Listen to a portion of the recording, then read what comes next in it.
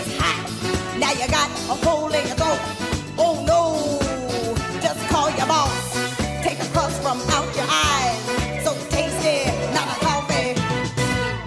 Good morning, you knuckleheads. Happy Tuesday to you both. Hello. How's everybody? Why does it feel like we've already lived a week before our show even started this morning? What is going on? It's been a hectic morning already. Not even talking about the markets yet. It's been a hectic morning. How's everybody? How was your travel? Welcome home. Welcome back, Good. Mickey. Yeah. It was fun. Dallas. How's the Lone Star State? Awesome. Great weather. Where's my Wonderful pink people. sparkly cowboy hat? Yes. Shoot. Oops. No, I tell left us at the about airport. this. Tell us I'm about sorry. You got to go to the state fair. You went to a rodeo. You had a sold-out show. Yes. That's a lot. We did a lot. It was a whirlwind trip. We covered it all. It was a lot of fun. The rodeo was great. We were in Fort Worth in Cowtown, where the rodeo is, hanging out there. Sweet. Did some bar hopping afterwards too. That's It was cool. really, really fun. Yeah. And Katie sent me 2 pictures of you. on the bar stool One on the bar stool. That was good. I made it so it kind of looked like me. I actually thought it was you for a split second. Yeah, you thought I was wearing a thong. I thought you were wearing a thong. Yeah. I did not see that The photo. the bar Thank stool. God. The bar stool. Oh, I've seen those in Florida. Yeah, Yeah. when you sit, it looks like you have a bikini on or Yes, a thong or yes. whatever. Well, he had turned around. He put his hand. Yeah, I kind of Sure. played into it. I was like, Sell it, girl. I gave it one of There those, was something on a looking blue back. velvet. Nope. Yeah. Not bringing back good memories. Nope. Yes. Yeah. And then You were outside dancing. I saw another one. You were giving a little bit of shimmy shake on the. What was a that? little What bit. that was? I thought you were just humping the air. One and the same. One and the same. I saw it in my feed and I was like, that is a You know choice. You know what? To a crowd of applause. Yes. How's the Texas State Fair? Was the best thing you ate? It was fun. So it was actually the Texas OU football game at the Cotton Bowl. Oh, wow. So it was extra slammed. Sure. I mean, the place was packed. Just up for grabs. It was. I mean, it is the largest thing Oh my God! Here comes a commercial. Go ahead. you've ever been to. Like, you can walk endlessly and it never ends. Like, Yeah. you Oh, I just. believe it, yeah. It's Funnel cakes for miles. Everything's everything. bigger in Texas. everything. I mean, you go in any direction you go when you get on the grounds. Yeah. There's rides and games and food and. Did you buy a prize steer? No, but they had the petting zoos. They had all that stuff. We were there later, so we missed some of those events, I think they do the rodeo, auctions. like the roping, raffing, the Yeah. tying, calf roping. I don't Yes. know. Yeah. So we missed some of those things, but they have shops. You can get custom boots, custom. Did you buy hats. a belt buckle? No, I Should have bought a belt buckle with the Italian horn and the Star of David on it. There you go. Yeah. They could do that custom for you in Texas. Yeah. So, but it was very fun. We had a lot of food. The best thing we had was fried pho. Fried pho. Soup. The soup? Yes. So they took all the stuff that's inside pho, Yeah. they put it in an egg roll, fried it, and then gave you a side of broth, of pho broth to dip it Okay. and pour on it. Oh, Mikey. Did Mikey just spin that Mikey out there? was- He was just he in was heaven. having Mind Yeah. blown. Yeah. But he was also a little bit fried food. Sure. We've had enough. Yeah. So I had to do Fried it. Oreos too, or anything? No, but I had a fried piece of bacon with cotton candy. It was covered in cotton candy. I saw some kid walking around with it. It was about a 1/2-inch thick cut of bacon that was a full slab on a stick, and it was just wrapped in cotton candy. And I saw some kid walking around with it and So you gnawing thought on some it. 9-year-old eating this would be. I was like, only I need. delight for you. Yeah, I was like, I need that. I need to have that, and so I did. Was it everything that you hoped for? It was. I mean, it was basically candied bacon. Sure. It was a little much. I don't think I needed it Right. at that time. I was, after the deep fried pho, the Mexican firecrackers, which are just tamales that are fried. We had all sorts of fried chickens. We had, a little bit of everything. Right, sure. About a handful of beers, and then I was like, Yeah, I don't think I need this full slab of bacon covered in cotton candy to top it all off, Yeah. a little excessive, but you had to try it. Sure. I couldn't leave without experiencing that. That's fair. Yeah, so that sounds epic. That sounds like a really good time. it was great. It was really fun. Yeah. And you did a show. I mean, that's the reason why you were Yes, there. and then Sunday we did the show. Yes, that was a good one. Full crowd, I think sold we have out pictures crowd. Now we didn't have pictures Do we? yesterday because it was so late that you guys wrapped up. But I think we have. Yeah. It was a late show. It's 7 o'clock. 6 to 8. 6 to 8. Wow. Yeah. Yeah, I that's know. late, though. Bedtime for you. Yes, bedtime for me. Yeah. Bedtime for me. Yes. If I have my way. Yeah. Your brother doesn't allow me to have my way, but yes, that would be better. Is he playing Battlefield? No, is that a new game? Yeah. No, he hasn't started that yet. Oh. That might bring me back. The Battlefield 1 was. So is it An epic. is it boats?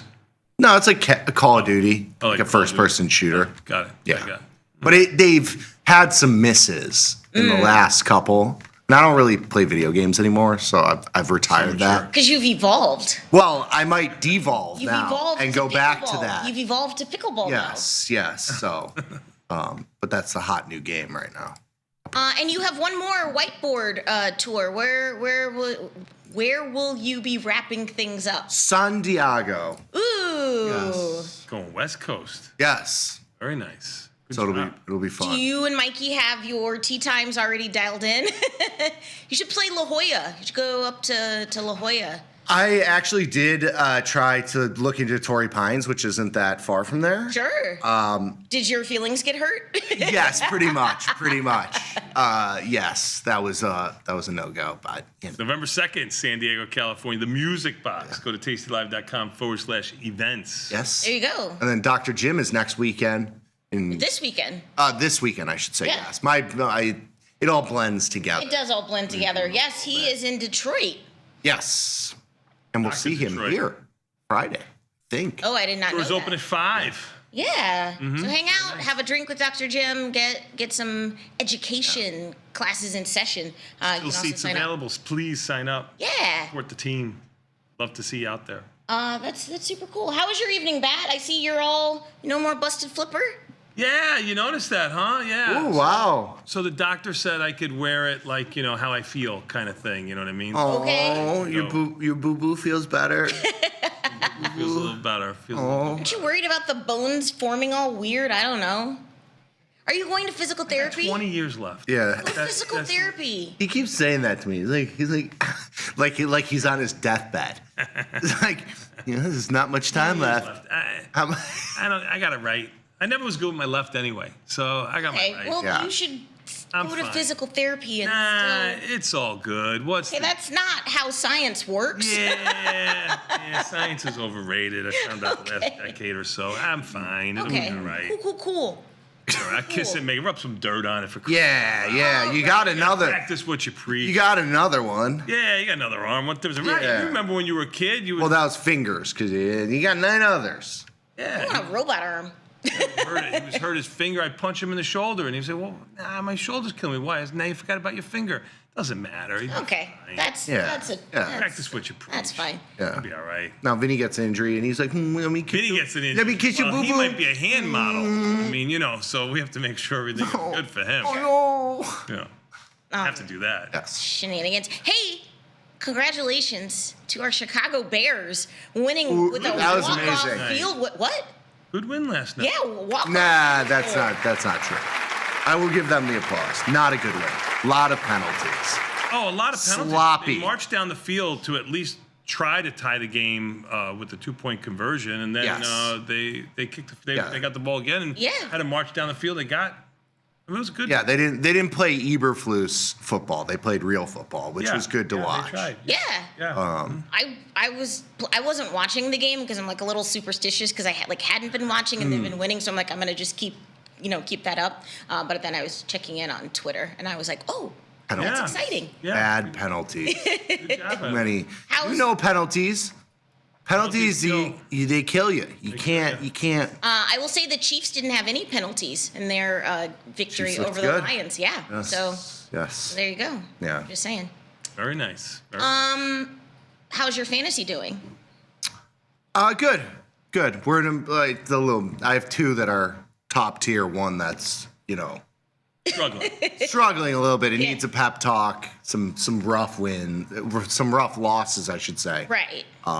But I have my guy. Do you have a fantasy team or anything like that? Like, No, is it like, you know how I feel about wasting money. Oh, yeah, Like, You could do them for free. you could do pride. fantasy for free. yeah. Right? Nah. Yeah. It's okay. they- I mean, it's for You know, losers. stuff, but- I mean, like, who doesn't put money on it? Gotta have something. I think everything is rigged, and I don't know. Like, I mean, I have a couple teams that I like, but I don't know that much about football. So, But you could do it based on like. on the wags.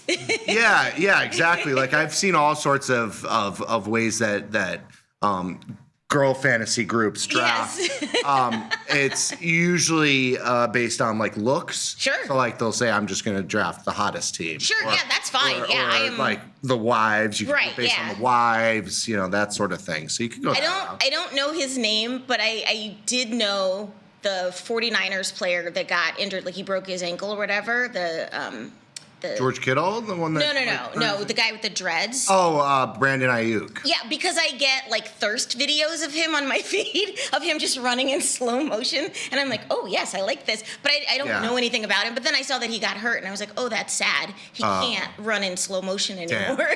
Damn. He's a pretty man. Very pretty. And they're all. Cheekbones. Those cheekbones. These are world class athletes. Yeah. Nice and toned. Yeah. We got a great show for you today on this terrific Tuesday here on Tasty Live.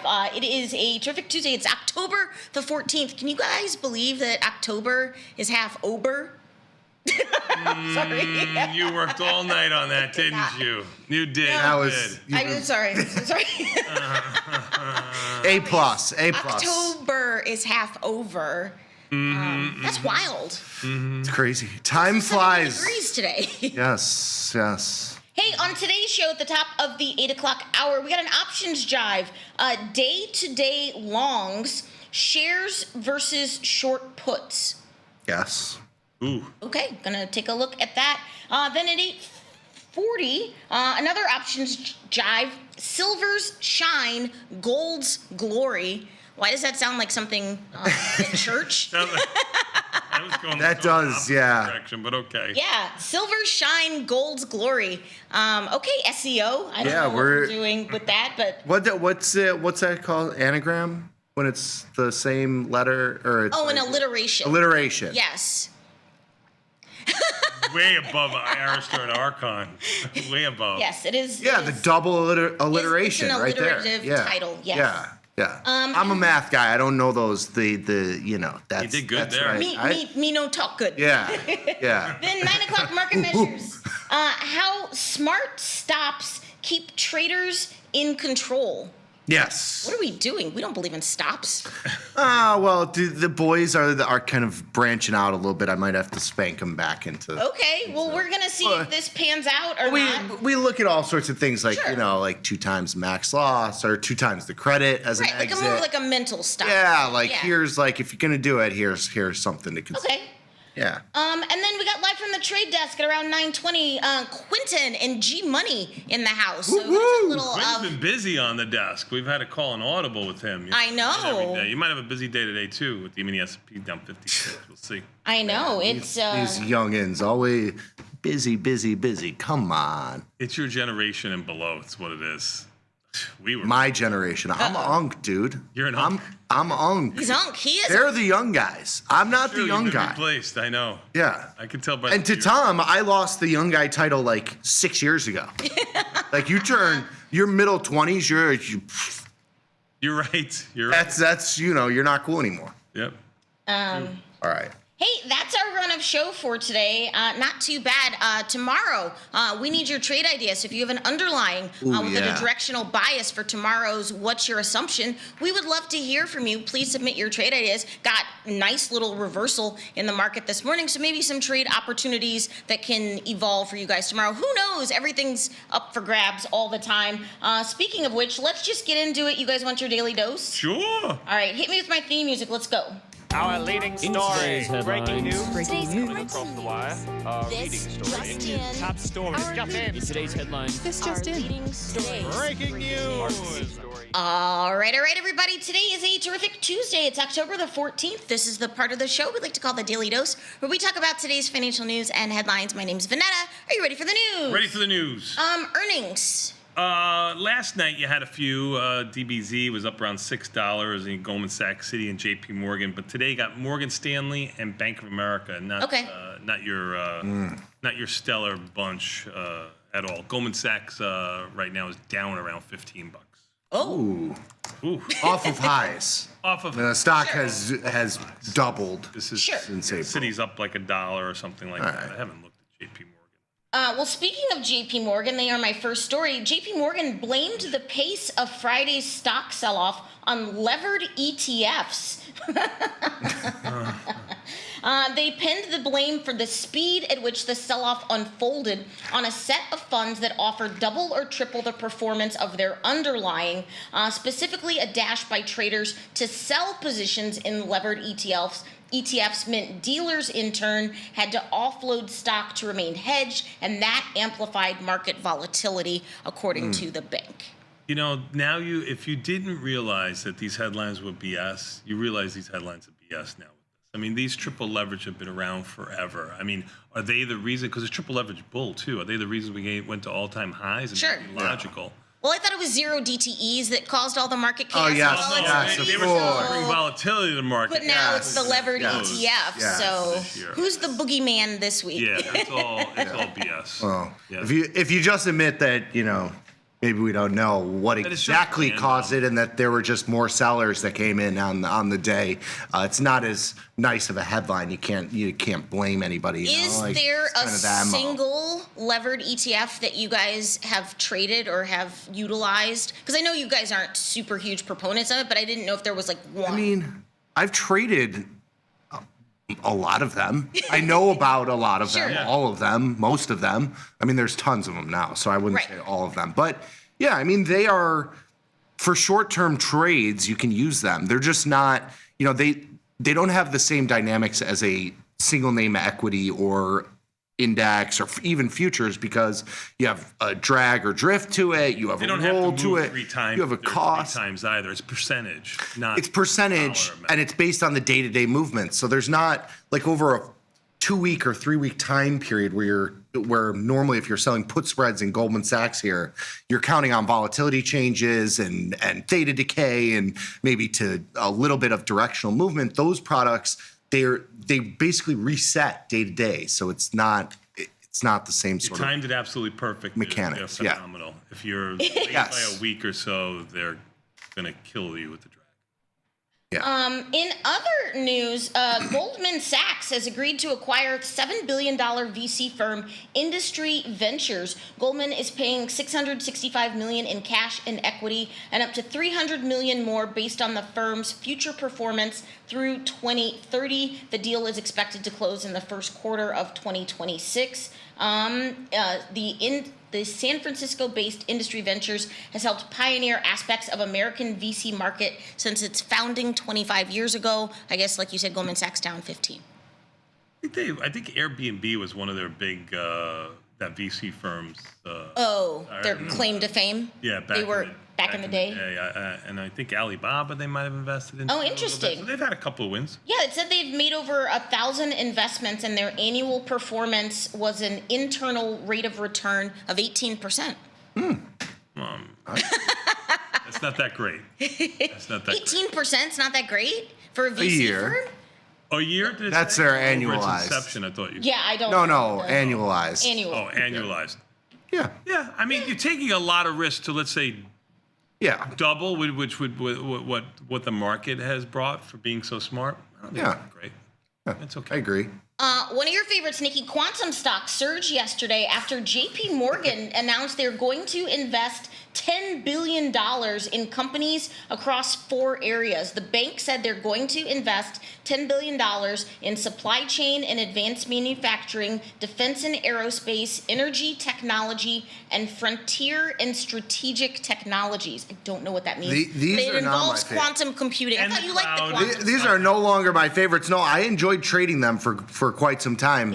Now I would like them to go down. Yeah, so where they are now. Arquit. I've enjoyed the trading aspect of it. Now we've gone a little too far. Give me a freaking break here. Throw me a freaking bone here. Arquit Quantum No. shares closed up 20%. D-Wave up 23%. Rigetti was up 25%. Thank you for that. IonQ That's Rigetti. IonQ was up 16%, and quantum computing gained 12%. So Rigetti. Rigetti. that's Since good. you mentioned it is unchanged this morning. Maybe count. it's like that scene in Inglourious Bastards when like towards the end where they're trying to be like Italian. Yeah. And they're all like spaghetti, like they're saying something like that. And he's like, say that again. It's good times. Too good. Quantum. Hey, let's talk about this. Rare earth stocks surged yesterday on the U.S.-China trade dispute over critical minerals. The Defense Department is accelerating their efforts to stockpile $1 billion worth of critical materials. But again, tensions are rising again this morning because, I don't know, Besant said something, I don't know what. I thought the president was just having a bad day. I don't know what is happening. He said, but "Don't worry about it. Don't let's worry talk about MP. it." He said Rigetti. Yeah. Said it's absolutely going to be fine. Let's talk MP materials, all the U.S. rare earth, all the rare earths. Yesterday they were cheaper. Yeah. All of them. Yeah. Every single one of them. They closed at a 30% discount, 20% discount. Love a sale. The horrible markets, a lot of option markets on those. I looked through those. Some Yeah. of them not the best. You got Well, 40, Vol's exploding. I mean, you look at 60-cent wide markets. You got to be careful. MP's got 100% implied volatility. I mean, Is there one that's like more stable or liquid or than the others? I would or- say probably MP is probably the most Okay. tradable of them. And that has 20 to 40-ish cent wide markets. The other ones are much smaller cap stocks. I mean, MP was a small cap stock Yesterday. a month Not ago, anymore, a month ago. and now it's a mid cap. But What's your over-under on there being a rare earth ETF? Like, that just seems like to be... that is Tomorrow, I believe. Yeah, if that's not here already, that is coming. It's in the works. It's in the Yeah, works. yeah. The JP Morgans will tell you to get out of your triple leveraged and buy the rare earth ETF where all that they the launch. kids are. Yeah, that's where all. I would do. That's what I want. Yeah.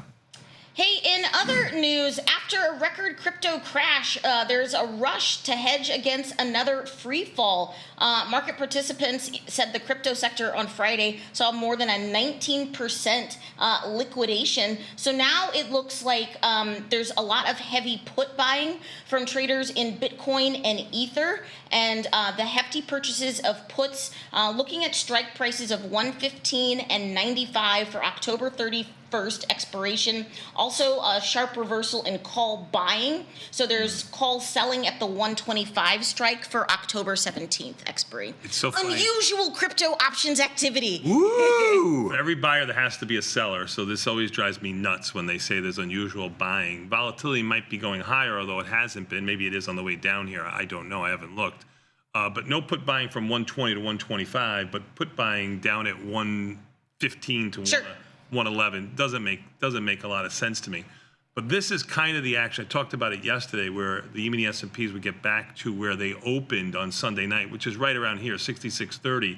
And I was surprised at the weakness in Bitcoin yesterday. This is why yesterday all day, and I was wrong, saying, listen, if you got a mulligan here, Yeah. like from Friday, Yeah. move into Sunday night, into Monday. If you didn't like your positions, don't love them so much this morning, meaning yesterday morning. Neutralize some of this. Take a little bit off the table. Maybe these stocks didn't get all the way back to their highs, but there's some, it seems like the winds of change are there. Volatility stayed bid all day. I know Powell was talking, but volatility stayed bid all day. Now today, you had volatility click all the way up to 21 and change. It's down by about 60 cents. You might have a little opportunity here where, dip buying might be a play here today. But yesterday, you really had to neutralize. And Yeah. And now you got Bitcoin in an area that gets a lot more attractive than where it was yesterday for me, from the long For side. sure. Anyway.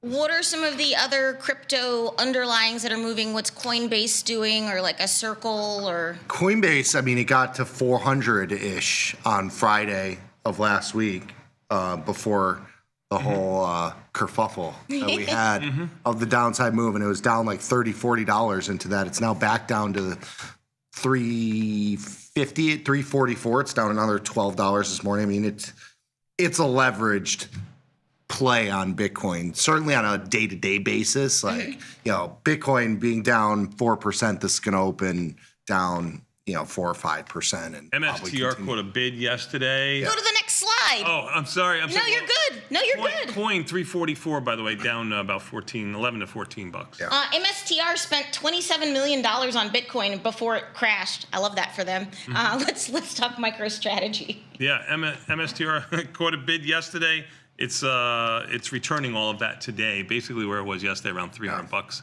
near its lows, 301 right now. Down How is this even a business? I mean, put all your chips in one basket, and it either works or it doesn't. That's right. A couple years from now, you either say, man, that guy was crazy, and he is in jail somewhere, or you say that guy was crazy and he's on a beach somewhere. And he owns the whole island. Sure. So it's it's all or nothing trade. I respect it. Yep.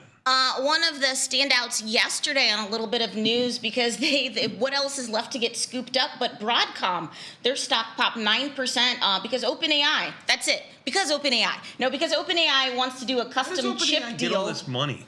It's unlimited. It's unlimited. It's unlimited. It's unlimited. There's The infinite money code. Yeah, there's a money printer. There's a money. OpenAI, ChatGPT hacked the Fed's money printer, and now it just funnels OpenAI into their and bank Broadcom account. have, I guess, been collaborating for 18 months on a new line of co-designed They've chips. been dating for 18 months and we didn't know about it? For optimized, well, this is their hard launch. They made it Instagram official. No, for chips optimized for inference and network through Broadcom's Ethernet stack. So AVGO, is it still up today? AVGO, Broadcom, same stock. Funny acronym. And there was an ARM deal after the close yesterday too. Yes, you're right. I mean, they're all getting involved. This is the new thing. You get some, I get some. we all you get get 100, you get 100 billion, 50 billion here.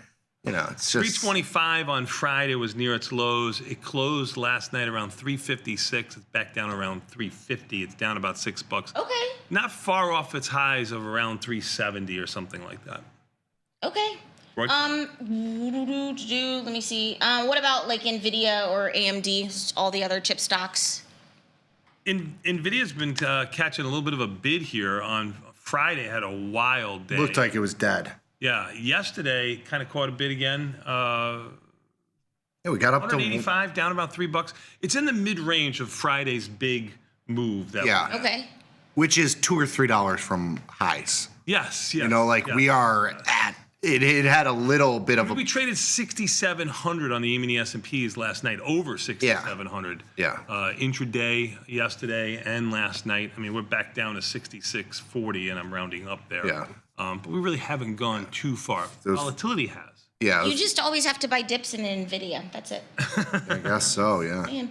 Hey, we were talking about this a little bit before we went on air, but Bloom Energy soared more than 20% yesterday on a deal with Brookfield to put fuel cells in AI data centers. Bloom's fuel cells provide on-site power that can be deployed quickly because they don't rely on a connection to the electrical grid. Brookfield Asset Management will spend as much as $5 billion to deploy these fuel cells. Yeah, this thing owes me some money.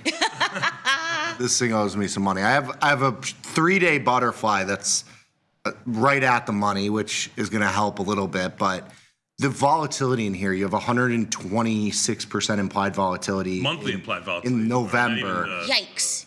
Ivy rank. Yeah, so like when I rolled up puts, the last roll up that I did, or I actually rolled out in time, but when I rolled from the 60 to 75 put in November. I did that at a $4.62 credit when the stock was trading 30 points lower. Like it was at the money. Yeah. The stock has gone up 30 points, and that roll has only saved me 30 cents. $1.50 into like a 25% move. You know, like in most stocks, if you have a 25% move, your put roll up, it goes to zero, and you know you're like, oh, thank God I did that Good roll thing, up. right. I caught it, you know. And You're a good person. You did a good thing. this one, they say you're a bad person. punished. You're an idiot. Stop trading these stupid stocks. Bloom Energy is pulling Yeah. gold here. Yeah. What it's doing. It's only down a little about bit. $1 and change this morning too. Sorry, so- I don't understand. Oh my God. What'd you do? Siri is. Siri, heard you? Yeah. Have you been talking Siri's to Siri trying to about call your you Bloom a Energy? therapist. I didn't have it on silent and it beeped, and I was talk you trying, down. but then I touched something. I don't know. In They this, should just get rid of that thing because that you thing can turn it stinks. off. Use it? Does anybody use Siri? No, but you use can it? turn no, because I have it turned off on my phone. I can show you how to do that after we get off the show. I'm being Oh my call- God! This is Are like, you this is calling- like your first boomer moment. Yeah, was that a backhanded like? No, oh, I I can show you, you old are so man. sensitive. He is a little sensitive. I was just Gets it from offering his to mom. tell. I was just saying I can show you how to turn that off, and then you're like, "Oh, what do you call me fat?" Basically. Hey, but in this genre of Bloom Energy, also let's talk Oklo is going YOLO. I Yes. don't have a story about it, but Oklo down $1. I mean, like Hey. these stocks are not moving with the market at all. you can't kill them. They're like one of those horror movie. It's pulling a silver. Yeah. Yeah. Since the other one's pulling a gold. Yeah. Okay. 2 days ago it was 140. It's 170 now. Intel stock climbed too far, too fast, and Bank of America is sounding a warning. A Bank of America analyst worries that Intel lacks an AI accelerator product and that the company won't be able to reverse market share losses in servers and PCs. What are you doing in Intel? Very un-American for Bank of America to do this. Brutal. It's ridiculous. I have a tiny bit of short delta, so this move should actually. Intel nice. down about $1.50 or so. Yeah, Okay. I'm short the 32-35 strangle in November, so this move is exactly what I need. I need to kind of chop around this. Bank of America has 35 earnings in the morning tomorrow. Intel has earnings October 23rd, so you got a little bit of time there. Okay. Salesforce announced the latest version of its AI agent platform as the company looks to lure enterprises to its AI software in an increasingly crowded market. Anything to be done in CRM? Traded a lot, son. CRM. You traded it for your last. December 2nd, you are correct. I did for my last option trades today. Oh, yeah. Yeah, CRM is trading at 248. Looks basically unchanged. CRM has been a kind of a dog. Okay. Had a little bit of a rally last couple of days, but been kind of a dog. CRM for me, I'm short the 220, 270 strangle. Stocks right there, 248, 249. Good We news. sit. Good news for Apple. The iPhone Air can now start being sold in China. Pre-orders are going to be opened very shortly. Apple had to resolve a telecom issue to get their eSIM devices because the iPhone Air is so thin it has an eSIM, so they had to get that registered in China. That was the holdup. But the iPhone Air is going to be available for pre-order later this week. What are you doing in Apple? What are you doing in Apple, son? Apple schmapple. We don't currently have a position on. I mean, it's a big market for Apple, and it'll be a nice competitor. It's a thin phone. 245 right now. Earnings, yeah. Down $2 or It's been so. it's been a little bit of a dog with the market here. Yeah. I mean, its lows on Friday, which were closer to 244. It's right there at 245 and change, maybe 2. You gonna get the phone? You need a new one, right? I do need a new one. Vinny got it. What? What? Wow. What? Well, I mean, I don't know if he got this one, but he got the newest one. Is this the newest This one? Yeah, it's the iPhone. There's the iPhone 17 Pro Max. There's the iPhone Air. Yeah, There's one of iPhone those, 17. Yeah. Yeah. You know. Cool. He had. There can only be one. I mean, you know, when you always talk about, you know, I only got 20 years, better be careful. Gotta at least make Guess sure. he'll be older at that time. He'll be. Gotta make sure his new Range Rover has Apple CarPlay in That's it. right. That's right. Wouldn't want them to not sync up. Right. Of course not. Right. make What would he sure. do? Yes. Make sure that that's all together. Hey, Microsoft and SoftBank are in talks for a $2 billion investment in UK's Wave. What's Wave, you ask? Wave is the UK's version of Waymo, which is owned by Google here in America. The autonomous driving technology group Wave says that they are in talks with Microsoft and SoftBank to raise up to $2 billion in funding. Wow. Tally ho. Google down around $5, $239 and change. Microsoft looks down around $4. Even the S&P is down 64. You would expect them to be a little bit weaker. Yeah. Microsoft off its highs it made in July, which is closer to 550. Yeah. But Google reversed the entire move. It was up like $6 or $7 at the close yesterday, which was the entire move they had on Friday. Yes. So some of these stocks, like Google, AVGL was another one that we talked about here, where they closed higher than they were on Friday. That's right. Into the down move. So it's like, down 15, up 35. And somebody sounds a little bitter, but yes. No. I didn't have a position, but it was just, we've had some moves. Yeah. Some big moves. Yeah. I think it would just be so hard for a self-driving car to navigate London because, those streets are crazy. Narrow. Right? Yeah. And so many. And double park. And so many pedestrians and cyclists and motorbikes and all that razzmatazz. They do an excellent job. I don't know how they did it in San Francisco. I mean, sure. It's wild. No, it is wild. But and if you've never been in one, go in one time. Sure. So that all your fears can be put to rest. I, for one, welcome our robot overlords. I do not. Hey, in other news, Amazon announced they will hire 250,000 workers during the holiday season for the third straight year. While other retailers are cutting back on the number of seasonal workers they are employing, Amazon said, nah. The 100,000 robots aren't ready to deploy yet, so they still need the 2x. Amazon's been a little sick in this market. If you've been looking for things to kind of catch from the Mag 7 that haven't participated, if you still think that these are going to be the Mag 7 of the future, I talked a little bit about yesterday. Maybe we get a little bit of a rotation in those. But anyway, Amazon 220 where it closed is now 217, under 217, down about $3, well off its highs of around 240. Mm-hmm.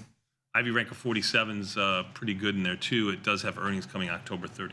I might have did something. You might have did something for option trades today, Tuesday and Thursday. There you go, boom. Hey.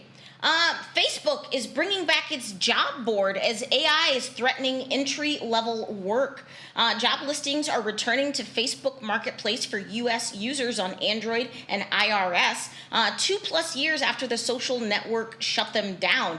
Meta didn't clearly explain why they are reviving the feature or why it was even phased out in the first place, but Meta does whatever Meta wants to do. But it's so hard because everyone's using AI to write their resumes, and then everyone's using AI to read the resumes, and then no one's really talking to it's a big mess. It is a big mess. It's like dating for you. Just cancel right it. now. Just give up.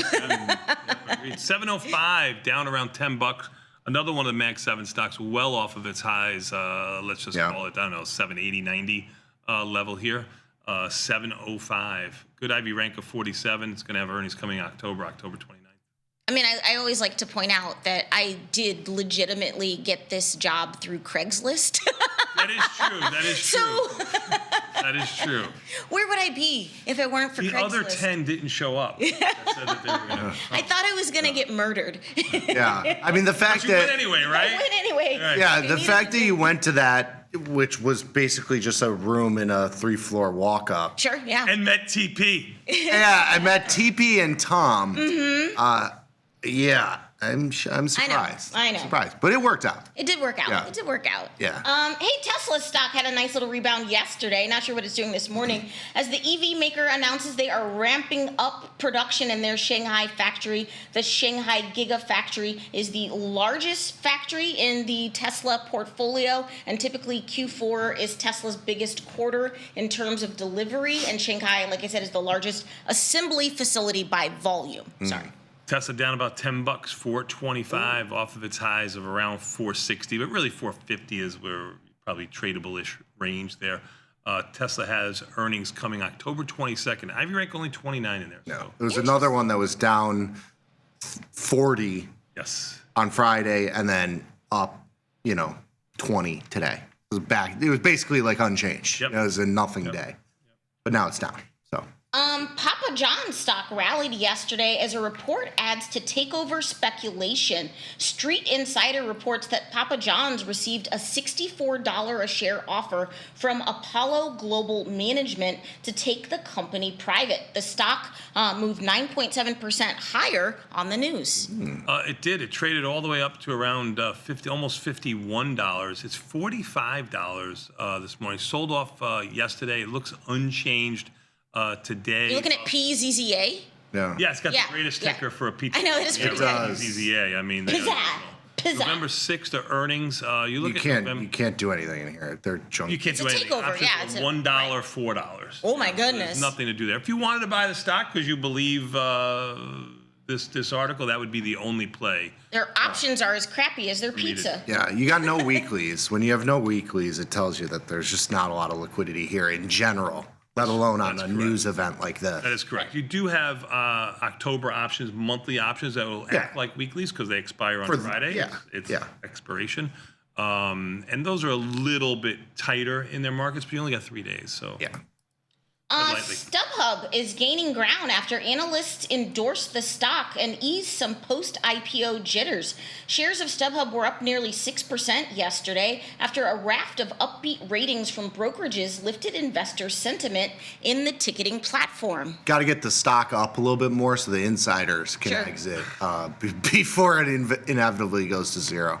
it just came out like a month ago too, right? Yeah. Up came out in the middle of September. So they're just now initiating coverage on Yeah, it. and I think this is under its original price. I think its original price, I think it opened in the 20s. Right. Yeah. It was one of the worst performing IPOs for September. It's another way of saying it. 1960 and change, looks like it's unchanged right now. No weekly options to Nick's point. November options are okay, maybe 20, 30 cents wide. I don't think there'll be a lot of open interest in there yet. Yeah. Okay. This got to be one that the blockchain is going to. But if it's not Really down get- today, that's a sign of something, right? Like in the massive wave of. Maybe. I don't know. I hope this gets killed with some sort of blockchain. I mean, to put the tickets on a blockchain. Don't let me get Shaq over here. You know, he owns like 9 of these Papa John's. So he'll. No, not Papa John's. I'm fine with. I'm talking StubHub. Oh, okay. I thought you were talking about. Yeah. No, StubHub. Sorry. I mean, why wouldn't they sell the concert tickets on an Ethereum-based blockchain and you take out the 30% fee every time you go through the 30? It's like 100% fee. I don't. whatever the number. Yeah, 30. So I undercut it. You take out 100% fee. I mean, you could charge a 10% fee and everybody would use your platform instead of this. It's not so much the fee. I mean, it is like the fees, but it's also like the bots. It's like you can't compete with the bot. Like you can't even get the ticket with the 50% fee because the bots have already scooped them all up, and then you're having to buy on the secondary market, and it's even more egregious. So Scoopy. yeah. And for a partnership, collaboration, whatever that no one asked for, Crocs is partnering with T-Pain to bring to life the boots with the fur from Flo Rida's popular 28 song "Low." Apple bottom jeans. I like- boots I'm- with the fur. With the I support fur, that. and Wait a minute, the didn't that song whole come out club like was 10 years looking ago? at her. She Try hit like the flow. She 20. hit the flow. 20 years ago? Something. 2008. 2008. All right, they're a little late. Shorty got low. Millennial nostalgia, though, is what Strong. is driving capitalism right now. Like the Backstreet Boys at the Sphere selling out like literally every night. Millennials, we want like nostalgia. wanna be us. Yeah. I got so it. the classic unforgettable FUR, sorry, I'm having a stroke. Leopard knee-high boot is one of the wildest fan-inspired creations yet. It is also the tallest. It is 35.4 inches tall. I'm only 62 inches tall. It's gonna come up to your waist. Crocs has not caught a bid. It's $80, $80 and change. It's a skosh off its lows of the high 70s, 75, 76. Sure. Nowhere near its highs over the last year, around 150 or something like that. Yeah. I'm a No supporter. bueno. I love my Crocs. Boots with the fur. You know, I love my Crocs I too. have probably 4 pairs of them, but I don't wear them unless I'm walking the dog. No, I just wear them like Yeah. around the house. Yeah, Or, I have them at every door. yeah. Yeah. I have a pair for camping, and they have headlights on them. They have, so I can see when I have to go to the potty. To the potty. Got it. I'm in the woods, so they have headlights. Whatever. Jealous. Finally Those today. aren't the headlights we were talking about. Finally today for my viral video of the day, You need like a buzzer or something. fine. Like It's fine. Like a zapper. She's used to it. I am kind of like an adrenaline junkie. I like extreme sports, extreme things. And this looks cool. A group of mountain bikers took over an abandoned water park in France. What? Well, what I would could go wrong totally here? do this. Oh. Watch this. Wow. It's abandoned with the lights on? I think that's just sunlight. that's just the sunlight, you know. That's insane. Whoa. Whoa, sorry. Into the dream. Would you do this? Wow. No. I mean, the risk seems relatively low. Are you joking? Well, if you go off the side, you're Oh, dead. it's They're as high fine. as the Yeah. Oh, it's I mean, fine. these guys are like they're like going off the side here. I mean, there's a little much there, you know. Thank you, Beth. as high as the palm trees. Oh, it's fine. Yeah, yeah. You're in a tube. It's fine. You just steer. I fell 8 feet. And he's been this whole And it's the time. worst thing that's ever happened to me. Yeah. You do not want to do this, okay? Fractured my wrist. You do not want to do this. Take it from me. If you don't break a bone, you're not having fun. Ugh.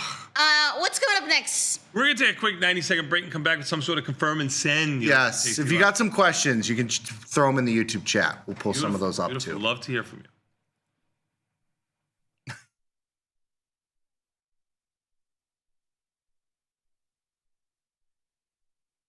New from Tasty Trade. Unlock 30 days commission-free trading, plus a 1% cash match on all qualifying deposits when you open and fund a new Tasty Trade account. The Money Match event starts now, exclusive to new Tasty Trade customers. People are always asking, where can they find my podcast? There it is, son. Look at that. Option Trades Today. You can listen here. And everybody's waiting for my podcast tomorrow. Option Trades Today, every Tuesday and Thursday around noon. If you want to learn, sir, every Tuesdays and Thursday, Option Trades Today. You can find me on YouTube or wherever you find your podcast. Option Trades Today. You listening to me? Option Trades Today comes out every day around noon, every Tuesday and Thursday. You too can stick with the bat.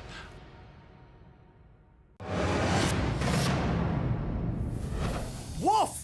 The first half of this year's market has been giving the good guys the business. It's certainly been back and forth for sure, Pete, and I'm getting whiplash over here. With good mechanics, we can see Team Tasty stay strong in the second half. Absolutely. Let's check out our starting lineup. Tony Bat Batista, the John Jay College of Criminal Justice. Number 69, because it's one standard deviation plus one. And you know, I'm the Bat. John McLaurin, Wisconsin, number 2, because I'm Beth's right-hand man. Vanetta Logan, the Indiana University. Number 3, because that's how many shots of bourbon it takes to make it through the first hour. I like the looks of that lineup. Well, be mechanical is always better than just trying to run plays and see what sticks, Pete. When you got skin in the game, you stay in the game. That's right. Now get off the couch and get into the game. Watch Tasty Trade. What's up, everybody? Check out my new series, Life Cycle of a Trade, where I show you my real-time trades with insights into strategy selection, adjustment mechanics, all the way to the closing order for all of the tastylive core strategies.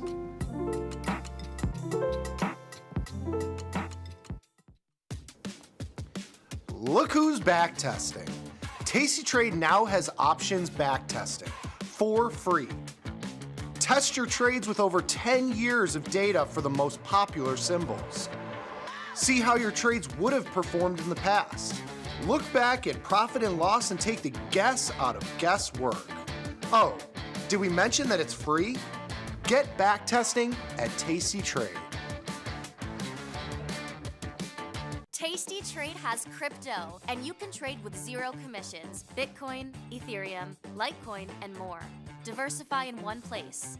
crypto. We got it. We get it.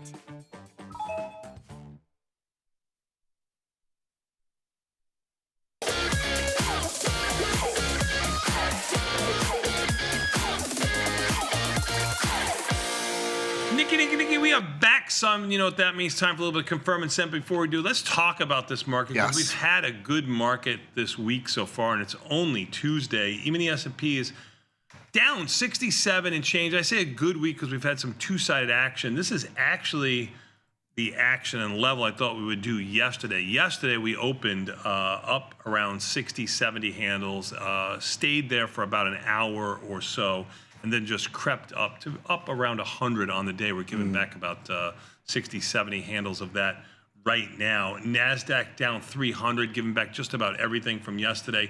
Russell down 33. Russell was the strongest of the group yesterday. It was the weakest on Monday.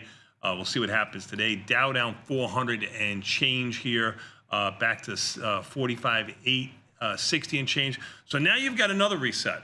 You know, if you hated, if you were like, shoot, I missed buying the dip. Now you got it now. Now you can buy the dip. Which with volatility staying at 2084, up $1.70, kind of near the high. We did not up to the 22s, 21s. We're not up to the highs of 21 and change. I would love to see how volatility acts this morning to see if we can catch a little bit of a bid here, where I thought even the S&Ps would be around this 6630-ish level yesterday. We're there today. They make it so damn hard for you. This is really a day late on the action for me. Bonds up 12, 118.10. Bitcoin been weak all night long. It was even weak when the E-mini S&Ps were higher last night. Bitcoin futures down almost 5,000 to 111.3. Big move, 4.25%. Bitcoin did not catch a bid yesterday at all. Now really at lows it hasn't seen, well, I guess in September, the middle end of September. Ethereum doing the same thing on a percentage basis, down around 3.5%. 7% on the futures, and that's really what you should be looking at, 39.70 and change, because the futures trade all day, basically, all night. Oil down 139. Something weird here right now.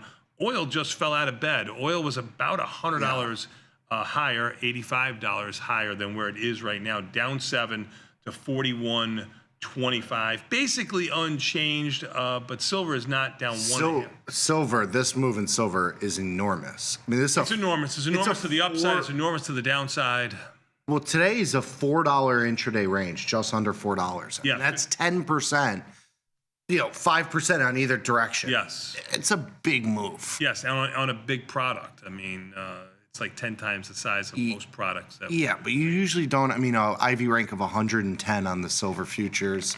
SLV, I mean, has been flying around as well. The premium in there is has been relatively low. It might be something that we're going to have to look at today. Yeah, silver. You're going to have to trade it directional, though. I mean, if you're going to do anything in silver, you could do strangles in SLV. I know, but I'm so scared of the downside. You're scared of the downside? I am. Really? I am. Okay. I am. Anyway.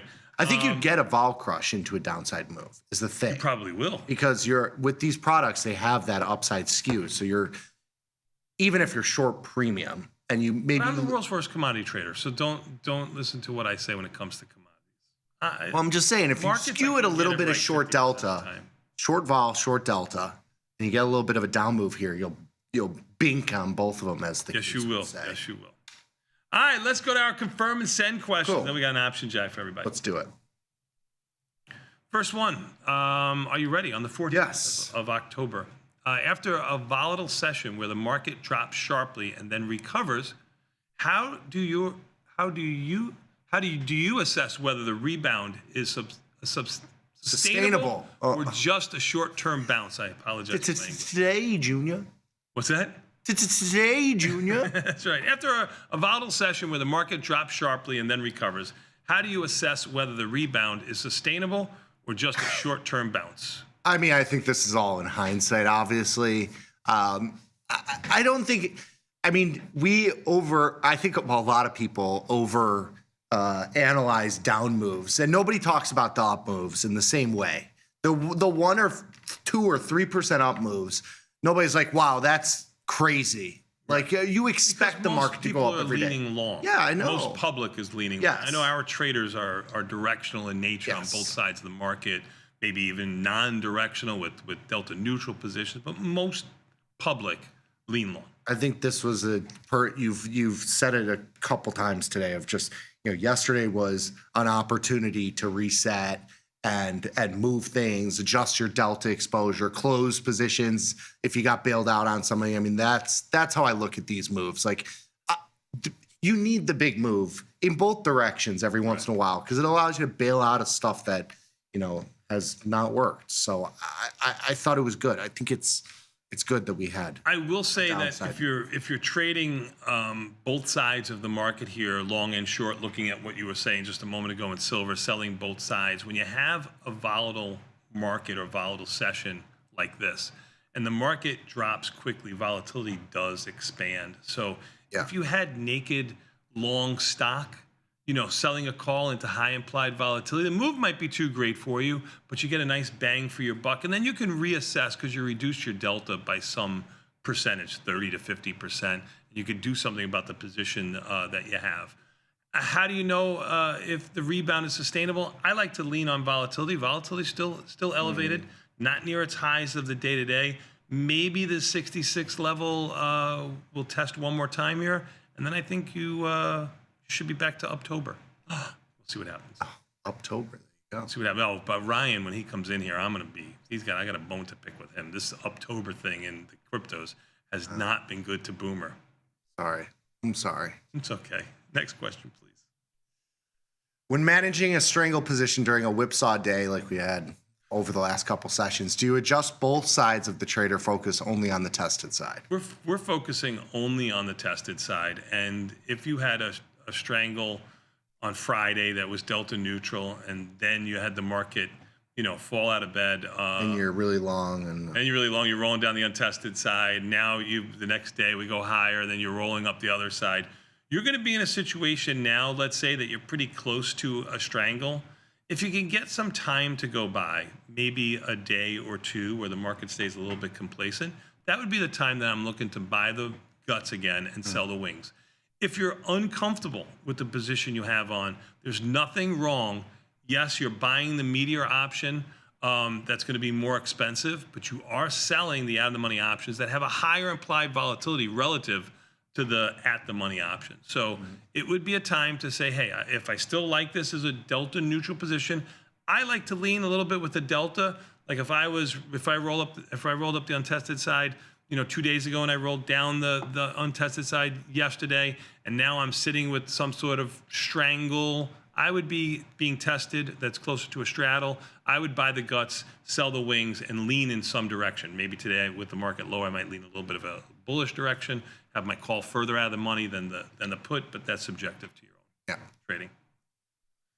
Next question, please. In a high volatility, October environment with large intraday swings, should you widen your strike selection to account for increased expected move, or should you go a little bit tighter? I'll add a little bit to this. Go a little bit tighter and collect more premium. I think it depends on what your size is. I think if you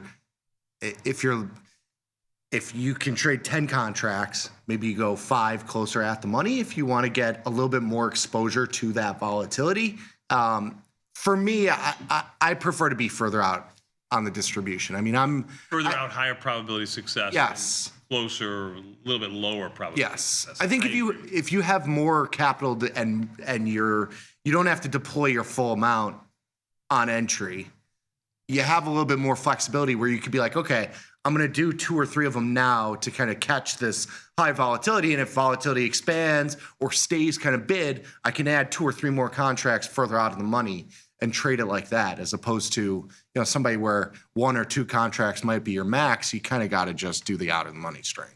I agree. I think you'd rather have the higher probability of success than the larger credit. But you know what? It all depends on your own risk tolerance too, and your own opinion on that stock. If you think it's going to stay in a range, collecting that higher premium of a straddle, we've actually done research on it, shows that you make a little bit more money.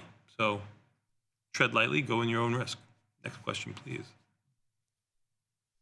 Can you explain the potential risks and rewards of using synthetic longs with leaps versus outright stock ownership?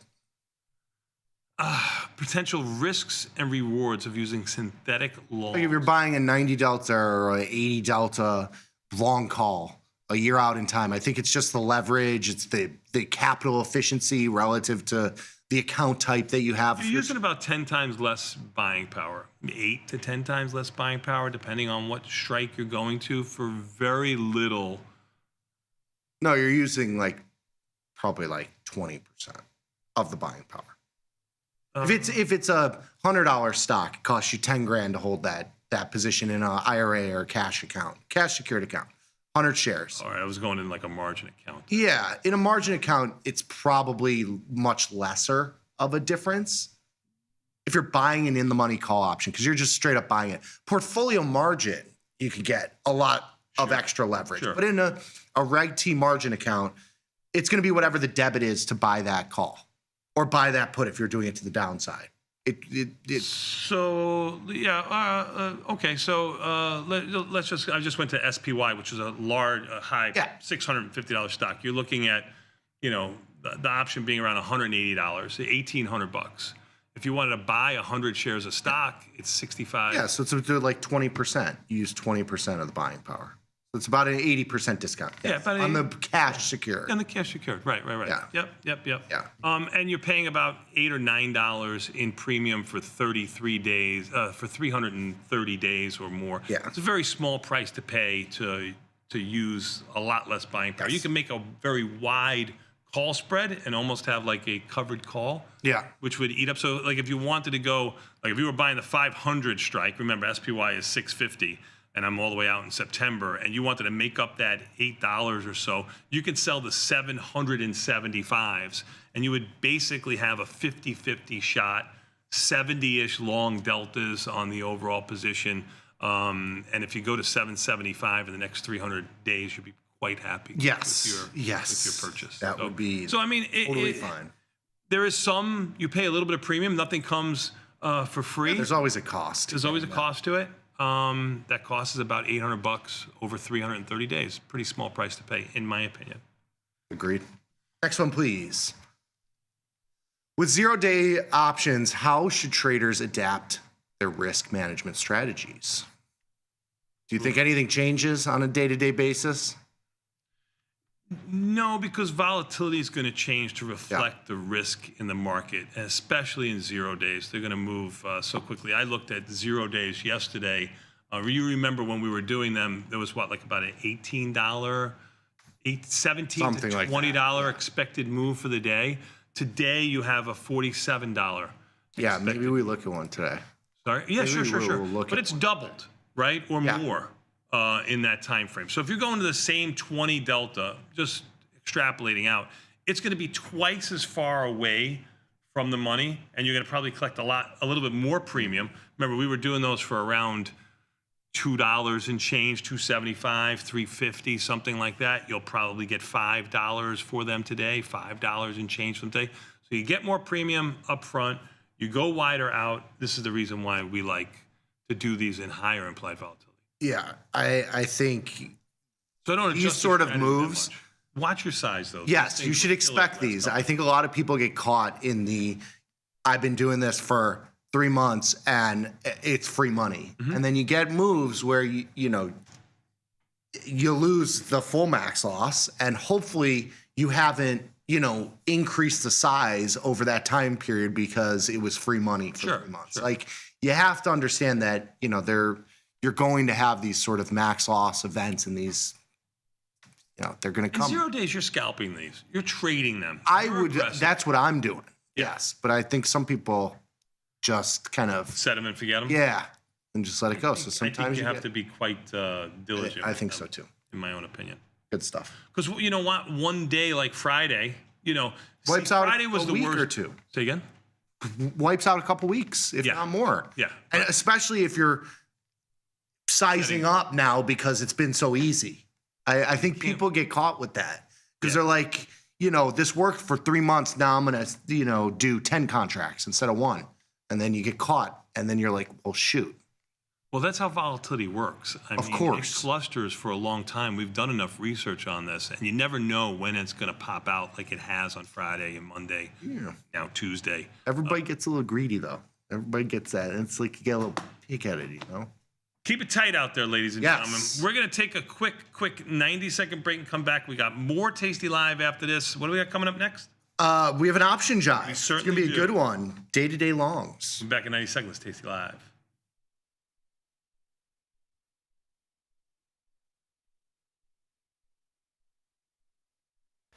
Trading is hard enough. Here's what liquidity is. You want to be like water. Liquidity is in reference to how easily you can get in and out of a position, from volume to open interest to actual price at which you can buy or sell your position. It's important for all traders, from stock traders to futures traders to options traders or even crypto. Tight bid-ask spreads and high volume are characteristics of good liquidity. Tasty Trade's Money Match event. Unlock 30 days commission-free trading, plus a 1% cash match on all qualifying deposits to jumpstart your trading when you open and fund a new Tasty Trade account. Level up your trading experience with Active Trader Mode, smart order tracking, risk analysis tools, dynamic watch lists, and more. The Money Match event starts now, exclusive to new Tasty Trade customers. Forbes called us best online for options trading. Investopedia, best for options trading, period. With stockbrokers.com, we're number one for options and futures trading. The Motley Fool really likes us.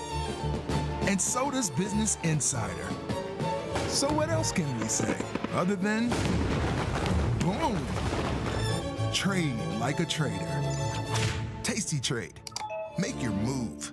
What's up, everybody?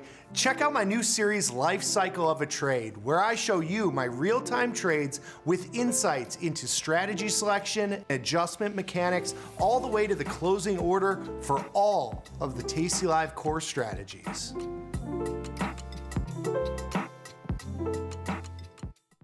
The future of trading is here. Join Mike and his whiteboard, plus the Tasty 2 live crew for 90 minutes of probabilities, punchy portfolio mechanics, and trade tactics. It's totally free and unreasonably fun. Come early to enjoy a drink with the crew and stay for a Q&A after the show. Space is limited, so register today at tastylive.com/events.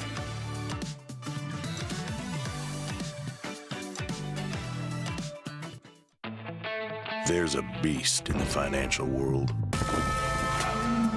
and it's not the bull. If that's you, join us on Tasty Trade. Genius loves company.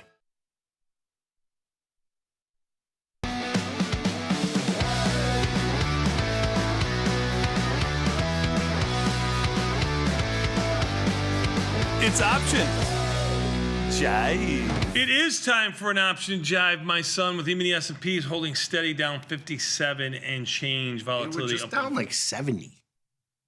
They're down another 20 points from there. just a moment ago. Yeah. Not Yeah, we got some whippiness. Yes. Most certainly do. Bonds up 7. Gold still down by 11 after being up significantly more than that, trading all the way up to almost 4,200. It's 41.20, but not the big story. You mentioned it. Silver down 90 cents. That's almost a 2% move to the downside, almost an unheard of down move after trading up to 52.5. It's 49.50. Crazy. Place your bets. Yep. Option jive. Day-to-day longs, shares versus short puts. Yes, it's a fun one. This is kind of like a scalping comparison, even though it's not the same. Short put versus 100 shares, which I think you'll see, but there are some caveats. Unless you're using 100 shares of short puts, then it would be the same as stock. They'd be doing it deep in the money put, which I don't think they're going to. No. Yeah. We're looking at like short premium, like an at the money put versus 100 shares of stock. It's not 1-to-1. I mean, in an IRA or cash account, you probably use a similar amount of buying power. But the big thing that you'll see we'll get to it. I don't want to So let's go. I don't want to. Don't go all the way to the end. Yeah. What the hell? Come on. Yes. Come on. All right. So novice investors frequently believe that successful trading centers on identifying underlyings that are going to rise and, of course, buy them. It's just a one-way street. At Tasty, we often shoot for an alternate approach, trading in markets with good liquidity and implied volatility while avoiding strong directional plays. I think we do have our own directional assumptions, but there's always this. I talk about this a lot on the road too. It's like selling puts is a bullish strategy, but it's bullish to neutral. Like you don't need the stock to go up in the next 30 days or 40 days to be profitable. You're short volatility, you're short your long time.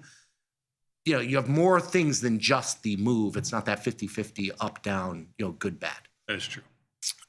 So the efficient market hypothesis says that there is nothing inherently wrong with trading based on a directional assumption. When we do want to have a directional assumption, options traders have a range of ways to turn any market assumption into a trade. We typically do it with short premium. Of course, you could do many other different trades. So today we're going to take a look at two basic ways to be long and underlying, looking at short puts versus 100 shares of stock in a day-to-day performance. So this isn't really how we trade. This is not like our core strategy.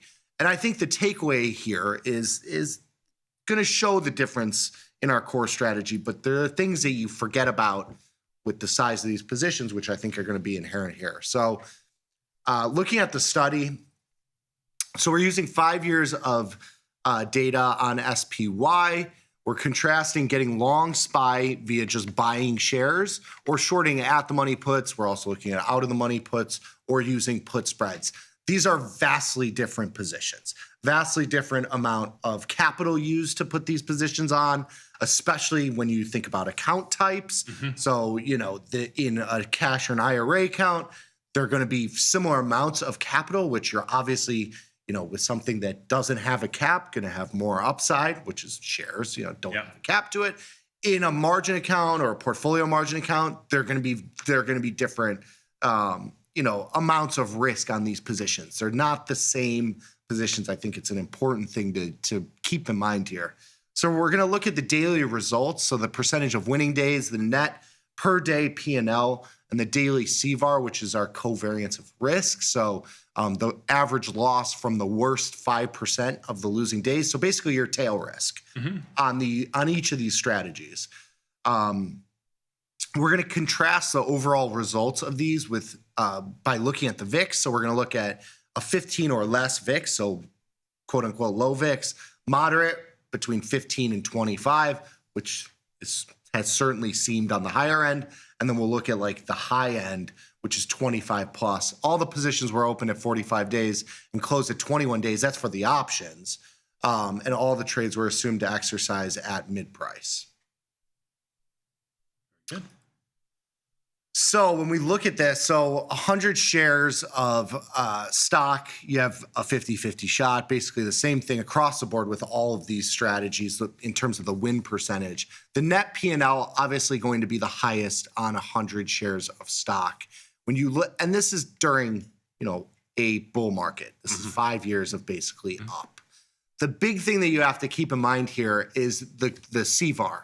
So you'll see across all of the occurrences that we look at, your risk is almost twice as much on these tail type moves. So when you look at Friday and you look at your account and you're like, wow, my positions were bigger than I thought, you want to kind of avoid those situations by using short premium in any way as a short-term directional trade.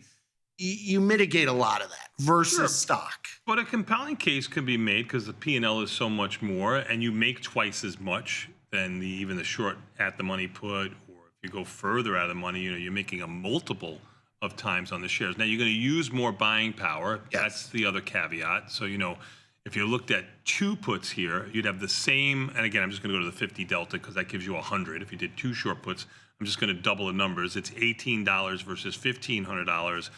Same 54 versus 49%. The short shares, the long shares versus the short puts is basically the same when you double it. So if you're taking half the risk by only having 50 deltas, you should make less. I mean, Yes. it's just math. Yes. I mean, you can't make more. What the study would be completely different if over the last 5 years we basically went nowhere.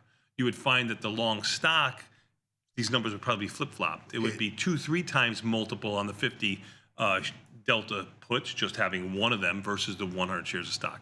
But as you said, in a bull market, And the geniuses out of everybody. This is what you're showing. Exactly. And I think the other thing, buying power difference, if this was a choppy sideways market, not only are you making less with the shares, but you're using a lot more capital and you have a lot more tail risk. So all three of the things go out the window in your favor. Yeah, you're right. If you want to look at, in my opinion, just going through this whole thing, if you really want to look at what's the most powerful thing here, which would be the one that I would not have guessed, would be one of the at the money put spreads, either the 50-30 or the 50-10. You're using, $300 to $500, and you're making almost $300 to almost $500. It's a 1-to-1 risk reward ratio. But your tail risk is half. Or a tenth or 15% of what the stock would be. That to me, a couple of contracts there makes it a lot more worthwhile. Yeah.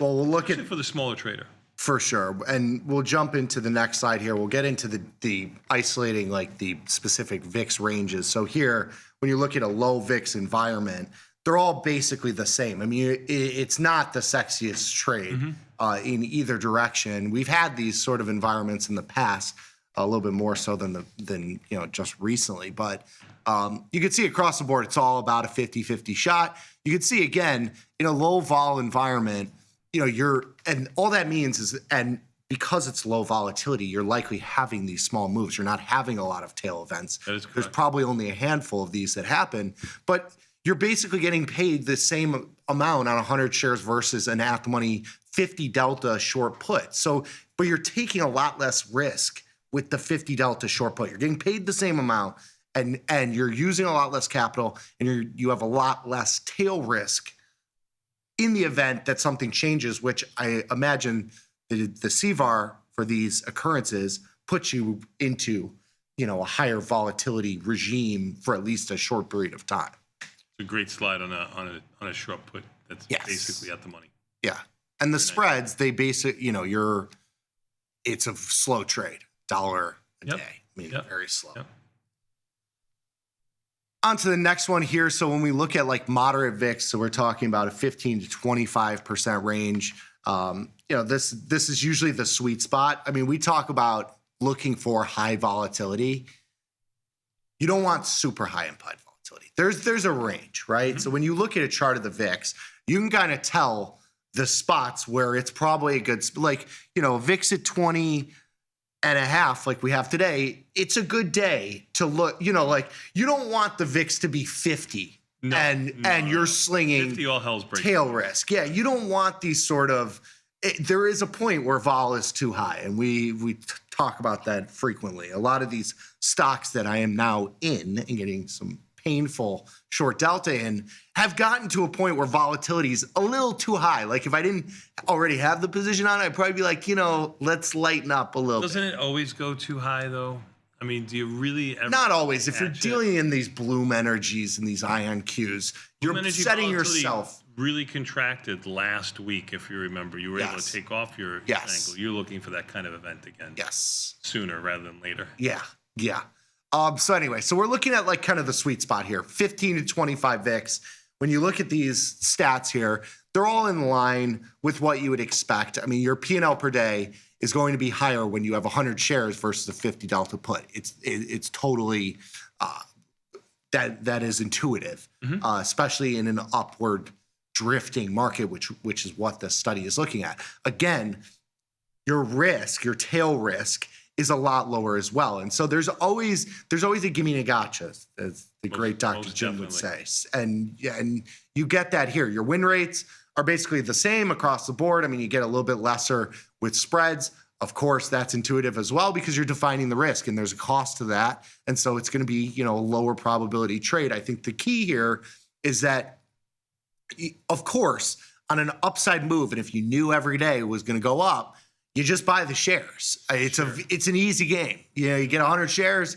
Why would I sell the puts when I could just buy the shares? It's always an easy game. I'm going to make twice as much. Correct. On a downside move, you're going to lose 3 times as much. So, you know, you got to keep in mind that, you know, the 2x to the upside is going to be met with 3 or 4x to the downside. And that's just the size of these positions and your exposure to that volatility. So pretty intuitive, but this is like the sweet spot range, 15 to 25. That's where we're looking to be short premium. I mean, that's the sweet spot. When we get into the next slide here, we're looking at like a high VIX, which we have at 25 plus, which doesn't occur a lot. And a lot of times when you have this VIX, usually market's not going up. I mean, you do have the events where you get these, you know, big moves in both directions, but you can see here, you know, your tail risk really becomes apparent here. I mean, you look at all of these columns and you see 100 shares, you know, are greatly underperforming the puts in terms of your P&L is a lot bigger. It's 3 times the daily loss as the puts. But your risk, your tail risk, is also 2 or 3x on, you know, versus out of the money short puts. So overall, these all have, you know, you can make an argument for using any of these in each of these situations. I pointed out in the first slide how the spread looked like, you know, a no-brainer if you got that kind of volatility. Well, VIX is low, so it's cheap to buy the protection. That's right. That's really something we talk about all the time. When vol's low, you buy the wing. Yep. When vol is in its mid-range from 15 to 25, you sell the premium. That's when correct. vol's super high, you kind of shy away. Maybe you lighten up your positions. You try to be a little bit less directional. These are all it's the same story in a different slide. Good job. So let's get to some takeaways here. So over the past 5 years, the market has risen dramatically. It's been, you know, a bullish trend the entire time. This meant that both long shares and short puts were generally profitable approaches, but come with different risks and benefits. Of course, you can see that in all the slides here. When volatility was moderate, which I think is kind of an understatement, you know, when you get 20 VIX, 25 VIX, that's some volatility. Yes. That's some volatility. When it's in that sweet spot, we'll call it the sweet spot. You know, you had the most profit from shares, but the risk increases as well. So there's always a gimme and a gotcha. In low volatility, shares and naked puts performed similarly. Only defined risk trades were unappealing in those super low volatility ones. But they had, you know, you had less tail risk. So that's sort of, I wouldn't call it unappealing. I don't know. I have to talk to who makes these. When volatility spiked and markets usually moved down, however, longer dated and early managed option portfolios were relatively sheltered compared to those holding shares. Shares, you know, that's 1-to-1. You don't have a lot of buffer there. There's no strategic play to it when you're in stock. You're either long or short. And you're stuck. Yeah, there's not much management to that. So I think overall, when you look at these slides, all of them have their merits depending on changes in volatility and your own risk tolerance and your own directional assumptions. I mean, I think there's a case for all 3 of these positions to be used, which is why we use all of them. Yep, that's right. Don't pigeonhole into anything. Yes, good stuff. We're gonna take a quick 90-second break. We got the opening bell. Are you ready? Yeah. These have been hanging here down around $60-ish, somewhere between 65 and 58 for most of the morning. We'll take a quick 90-second break and come back. We got more Tasty Live with the opening bell next.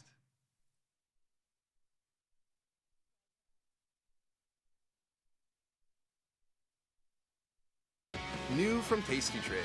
Unlock 30 days commission-free trading, plus a 1% cash match on all qualifying deposits when you open and fund a new Tasty Trade account. The Money Match event starts now, exclusive to new Tasty Trade customers.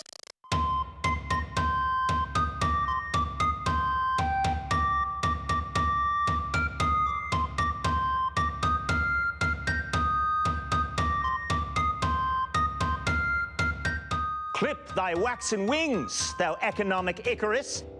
Discard these feathery adornments, thy flight's too vigorous. Rather, garb thyself with the soft fur of the bear, and dwell in low burrows of the valley fair. Forsake thy previous highs and perilous summit. For lo, I am short, so I must needs thee plummet. O market, I implore thee, make no high. Like some comic Fozzie, unclip thy bow tie.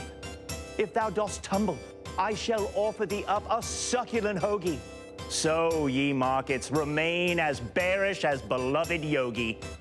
Follow thee the lead of Kipling's Baloo, and may the move be sweet as honey to Winnie the Pooh. With joy I watch descending chart lines straighten, run down with quickness and sweetness, like Lord Walter of Peyton. Let curious traders admire thy Berenstein way, and joyfully stealing some porridge, let us now say, sweet bearish market, never would I cage her, but admire her drop like some terrestrial Ursa Major. Come down, ye markets, to this sylvan glade, and let the bears have their day at Tasty Trade.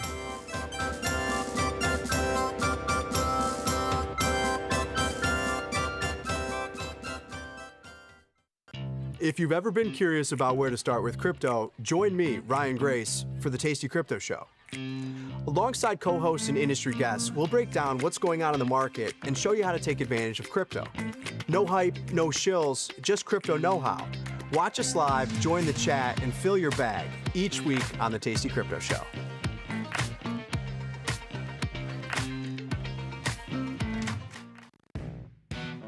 Got trader's block? We've got the cure. Get data-driven trade ideas with Cherry Picks, our weekly newsletter that gives you insights into the market. Sign up at tastylive.com/newsletters.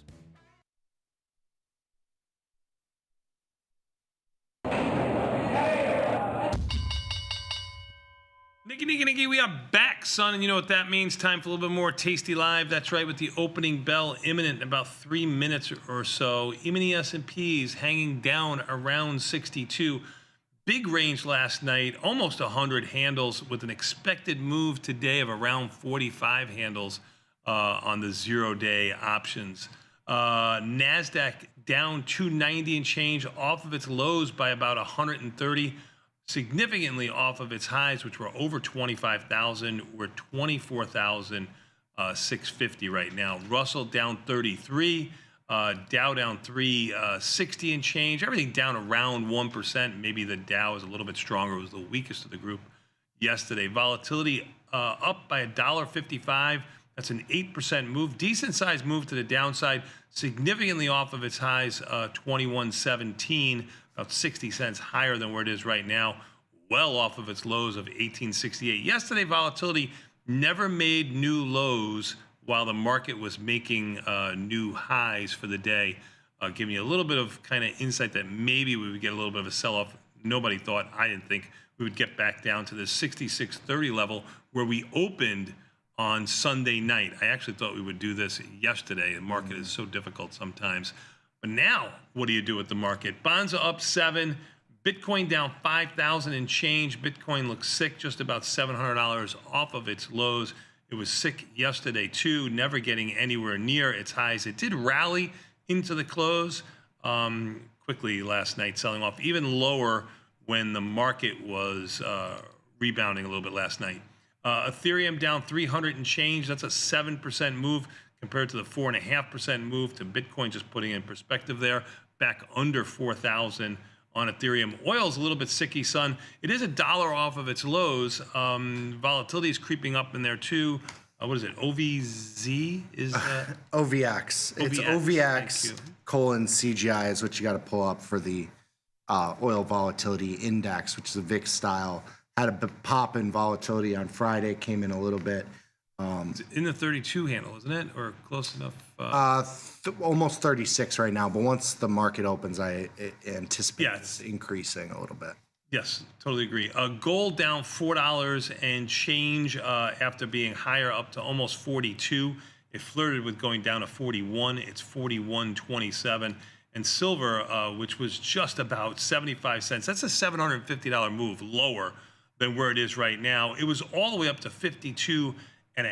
That's $3,000 higher. big moves in silver across the board. Nat gas on its butt, can't really catch a bid there. Maybe even something to do in nat gas if you're looking at like a UNG if you're trying to get small or tough product to trade, only $12. There's your opening bell, my son. Even the S&P's down 63 as we come spinning out of the turn. Woo woo. Yeah, big move. Yes, I think you wait around a little bit to do any kind of 0 day for about 15 minutes or so. See what the market's doing or presents to us. Let's watch volatility 2078. Let's see what's moving quickly in the market. For earnings, you had Goldman Sachs down $23. It's about as low as it's been for the session, down 23. Coin down 14 and change. App Lovin', which caught a bid yesterday, down $14 today. Tesla, which caught a bid yesterday, down $11 today. Meta down 10. Netflix down 9. AVGO was up around, was it 30 yesterday? Yeah. It was around 30 yesterday, down around 8 this morning. Netflix down around 8. Let's see what some of the buckers are. Costco up 6 and change. There you go. Split time. What's that? Gonna split finally. Finally, yeah, 942. Wells Fargo up $3 in change for earnings. Another one for earnings was not Johnson & Johnson. Yeah, Johnson & Johnson had earnings this morning too, up $1.60 and change. Tonight you have Morgan Stanley, which I gotta imagine a little bit bid here this morning. No, down 88 cents. I just thought with the other banks being higher. Morgan Stanley might be higher. No, it's not completely a bank. Let's look at Bank of America, which is Bank of America up 12 cents. That's all I got. I heard a little ding from you over there. Yeah, I closed out of the, and I'm about to work one for the MU position, but I closed out of Tesla. We did a call ratio, like a wide one, where we sold, or we bought the at the money or like closer inside the expected move call spread, and then sold a real far out of the money call. So in Tesla, it was the 4. We were long, yeah, we were long the 4. Oh, I'm sorry, I'm looking at the wrong trade. You were long the 450 calls in November? 450, 475 call spread, 25 points wide. And then we sold the 525 against it. So it's a ratio spread, but we moved the call further out of the money. And we did that for a $2.80 credit.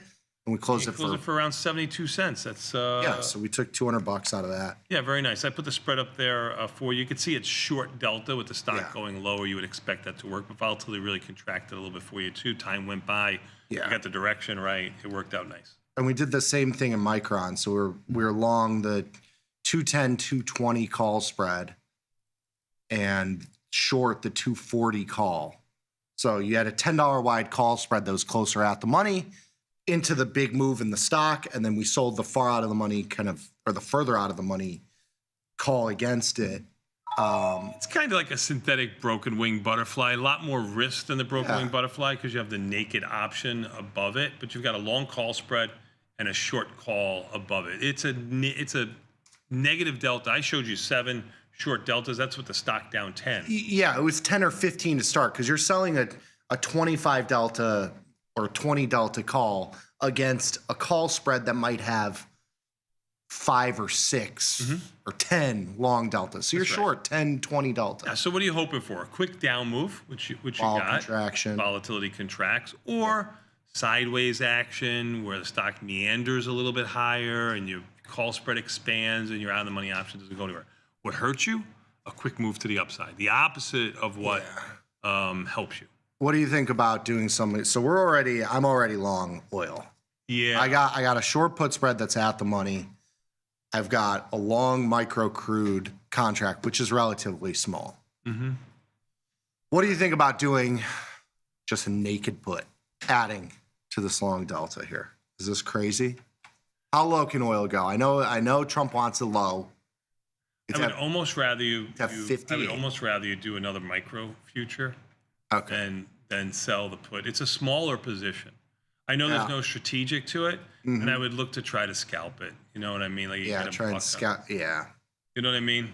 As opposed to if you had no oil position, I love the naked put position in /CL, but that's going to be a big one. Or if you want to do a put spread, which you already have, So you're really adding kind of to a falling knife situation here.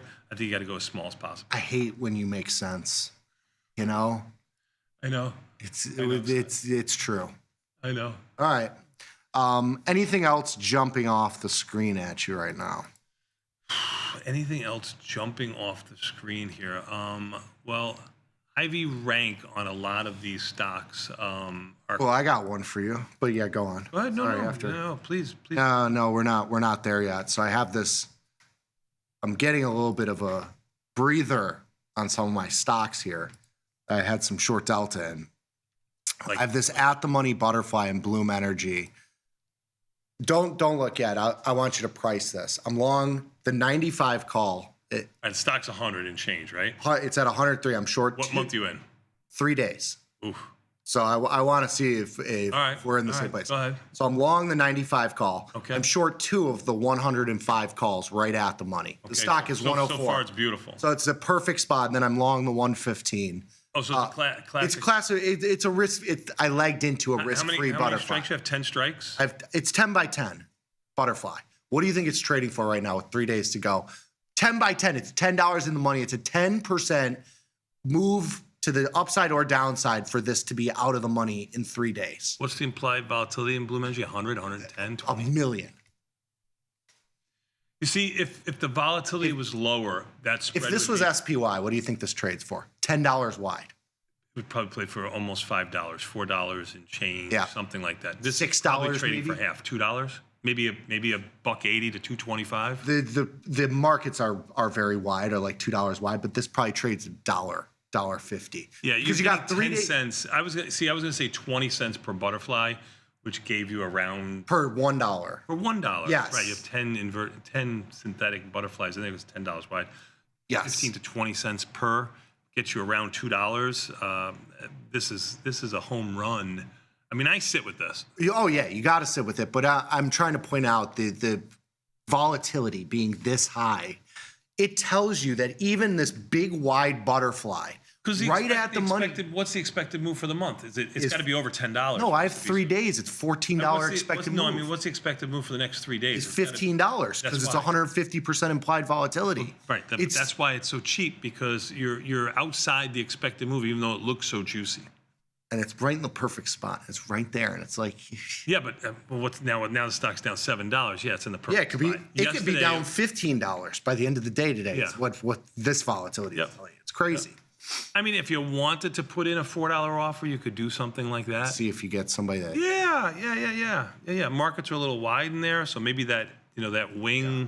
I'm looking at it now. It looks like it's the 15 call is $1 wide. Put something in around. Yeah.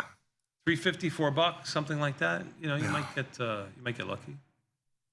That was a good little exercise. Good job out of you. I'm glad you caught that one. Thank you. Even must have come with 40 years of experience. Even the S&P is down 85, back to 66.05. They're flirting with their lows. Volatility has really crept up now, up to 30. So let's take a look and keep an eye on volatility. If we see any type of movement to the upside, volatility will move first. So let's take a look at that. Maybe you're looking at like an SPY. If you're looking at something in you want to do one in SPX? My option trades today, my whole thing was going to be a broken wing butterfly in SPX. No, I'm talking 0 day. Oh, if you want to do something in 0 day, sure. Maybe. We want to just do the put side? That's what I was going to get. Where do you want to go? That's what I was going to play. What delta? 20-ish? 20 delta. You want to do like the 25 or the 25, 65. You're going into SPY 0 day. You're looking at what? I was going to do SPX 0 day. Okay, SPX. Sorry. 0 day. You're looking at the 20-ish delta. You're going down to around the 65.20. 65.20. You want to go to 65.25? I mean, we're only doing one side. Let's do 65.15 just to be. Oh, for $1? $1.50? 15.95 is $2.50. You're going $20 wide? Oh, you want to do $20? Ooh. Yeah, 65.15. 64.95 is. Got a wallet now. Look at you. I mean, that's what I would look to do if you're only doing one side. Yeah, 65.15, 64.95. Yeah. All right, $2.50. Sure. I don't think you're gonna get filled there now because you missed it because you're too slow. But Oh, I had to talk through it with you. Oh my God, I missed 15 You put it in at 235, and if you get filled, you'll filled 250. 250. Well, you just had a downtick in the market. Yeah. You caught it. Even the S&P's down 80. All right. All right. Good job out of you. Cool. Nice work. Hey, Fast listen. market, love it. Yes. Not the actual show Fast Market, which is not tomorrow. It's What's Your Assumption, but Fast Market comes at the end of the week. What's your assumption? Take them. We will take them. So what's your tastylive.com/assumption. So what's your thinking on that spread? How much room are you going to give yourself to the market going down? Even the S&P is down 100 and change. You sell a call spread. What do you do? No. Nothing. No, do nothing. We're going to take a quick 90-second break and come back. We got more. We're going to try and take like 10-15% out of it. We'll try and take $50-$60 out of it. I'll put a GTC in. We'll take a quick 90-second break and come back. That's what I love. We'll take a quick 90-second break and come back. We got more Tasty Live. Volatility just came off of its highs by about 10 cents. Take a look at that 2130 on /VX. If that starts to collapse, then maybe you can catch a little bit here in the market. We'll take a quick 90-second break and come back. We got another option jive. Immediately found these messages.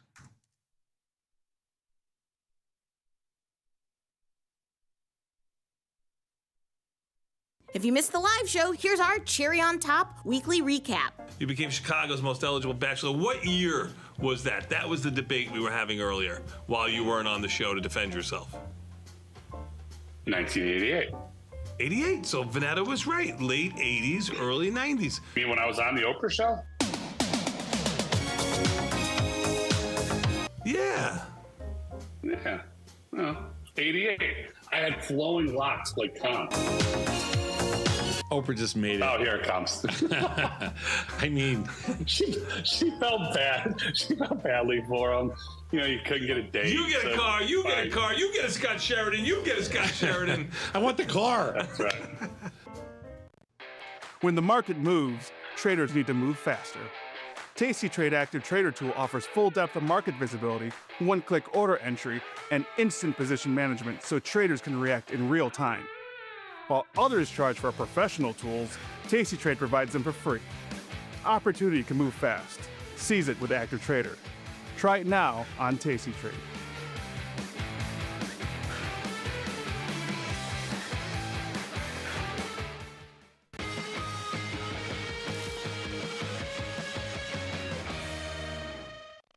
My dad, who was trading options in retirement, introduced me to options trading. He said, you have to check out this Tasty Live site. The way they taught options was very accessible and easy to pick up. I think a lot of people think that options trading is gambling, but it's not. It is simply probability and taking an educated guess. It's more like insurance. People should watch Tasty Live because you can pick up a lot of information in a short amount of time, and it's actually practical. You can use it to make money, most important part.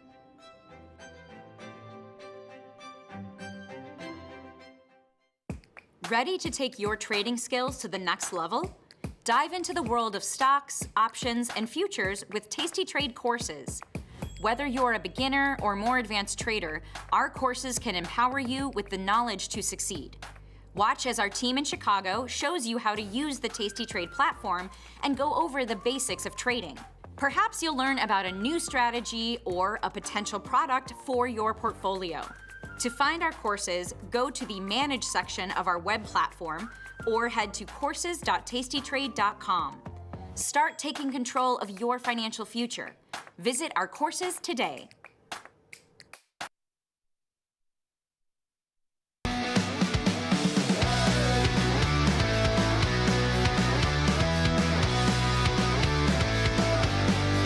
It's option jive. It's time for an option jive, my son, and it's time for this market to jive a little bit here too. Even the S&P's down 97. That was quick. Volatility 2150, making new highs. Nasdaq down 475, flirting with its lows of down about another $10 or so. Russell down 34, and the Dow down about 600. Bonds up 10 ticks, and Bitcoin under 111. Oil down $1.29. Gold back up $9 or $10. Some of these movers to the downside are huge. Goldman Sachs down 42 now. AppLovin down 20, Coin down 18, Tesla down 17, AVGO taking back everything from yesterday down 16, Oracle down 15, Meta, they're taking things out to the woodshed now. On the upside, not too many. Costco up 4 and change, was up 6 just a moment ago. McDonald's up 3. Yeah, I took off, I rolled up my put in MP. I closed out that call or that put diagonal spread we did in NVIDIA. I think that was last week. We did it for like, what's your assumption? Or maybe fast market 2 weeks ago. Somebody gave us a short NVIDIA position. We did a put diagonal on December, November. So it was a long duration trade. It went from $7 to $10. So we took that one, take the money and run.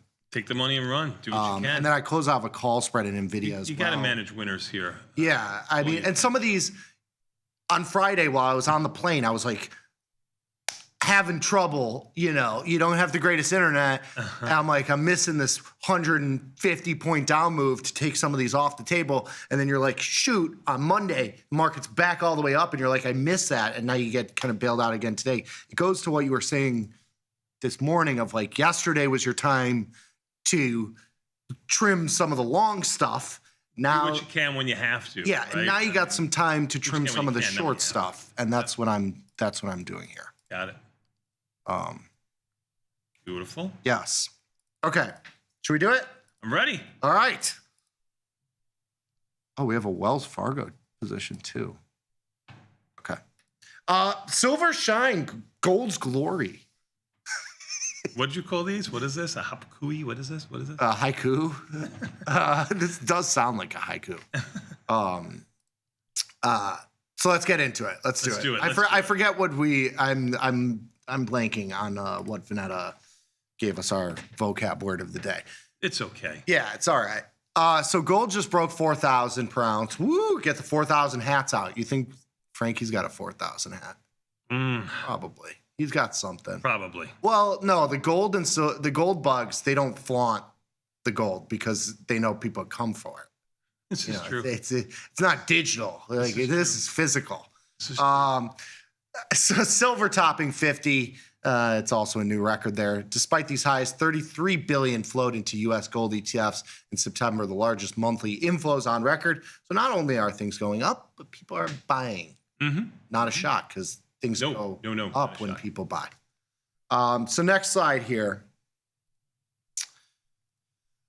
So the gold moves to each new gold's move to each new $1,000 level has accelerated dramatically in recent years, far faster and than during the rally after the 2008 financial crisis. So you can see each $1,000 move, which are different percentages, of course. So this isn't apples to apples. You're talking about log versus non-log charts here. But 207 days was our move from 3,000 to 4,000. It took a couple years to go from 2,000 to 3,000. These are different values. Different values. Very good. Yes, this is a non-log chart. So, but anyway, so it's been a quick move is really the story here. Getting on to the next slide here. So silver, gold's smaller sibling, also hit an all-time high. Looking at the annual returns, both metals have shown strong momentum over the past few years. I think over the last couple of years have been the most active I've been in trading gold and silver. Would you say the same? Yes, and I've hated every moment of it. I agree with that too. But prior to COVID, gold and silver weren't something you really talked about because it kind of chopped. It went nowhere for years and years. And then all of a sudden it's kind of in play now. Yep. Non-events. Yeah. Speaking of gold, now up, was down.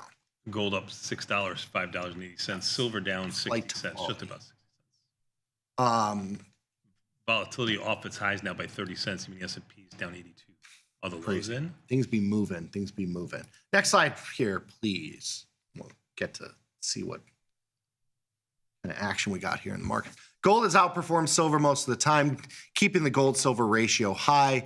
We talked about it a couple months ago in one of our cherry picks when it was getting into the 100 range. That was a historical high there. But you can see it typically has been in this 85 to 90 range is really like the overall average for most of the last couple of years here.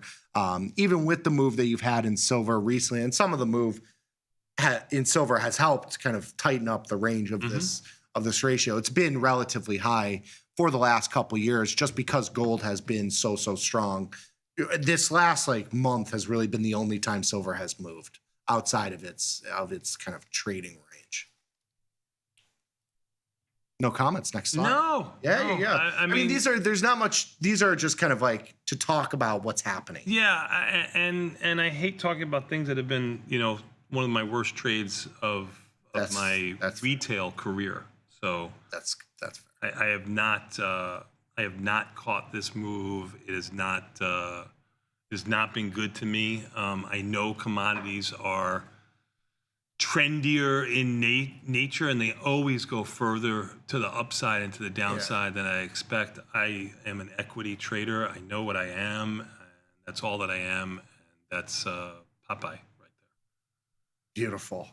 Next slide here. So we're going to look at correlations now. So gold and silver move closely together with a 3-month rolling correlation of about 0.8, which is very high. The magnitude of the moves, though, is what has been different. The gold moves have been much bigger. So a correlation with the S&P 500 is nearly zero. So it basically has it's not exactly the flight to quality asset all the time, especially on a day-to-day basis, because correlations, you look at day-to-day price movements on a 3-month rolling period, if it's zero, it means that it's basically random. Yes. Two assets move randomly to each other. The common thought is that it's a flight to quality. It really hasn't been that much. And you'll see that in the next chart here. Well, this is looking at a correlation between the two. So silver shows more positive days of correlation with the S&P 500. Its average long-term correlation is 0.2, which is still weak. They put it there. They said it's weak. 2.2 is weak. You're reaching for a straw there if you're trying to find something that's correlated and it's a 0.2. Yeah. This chart doesn't exactly say if you think the market's going to crash, you should buy gold. There's not much. I mean, it's everything. The correlations go to 1. I think that's kind of what. Well, I mean, if you've been watching gold over this last year, it's been a 1. I mean, if you've been trading it, I mean, I know. Well, not until the last month. The market has been up every single day, and gold's gone nowhere. Yes. So it had no correlation. And then now, you get a little bit of a pullback in the market, and gold has been exponential to the upside. Yes. So it's kind of been an all-at-once trade. Yep. Anyway. Yep. Next slide here, just going through these quick. Silver behaves more like a risk-on asset because over half of its demand comes from industry. So you get that kind of. It's more of a comparable to an oil than it is to a safe haven asset. Whereas gold is more of your kind of flight to safety type asset. Silver has a lot of industrial components to it. Gold is more of your defensive, or is traditionally thought of as a defensive kind of asset. Yes. Next slide here. So gold is no longer tied to the U.S. dollar, but it has still been seen as a safe place to store value. Obviously, you've had the money printer go burst, so that it's not everything's backed by gold anymore. It's that's kind of a case here. And some of the things that push investors toward gold are listed here: rate cuts, debt, geopolitical uncertainty. I'm not telling you anything that you haven't heard from. This is your Ilya and Chris kind of argument to why you should be looking at. Yes. Right. Let's just jump to the takeaways here, the last slide, and then we'll get into the market because we got fast market. Gold and silver are both at new highs here. It's been a fantastic rally in both these. Strong momentum to both sides. We just got filled on SPX at 190. So we took $60 out of that. Nice trade. Even the S&Ps are only down 71. Yeah, about 20%. 21.15. Nice little move. They're in volatility too. Investors have been turning to gold and silver. Blah blah blah blah blah. It's flight to safety.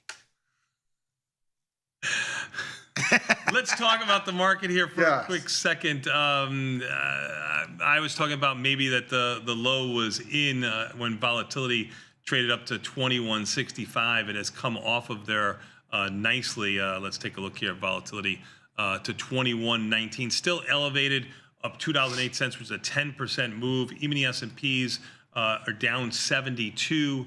NASDAQ off of its lows by about 120, still down 370. Russell down 17. It was amazing that your just to show you how powerful volatility is on the 0 days. Yeah. You put that spread on when the even the S&Ps were down around 80. You were trying to get on around 78. You caught a little bit of a downtick in the market. They moved 10 points in a second. Yeah, they went down to about 82, 83. Here they are, $10 higher, and you're taking 60 cents out on that spread. Of course, it was a little bit of a directional spread. You were just doing the put side, but just showing you how much volatility contracts with that overall move. I wanted to show quickly the dollar has been relatively strong here. The euro specifically has been weaker over the last couple sessions. I have and I'll jump to my platform if you want to get on. Sure. Off yours, because I have a couple positions on. These won't be able to go on the follow page just yet, maybe someday. But Dare to dream. The euro has come in significantly. We've been long the Japanese yen against the euro and the British pound. The British pound has moved significantly too. So on the Tasty FX side, if you have these positions on, it's a really easy one-click close. So you just literally one click and it's peace out, bye-bye. So we've been holding that, took a lot of pain on it.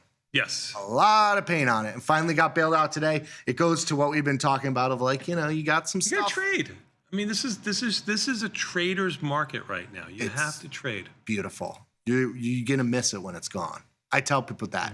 I've missed it for a long time while it was gone, while the market was moving only one direction. You don't want the 2015, 2016 markets. Those are no fun. I didn't even want the beginning of this year market. I mean, I know some of these markets were going higher and some of you young kids were jumping on, but I didn't really jump on. So yeah, well, I mean, miss even that. You boomers miss everything. You're lucky you got in 50 years ago before the money printer turned on. Good thing we bought houses so that we could be successful. Otherwise, we would have been nothing in our lives. You stink. Even the S&Ps down 66. Russell, the strongest of the group, only down 14. That's a very small move. Half a percentage point versus everything else that's down a full 1%. Even the S&Ps down 65, NASDAQ down 340, and the Dow down 300 and change. Volatility up $1.90 to 21. We'll see how volatility acts for the rest of the day, see how we can get a little bit of more movement in this market one way or the other. Your oil is still sick, down $1.13 or so. Gold now unchanged, up 80 cents. Any closing remarks before we get to this? I'd like to give you half my oil delta. If you'd like to take that, would you like to be gifted that? Yeah. With all seriousness, I mean, it's an interesting spot here. We're below 60. Trading at 58 and change. I mean, have we gone lower? Yes, certainly. We saw not too long ago oil be below zero, which was one of the most interesting times of my trading career. A couple of years ago. Yes, but that obviously I'm making a joke about that, but I'm not joking. I mean, this is numbers you haven't seen since April. Or this is kind of it's a low mark. I mean, you expect it to not be zero, so.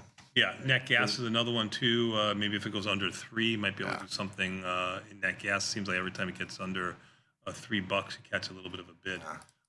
Even the S&P is down 71. We'll take a quick 90-second break and come back. We got more Tasty Live after this with a market measure sponsored by the SIBO.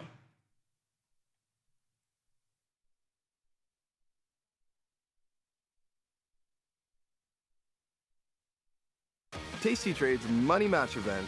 Unlock 30 days commission-free trading, plus a 1% cash match on all qualifying deposits to jumpstart your trading when you open and fund a new Tasty Trade account.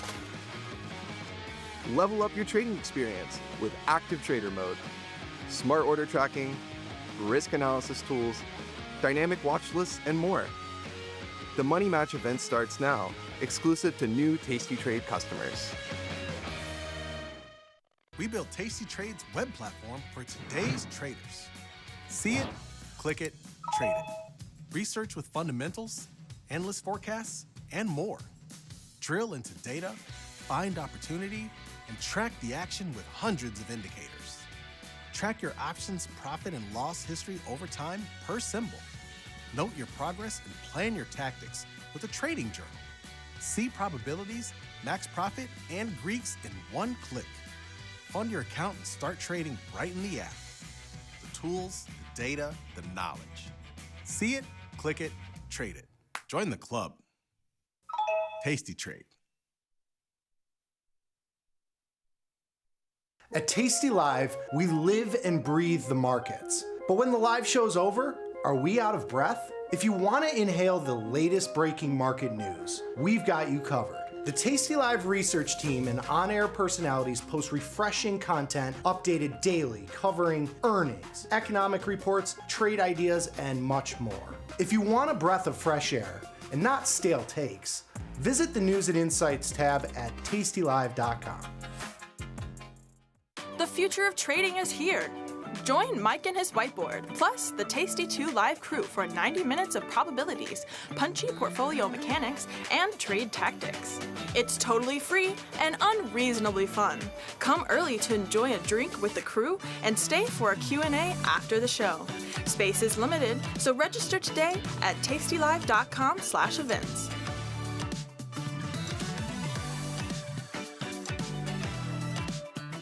What's up, everybody? Check out my new series, Life Cycle of a Trade, where I show you my real-time trades with insights into strategy selection, adjustment mechanics, all the way to the closing order for all of the Tasty Live core strategies.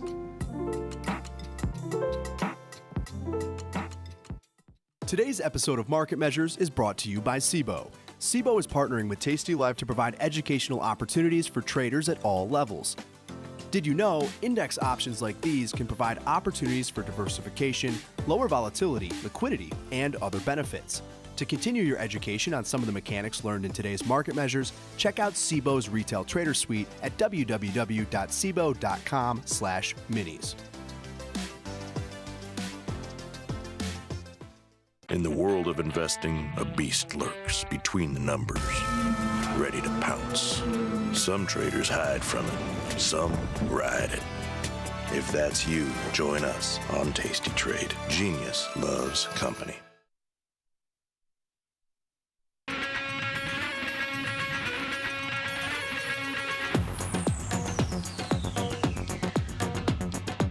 Diggy, we are back, my son, and you know what that means. Time for a little bit more Tasty Live with a market measure sponsored by our friends at the SIBO. Even the S&Ps, let's take a quick look at the market because we do have some nice market movement today. Even the S&Ps down around 65 where they were before we left the show just a moment ago. NASDAQ down around 340.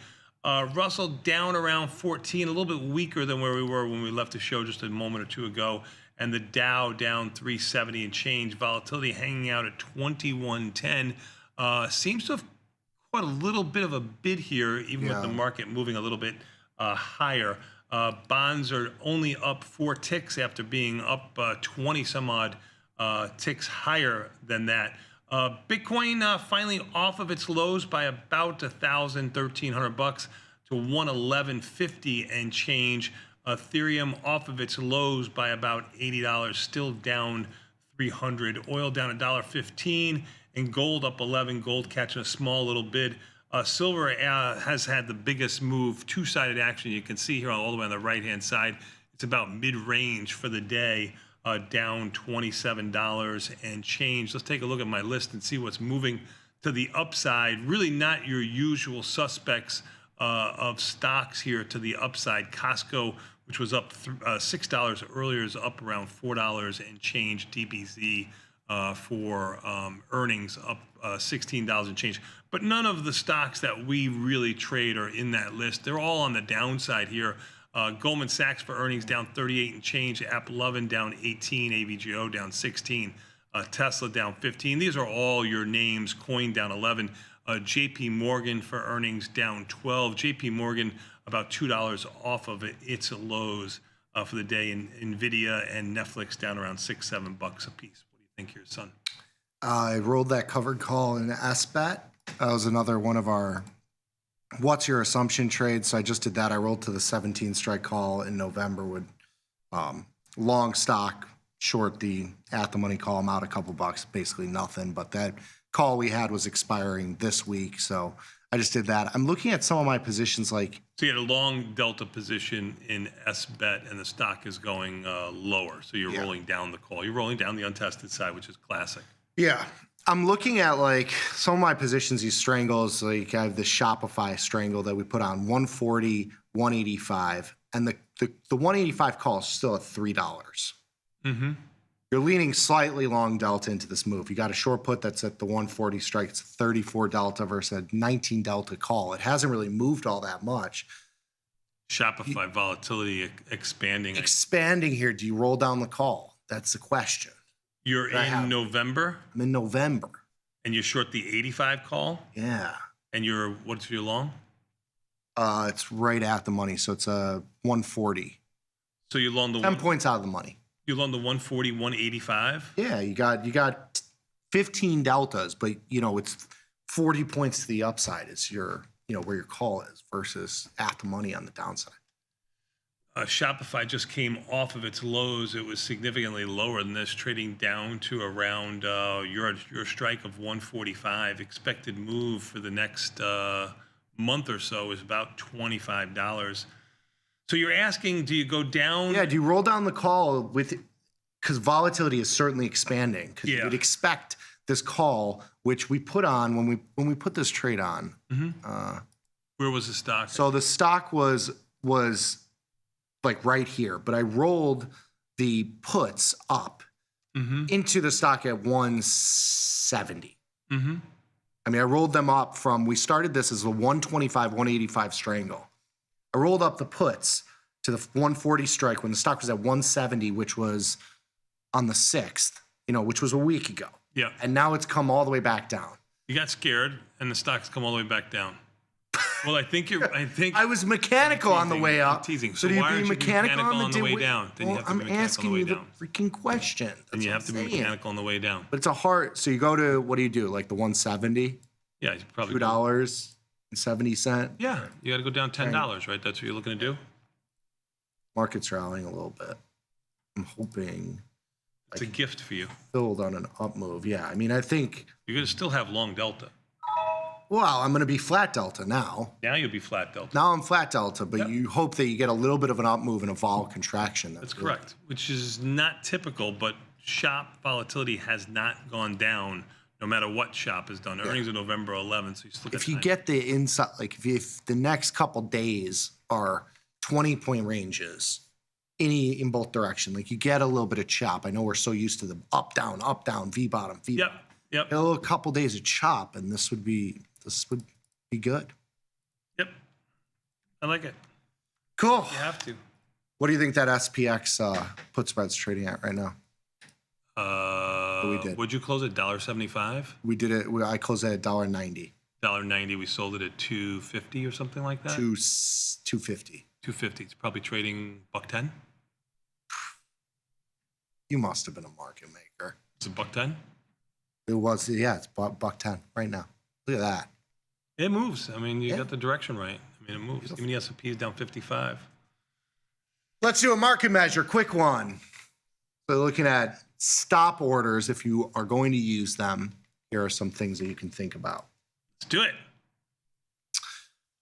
So this year we've had some nice volatility. Traders with long-term positive delta positions have suffered for a short period of time and then quickly recovered. If you're looking for a little bit of protection, especially in some of the volatility that we've seen, some people protect me, help. Some people are looking at stop orders. So we're going to look at spread trades, which are a different animal because you have a built-in stop loss already.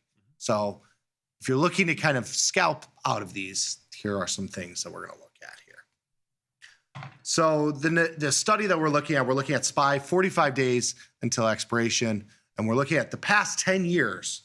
We're looking at the 30-20 put spread in terms of delta. So these are, you have to keep in mind, these are very, very low, these are low risk trades. We're talking 5 or 10 points wide for most of the last 5 or 6 years. Yes. Probably $3 or $4 wide before that. You have to keep in mind when you're doing delta studies and you look back at markets, and especially into the markets where they've gone basically straight up. Your risk on an iron condor, a 30-20, was a lot different 10 years ago than it is right now. Market with the SPY is at 300. Right. Yeah. So your spread is 3 points wide versus now it's 10 points wide. Twice as big. Yeah. Twice as big. Yeah. So this skews it a little bit.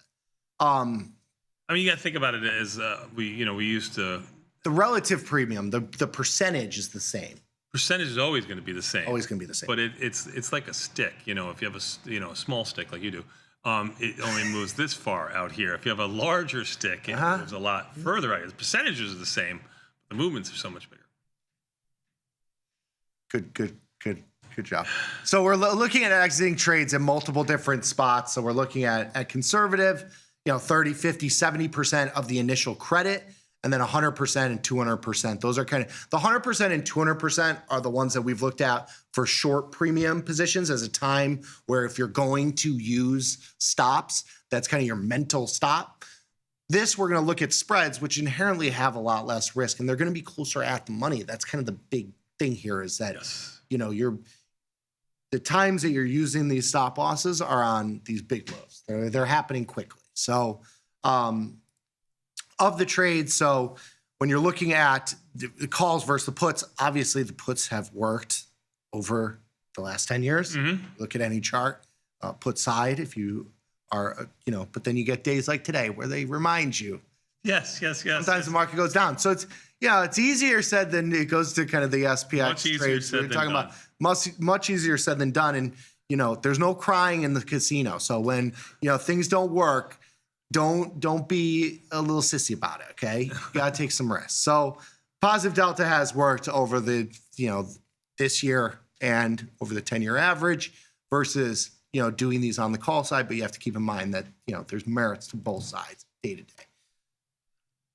To the next slide here. So with just decreasing success rate, traders are looking for further protection on top of their risk-defined strategies in order to increase your return on capital. One solution is to use a stop loss if you so choose. We do this by staying small. You're trading bigger size.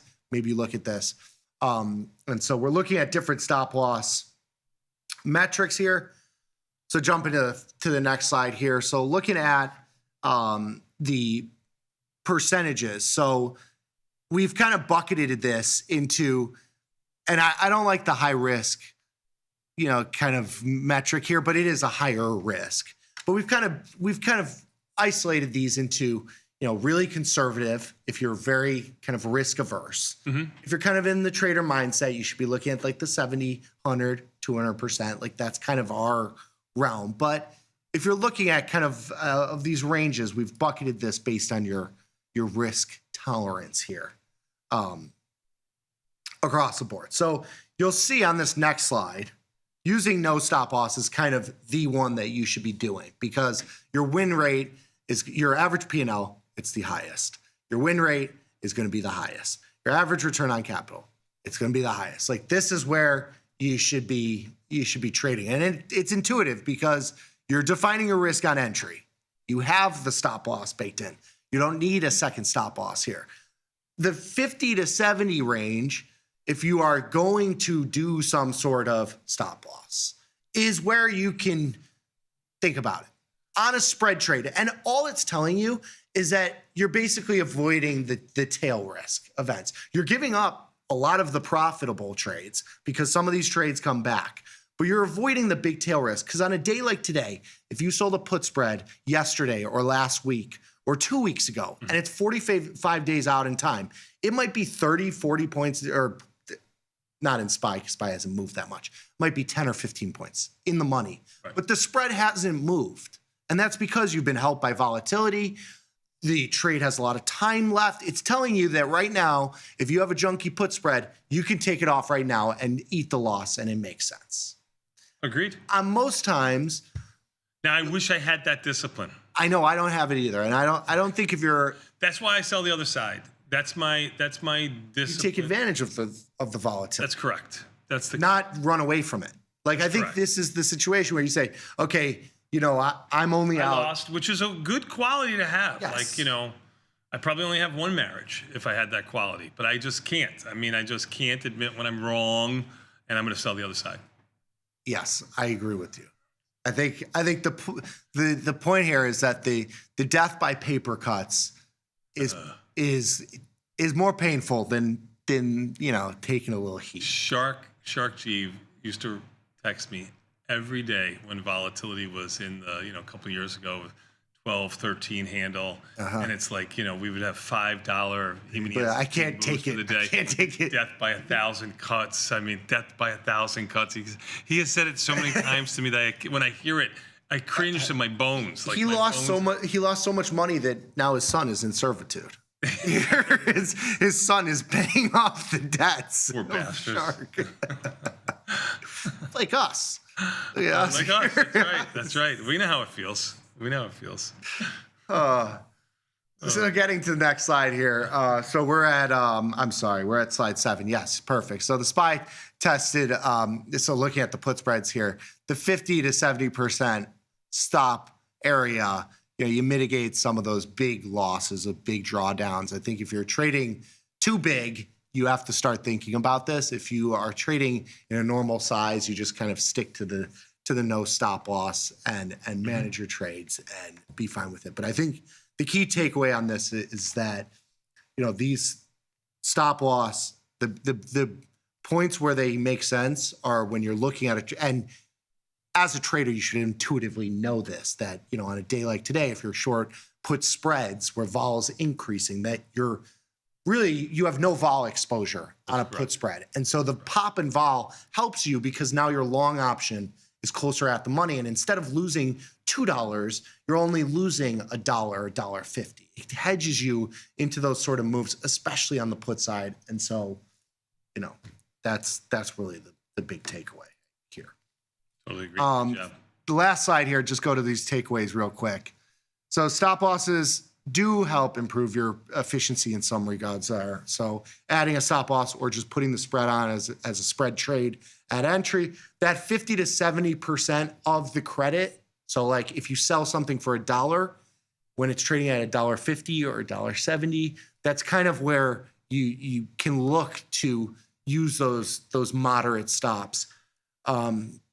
Using too tight of a stop is going to be death by paper cuts. If you have no stop order on these at some point into the future, and by stop order, like at the 21-day mark, closing the trade is your stop order. Yes. And you got to be kind of consistent with it. You can't be picky and choosy here. Everybody gets caught. What happens. You put these stop orders in and you get stopped out. And the first time it goes against you the other direction, you're like, I'm never using these again. And when you get stopped out and it continues going in that direction, you forget about it. Like it doesn't, that it helped you. Like you forget about it. And that's why if you sell the untested side, at least in my opinion, if you sell the untested side, it keeps you in the game. It reduces your delta risk by some percentage, typically 30 to 50%. And if you're doing that, you're kind of giving yourself a stop halfway. Like, you're not completely stopping yourself out, but you're stopping yourself out by some percentage. You're not, in the purest sense of the word, stopping yourself out, but you're reducing your delta by 30 to 50%. And that, to me, is the key. Yes, agreed. That's what I think you have to do. Good stuff. Great stuff. Even S&P's down 46, 47. Cancel crash. Or they're still cancel. Do they cancel the crash? They're still down. significant here. This is a 0.75% move in the market. Nasdaq is your weakest of the group, down 300. But like I said, 40, 50 handles ago, I think the low is in the market. Volatility 20.90 up $1.85. Still a good 10% move. Kind of hanging in there. I don't think we're done with volatility for the cycle. Yeah. But I think it might be, done with the lows for the. I think you're going to have. This is why you should be looking at a lot of ETFs right now. This is your time if you haven't traded SPY and you've been going into these other stocks, SPY, IWM, the Qs really become attractive here. Let's take a quick, in my opinion. Yeah. Let's take a quick 90-second break. We'll come back. Hopefully we'll have Quentin from the trade desk. We'll have Glenn also. Maybe we'll even have time for some phone calls. Yeah. I think phone calls would be great. 855-238-2789 or 855-BE-TASTY if you call in. We can interrupt the trade desk and Glenn and get right to your phone calls. Maybe we can even go to the chat.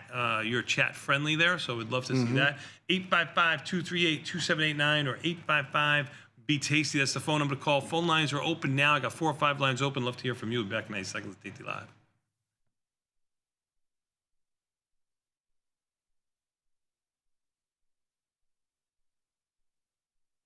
New from Tasty Trade. Unlock 30 days commission-free trading, plus a 1% cash match on all qualifying deposits when you open and fund a new Tasty Trade account. The Money Match event starts now, exclusive to new Tasty Trade customers. Your crypto needs a wallet. And crypto is better when it's tasty. You can now do more with your digital currencies with the Tasty Crypto app. We're proud to offer a self-custody wallet for Bitcoin, Ethereum, and Polygon. Transfer your digital tokens directly in-app and access thousands of tokens available only on-chain. Your wallet is your key to decentralized finance. Download the Tasty Crypto app and get started today.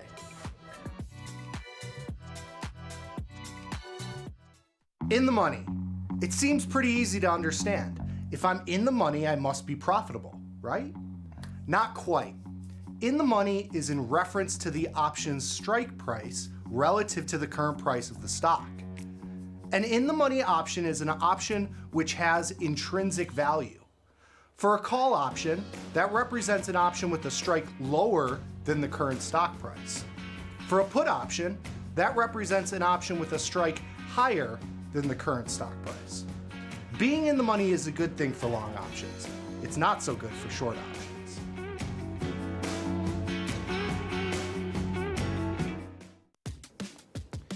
Look who's backtesting. Tasty Trade now has options backtesting for free. Test your trades with over 10 years of data for the most popular symbols.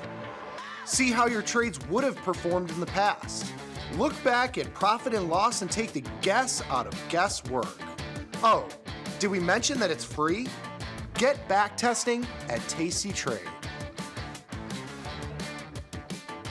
Dear Kaylee, hats off to you for being such a culinary genius. I don't think it has ever dawned on our kitchen staff to serve gazpacho hot. Sincerely, Bob. Sometimes it feels good to get smart. Get even smarter with live trading insights and some live taunting. I don't want to fact check you with my vagina, but I will. From the smart mouths at Tasty Live. Coming up on Bad Money with Jim Blamer. Blamer's hot stock tip of the day. Trade ideas? Trade ideas? You're coming to me for trade ideas? I'll give you a trade idea. Trade me for tastytrade.com. Those guys are great. I love those guys.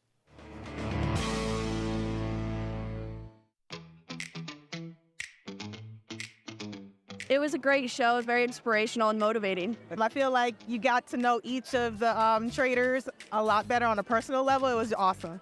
This is my 10th or 11th live event. I thought the math would be really complicated and it wasn't, and then it just made sense.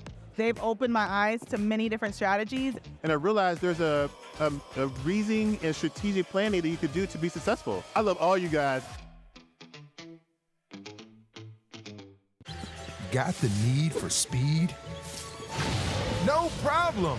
At Tasty Trade, you can turn smart ideas into real trades with just a few clicks. Wow, that's fast. Tasty Trade, make your move.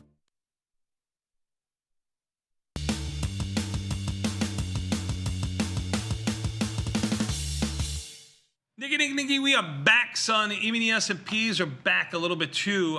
Even the S&Ps are down around 43. Is about as high as I've seen them for the session today. Yes, I know last night they got up to 67.18, but they're 66.52 after going under 6,600 for a brief second this morning, which is only an hour and 20 minutes, well, almost 2 hours old now. NASDAQ, almost an hour old. Even the S&P is down 242, Russell down 230, and the Dow down 2 and change. Is this pretty much with an expected move of 47 handles on the even the S&Ps? We've gone well outside of that now, right? We've went well outside of it to the downside. We're kind of rallying up to the expected move now. What do you think for the market for the rest of the day here? I mean, The betting man would say you'd be green by the close, right? I mean, that's how it is on every single one of these. But I think you have some two-sided action. The VIX above 20 and sitting at 21.25 right now, it's telling you that you should expect 10, 20, 30 point ranges for the rest of the day. I mean, that's certainly in play here. So I'm gonna hope for that because I think it's good to have a little bit of volatility here, let you get in and out of some positions. I think we needed this. Like Friday, yesterday, today, you need a little bit. You gotta kind of spook the children a little bit on the spooky season. We have Halloween coming. This is it. This is the spooky season. Yeah. So I think this is good. Is this your first Halloween at your place? Is this the first at your new place? Well, I've lived in other places. No. But you don't know how the Halloween. Like I'm not homeless here. What is this? What do you mean? Is this your first time with a roof? I was gonna say you getting candy. I always put out candy. I always have a bowl of candy. My last place was kind of not really. There wasn't really kids there, but I have a couple kids. That's what I'm saying. I was gonna ask you. I was setting. I bought my condo. I closed on it October. This actually will be a year. October 15th or 16th. Oh, so this is your second Halloween. Second Halloween. I left the bowl of candy out. I wasn't full size. No, I didn't. No, Johnny. Ooh, Johnny. I know. Well, I didn't have time because $1 a piece. You get them on sale. I mean, somewhere you go to. I closed Walmart. Yeah. So I think I closed. How many are you gonna get? 20. Yeah. I gotta put the bowl out. I mean, I get 100 plus, but never Beth. She never comes, but I get 100 plus. Ooh. Yeah, she give you the what. So I'll do the bit. I buy one box of full size. There's 8. I got to borrow the Costco card. I can't borrow it. Well, I'm starting to look. Or Jardiniere. Can't borrow it anymore. It's electronic. I know. I'll have you take me. I can't take you. My wife can take you. I don't have one myself. Oh yeah, you don't have it. I don't have one myself. God, your family has one, but I don't have one. Yeah. I'm not allowed. Okay. All right. But this guy might have a Costco card. Quentin, my man!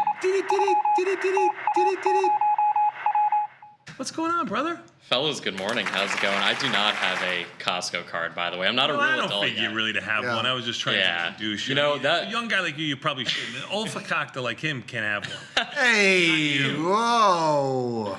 That's what Jason says. He's like, you're not a real adult until you have a Costco membership. Damn. And so I'm still working on it, though. I'm still working on it. I can never use all of the. There's no use for me. You don't need this. Yeah. I don't have a family, I don't have any outside stuff, No Costco needs for me. I agree with you. You don't need a Costco card. You'll be all right. Yeah. Yeah, it's all good. It's all good. E-mini's only down 33. Even the S&P's down. Volatility coming in. $1.60. A little bit. Up by $1.60. A little bit. Interesting. Yes. Bitcoin 112 and change. Bonds are up to your oil. Can't get out of its own way. Down $1.10. Euro oil. Put the kibosh on everything. Your picture's on that thing too, so is it? You get half. You get half, okay, buddy? On the follow page you're talking about? On the follow page. We're gonna fix that. We're gonna get a more current picture of me, which is a little bit more seasoned. In the baby picture we have of you up there? We got another picture of you, which is a little more slender, a little more svelte. Thank you. We're going seasoned a little bit more up to svelte, date. okay? Yeah, I mean, you got a COVID picture up there. I mean, we all had a little bit of COVID. Yeah. 10, 15, okay, maybe 20. A little bit. You had a lot of it. Quentin, I'm gonna go back. You're looking great now. You're looking great. Thank you. Not like this guy. World class squatting, right? Yeah, squat, bench, deadlift. Yeah. Yeah. Quentin, what's the most since the market's changed, right? I mean, we had a one-sided up market. You're on the trade desk. What do you hear from the customer the most? Like what I don't want to say what mistakes our customers make the most, but what worries customers the most in this new market that we have?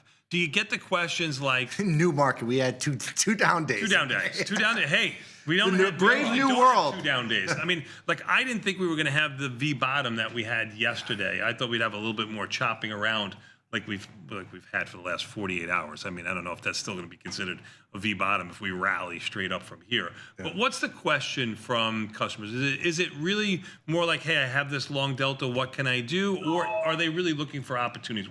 What's the problem there? Or is it futures related? Do people get too big? Do you notice the smaller size account going to futures, looking for that oomph in their portfolio? Yeah, I would say like even though it's only been 2 down days, it does feel like a different like an attorney, market, doesn't it? Yeah, it feels different. Like we saw the V bottom today. If we opened up green, 10, 20, 30 points, I'd be like, okay, we're back to where we were. It was just, announcements, whatever. But, seeing another down day, it's kind of nice, something new. I would say a lot of the customer questions, we see a lot of directional plays in times like this. You don't necessarily need to like over leverage your account based on your assumption, but we do see a lot of directions saying like, okay, we see a downtrend, let's get short. We see it, going up, let's get long after we already see a bit of a move. So sort of like riding the waves in, a lot with the futures and then the triple levered ETFs as well. Triple leveraged ETFs. Yeah, like something we got here on the top 20 symbols, which we'll get into in a second, but like TQQQ. We see a lot of people wanting to day trade or maybe like swing trade those. The stock itself or the options? Yeah, a lot of the time both. So a lot of the time we'll see plenty of like stock plays in there, but we'll see a lot of option plays just like, doing like call spreads, put spreads, buying those out of the money. Volume is and then huge. just taking a shot. I'm looking at the 3 days and the triple Qs, and it's thousands. Maybe this is something that we could talk about with the research team. Yeah, of looking at those. Yeah, looking at some, because we never really covered these triple products, because we don't think selling premium in there is really the way to go. But maybe there's a different. Well, Vanetta talked about it a little bit this morning. With but I'm saying from a trading point of view, maybe there's a little hook here that we can look at in this triple leverage. This is what the customers are trading. Let's talk to what they're doing. Now, this is a product that was only going one direction, which was straight up. And I think the allure of the triple leveraged here kind of says, hey, this is going to be a big mover. Now it's up. I'm sorry, it's down $2.70. The Qs themselves are down $5.50. So they don't necessarily move. It's a percentage, right? Yeah. Well, so is down 1%. Yeah. TQQQ is down almost 3%, two in the order. So I want to make that distinction there. If you were trading triple Qs and you were directionally right, you had a $5 move versus a $3 move in TQQQ if you're using one by one. Please. Yeah, and so something we see a lot of people like they're maybe just not aware of is like what we'll call like the volatility decay of the actual stock. Yeah. So let's say like the Qs are going up 10% and then down 10%. You're down, a little bit on that. Like I'm not great at quick math. I don't know the actual. Yeah. It's not the same percentage because on the moves on the. And then let's say like on TQQQ, you go up 30% on that and then down 30%, you're off worse than you would be if you're up 10% and down 10%. Yes.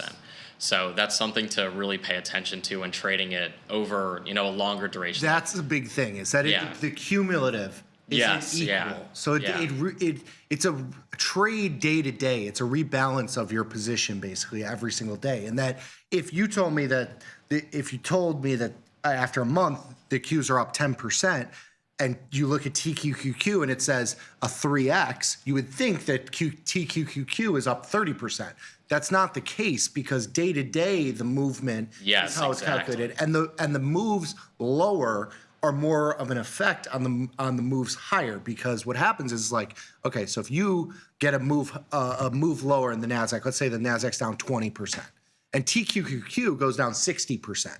And then the next day, the Nasdaq's up 30%, and it's basically flat on QQQ. TQQQ is moving the 3x based on the new price, which is now at 40. So it's 3x the percentage, but the asset itself is $40. And so the move back is not one-to-one. And that's why these are so volatile, and they're also they're so short-term. Yeah, because that's what the instrument's really meant for, is like short-term speculation, not the like long-term buy and hold because you think the Nasdaq's going up. And so, I mean, if you when you look at it, it is actually a really interesting comparison to make, because you can compare it to the futures, which are inherently leveraged as well. Yeah. right? And so what you see is like the differential on the TQQQ is sort of like an interest rate that you're paying to hold that stock on margin, sort of, when you're doing like the triple levered ETF for a long period of time. Yeah. Whereas with the futures, it's also like, they typically trade slightly higher than what the expected value is at that time of like every quarter when they do the settlement of that. And then so the interest rate that you're paying on the futures, though, is more of like a professional rate rather than the TQQQ, which with that triple leverage, you're going to see more of like a 10, 15%, something like that, where on the futures, it's more like 2 to 5%. So if you want to hold something long term, you may want to look to the futures. That's very differently sized than the TQQQ, so that's something to really pay attention to. But if you're looking for something shorter term, TQQQ is super fine. Very good. Nice. Let's get to your list, yo. We also have phone lines open. 855-238-2789 or 855-BE-TASTY if you had a question to ask. I got 4 or 5 lines open at the moment. We'll let him get to his top 20 list. We'll get right to your phone call. So give us a buzz. You can be first on the list. No waiting time. Go. All right, let me get onto this and then enough out of me. Top 20 symbols going through the system and their IVRs. We've got number 1, NVIDIA, 23%, Tesla, 28%, TQQQ, 35%, Amazon, 51%, iBit, 67%, AMD, 59%, Palantir, 48%, JP Morgan, 22%, GLD, 70%, MP, 126%, SLV, 111%, Meta, 48%, Robinhood, 39%, Oracle, 73%, MSTR, 19%, Intel, 62%, RGTI, 52%, Apple, 28%, AVGO, 34%, and Microsoft, 38%. I had my roommate ask me about RGTI the other day, and he's he's just like your regular person. He's a regular person. He's not like us. He's not like a student of the game. He was like, "Oh, what do you think about RGTI?" Yeah. And I was like, it's great that it's up, 30% now. It's a little lofty, you would think, but hey, it could go. I have no clue. I'll tell you that. You don't want to necessarily fade something like that. It could be tough. Well, it hurts to step in front of those. I'll tell you. Right. I will say I've been there too. Many a time I've been there. Yeah. But he told me, he's like, I bought it the other day and it's up like 35%. He's like, this is easy. Yeah. He's like, man, why do you even have a job? You just do this all day. Like, isn't this what you do? And I'm like, no, I wish. I wish I only bought stocks that were up 30% the next day. Rigetti's had a $5 range already today. It has a $7 expected move for the next 3 days. So earnings are coming November 11th. Remind your friend this was a $16 stock, just about a month and a half ago. It's a $52 stock here. Tell him to learn about spreads. You probably should have defined risk strategy here, not just looking to buy the stock. Something like that. You want to get a little bit smaller in something like this, in my opinion. I do want to talk about, you mentioned Ivy rank in like silver was 111. You don't see it 112 right now. I don't want to talk. I do want to talk about how high it is. How can it change from 111 to 112 intraday, and what does that mean? These Ivy ranks don't have gates on them intraday, so they can go over 100. So what that means is when you curated that list just 5-10 minutes ago, it was 111. Volatility is actually expanding in silver for the Ivy rank to go up to 112. If it goes back down to 111 or 110, it's actually coming off of its highs for the day, but yet still elevated over the last year. It's as high as it's been. So confusing sometimes for people. There's no zero on IVR intraday, and there's no 100 as a cap top in IVR intraday. It's interesting. Like, all of these symbols are, almost all of them are over 20. Most of them over 50, which is, pretty, rare that we see. We're so back. I want you to sit there for just a moment. We have a special phone call. I've got Mark the trainer. Oh, no. You know him as Dad. No. This is a double dad segment. No. I'm only going to give you a couple of seconds here, Mark. Give me something from Cocoa Beach. Mark the trainer, a.k.a. Quentin's dad. What's up? I got a Costco card, okay? And then you're never going to get to use it. How's that? Oh, geez. I'll call you after work today. I'll call you on my way home. All right. Yeah, put him on as a dependent. Can't you have like a little cosigner or something on there on the Costco card? Whether I can or not, I don't think so. Oh, I don't think so. I think I guess it. I don't know. So when you get to the checkout, Chris has to get our. I have to take out my credit card. She takes out her Costco card. Yes, that's how it works. It's 50-50. Oh no, I thought they do it. You have to have the same name on like the card and the. No.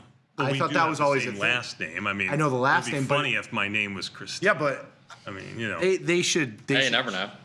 Yeah, they should shame you a little bit more. I think they shame you a little bit. Yeah, you know, I had someone call into the desk yesterday, and I happened to get him. Long time, very nice customer. And he's like, "Oh, are you the Quentin from the show?" And he's like, "Oh, your dad must be Mark the trainer." And I was like, "Yes, but please don't hold it against me." I used to say the same thing about my dad. Please don't hold it against me, and they did. So, tough. Well, you guys are, Okay. you know, and him as well. You know, I called in. You think I could talk? Oh, whoa! Go ahead, Mark the trainer. I'm very sorry. Woo-hoo. Okay, hey, Tony, I got some federal marshals coming in with some paperwork, okay? It's not for you. I wouldn't do that to you. I am going to have Liz and Jenny and Marty sign the paperwork. I am relinquishing all parental rights to those guys. I'm done. I don't blame you. He's time. It's time. It's time. You sure you want to give it to Marty? Marty might contain to him. Yeah, I'll tell you some stories about Marty back in the day. He's a good young man right now. I don't know. Be your guy. Ooh. But I know he's helped you on the trade desk. That's my man. That's my man. Yeah. Thank All right, you, Mark. guys. Appreciate your time, man. Y'all Appreciate do your well. support. You're doing a fantastic job. Thank you. Talk to you soon. Thank you, brother. Appreciate it. You too. You too. Well, I'm going to let you go, Quentin, and I'm going to bring in my friend. I guess he gets a DDT. Yeah, he gets a DDT too. You know him as Glenn. I know him as Noodles. What's up, my friend? Chicago Bears, bear down. Bear down, baby. Reppin', baby. I love it. I know. It's You know, I bet against the Bears for the first time in my adult life. Silly. Against Scott and Tom and. Well, it's good you don't have to pay anymore. They're gone. It's pretty good. Out of sight, out of mind. No. I will honor my side of the bet. I doubt they'll honor their side of the bet. No, of course when not. I win, but I have to that was a hard win. Oh, because you just have total games. I have total season. Okay. Yeah. All right. I mean, yeah, that one. All right, they shouldn't have won that game last night, and they shouldn't have lost another game that they. So I feel like it's even. So net. Just like the blocked field goal and the doink. Yeah. You know? We were on the right side of a doink today. Yeah. Yesterday. I know it feels good, but you know the refs. I still, they were Commanders fans for sure. That was horrible. Home team. It's worked for 3 points for a reason. I mean. But it was good. Yeah, that was the latest school night I've had in a while. Late school night. Felt a little crazy. Yeah, sold. I sell that. I know you. So you sent me a picture yesterday. You tweeted it out too, because when we asked you on the show, what was a fast food Italian restaurant, you went with Noodles and Company, which is just horrific. That's I remember. It's a horrific answer. Yeah. But you sent me a picture of another Italian restaurant that opened up here in the neighborhood, but you didn't go in and try it. I didn't know. Pasta Via, I think it is, and it has the little. You've been there? The gluten upsets his tummy. Seriously? No. But yeah, no. If you think Noodles and Company is not Italian, this one totally is. You got Luigi on the wall. You got Mona Lisa on the wall. All the stereotypes. Yeah, it's good. It's got to be authentic. Yeah. That's bad. Yeah. Yeah, maybe I'll try it sometime. It's right by the Morgan stop, so right around town. Don't put too many crushed red peppers on there. Might hurt yourself. Man, I did feel a little a little ashamed yesterday when the turkey sandwich really had my number. Very spicy. Seriously? Yeah, the tempesta ones we get have like a lot of peppers on them. He is so white. He's like. I mean, he's so it's opaque. It's I mean, seriously. It's really sad. Yeah. I ate it though. I thugged it out. Yeah, I knew that when we had him for some of our dinners in Miami. He'd be like, "Oh no!" Like, yeah, I didn't. About you. Well, I didn't do the Kung Pao explosive chicken, the one that numbed your tongue. Yeah. Pass. Oh, you didn't do that at all when we were in San Francisco? I ate like the leaves and was like, spicy. Oh my God, it's so hot. You faked it? Yeah, a little chopstick under the table. Yeah, throw it over the shoulder. That stuff did numb your tongue. Yeah. It really did. But it wasn't like hot. Right. But it numbed your tongue. Ilya told me what the spice was. Szechuan, some part of the Szechuan peppercorn or something. Like a Szechuan pepper is spicy, but the peppercorn just has like a numbing. Have you heard of it before? Sensation. No. So, yeah, it's like it almost looked like an anise seed to me. Like it looked like a seed, roundish with like little points on it. Right. And it just numbs your mouth, and that allows you to eat more hot food. Game changer. Spicy food. Yeah, that was a game changer. For reasons unknown. I'm going to interrupt your scheduled program for a moment. Please. We're going to go to Poland. Oh, okay. Oh, Poland. Sure. Jacob. Hi, Nick. Hi, Tony. How are you? I'm well. Good How do you morning. say your name, sir? So maybe I can get it right in the future. Jacob, yeah. It's Jacob. Jacob, what's up, my man? He's over here I'm calling to you just to let you know some, international trader perspective, and I want to share with you my view about the new show that you are running right now without Tom and Scott. We are obviously, they were great, but I feel like it's really good, guys. Like I really like it, and I'm pretty much sure that I'm gonna watch it to the end of my life. Like tastylive will be all around me, non-stop right now. So I hope you will keep the work you are doing right now in the same quality, and I'm also hope that these owners, yours, I don't know, IG or other group, they will understand, how important for tastylive are people, because it's not only you guys, but every single person. I've been inspired to some trading ideas by literally 30 people or even more, constantly watching your shows, reading your news, and doing everything you show. I mean, sometimes I do some things, in a different way. Mm-hmm. I don't always follow tasty mechanics. I try, and it's going better and better. But it's like you said, Tony, recently. We were humans. You too sometimes go to peak. Me too, but I love it. I enjoy it, and I really hope that it's gonna be like this forever.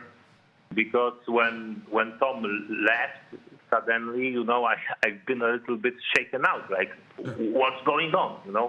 If they will switch off tastylive, I don't know what I'm gonna do 8 hours per day. So I just hope that from now everything will be stable. You will continue your job. And one more time, I just want to let you know that we really appreciate all over the world what you are doing. And I have a notice to all the chicken international traders using some, I don't know, interactive brokers or anything else. Just leave it, guys. Leave it. Come to tastylive.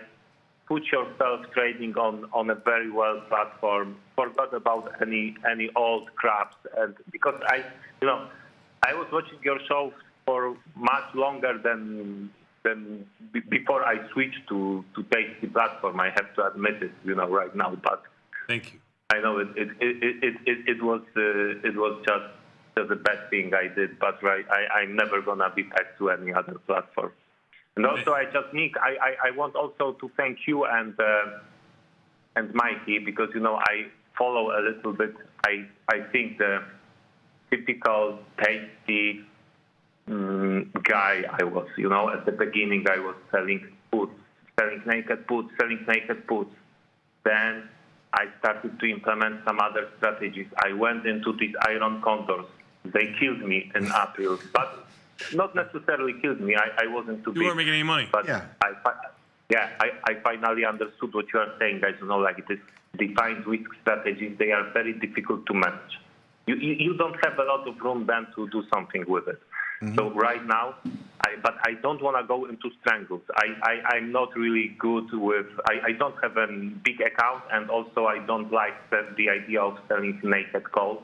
But Nick and also Mikey Butler, they really inspired me finally to go. And you know what my favorite strategy right now? It's calendar spreads and diagonal spreads. It's beautiful. You don't need to panic. You have a lot of things to do when the trade goes not in your direction. You can squeeze this volatility from the front month. I love it. I love it, and you still have some big upside potential. So right now I'm sitting mainly on naked puts, diagonal calendar, and I rebuilt a lot of my portfolio right now, and it's a good time for me. I'm on vacation actually, guys. That's awesome. And Jacob, you are welcome to call back anytime you want. Matter of fact, I'm going to give you my home number. Yeah, that was not a paid advertisement. Talk to my wife. No, it wasn't a paid advertisement. No, I called from my. It's just I just wanted to share with you my. Thank you, man. Thank you. It's always it's going to be different, of course. We hope we can make it as good as it was and try to improve try new on that. things. I mean, Yeah. We got beautiful faces like Glenn here, Yep. Yeah, Glenn is good. No, I like all these new guys. I mean, they are not new. I love them. I have some questions to Glenn as well because, the only thing I'm not trading right now still is currencies, and the problem is that IG does not support any accounts in Poland. From what I read, they have some issues with our regulators, which does not shock me. But one day I will trade as well the currencies. I try to trade some currencies via option futures. Yeah. But it's a little bit too big for me. I don't really like these commissions. And when I see what Glenn is showing, this one click here, one click there. Also, I can hedge a little bit against the dollar. That's wonderful, but that's the only thing missing me. But I went a lot with crypto, thanks to Ryan and Dan. Awesome. Thank you, man. These guys are really good. Yeah, they really get me into the crypto as well. So, no, it's just like once you start trading, then you don't have anything else. Especially if you have a personality, like me. I think I'm gonna stick with it till the end of my life. Thank you, man. Appreciate your call. Man. Very nice. Thank of you to so say. much for the call. Thank Appreciate you, it, man. Thanks, guys. Have a good day. Bye. All right, Glenn, try to top that. Even Glenn got a shot. All right, come on, Glenn. Try to top bring that. my A game. All right, go ahead. Give us something. Give us something. Today we're looking at, we had U.S. dollar hit a 2-month high overnight against the basket of currencies led by the Australian dollar because the story overnight was about China escalating their trade tensions right back with some form of shipping tax. Yeah, I mentioned that yesterday on the close. Really didn't have any market rallied into it. I mean, but on the close, my close at like 10 o'clock in the morning, I said another tweet here that they're going to put a tariff on ships going through the lanes. Even the S&Ps went up 20 some odd handles, and now this morning it's all the news. Like it's so. The market really determines what the news is. And if that's not a good indication of that from yesterday, then nothing is. But go ahead. I agree. And when you have global products like these currencies, it's also very interesting where kind of the haven flows are, because overnight that was to the U.S. dollar. And then as U.S. came in, the dollar softened a little bit, now softening a little bit more, especially against the Australian dollar as equities rally back. As well, NASDAQ led. And so we had the Australian dollar, US dollar down over a full % overnight. Now that's clawing back. If you look at all the Australian dollar pairs, you can see that widespread Australian dollar weakness. But nice range now. Coming back if you were able to catch it in the morning on the U.S. Open. Not sure what we'll get the rest of the day except for a Fed Chair Powell speech at around 12:20 p.m. Eastern Time. Last time he had a speech, it was a recorded welcome, no news, which was good for the dollar, but this time maybe he will have something to say about the recent escalations, trade tensions, impact on inflation, who knows?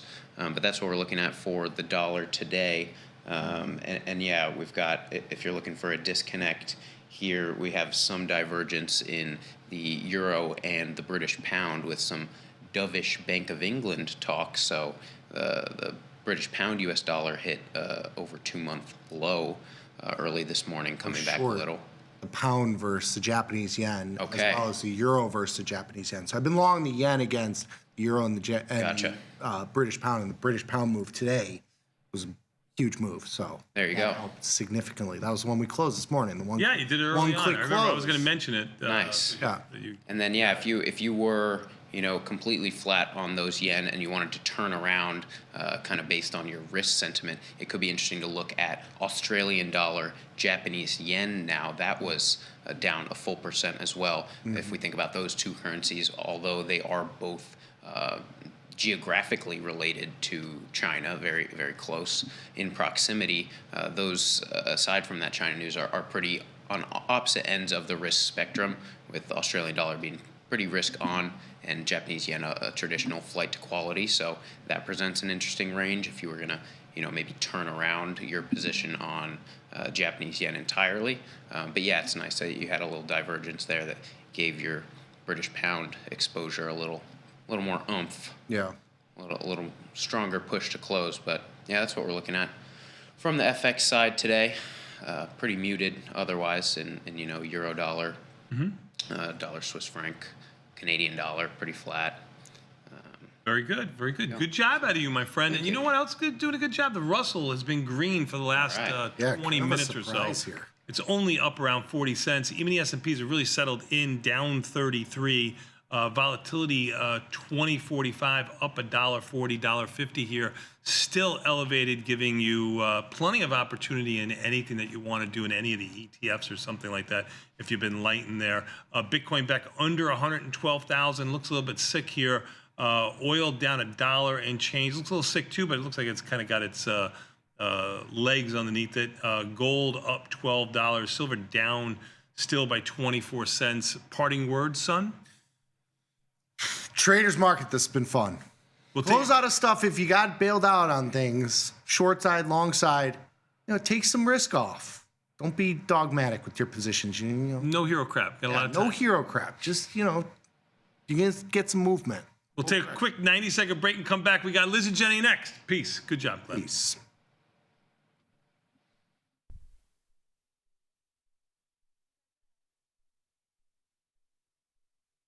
Forbes called us best online for options trading. With stockbrokers.com, we're #1 for options and futures trading. So what else can we say other than boom?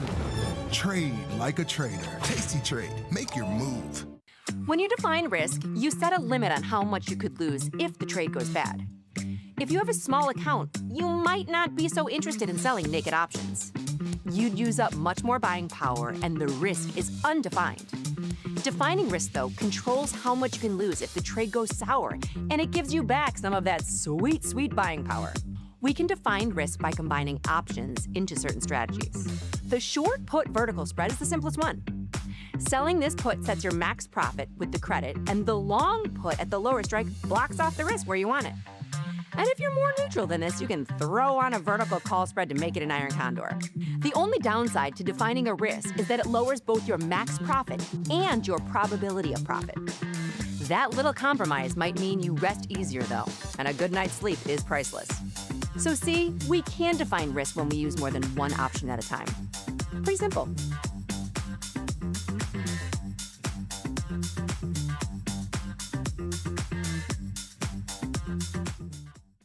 New from Tasty Trade.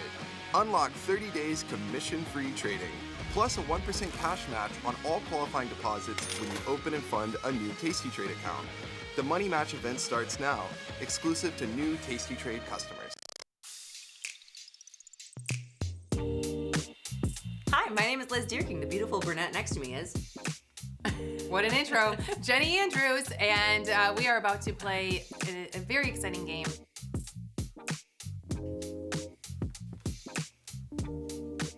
No. Hold on. No, you're wrong. Hold on. She's wrong, I'm right.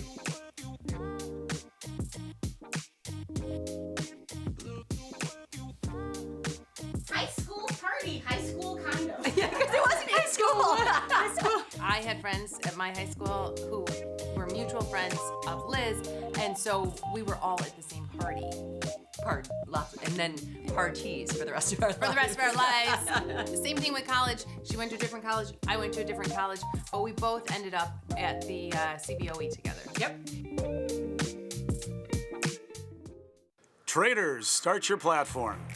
Tom Sosnoff and Tony Batista are hitting the road for their first ever live trading event, At Work by 11. It's unprecedented, unpredictable, and unlike any other financial event. Watch these masters make real trades in real time. Doors open at 8, the action starts at 9, and we'll have you back at work by 11. Sign up today at tastylive.com/events. Global markets never sleep. Explore them with Forex on Tasty Trade. Get in on 80+ Forex pairs, 24 hours a day, 5 days a week. FX marks the spot. Trade it on Tasty Trade. This is Chicago. We invented the skyscraper, the Italian beef, and the standardized options market. CBOE is not only the birthplace of options, it's also where Liz and Jenny got their start. In an industry first, 2 female former floor traders broadcast live from the floor.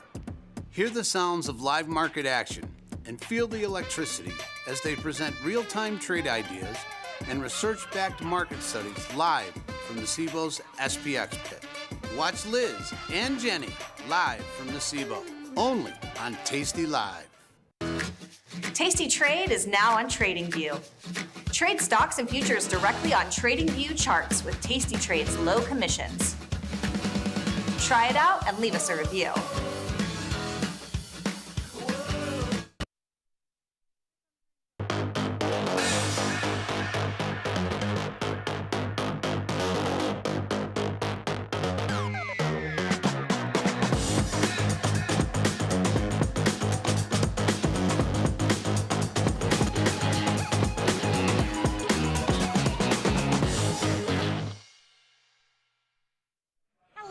And welcome to the Liz and Jenny Show. This is a very special edition because we have 2 very special guests behind us. You know them, you love them. It's Jamal and Mike Butler. Jamal Chandler and Mike Butler. I'm sorry, I didn't use your last name appropriately. This was exciting. I had no idea you guys were coming. I mean, it's awesome. Yeah, we're here. We're really excited to be here, and hopefully we'll be kicking off things soon, being just like you guys at some point. So we need a lot of energy from you two when you're on the floor because you have to raise and lower your voice depending on their volume. I've learned that already. I've been here 10 seconds. I'm learning that already. Yeah. It's fun, Sometimes the energy is. Sometimes it's pin drop quiet. Yeah. And they're all listening to you. And sometimes they're making fun of us. So it's fun. Hey, I mean, dude, this is crazy for me because again, I got a lot of history with this building, just like you guys have. I mean, I started trading here a couple of floors down at Peak 6, and going back to CBOE, got CBOE friends here now. I've been on the floor there, so you're right. You do have to raise your voice at times. Yeah. There's nothing like it though. It's a rush, man. Now, Mike, is this your first time to the floor? This is, yeah. And what do you think? It's awesome. It's super vibrant. Well, obviously the markets are going crazy, so people are yelling, people are getting filled. It's amazing. It's really fun when there is a lot of activity. We've seen a lot of big days down here. Our first day was the CPI. Remember the crazy CPI number, and the floor was going crazy. I don't know that it translates. I don't know that you can hear the roar as easily. Maybe not. It's probably muffled a little bit. It's a little bit muffled because everybody says, "Oh, it looks dead." Now we've got witnesses. Aren't there a lot of people here? Oh yeah, there's a lot of people here. Yeah, I'm actually. Yeah, exactly. Yeah. I'm pretty. It's really nice to see. And this is just SPX. We haven't even gone to the big show. Yeah, this is SPX. You could watch. We get to watch the orders as they go through. So I get to see October 6760 calls trading, and then November 6650 calls trading. So you get to watch the orders as they're coming through, which is pretty cool. And we get to see any big orders popping out. Yeah. But yeah, this is our tour. We're gonna start doing this too. I love it. And it's gonna be super exciting. So keep your eyes peeled for it. Yeah. Do we? I mean, I'm not to put you on the spot, but it's live, so I can. Do you know when you guys are starting? Very soon. Yeah. Sooner than later. We'll say that. Sooner than later. So, all right, fair enough. Pretty soon you'll get to see these two live from the SPX pit, taking over our seats. We'll still be here, but they'll be on their show. And tell everyone your show again, time. Right after ours. Yep, right after Liz and Jenny. OTC Live, Options Trading Concepts Live, 11 a.m. to 12. We've got the YouTube chat. We'll be engaging with everyone. We'll be trading just like these two. It'll be fun. Yep. All right. thanks for joining us, boys. Absolutely, yeah. Thanks for having us, Thank you. ladies. This was fun. Yeah. Okay, we'll put that microphone down. Yeah, that was super exciting. We had no idea they were coming. We've got Garrett here, our cameraman. Come over here. Let's get you on camera. Oh, let's get Garrett on. Garrett. You don't have to talk, but you need to be on camera. Come on, everybody. We're just gonna walk by and wave. This just is wave. Garrett. There's Garrett. This is Garrett. Garrett, thanks for coming to visit. Everybody knows who he is. It's a lot of fun. I was looking at the board, watching the markets. I saw Liz's face. Like her jaw dropped, and I didn't know what was going on. I was like, what the? We had him on the schedule for next week. Next Wednesday, but they came a week early. A week early. Surprised us with a surprise visit. And that was nice. And I think it's going to be a lot of fun having Jamal and Mike filming live from the floor, because I think these shows have a different level of energy. I think they're amazing to have, because you don't realize, you don't get the feel of it until you're down here. Yeah. And just like right now, there's like a low hum. It's not like there's a lot of yelling, but there's like a low rumble. Spoos are only down 26. Spoos only down 26, which is crazy considering we're down 80 earlier. Yes. Well, you missed a humdrum of a day yesterday. Humdrum of a day yesterday. Okay. Humdinger? Humdrum? Humdinger. My Friday afternoon was crazy. Then yesterday, I was off. So yesterday I was off. Friday, huge down day. Yesterday, huge up day. Totally missed it. Yep. I was never available during any trading hours. Left before the market opened, home after the market closed, and then today down again. So it was like yesterday didn't happen. It's like Friday didn't happen, because Friday happened, then yesterday erased it, and then it was down, and now it's like nothing happened. That's what, we have a lot of stuff to cover today. We're going to go over what we talked about yesterday. We've got Kai's study. I did it yesterday, but we're going to not study his recap. I think there's some valuable information in there. We are taking live tweets. I didn't get to that, and we've got a lot of stuff to manage. All right, send us tweets. Include the hashtag LIZJNY. Those are tweets we'll be looking at. We do have a lot to do. Yeah. And if we finish everything in time, there's a couple emails I want to answer. If I didn't email you back, I promise I will today, because I've been gone. I've been busy. I've been on it. So if you emailed me, you got a response. not from me. Yesterday I spent like all day on the go. The go in the car, on a tour, walking, logged a lot. Yeah, but you know what though? We want to be like real people where if you are off, be off. So that's good. I'm glad you did it. Yeah, I mean, I couldn't have answered an email if I tried yesterday. We had 3 tours at Notre Dame.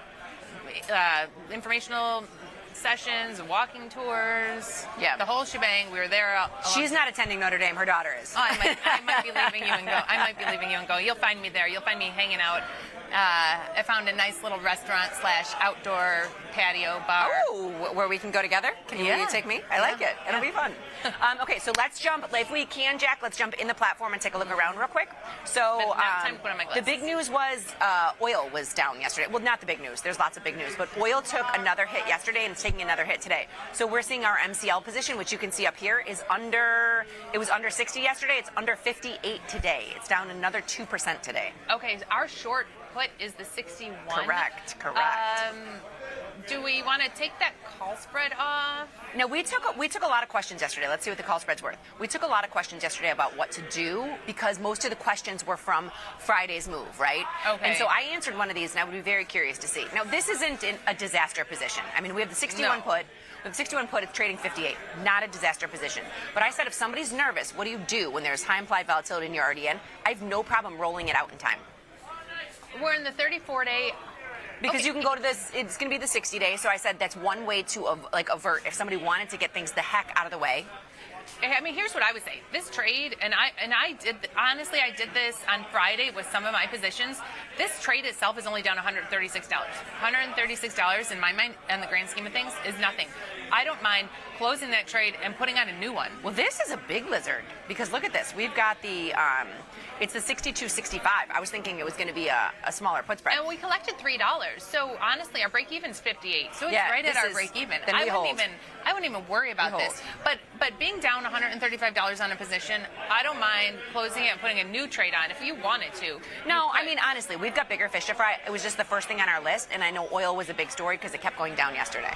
And I had some puts on Friday that I took off for a loss because it wasn't that much of a loss, and I was like, maybe I don't need this risk on. If we get the continuation. If we get a continuation unnecessarily. Like if it was not a big loss, very small loss, I thought, you know what, maybe I don't need all this risk on. I kind of agree with you. The biggest movers yesterday and the big news, Jenny, because the tariffs. So the China tariffs were Friday. all the rare earth metals were through the roof. Show me. Oklo was one of them. Oklo kept going up. Well, MP, I got a text from... but the rare earth metals, like what are, I don't even know. MP, Okay. Bloom Energy was up 30%. Okay. So a lot of the things that have rare earth components to them, that USAR is a rare earth metal. The only thing that we have in here is Oklo. Oklo, let me show you Oklo's charts, because this was Friday's move was up. This was yesterday's move. So Oklo was up a lot yesterday. So it went to 175 yesterday. Now it's come back a little bit. I mean, it's slightly pulling back, but it's not much. I know. The only reason I know Oklo's up so much yesterday, when we were in the financial portion of the admissions process at Notre Dame, Lily's like, this school is so expensive. Can we pay for this, Mom? And I said, let me check my Oklo. Let me check my Oklo. I'm like, I think Oklo can pay for it. Right now. Maybe a semester or two. Right now. I don't know. So then I got a text from Jamal yesterday. This is something I'd never seen before. But he just texted me MP, and I didn't realize it was a stock symbol. I was like, market price? What are you texting me? Let's see. So this was up huge yesterday. So this was Friday's move. So Friday's move, they went up as well. Yeah. And then they continued it yesterday. So this was up. Let me see the up and down. The high it went as high as 98. And as low as 85, but 2 days ago it was 70. So you were looking at huge moves. Yeah. Loom Energy was another one. I heard about 90 to. So this gapped up to the high was 115. You know what's insane with these moves? And I did. So one of my emails, I saw that one from 20 to 24. Yep. So. The percentages were 20%. Like, everybody was moving. When you look at this, I know, if you're looking at take a look at this. This is up, it's 3%, whatever, that's usually what you see. All the percentages of the rare earth metals were about 20 to 25% moves. But, I heard Nikki talking about this, that even if let's say you're rolling up puts on these moves, you weren't really getting... it wasn't helping you, because those puts weren't coming in. Like, you weren't getting the premium out of those puts. Nothing was coming in. So you take a look at the Ivy rank and you right now. So the fences were taken off of the Ivy ranks on a lot of things. So you'd open it up and MP had like a 105. So that new saying 100 isn't the top and 0 isn't the bottom, you can see that in a lot of these IVRs. And so I have gotten a lot of questions of that whole synthetic zebra. Yes. Where you buy a put and then you buy a call spread, and basically what you're looking for is with the stock. Yeah, and you're basically looking for that call spread to be fully profitable to cover the cost of that put. So in some of these positions where they're up so high and those call spreads are so deep in the money, like a $20 wide call spread would trade for $20 at expiration. It wasn't. It was not trading anywhere near it. It was trading for maybe just still half, as if it were still wrapped around the money. Yes. The money. Because there's so much premium in those out-of-the-money options. Well, and we kind of know that. So when you get that implied volatility, let's take a look at where the VIX is right now. When you get the raise, so the VIX is now 20. It's been wrapped around 20 all day. It didn't get up that much higher. The VIX on Friday got to 22, but the forward/VX, I think, got to 24. And so, if you take a look at this, it got as high as, I don't know what that is.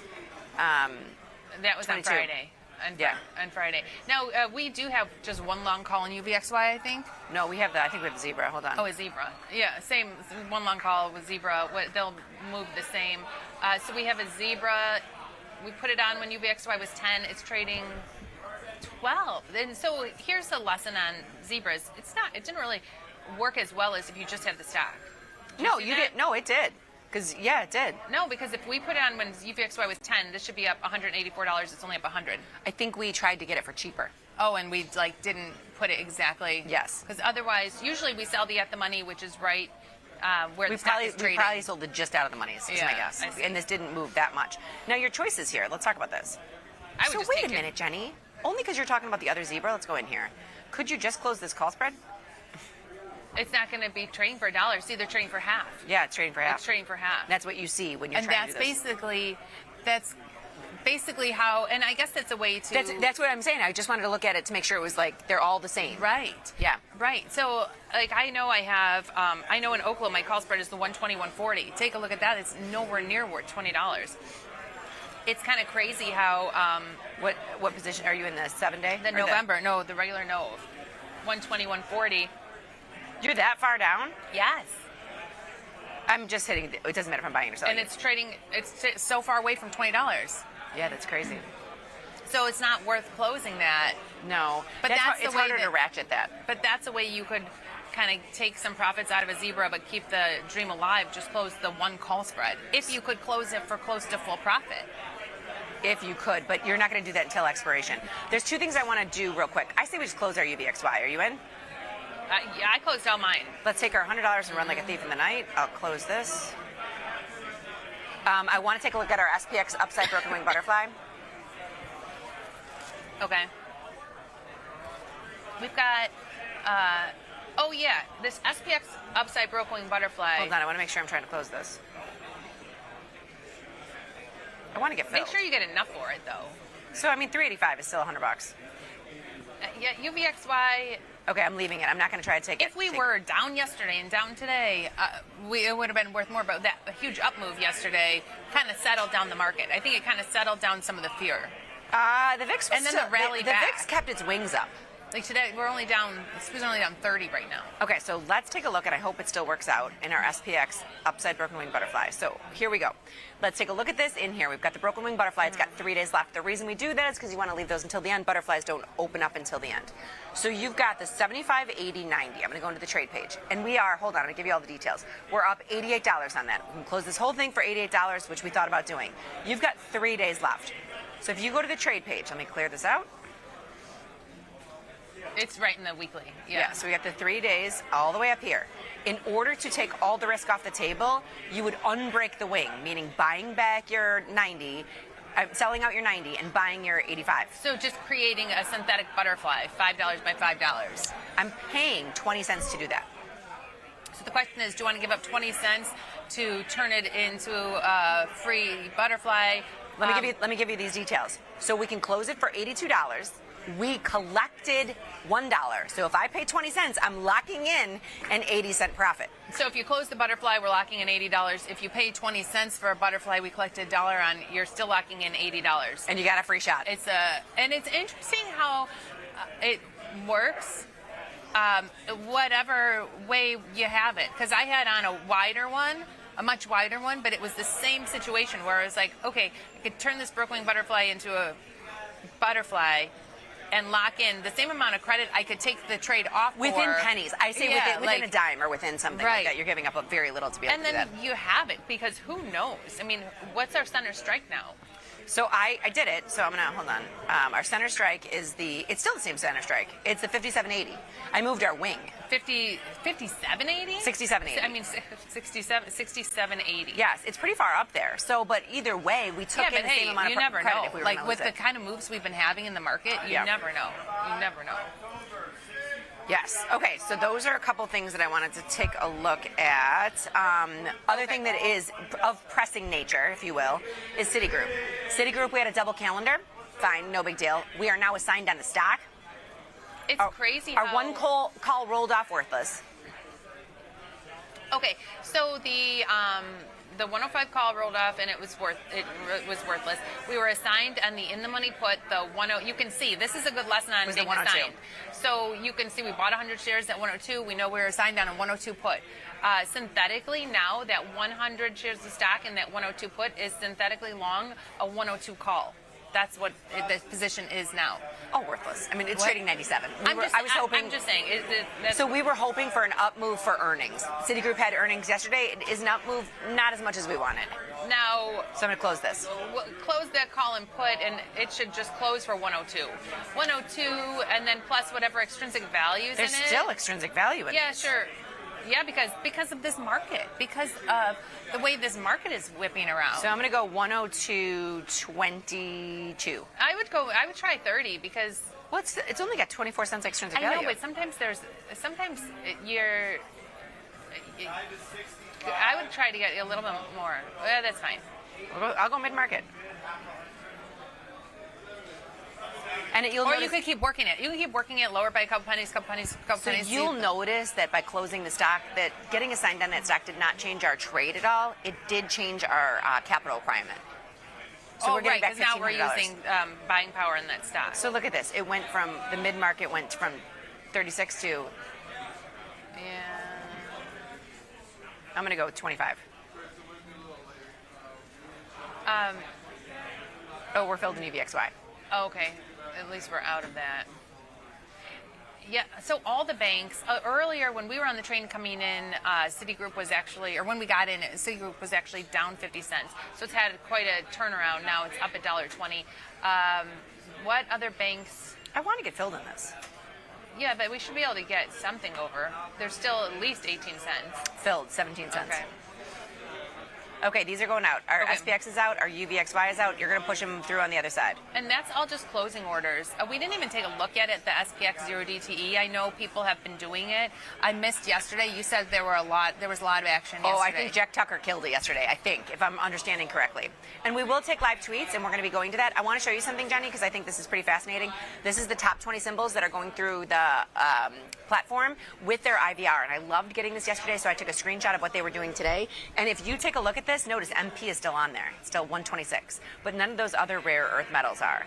Well, Rigati is, that's your quantum computing. Yeah, quantum computing. All this stuff, I was looking at this with Tony yesterday, and I would say in my account, I've got about 90% of these. I don't have TQQQ, and that's it.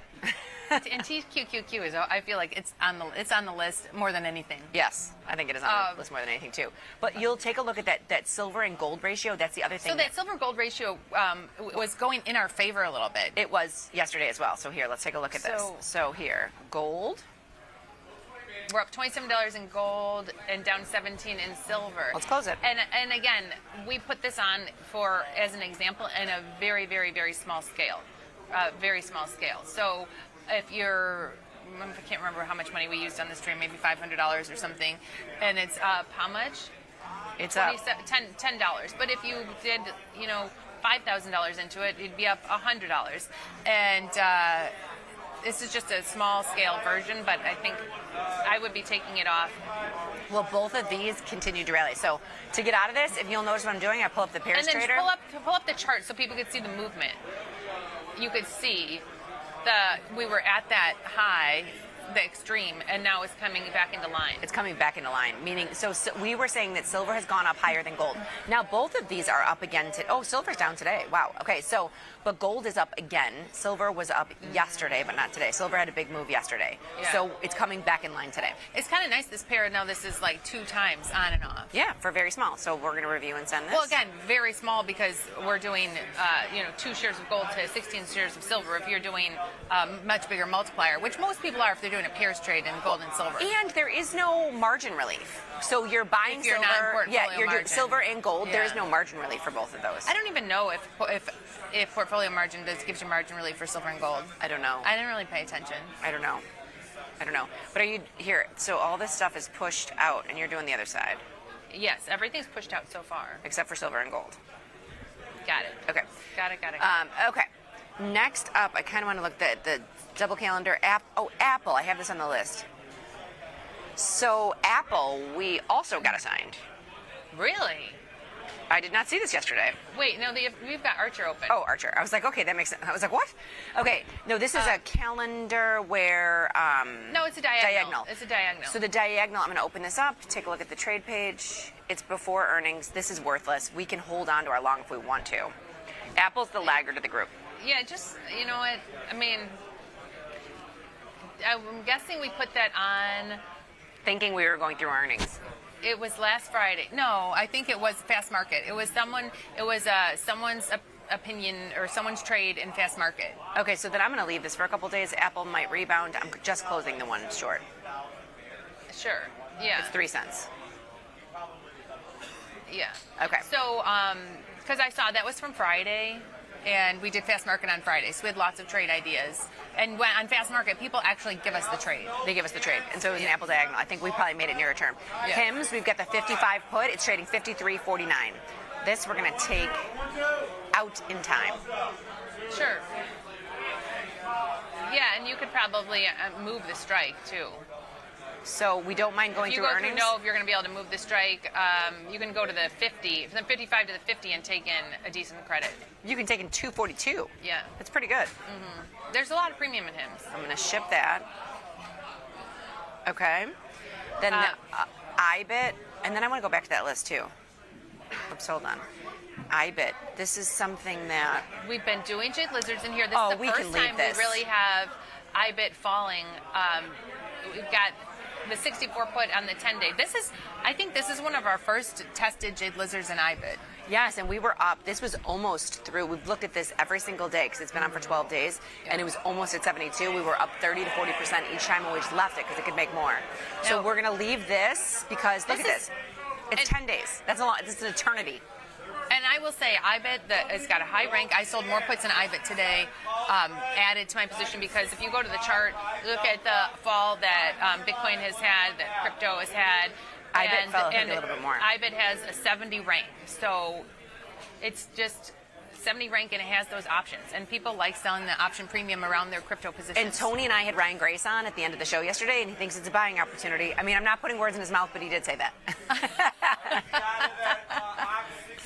So let me take a look. Let me see what puts I sold in IBIT today. But we're okay in this. We've got the 10-day. We've got the 64.56. And I sold the 10-day too. The 60s. You can get $1 on the 60s.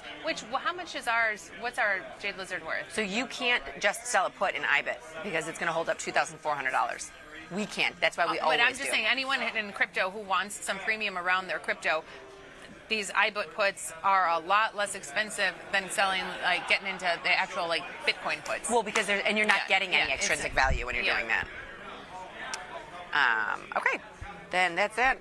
Why do I have JD written down? JD seems like a problem child. It just gives you an opportunity to, because Bitcoin, the Bitcoin options are just so big. So it's a smaller scale if someone wants to get some premium against their crypto.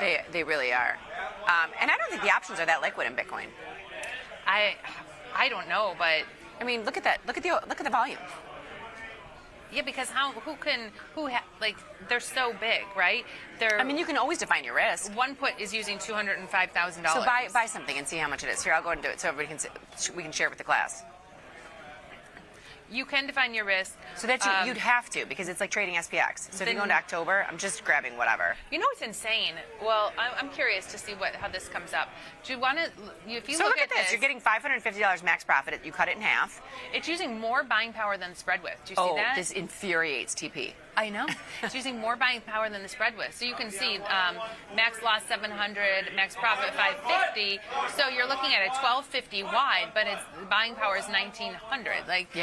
I just prefer to use those IBIT options if you're going to try to get some premium against crypto and against Bitcoin. No, I kind of agree with you. And we have been. Okay, JD is a problem child. We have a zebra in there. It's 30-something days. And we have our long is at the money. So you have to decide, do you want to continue this position? Let's just see how much more we'd have to put into it. Or let's switch it to just a one option. So hold on. So I'm going to close this, and if I wanted to keep this position, you're going through earnings. You're going through earnings.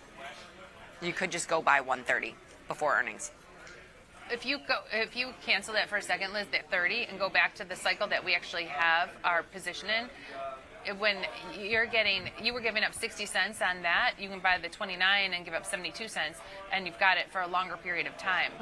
We're putting only an additional 147 into it. Fine, and that's through earnings. So I want to just mention, when we put on the zebra, there was no extrinsic value. We washed extrinsic value. We sold as much extrinsic value as we bought. If you canceled that 29, now the whole trade is all extrinsic value. And by selling out the two at the monies, you're getting $2.28 twice in extrinsic value. I don't mind buying an in-the-money call that has a small amount of extrinsic value, because we're getting this much extrinsic value for buying, closing out this position. That's kind of what we've been doing with zebras lately. I like that. Like this. I like that. Closing the zebra and just buying one call and making sure that we're not paying as much extrinsic value on that call that we're getting it from selling out the zebra. Hold on, I'm just going to show something real quick. Just because the old way was ratchet, which isn't bad actually. No, we were spending $175 to do it, or $203 with zero extrinsic value. Yeah, you could. So hold on, I'm just going to delete and delete. So watch. So delete. So this is, we're closing this, and we'd be buying the 29 we said? It says We're spending $150 in additional, but we're paying 72 cents extrinsic value. I like this if we go nearer term with it. Either way, I think either way you could just put on a new zebra too. You're putting in a little more money. It's not much though. Usually it's a lot more. It's not much. So if we were willing to spend $150, I'm willing to spend $2 with no extrinsic value. It was down 35. It just seemed like it was getting busy back there. 1,500 of the March 4,900 puts just traded. March 4,900. The crowd sold them. Sold 1,500, March 4,900 puts. March, regular March 20. March. I went with regular. It's March 4,900 puts. No, there's 3 Marches. It's already gone. It flies by on, March 20th. March 20th? March 20th, 4,900 puts. That's the AM. 49. Well, there should be a PM too, right? Or no, these are all. No, you'll see it. There's only 4,900 puts. March 4,900 puts. March 20th. Yeah, hold on. Yeah. How many of them went up? 1,500 of them just. So they've already got the volume in there is 1.74. So it's pretty good. It's pretty heavy. So look, there's the 4,900 puts. You've got 1.74K in volume. That's today. So someone bought them. The crowd sold them. Yeah. Pretty good. Yeah. Do you have open interest up there too? Oh. I have open interest and volume. Okay. All right. Yeah, crowd sold them. Someone bought them? Well, the crowd sold them. Hold on. March. 4,900 puts. No, we're not going to go buy the 490. It's 1/10 the price. No way. I just was looking at XSP because we can't. A lot of times we like to be in when they do spreads and stuff. March 4,900 put. There's a different way. Okay, I think we had all those. JD, yes. IBIT, yes. HIMS, yes. Gold, silver, yes. UPS and XOM are Liz had a big list of everything I missed yesterday. So this isn't what you missed. This isn't what we didn't do. What we didn't do. What? Yeah. So because it was very tricky. A very long to-do list for today. Because we didn't have a show yesterday, so I looked at these. There was nothing that was like, oh, we're gonna die if we don't change this. So I figured we could talk through it instead of it just being like pushed out. Because when our show ended on Friday, the market wasn't falling yet. No. And not like it did the rest of the day. And then we didn't have a show yesterday. I was gone. So today, first day of cleaning up. Okay, so these are the 2 things. I'm going to open them up for you. So XOM, which has taken a big hit. We switched it to just... With a zebra, we switched it to just the call. It's got 3 days left. I mean, we can just sit on that. It doesn't really matter, but we're also in MES, which is... So XOM is oil. Oil's taken a big hit. Can you hit XOM so I see the rank on top? Only 27 rank. I'd rather just be in CL. We're in MCL. That's what I was saying. We still have $1.24 in extrinsic value here. I almost say we close it. No, that's what I'm saying. I'd rather just be in CL. Yes, let's close How much is left? $1.24. $1.24. $124 left to lose. I don't know. And it's literally like if we stay right here, we're going to lose $124. Yeah, but it could have a big move between now and the end of the week. Yes. So we can leave that. We switched it to the long call, so it's not that. This is what I was saying. It's not that pressing of a. Yesterday it was the same thing. I was like, we could leave it, you could take it, but I was like, it's worth addressing. Let me see the chart.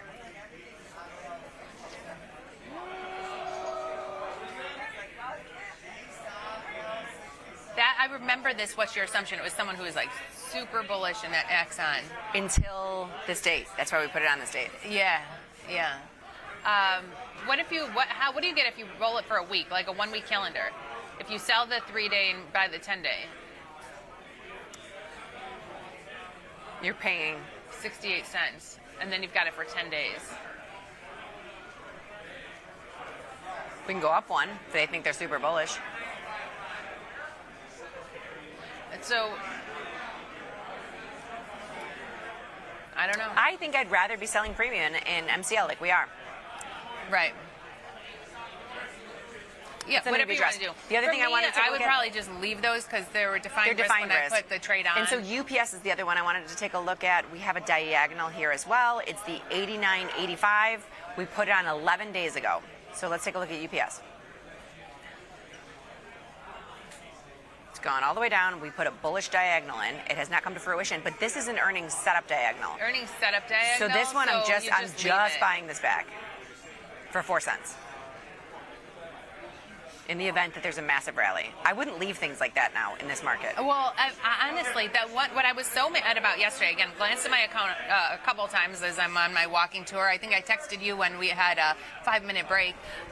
But what I was so mad about last night or this morning when I saw SPOOs were down was that I never had a chance to go through my account and close anything that was worth very Cheap. little. That was yes, cheap. anything that was worth very Yeah. little. Like with these big moves, one way or the other, I would go through my account and close anything that got cheap.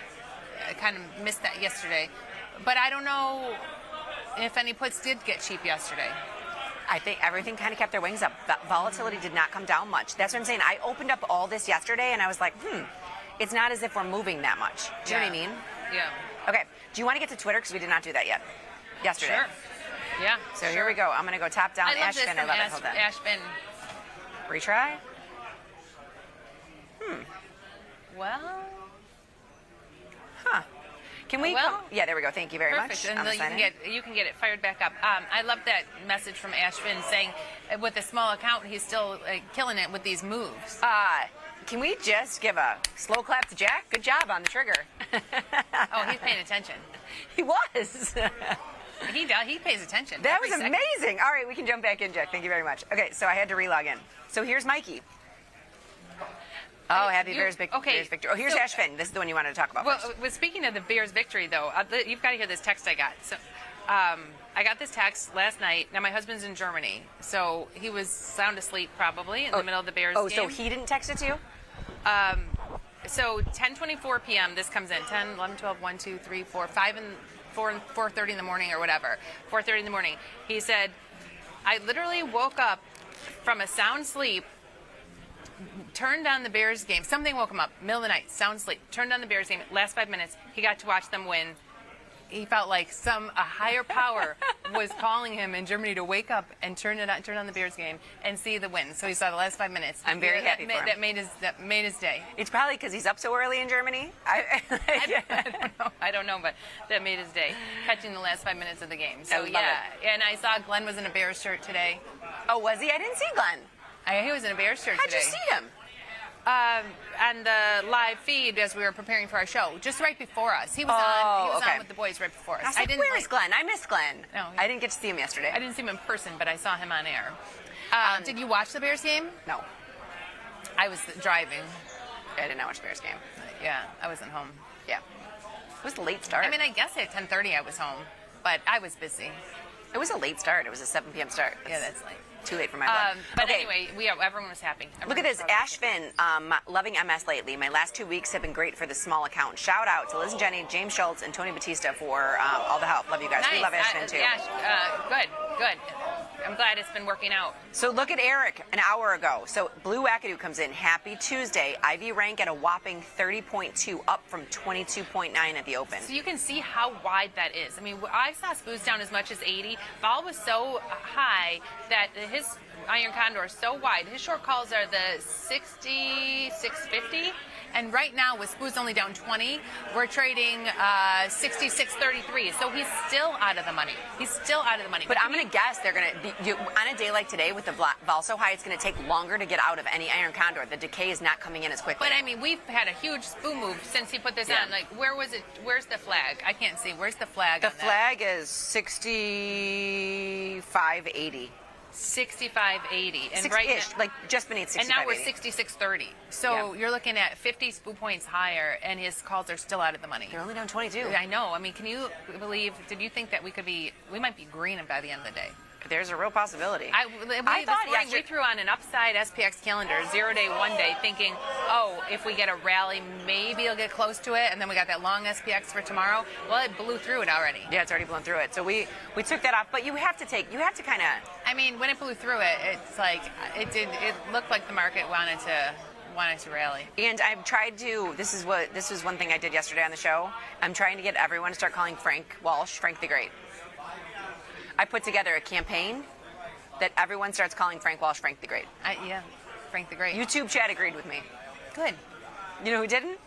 Tony Batista. I didn't know when you were doing this. This is on the morning show.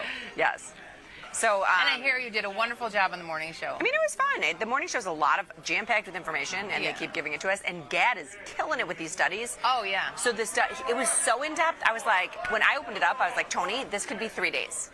But he puts it all into one. But it's digestible. You can go back and watch it if you want to. And speaking of studies, I'm super excited. We were asking Jacob for more studies on just put spreads. So I'm very much looking forward to Jacob's put spread study that will be coming tomorrow. And so that would have worked today. Like if you're just selling puts at 9:05, 9 o'clock, give or take 5 minutes. I love the give or take 5 minutes. Yeah. It would have worked great. You would have been out. And I love that Mikey's back. Hold on, I wanted to say... what did he do? What was Mikey's position? Bob on Fire is back, too. Oh, VIX. Look what he's doing.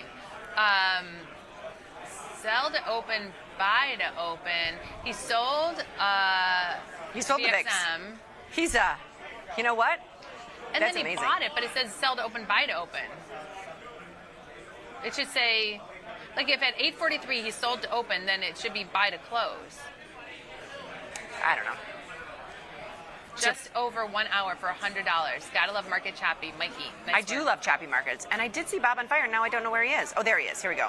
Yeah. So this was October. He came in on, was that Friday? Yeah, it must have been Friday. No, this was yesterday. This was yesterday. Yesterday. So look at this. We had all the bank earnings yesterday. I'm going to retweet this because I love it. We had all the bank earnings yesterday, and then today we have a handful of earnings. Take a look at this. So Progressive. Whoa, hold on. There we go. I wanted to zoom in on this. Yeah, zoom in so we could see. Okay. So you've got Abbott, ASML, Progressive, Dollar Tree, Bank of America, Morgan Stanley, Synchrony, Citizens, Abbott. I don't know what that first something is, and Prologis. So still a lot of banks, but look at tomorrow. You all, and at least that's a big one. We can take a look at tomorrow. Yeah. But still a lot of the banks. I think we've looked at Progressive in the past. I mean, this isn't. That's what I'm saying. We're so excited when earnings season comes around. When earnings season comes around, and then it starts with the banks, and you're just like, eh. Have we ever looked at Synchrony before? No. Want to look at it now? Only. Let me see. Synchrony. I only know it. I think. In order to get, how some stores, in order to get there, SYF? I don't Synchrony know. Financial? Yeah, okay, let's take a, let me just see the chart. 71 rank, up $2. I do get emails from them because, how certain stores, in order to get the discounts or the double points or whatever, you have to use their cards. So this is my American Eagle Aerie card. So I'm run by Synchrony Bank. This segment brought to you by... So I know I get emails. Now, honestly, I would rather trade a more liquid bank, but I'm in if you're in. No, we don't have to trade that. But speaking of, let's take a look at AEO, see what they've been up to. Because AEO is still one of my longs. Oh, okay, so it's one of those I am still long, but honestly, 48 rank and the down move that it's had recently, if we don't have puts in here, I wouldn't mind adding some puts in here. So they have earnings after November. In December 3rd. And so they're the ones who Jason Kelsey or Travis Kelsey partnered with to do a line with American Eagle. And what's her name? Sydney Sweeney? And Sydney Sweeney. Yeah. I texted our friend Julie the other day, and I was like, your daughter looks exactly like Sydney Sweeney. And what'd she say? She's like, I'll take it, thank you. I didn't know how it was going to be received, but she does. So to Jenny's point, we're in the 15. You can sell the 15 put. There's a 48 rank. This is before earnings. It's before earnings. You're getting $85 using $600. And who are we talking to? Oh! I don't know. Nishink. About what? About AEO. And about how it's one of his favorite longs. Oh, is it? Yes. Is it? Okay, Yes. it's just one of those that I have, or I have stock, or I'll sell strangles around it, or if it's down, sell puts, if it's up, sell calls. I said his name wrong. Nishank. I put the accent on the wrong syllable. Nishank. Yes. Anyway, in honor of Nishank, we're going to sell puts in AEO. Already done. It's not in the clearinghouse yet, though, because I'm not taking it down by that much. I'll go. Oh, and I don't know. I don't remember that conversation, but... Yes, I was sitting at breakfast with him. I don't think you were there. Oh, I might have missed it. We were talking about Sydney Sweeney, Jason Kelsey, the whole kit and caboodle. That's why I was like, you're jogging my memory here. Okay, so push that out. Let me make sure I get that out to the follow-up page. Okay. Do you have UPS and HIMS and No, Apple? The last one I have is the silver gold pairs. That's the last that went out. Okay, then You're Apple. slacking on your job, Liz. UPS. I know. 1043. Okay. So we've got all of that out. And Frank the Great will put anything on Twitter if you guys need it from the YouTube chat. I can't keep an eye on the YouTube chat while I'm running everything here. And I'm not allowed to keep an eye on the YouTube chat. She's not allowed to look at the YouTube chat. She gets too distracted. She's like, ooh, butterfly. I'm easily distracted. Okay, so let's take a look. I think we went through the list of everything that we want to manage. What's going on? 71060. What do you got? October 15th, 6640 calls, 6590 puts. 6640 calls? It's basically like a 2-day strangle. The crowd's selling it. Okay. And then the crowd just sold October 31st, 6100 puts. So someone, and at least 1,000, I think. 6,100 puts, October 31st. 6,100 puts. Yeah. For Halloween. People are, October. So much for Uptober. Uptober has nothing to do with the markets. It was crypto. So much for Uptober. Crypto's down so far. I know, but Ryan didn't seem to think it would be. He thought it was a real opportunity. Those are 6,100 puts. Wait, what do you have going on here? Oh, I have something else in there. I was like $205,000 buying power. Like, geez, those are expensive. I don't know what was in there, but it was something else. All right, so someone bought them, crowd sold them. Yeah, you can see 1.5 thousand volume. $13. Honestly, does that surprise you? That doesn't seem that expensive to me. For 17 days, the 6,100 puts, and the crowd bought them? No, the crowd sold them. The crowd sold them. Yeah. Someone thinks they're the crash. We actually joke because we don't know that. You don't know what their position is. And or you don't know if they're, they could be closing. They could be closing. They could be closing. Cancel crash. I don't know. Yeah. But I do like looking at that. Okay, now there's a couple things that I want to show you from this, and I'm not gonna go too deep into this because we did it yesterday. 10:45, so we have 15 minutes to go. So this is Kai's Research Corner, and I thought this was fascinating. So take a look at this. Remember, this was Fridays, okay? So this is the week before, and then this is Fridays. Mm-hmm. And so before Friday, this is the week of 10-6, but before Friday, we were all up. Everything was up. Everything was up. And then then Friday. Because it not up, but it was like slightly green. Because remember, it was like up 25, down 25, up 25, down 25. And so then you look Friday. at the moves for the week after Friday, which everyone thought Friday was crazy, right? But you look at the moves: 2.4%, 2.3, 3.3. Russell down the most. Yeah, it was. Russell's the biggest mover. Okay, so I just want to show you that. And now this is my favorite thing to do is, and I like getting it on Tuesday because if you take a look at the expected move, so the week of 10-6, it was $74. On Friday, it was $166. Now let's go take a look at it right now, okay? So, and this is where they are. The actual move was... I think the second column is supposed to say, like, this week.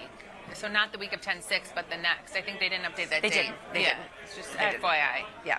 So this is this week. So I'm going to go to 166. So just about it more than doubled. Mm-hmm. Doubled the expected move for the week. So and let's see what it is right now. That's why people were talking about the ability to get so far with those short iron condors. And then take a look at it. Now 2 days later, it was 166. Right now, make sure check my work. It would be the 17th, right? It would be the end of the week. So 17th. yeah, the 3-day. The 17th, the 3-day. 17 p.m. It's $86. Well, it's Tuesday. I know. Yeah, but it's still a lot has come out of it. So yeah, a lot has come out of it. Right, it's Tuesday. So I thought I mean, found that 86 is not much considering. Yesterday we were That's up 80. I thought that today was low. We were down 80. Friday we were down what? Yesterday we were up 104. No way. Yes. I saw at one point I looked. I think we were up 80. So Friday we were down like 122, and yesterday we were up at one point like 110, 108. But it was like you'd blink and it would be a move. I mean, I think yesterday. Well, you said it was in a lot of a big move in. The big movers were your rare earth, and a lot of your quantum computing, like Rigetti or whatever that thing's called. Yeah. Let's take a look at that. And Jenny, it's the same cast of characters. So, and I'll go back to the thing, but take a look at this. So this is your biggest movers. So these are your top 10 symbols. I'm going to take a look at Tesla because that I heard had a big move down on Friday. And it was a big move up on yesterday.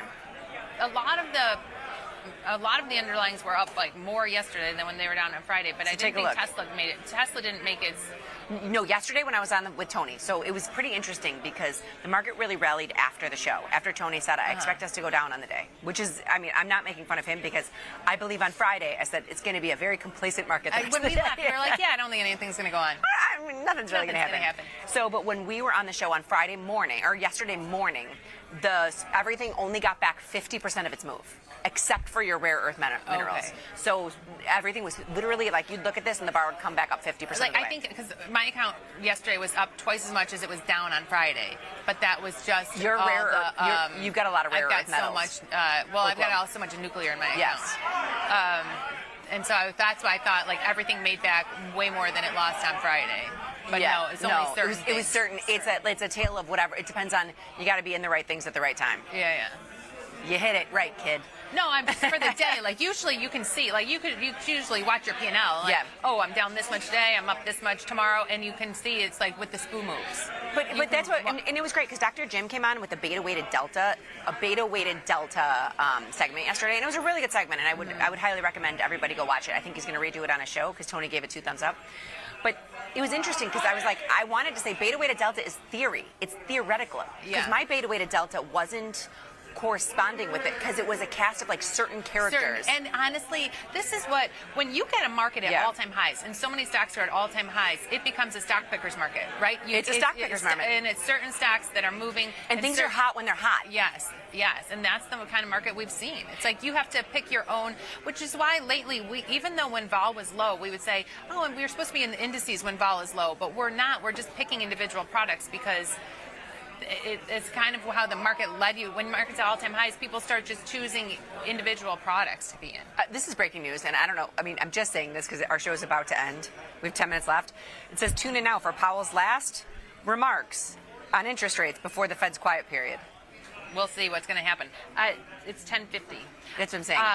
It was 10:57 when I was like, nothing's going to happen today. Can we look at Disney? Because I said that's the only thing I did last night was saw the news about the Eras Tour documentary coming to Disney Plus, and it was later in the evening, and I just went into the 24-hour trading period and just bought some Disney stock. It was all I could do late at night. So it's up a little bit today, but that did not participate in the rally yesterday. No, I was shocked. I thought, like, I'm going to miss this. So this news came out about the Eras Tour on Disney Plus. I'm going to miss this. I'm going to buy some stock, and I thought I was going to be buying it at a premium. It didn't go up. It did not participate in the rally yesterday. It did a little bit today. So if you take a look at this, you've got a 40 rank in there. What do we have? What the heck do we have in Disney? We have the 115 calendar, so we're bullish in it already. Yeah. What are puts? I'm curious. And I want to leave this. Hold on. I just wanted to see. So we have the 70 call. It's fine. And the 15. That's fine. Okay. Well, how much are the 100 puts for $1.40? It's going to use. Oh, that's not bad. That's not bad, honestly. I don't hate like the 100 puts in Disney, especially with Taylor Swift coming to Disney Plus. Yeah. I kind of like looking at it where this is a good. Anyone that shut down their account is going to reopen it for the Taylor Swift Eras Tour on Disney Plus. It's not the concert; it's like the making of the Eras Tour or some kind of documentary, 6-part. I mean, I think Taylor Swift fans haven't shut down their Disney account no matter what. I mean, well, I don't know. I mean, if people stopped, maybe I'm curious if Vanetta stopped Disney Plus and now we'll get it. I think she's such a fan, but she hasn't had anything on there since like the Eras Tour video. I don't know. Well, you'll have to ask Vanetta. I don't know anybody that shuts down their Disney. Once you're in, you're in. Like, I'm just one of those people. I think there are a lot of people. I have so many subscriptions that once I buy them, I'm in. I know you do, but there are a lot of people who look at like, oh my gosh, look at all my monthly, bills, and they start cutting out things they don't watch. Because honestly, I don't watch Disney Plus as often anymore as I used to. Now I'm always. Well, the kids are older. Right. Yeah, my kids are older. Yeah. SPOOs are. We're gonna go green on the day, Jenny. SPOOs are only down 4, and they're quiet. Yeah. Crazy. Okay, the last thing I got out is UPS. Are you going to sell those Disney puts? Sure. But we are already bullish Disney. With the calendar, with like a baby calendar. With an earnings setup calendar. Speaking of, so let's go look at our SPY calendar because you did the downside. Oh, SPY you know calendar. what? You're right. I forgot that was supposed to be on my list today, and it wasn't. Take that off. It's up $138 for that, and. This is one of those. This worked out great. It went through it. It went through that calendar. And then yesterday it was through it at the other side. Yeah. So today's lucky for us. So I'm just going to take this off. So that we paid $324 for it. That was the only risk in the trade. We're taking $135 out of it. Done. Wait, I'm going to make sure I get out of that one. Hold on. And that made that much because vol is up so much. So it's interesting because we made that much in this, and we made that much in our UVXY. Did our UVXY get closed? Yes, we had two little bearish trades on calendar and UVXY. They each made, so maybe we made $250. So I closed my stuff like this on Friday. I closed almost all my bearish positions on Friday. I had a handful of UVXY calls. I closed them all this morning. Friday, I closed all of my Delta Busters. But not for full. It's never going to be for full profit. When the volatility keeps its wings up, it's kind of like we're learning this. When the vol keeps its wings up, you can't close your zebras. The zebras, those call spreads are not full profit. I had $10 wide put spreads. So basically, the Delta Busters, you buy a put spread and sell a call spread to pay for it. So I had bought $10 wide put spreads and sold $10 wide call spreads to pay for it. You put it on for about even. And I do mine shorter term, so that and I had to close them all, even though they were pretty deep in the money, but they were going to expire this Friday. Closed them all for $7, so they were only worth $7 instead of $10. But that's even though okay. They were far. And you saw that when you were looking up your Oklo. You're pretty far away, but that's November. When the volatility keeps its wings up, it keeps its wings up. But for this Friday, you would think that they would have been closer to. Even Intel didn't. Let me see what Intel did. Intel doesn't. Intel, doesn't look great. I know. So. Because here's my question to you in Intel. So if you go to the chart and you look at Intel. Yes. Okay. I had put on that, synthetic zebra over my stock in Intel. Okay. And here's what I keep asking myself.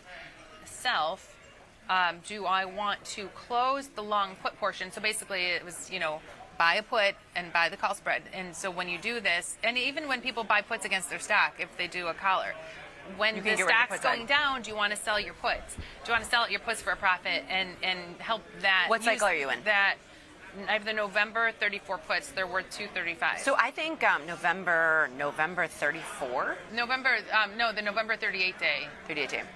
I have the 34 puts. They're worth $235. Do I take that $235? So I think that we answered a question like this yesterday on Confirm and Send as well. What's your assumption? You want to always be long? Yeah. Then use it for your extrinsic value. So I think if you ask yourself, am I done with this, or has my assumption changed? If you look at me and say I'm no longer bullish Intel, then I would say hold on to those puts and get rid of them with your stock. Yeah. Here, I'm gonna do it. So right that's here. what I was going to say. So I personally, and I feel strongly about this. Tony didn't. I put on my volume so you could hear it. I'm doing it right now. I'm just going to hit the bid for effect. But get Tony my mic close to my computer. But Tony did not agree with it. He did not agree with if your assumption changes. They're gone. Do you believe that? He didn't believe if your assumption changes, you don't. Why? He's like, just stay with it. What if your assumption changes? That's what I said. He goes, I'm just going to stay with it. I was like, but if you don't believe if your assumption changes. Correct. Yeah. Correct. The question was, and I don't feel strongly, and I don't want to be in it anymore. He's like, well, just sell calls against it. I was like, that doesn't. No.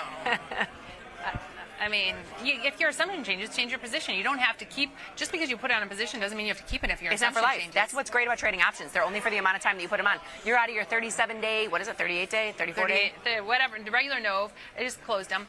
And so if but you're using it to chip away cost basis. To improve cost basis, right? So if you're doing a collar on your stock and the stock goes down, you've made money on that collar. If you want to keep that stock and don't mind the downside risk, take that collar off for a win.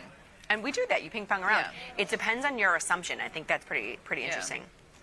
Okay, and then Mikey comes in. So the whole buy to open, when you close a short on a platform, seems like a glitch with Tom going. There you go. Okay. That's what I was wondering. So did you email support, Mikey? Yeah, that's support. You'll get to ask for Quentin. Yeah, call Quentin. call and ask for Quentin. He's so fun. I mean, they're all great and they're all helpful, but we're kind of teasing. Okay, and then I just want to make sure we got to all these. Jenny, you like to look at this, the major assets, implied volatility. I saw all this. No, not the IVR. I just like to look at what's up and what's down. Oh, here you go. This one, the biggest down movers. Constellation Brands, Dow. Oh, yeah, Dow. I got into puts in Dow. That was one of the big movers to the downside. Take a look at it. And Pepsi is up 7% as of yesterday. We also have a Pepsi position, so let's take a look. So Pepsi, it's up. We have a short call spread. Okay, that's in there. Okay, so I just want to show you this. We've got 3 minutes. Go to November in Dow, the 20 puts, and click that 80, so $90. Let's say round about $90 is mid-market. Look at the buying power, $200. It's only a $20 stock. 206, but you're using only $260 to make $90. So I prefer that way better than the Disney puts. I mean, I like the Disney puts, but it's still around the same thing. Like you're in a $110 product instead of a Disney puts. We were using $1,000 to make $140. Here, you're using $260 to make $90. Yeah, that's not bad. And that was down. Let's take a look at the chart. Ooh. Yeah, right. And Dow pays a big dividend in case you get put the stock. Well, I think it pays. Let me tell you what the dividend is. Overview. Dow dividend is 6.5%. That's pretty good. Turn that into a covered call. Bada bing, bada boom. You're all set. I mean, you probably could, but I just want to put a warning around what she's saying. It has risk. If you sell a put and then you take the stock and then you sell calls against it, there's risk. Because somebody could have sold. The stock keeps going down. Yeah, because somebody could have sold the put right here, being like, "Oh, look at this move, sold it at 36." Yeah, and somebody could have sold the put at 30, and somebody could have sold the put at 21. There is risk. It's not bada bing, bada boom. You make it. Although I like your style. There's risk anytime you sell a put. One put can get you long 100 shares of stock. If you're long 100 shares of stock and the stock goes down, you've got the risk of the stock going down. Yes. I'm just saying it's a good, to me, put Return on selling capital. candidate, turn to long stock, turn to decent dividend, turn to covered calls. It's we're in, so push that out. Okay, so we did quite a bit of things today. Let's look at filled today. So I'm just going to go bottom up to make sure. I got them all. SPX, we butterflied it off. UVXY, we took a profit. Citigroup, we had to close our put and stock together as a package because we got put the Speed up, stock. you got 20 seconds. Silver Gold, we closed. Apple, we closed. HIMS, we rolled. UPS, AEO, SPY, Disney, and Dow. Done. You did it? Done. Good job. All right, everybody. Thanks for tuning in. We will be back tomorrow, live from the SPX pit. Same bat time, same bat channel. Everybody remember to trade small, trade often. Laugh with us, learn with us, and watch the Liz and Jenny show. See you tomorrow, everybody.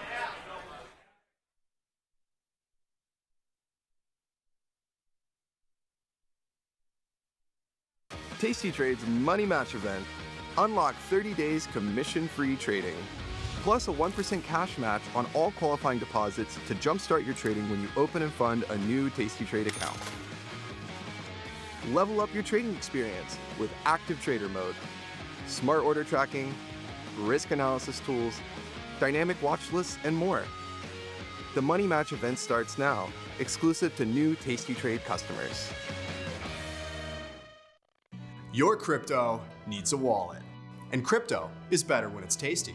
You can now do more with your digital currencies with the Tasty Crypto app. We're proud to offer a self-custody wallet for Bitcoin, Ethereum, and Polygon. Transfer your digital tokens directly in-app and access thousands of tokens available only on-chain. Your wallet is your key to decentralized finance. Download the Tasty Crypto app and get started today.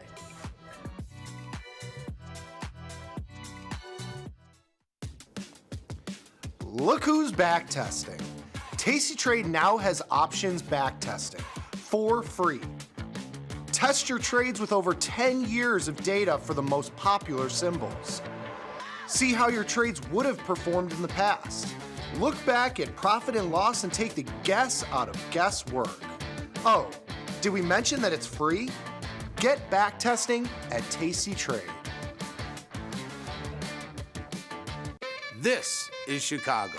We invented the skyscraper, the Italian beef, and the standardized options market. SIBO is not only the birthplace of options, it's also where Liz and Jenny got their start. In an industry first, two female former floor traders broadcast live from the floor. Hear the sounds of live market action and feel the electricity as they present real-time trade ideas and research-backed market studies live from the SIBO's SPX pit. Watch Liz and Jenny live from the SIBO, only on Tasty Live.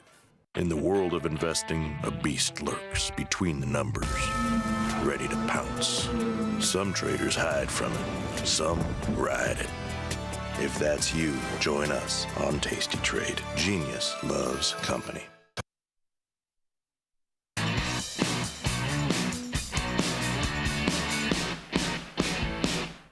What's up, everyone? Welcome back to the show. This is Options Trading Concepts Live. I'm here with Jamal and Thomas for Thomas Tuesday. How's everyone doing on this cancel crash day?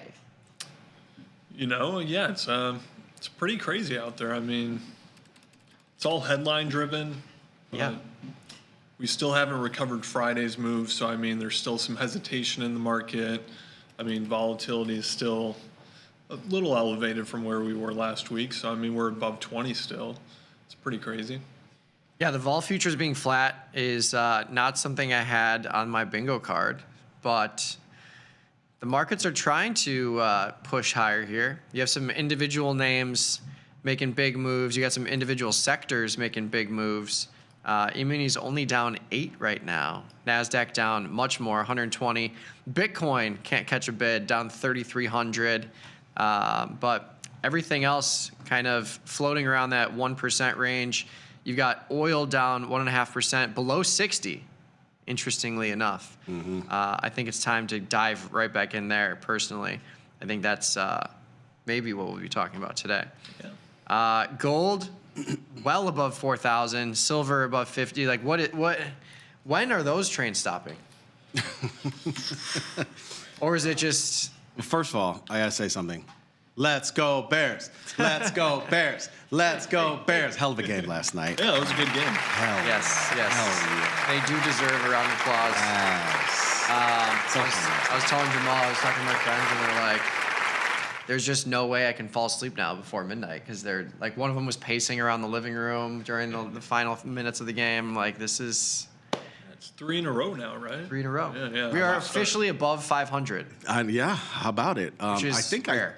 I think. Well, before I get to that, I watched the game at Green Street Local. It was really fun. Great atmosphere. Lots of clapping every time, even on first downs, even on gaining a couple of yards here and there. It was really cool. But yeah, that's also interesting. I feel like everybody in the division is above 500. Tough division, as we've always known. Aside from that, I got to tell you, I can't get enough of looking at these rare earth names. I think they're at the center of the storm right now in this type of market. It is, whether you think they are too low or do you think they're too high, you think something about them right now, and that is what makes a market. And these are wild right now. There's a lot of activity going on them. Yeah, I mean, there's always new opportunities that come to fruition, and that sector is certainly one of them. Certainly one of them. Someone in the YouTube chat, uranium up 3%. Yeah, I mean, this thing has skyrocketed over the last couple of trading days here. ECRA's ETF, right? This is one I was actually thinking about selling a strangle in a couple of days ago, but I just was like, I don't know. But it's still kind of interesting. It's actually pretty. This strangle needs to get sold, I think. I might need to sell this strangle. 50, 65? I don't know, though, bro. I don't know. Just don't know these I mean, is the ETF really going to jump 20%, though? Ask yourself. It's possible, I guess. Yeah, that is a great question. But we've seen it before. We saw it in XLV, the healthcare sector. Sold. This thing's been flying around. This thing went from 134 all the way up to 146, down to 141 now. So, yeah, ETF. The ETF term means less now than it did a couple of years ago, where you would think like low volatility. Not so much. Like you have ETFs that fly around all the time. But yeah, exciting market. Glad to see some volatility back here, at least for the time being, because it's creating a lot of tradable opportunities, to be sure. I closed a position this morning. If we check out the follow page here, I got out of this Meta downside butterfly. So I had a broken wing butterfly. I converted it to a free butterfly last week and locked in a 50-cent credit. And that was a downside put butterfly. So obviously into this sell-off, the butterfly appreciated in value. I had the 680, 690, 700, and I sold out of that for an additional 98 cents. So this was a $145 winner. And that's one of my last downside hedges in the market that I have on. I think that might be the only one I have on. What, right now. The Qs, right? The Qs I got out of. So I got out of that on Friday. Yeah, into the sell-off. Which is what I was saying. Like that's the tricky thing with downside hedges or downside trades. If the rest of your portfolio is bullish, like when do you take them off? And I said on Friday, like if we get a market sell-off of 150, 200 points, I'll just take it off, and it was like a $200 hedge winner. And I want to be buying the dips naturally anyways in this market. So fortunate to have that one work out, to be sure. I had that discussion with myself for a little bit too on Friday, and finally I got to the point where I felt like, I thought we were going to be down more yesterday. I'll be honest with you. I didn't think we were going to do what we did. Even when we did first call on Sunday, Ilya and I were talking, and I kind of thought it was a sell the rip opportunity, to be honest. So I guess that's the only reason why I'm hanging on to these. I just want to see if we're going to get like a scary sort of puke more sell off. If we don't, it's cool. Yeah, I think all we know is the vol futures are flat, which is interesting. We haven't seen this since really the tariff information. I need to reload these other 2026 futures contracts, but from the Z to the X to the V, you've got 20 across the board, which again isn't something we've seen in a couple months here. But like we said, when vol's in contango, you're likely going to see market calm. When vol's flat or in backwardation, that's when you're going to see these 200-point, 100-point days. And what's even crazier is I was looking at SPX earlier this morning. If you look at the rest of the month, so end of month, October 31st cycle, you've got 204 points. When I looked at that at the beginning of October with 2 more weeks of trading, it was only 175 points. Because vol was so low. So like that, on a dime, we now have much more implied volatility. You got 50 points through tomorrow. Yeah. Like that's great. Well, I feel like yesterday when Tony and I were doing last call, it was 84 points through Friday, and now it's 86. So things are climbing. And again, I think I've mentioned this a couple of times, but one of the scenarios that I foresee is like this morning. So when gold was actually down, when silver was down, and the market was down, that's a scenario where I feel like if this all ends up shaking out and sort of shaking out buyers, that's the way it's going to go, I think. So that's kind of one of the things I'm preparing for. It's one of the reasons why I'm still short gold. It's one of the reasons why I still have those downside hedges on, because I'm preparing for an ugly situation, and if it doesn't happen, then that's cool. Yeah. We'll take it either way. Bank stocks kicked off earnings this morning. Which ones were this morning? There's a handful of them. JP Morgan, Goldman. Goldman was down $30, I think, at one point, 40, Yes. right? Citi, Wells Fargo. Look at these, the only one look at these positive? bars. Oh, okay. Wells is positive. Wow, that's a Citi positive. JP Morgan dip got bought pretty quickly there. And Wells is up 6.8%. How about that? Ooh, look at that. Would you look at that? But yeah, if you go to the Tasty Trade watch list, if you go to the earnings watch list, you can go to the Tasty Earnings or All Earnings. You will see a significantly longer list than we had even just last week or a week before that. But the banks kick it off, and next week you'll have a ton of your high flyer tech stocks. Over the next 2 weeks, really, you'll have a lot of different earnings announcements. We're going to be writing earnings previews on the News and Insights tab on tastylive.com for all of the important ones. So keep your eyes peeled for that. But yeah, fun little start to the week here. Love it. If you want to join us on the YouTube channel, we're streaming live there. Just go over to Tasty Live. You can throw in your trade ideas, questions along the right-hand side chat. We'll get to them shortly. But it is Thomas Tuesday. We do have some futures content. He always brings the heat. So why don't we pop over to the slides real quick and walk through that and get a little trade idea on, shall we? Someone did ask if Thomas's on-air name can be Thomas Tuesday, but I would say you should just be Tuesday Tommy. Is what you should. Yeah, I like that. Tuesday. Well, it used to be Westwater Wednesday. I remember. I know. And then he became the corn man because he was constantly trading corn, and we were all trading corn. And now it's Thomas Tuesday. I mean, you've got a myriad of different. Yeah. I mean, the AG products, I'm getting out all of them. There's no rhyme or reason for why they're moving like they're moving right now. I think it's like hedge funds or speculators pushing around the market each direction. You know, we're just going off headlines, really speculative. But It's been pretty crazy trading them for the last couple months, going into like the harvest for corn and soybeans. But yeah, today we're going to talk about oil.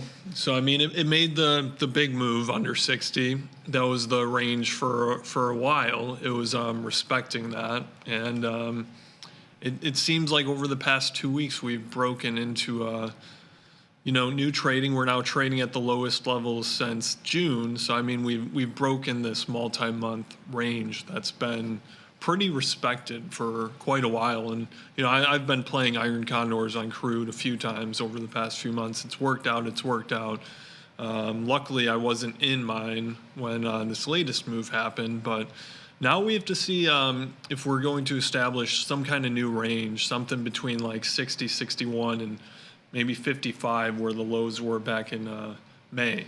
But we'll take a look at this. The first slide here, this is the Brent crude oil price forecast. You can kind of correlate. I mean, it's correlated a lot with WTI. So if you're trading WTI, a lot of these, look about the same as you do with crude. The reason I chose Brent is because there's more forecasters that put out, those price headlines.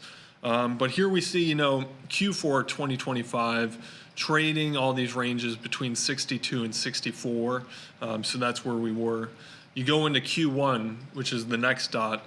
You get the EIA's STO saying 52 averaging through 2026. You got some banks in here, Goldman, JP Morgan, the Wall Street Consensus. They're all moving lower. They're moving lower into quarter one. They're moving lower into quarter two. Then you kind of get some moderation into Q3.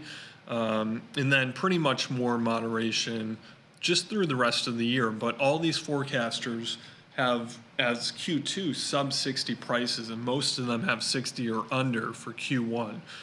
So going to the next slide, these are the calendar spreads. So the front months versus back months, we see them all going from backwardation into contango. Over the past month, weakening significantly for almost all of these spreads. And we talk about this backwardation that's been in place, just looking at the prompt spread, which is the front month versus the next back month. That's been pretty strong, all through this year pretty much. And it's really started to, the current prompt spread trading around 42 cents. So from a month ago down from 60 to 80 cents. And what that shows you is it's kind of the way you look at these spreads is it's kind of a proxy for how you look at physical demand and what it's going to do in the market. If there's more physical demand now, of course, people are going to be trying to get more oil now. If there's less physical demand further out, you're going to be selling those contracts. This is just displaying, kind of the term structure across the curve, what it shows, and it's showing a pretty significant weakening. So it's definitely a warning shot. It's not meaning that, prices can't rebound. However, it's usually this precedes lower prices, and it makes sense when we look at those forecast prices, because if you get lower prices, you're most likely going to be trading in a contango environment where the price now is lower than the price in the future. Go to the next slide. Oh, that's pretty interesting. I like that, though. Let's go back one. Let's go back. It's pretty interesting when you look at, Jan minus February is the only one that's positive. The rest of these are all negative, showing that demand, like there's lack of demand going out to like next year's SAP. Yeah, so Jan, February, maybe like the last breath of strength here before, we get into a more oversupplied market, surplus market. OPEC's increasing or saying they're going to increase production. Saudi Arabia is making up the bulk of that increase. Russia expected kind of stay flat or dip a little bit. Non-OPEC expected production is to go up. U.S. production's been holding up fairly well considering these prices, but now as we get below 60, if you look at things like the Dallas Fed Energy Survey, the break-even price, which is the price to produce those new barrels, not existing wells, but to open new wells, it's below that now. So sub 60, it doesn't incentivize new production. The existing wells, depending on what basin it's in, they could stay online and still make a profit, but they're not going to be bringing new production. It might lead to some shut-ins or shut-offs for wells that aren't profitable, things like that. So, OPEC, one of the things, it's really a war between Saudi Arabia and Russia. Russia's been, overproducing, selling on, this black market or where to get the tariffs off. And Saudi Arabia, hasn't been happy with that. But also people have speculated this is a new, back in the shale revolution, OPEC tried to crush the U.S. production. And it seems like they're kind of incentivized by that this time, get prices really low, punish U.S. producers. It's not, I don't think it's the primary reason, but it's something to add on. So is that kind of what we've seen here? Like, as we've gotten below 60, that's probably break even for a lot of different companies, and therefore they don't need to sort of do as much, or they're not necessarily looking to like because a lot of these companies hedge, right? Like at certain levels, right? Right. So you think 60 is kind of that number? I mean, I'm asking because, a lot of us, once we look and see oil at these levels, right? We've talked about it. Below 60, it gets interesting. But I feel like this time below 60 versus last week, and it's around the 58 range, it might not bounce back as quick, and it might actually fade, is what I feel like now. Especially when I'm seeing this great shot here of what's going on with a lot of these in contango and production kind of dropping off. We might not see the bounces in oil that we've seen in the past. Yeah, exactly. Like you just said, it might be finding a new range, and that range might not be above 60. Right. And yeah, that's one of the big concerns. I'm trying to look up the break-even prices in the Dallas Fed Energy Survey right now. Yeah. But it is definitely for new wells. I think it's under 60.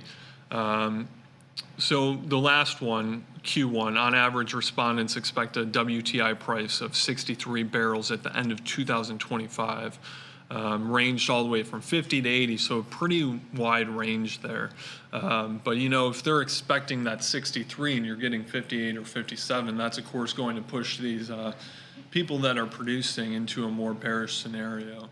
So yeah, that's what I'm asking. And Gatorskin asked a pretty good question. He's like, I'm long 2 MCL contracts at 61.32. Was waiting a couple of weeks before hedging. Should I sell or hedge now? I'm not going to tell you what to do, but this is exactly what we're getting at when we're talking about this situation here. Be careful around this area because there's a lot going on. And if you do feel kind of strained, then you just probably should sell one of those maybe and just leave the one on. Think about that. Well, the nice thing about this move, obviously this move is not great for being long the contracts. E-minis just ticked green. Nice. What a world. But the implied volatility has increased 5% in MCL and CL over the last 5 days. So if you look at this IVX 5-day change, you can see that we're up 5%, which means you're getting paid more to hedge with short premium. So what you could consider, if your break evens at 61.32, is you could consider going to, and you're in the Z contract, which you can go all the way up to the 34-day mark, you could just go to your break even. You're at 61.32. So you could sell the 61, you could sell the 60.75, the 60.5, and all of these will bring your break even below where your short strike is. So if you sold the 61 twice, for example, you're picking up $250. You're bringing your break even from 61.32 down to 60. And now you can profit on both of those legs or contracts if you get a rally just back up to 61, which is within the expected move. So yes, it doesn't feel great to hedge or sell a call into this down move, but you are getting alleviated a little bit with the 5% increase in implied volatility, offering more premium for that 34-day cycle. And if this doesn't work, you could sell it again and you can bring your basis down into the 50 handle. So I kind of like that. You could also, if you wanted to be more aggressive, because you have the 2 long contracts, you could do something like a ratio spread. So if you bought one of the 59s, sold 2 of the 61s. So this is, if you're long 1 MCL contract, you can layer this on top of it, pick up 50 cents instead of $1.20, but now you basically double your exposure from 59 to 61. So you would not have upside risk in this trade. If we look at it at expiration, you would have this profit tent, but you have no risk to the upside because you have the long contract to offset it. So two different ways to hedge. If you want to be more bearish or neutral, you would just sell the call. If you want to be more bullish into this move, you could do a ratio spread, but you can still route this for a 50-cent credit. So there's no right answer, because that's going to depend on what risk profile you want to have and if you want to stay in this trade. But at least you have some outs, because implied volatility is elevated a little bit, to where you can hedge effectively in this environment. Yeah, beautifully said. Sorry to cut you off, Thomas, but I just thought it was kind of interesting. And Oh yeah, definitely. things where people were asking. So please Yeah. proceed. Let's go back to the taking the stand apparently at the 11:20. Please proceed. Let's go back to the third slide, number 3. So this is just where the spread was 90 days ago, July 16th. The green line is 8:15, and now the blue line is the most current. So you see this contango structure. We went from backwardation to pretty much a flat term structure, and now we are trading in contango pretty much through, every month, except for, maybe this CLF for CLG6. You get, about the same. They're a little contango, but then you're really going into a more contango market the further out you go. We'll go to the fourth slide. And here is the blue line is non-commercial longs. So longs have really capitulated this move down, more so than they have in any down move. When you see that, we're below the long level from September of last year. So also interesting that, the longs capitulated last September. Now it's happening again. You saw a rebound back last year in longs taking on exposure, and they eventually got that pop when 2025 started. Now we see these shorts. They've really built up this position. The last week they kind of eased off the gas, but still elevated to where it was. But also consider that the total long exposure is 264,000 versus shorts it's 161. So the market is still long.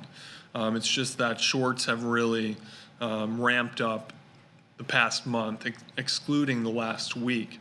But we'll have to see if there's a rebound in shorts here. But overall, the market is shorter than it's been for quite a while. And longs are just the least long since at least 2022. I have this chart going back to 2023. We're at the lowest long exposure. But just traders are not bullish on oil right now. I also found the break-even prices for new wells. That's if you had to drill a new well. It ranges from 61 up to 70. So from Permian, Midland, Eagle Ford, Delaware, shale, non-shale, and Permian other, they have it qualified 61 to 70. So if you're under 61, and all these forecasters expect you to be under 60. They're not going to open new wells. And well rigs or rig counts have already been diving the past year. I mean, the rigs that do exist, the newer ones, produce more, so production has stayed higher. But, they've been shutting off these old, less profitable rigs. And if we're going into this situation where prices are under 60, you're going to see more and more rig closures, especially those older ones. Doesn't necessarily mean production will go down, but it probably means production is not going to go up. And, so IVR, it's elevated. We're in the 30s. A couple weeks ago, we were in the low 20s, high teens. So you got some IVR to play with, however you want to structure your trades. I wanted to wait for a bounce here and then kind of sell a call spread. I might still do that today, around 61 or 60 and a half. Put it on. It's got a pretty good risk to reward. You're risking 1 to lose 2 with like around a 60 to 70% POP, depending on what strikes you go out to. But it's looking like, we are in a new range or carving out this new range. So, if we get into a situation where we start bouncing between 60, 55, and we stay there for a few weeks, then you can bring those iron condors back into play, things like that. I mean, you could probably even do an iron condor now if you want to do it between something like 54 and 62. That might be a good range to trade. Mm-hmm. But overall, the economy, it's not horrible, but it's expected to kind of stay modestly strong. But these trade war headlines, this peace deal in Gaza also pushing down prices right now. A lot of moving parts. You got the China-U.S. trade war kind of coming back into the picture. U.S. saying they're going to, impose port fees. It doesn't really mean much because China doesn't export a lot to us. We export a lot.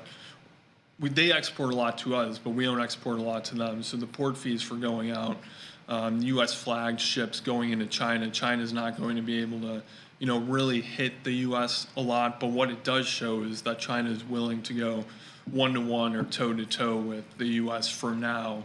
Some people said the tweet last week and then the follow-on tweet was kind of walking back after seeing the market reaction. So that kind of brings into the view, if the market reacts a lot to, these trade war headlines, is that going to pressure the administration to kind of say, let's hold on, because, the stock market tanks, you got people complaining about their 401ks, pension funds have a harder time getting returns, all that stuff comes into play. So, there's a lot of moving parts to consider here, but, it's going to be hard to get back into an environment going into next year where we're trading 63, 64, higher than that.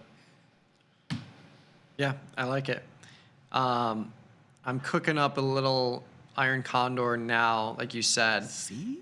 But more like a chicken iron condor in this environment, but leaning just slightly long.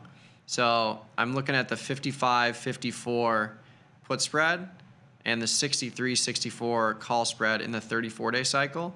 So that's $400 credit with $600 in risk. Buying power is less than the max loss for now because of span margin, but when you look at it on a chart with the 55-63 shorts, 55 is kind of where that big bounce point has been in this contract. In April and May, we got down there, but it was quickly, that same day, it was bought up. And then the 64-63 call spread is kind of right at that topping point before we sold off aggressively. So I kind of like that setup where you lean somewhat neutral, so just a little tiny bit long, but positioning the short strikes at a point where we haven't stayed down below there in this contract. Yeah, I like that. I might actually get into an iron condor too between 62 and 55 for the 63-day out. That's about max profit 300 versus losing 200, Yeah. But yeah, beautiful stuff. Thank you for the insight. It's always great. But yeah, I think crude is definitely the most interesting when it comes to the different sectors that we're looking at. I mean, gold and silver obviously are crazy, but like you said, the ags aren't really offering too much in terms of tradable opportunities. It's been a slide down for sure. Yeah, I mean, there's just so many other different things that are probably better to trade at the moment, right? Like, Yeah. I mean, I don't hate soybeans. Selling a put spread on soybeans around 1,995. We have that October swing low from earlier this month, but again, there's been a lot of moves where we've broken a range, we've come back up. Just a lot of, it looks like, people are being pushed out of their trades on either side. It's pretty hard to get a read right now. I think it's a smart thing to do. I think a lot of people don't do it that often. I always talk about the cool thing about options and trading and everything that we do is that you know so many different ways to skin a cat. There's so many different ways you can make and lose money, but there's sometimes where like things are just not going according to plan. They don't make sense. Just get out, and you have money for another day. Just get out until it makes sense. Very smart. Indeed. So yeah, I'm working that order. It's sitting at 39 cents. I've got it at 40 cents for my limit. But again, it's the 55-63 shorts in the 34-day cycle with 1 point wide wings in the big contract, the CL contract. So yeah, we'll see if we can get filled at $400, risking 600, and get a little chop over the next couple weeks here. E-mini's up 6 1/4. NASDAQ trying desperately to go green. It's cut its losses by 2/3 since we started the show. Dow and Russell are green. Bitcoin up a little bit from the lows. Yeah, craziness. Some people in the YouTube chat with the trade ideas, we'll get to them shortly. But yeah, nothing's really changed from the FedWatch tool. 97% chance that we get a 25 basis point cut in 15 days on the 29th. And then when you look at December, 96% chance that we get another one. So market is pricing in extreme possibility with very little sway when it comes to what is projected for the rest of the year. 25 basis point cut in October, 25 basis point cut in December. Feels interesting. Guys, things are really moving around here. I mean, yeah. We just said a little while ago through yesterday, the move for SPX was 50 points, right? Isn't that what you said? Yeah. Yeah, right? It's 47 now. For the rest of the week, I said it was 86. It's 81 now. Yep. I mean, we just had we've had $125 range in the SPX today. Wow. Things are happening. I mean, they're zapping vol in real time, and then they're infusing it when the market turns back around. This market is really kind of teetering on an edge in a way. I mean, I don't know if it's teetering on an edge. I'm not necessarily saying for down or up. It's just teetering on an edge because of the fact that volatility's kind of pumped in there. And again, we just had a 125-point handle range. And we're only 3 hours into the trading day. And we got 1.2 million contracts on the ES. Yeah, this is an amazing time. Yeah. It feels like a 1 day to 0 day iron condor type scenario. It does feel like that. I mean, I'm sure it's jacked for that. Yeah. You can pick up $2. That's been my MO, is just like picking up $2 for a 5-point wide. If I do a 1 day to 0 day carrying overnight risk, because I'd rather have the chicken premium, like more premium, less risk, and go a little bit inside or at the expected move to get it, just because of the overnight risk. Like anything can happen overnight. I don't want to be collecting $1 with $4 of risk. Right. I'd rather double that. E-mini's up 10.5, getting to 11. NASDAQ down only 28 now. Feels like this might be a face ripper close, unless something changes. If we can pop back over to the platform, and then we can get to the YouTube chat. I got some people here with some trade ideas for sure. Back to resistance levels here on the Qs. SPY not yet. Yeah, it depends on what chart you're looking at, but let's take a look at the daily. Yeah, we've bounced from this for the last 3 days that we've reached it, the 590 handle. If you're looking at the daily chart, screaming higher, sitting at the highs of the day. But yeah, let's see if we got any specific trade ideas, and we can go from there. If we can get the platform back up on the live stream, that'd be great. Aklo, put ratio. Aklo's been insane. Nuts. Say the least. 178. 178. Oh, man. Let's take a look at this daily. Okay. Yeah, it's just a cool 100 points in 2.5 weeks. Put ratio spread, 85.75. And then a call ratio, 145, 170 for a credit of $2. How should I defend this position going forward or at least reduce my losses? This is the bat trade, right? Yes. Yeah, so on the upside, like this is where you want this thing to be. You want it to be at 170 or around 170. So on the downside, I would buy a put if you want to defend or remove the risk there. The 75.85, if you're in November. The 75.85, if you bought the 65 for 50 cents, that would create a free butterfly to the downside. If you collected $200, you'd reduce it to 150. If you're not concerned with the downside risk, I mean, there's really nothing else to do here. If you have the 145, 170, if we look at your risk profile at expiration, like this is where you want to be, you know? So, and even if you had a $2 credit, it doesn't look great right now because you've got 38 days to expiration. You got to hold this thing through earnings, which is can be scary considering the moves it's having day to day. But as you can see, your expiration graph is right here. Your break even to the upside with a $2 credit is all the way up at like 195, 196. So you still have plenty of wiggle room, but this is one of those trades where it's been crazy to the upside, but you're in the profit zone at expiration. It's just a matter of having this thing slow down a little bit, or have a couple days of a reversal. Because buying an upside call now is going to be extremely expensive. The furthest out of the money is trading $1,000. So you would be better off just probably closing the trade than buying one of these, because if you buy one of these options, you are ultimately locking in a loss. Yeah, it's pretty expensive to do that right now. And I get why they're nervous, because, yeah, I mean, they're probably they're looking at this thing now. I'm glad you pointed out to them their break even, because, yeah, they're probably looking at this thing now thinking, this might touch 200 soon. Yeah, I mean, possible.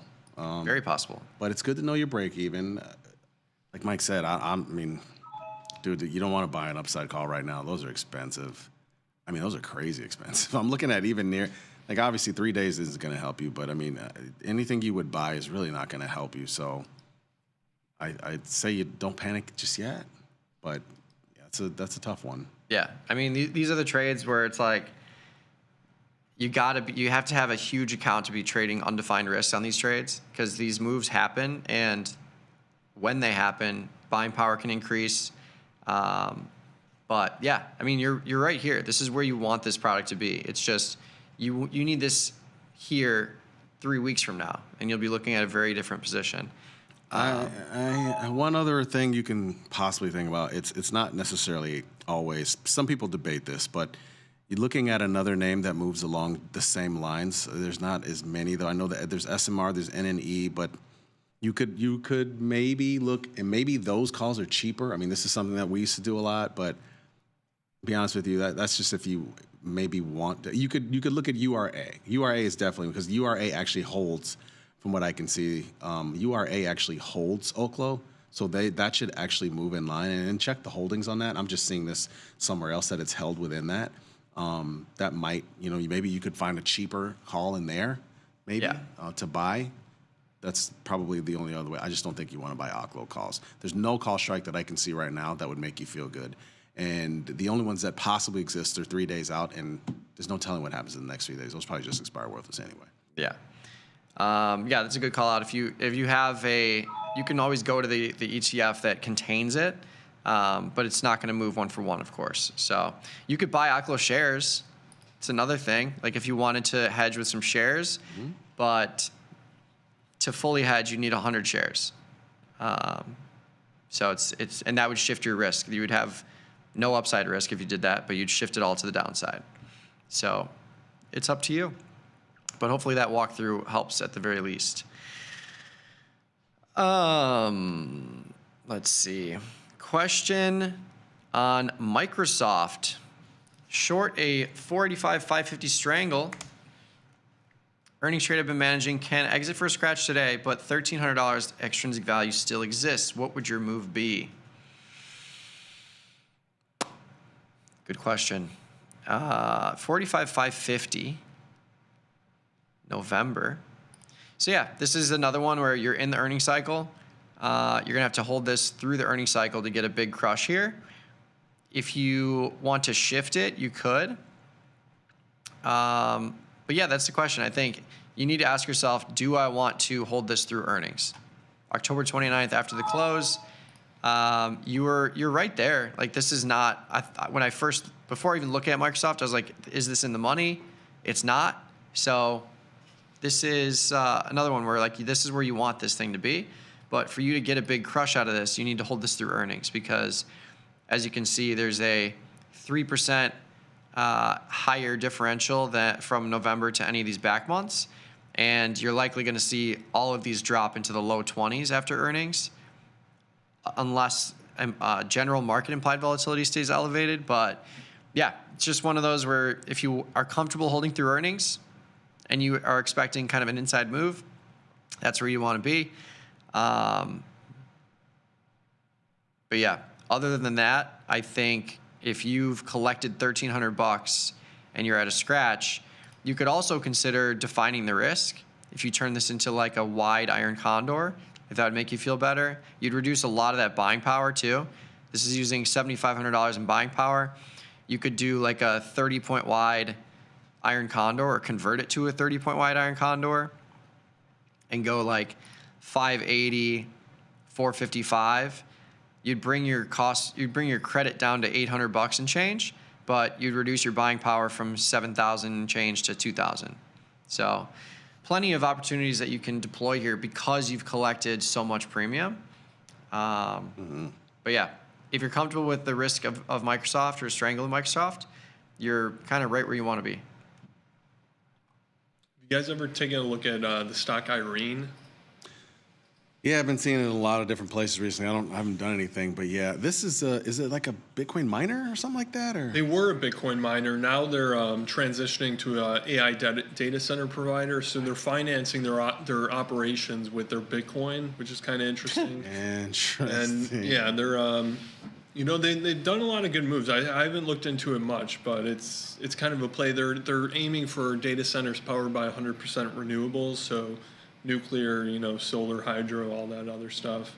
It's pretty interesting. They've been, their revenue's been going up. Right now, I think only like 10% of the business is data centers, but they're aiming to transition pretty fully, and the market seems to really like it. It's been a stock that's coming up more on Wall Street Bets and Reddit and stuff like that. So that's what I've noticed it in other places, and I've seen the moves. And yeah, I was confused because I was like, is it a Bitcoin miner or is it related to AI? But the AI data center part is probably more interesting. And the fact that you said that sentence tells you everything you need to know about right now, right? Like a few years ago, everybody wanted to be connected to Bitcoin or they wanted to be a miner. Now you got Bitcoin miners flipping over to AI and AI data centers. That's just fascinating. yeah, and I mean, as long as the Bitcoin price doesn't nosedive, they're going to be able to finance those operational changes. And it seems like they're like you said, there's a lot of companies doing that, just kind of going with the trend, but they seem to be, from what I've seen, executing pretty well on that. Yeah, there's so many stocks that just pop up and it's like, oh, the chart's the same. It went from 10 to 6 million in 3 months. But yeah, love the new opportunities for sure. Ryan has a gold call ratio covered with shares at 305. Love to see that. Long the 355, short the 365s for $1.20 credit. All right. 355, 365. Curious if you would all sell it, put, or let it be since it's covered. So the 355, 365. So this is what I would do. Anytime you have a call ratio, the first thing I would look at is what is the value of my debit spread that's embedded in that call ratio. So you have the 355, 365 long call spread, and then you sold an extra call against it. So what you could consider is closing and securing the value of this 10-point wide call spread that's trading for 786.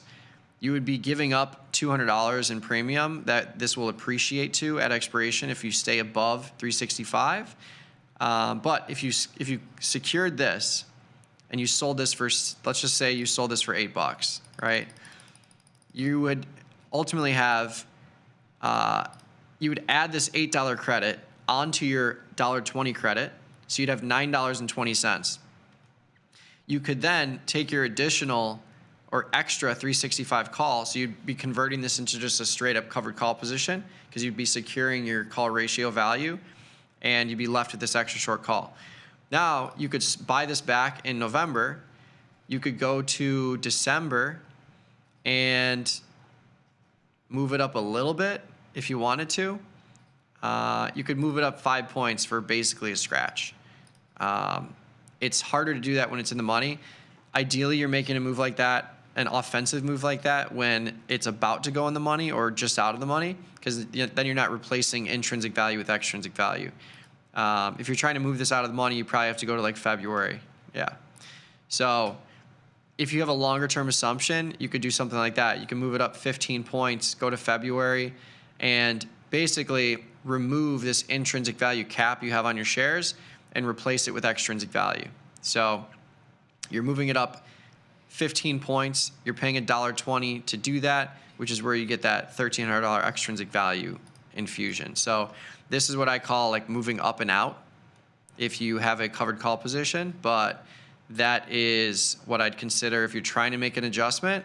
Otherwise, and also if you just close the call debit spread and just leave yourself with that short call, that's totally fine too.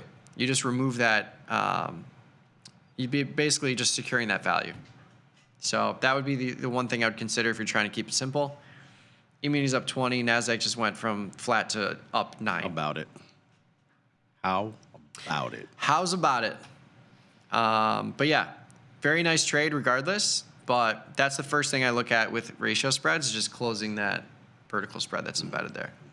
Nice. YouTube chat popping off. Love to see it. Oh, yeah. Yeah, I don't know what this deal is with the new names. I guess YouTube switched it all to the actual like login name. I don't know. Oh, is that what's going on? Yeah, I was trying to figure that out too. I was okay. Weird.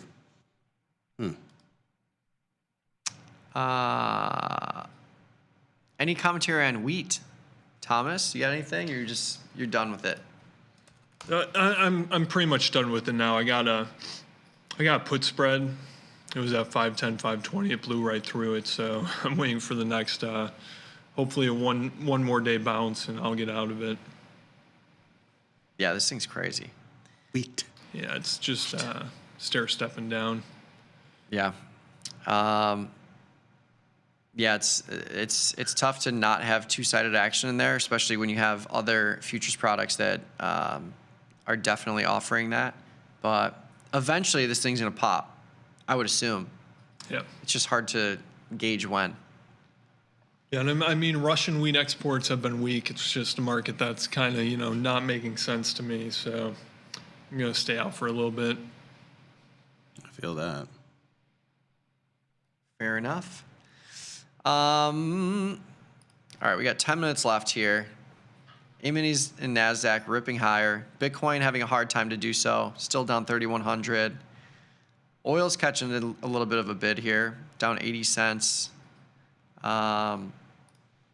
Still not filled on this Iron Condor. Stubborn. But I'm also stubborn. I will not move it below 40. So stand on business, yeah, Mikey. Yeah. Stand on business. All right. Earnings this week. Let's see what we got here. Anything that stand out to you guys? United tomorrow. Yeah, what else we got? I never really trade United. Sometimes I trade the banks. I didn't find them interesting heading into it. Looks like I was right. Although the Goldman seemed like that would have been cool to kind of. We got TSM coming up. Ooh. Ah. Ooh. $300. TSM's had a wild ride, similar to AMD. And Micron and any other. And Micron and NVIDIA and any other chip stock. But yeah, so the 16th before the market opens. So tomorrow would be the last day to place a trade on this thing. But yeah, 15-point expected move based on implied volatility in the 3-day cycle, which is about 5%. That's actually surprisingly low to me.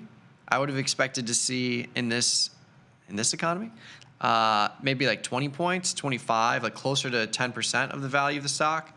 5% of the value of the stock is pretty low. And even more interesting, normally we see a big differential, like we'll see 15 points in the 3-day and like 20 points in November. But this market is pricing in still a lot more volatility or implied volatility in November and December. So I wonder if that'll ring true, given the move that we've seen in the broader market. I wonder if that will ring true for other earnings announcements where that volatility differential may not be as aggressive as we normally see because volatility is still elevated here. So, and what I mean by that is it's not as aggressive as a cost basis reduction. So when you look at like the 310 call in November, trading for $1,500. And then you look at the 310 call in the 3-day, trading for $500. It's not nothing. It's still a good value, cost basis reduction wise. But yeah, normally we would see like this option trading for like $12 or $11, and you're still reducing by 4. Yep. So we'll come back to that one tomorrow for sure. But yeah, Good call. It's an interesting one. Little jacked.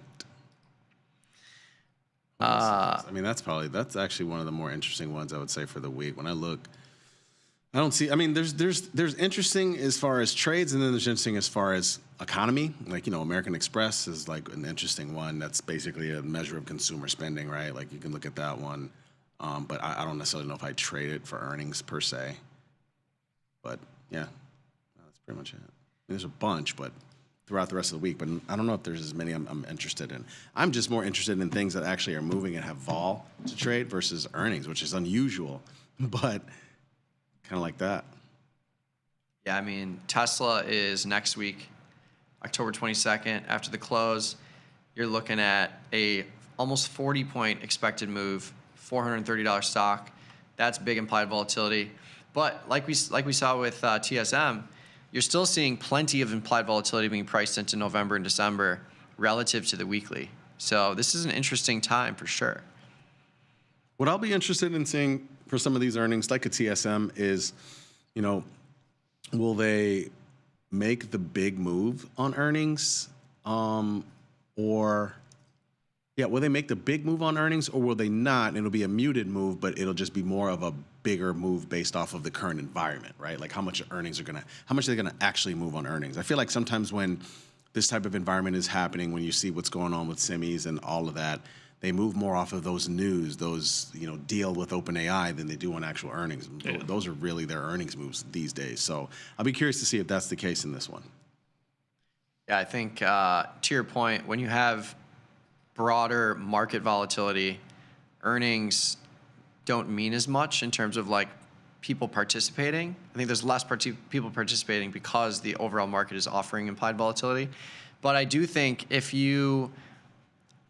is something to be said about like on the earnings day, if there's a big rally, like let's say E-minis are up 100 and TSM has decent earnings, like in my mind, I would be expecting that to go to the upside. But the opposite is also possible, where if the E-minis are down 100 and the Nasdaq's down 300 or 400, and TSM announces earnings, and the earnings aren't anything spectacular, you could see just a liquidation selling event where people are just getting out because they don't want to be in that because of what they're seeing. So I think the broader market can have much more of an effect on the earnings announcement when markets are moving in a specific way on that day. E-minis selling off a little bit. Nasdaq just ticked red. What are we doing here? I got a new one-day iron condor on the ES. There you go. So I liked it when you said it. The top side's at 67.35. So we'll see. Beautiful. Yeah, I guess I forgot to click the button here, huh? It happens sometimes. But I guess that's good because it's been ripping higher. I'd rather have more upside room. 67.20. And we got to bring this in now. This thing is moving. Yeah, 66.25, 67.20. Let's throw it on for $2. Come on now, come on. I refuse to move these. Crude oil, 40 cents. SPX, $200. One of them will fill. I hear you. Stand on business. Sometimes you just got to stand on business. You know? That's what the kids are saying these days. That's what they're saying. All right. 4 minutes left, 3 minutes left here. Quick review. Oil, we believe it will hopefully chop in this range, maybe a new range that's being set based on Thomas's analysis.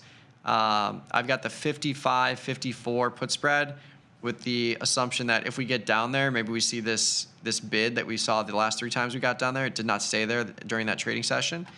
And then the upside is just above this recent selling point. So still a chicken iron condor setup where I'm picking up $400, risking 6. Same thing with SPX, $200, risking 3. I think in this environment, I'd rather just get inside and have it pass through the channel over time versus selling an iron condor or spread for little credit. I'd rather get closer to the market and pick up more credit to offset the risk if I'm wrong. But that's it. Like it. We are also at the bottom of the YouTube chat, so we can kick it a little early here. Thanks for tuning in. If you have any further questions, you can find us on Twitter, I'm at Trader Mikey B. Jamal's at Jamal Chandler. Thomas is at FX Westwater. We'll post all these trades once they're filled to the Tasty Trade follow page. But stay tuned. We got plenty more content coming your way on the YouTube channel as well as tastylive.com. So stay tuned. We'll be back same time, same place, 11 a.m. Central tomorrow. Peace.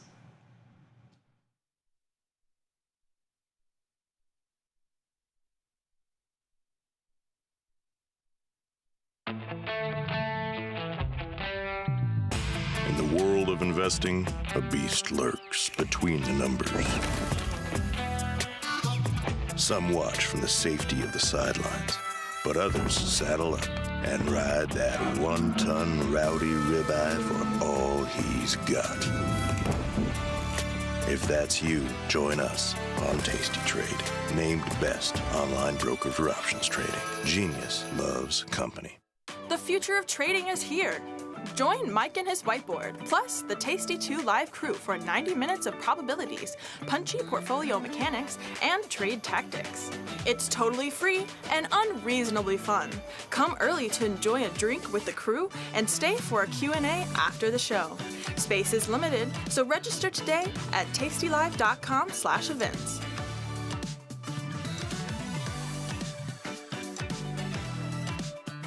This is Breadwinner Trivia here at Tasty Live. I'm here with Nick Batista. We're going to present him 4 questions. If he gets all 4 correct, I have to make him a peanut butter and jelly sandwich. Let's dive right into it. And I'm hungry. I want 2 of those. Which commodity is often considered to be a safe haven asset?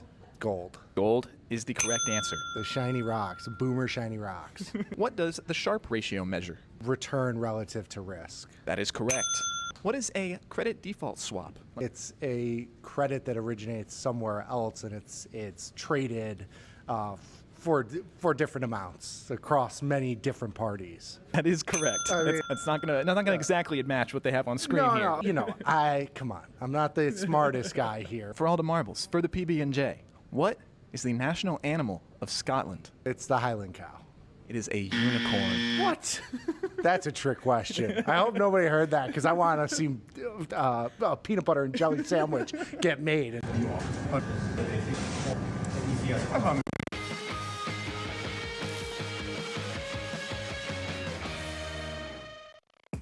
Ready to take your trading skills to the next level? Dive into the world of stocks, options, and futures with Tasty Trade courses. Whether you're a beginner or more advanced trader, our courses can empower you with the knowledge to succeed. Watch as our team in Chicago shows you how to use the Tasty Trade platform and go over the basics of trading. Perhaps you'll learn about a new strategy or a potential product for your portfolio. To find our courses, go to the Manage section of our web platform or head to courses.tastytrade.com. Start taking control of your financial future. Visit our courses today. Traders, start your platform. Tom Sosnoff and Tony Batista are hitting the road for their first ever live trading event, At Work by 11. It's unprecedented, unpredictable, and unlike any other financial event. Watch these masters make real trades in real time. Doors open at 8, the action starts at 9, and we'll have you back at work by 11. Sign up today at tastylive.com/events. If you've ever been curious about where to start with crypto, join me, Ryan Grace, for the Tasty Crypto Show.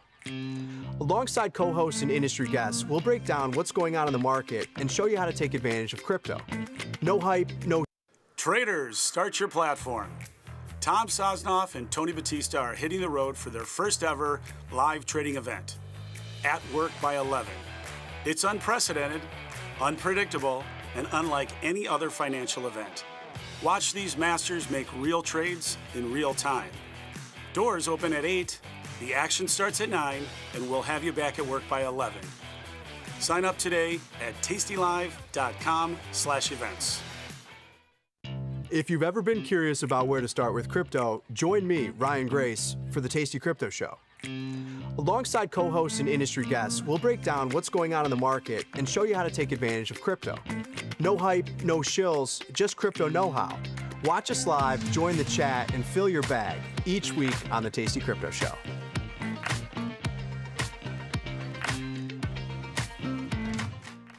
Tasty Trade has crypto, and you can trade with zero commissions. Bitcoin, Ethereum, Litecoin, and more. Diversify in one place. Crypto, we got it, we get it.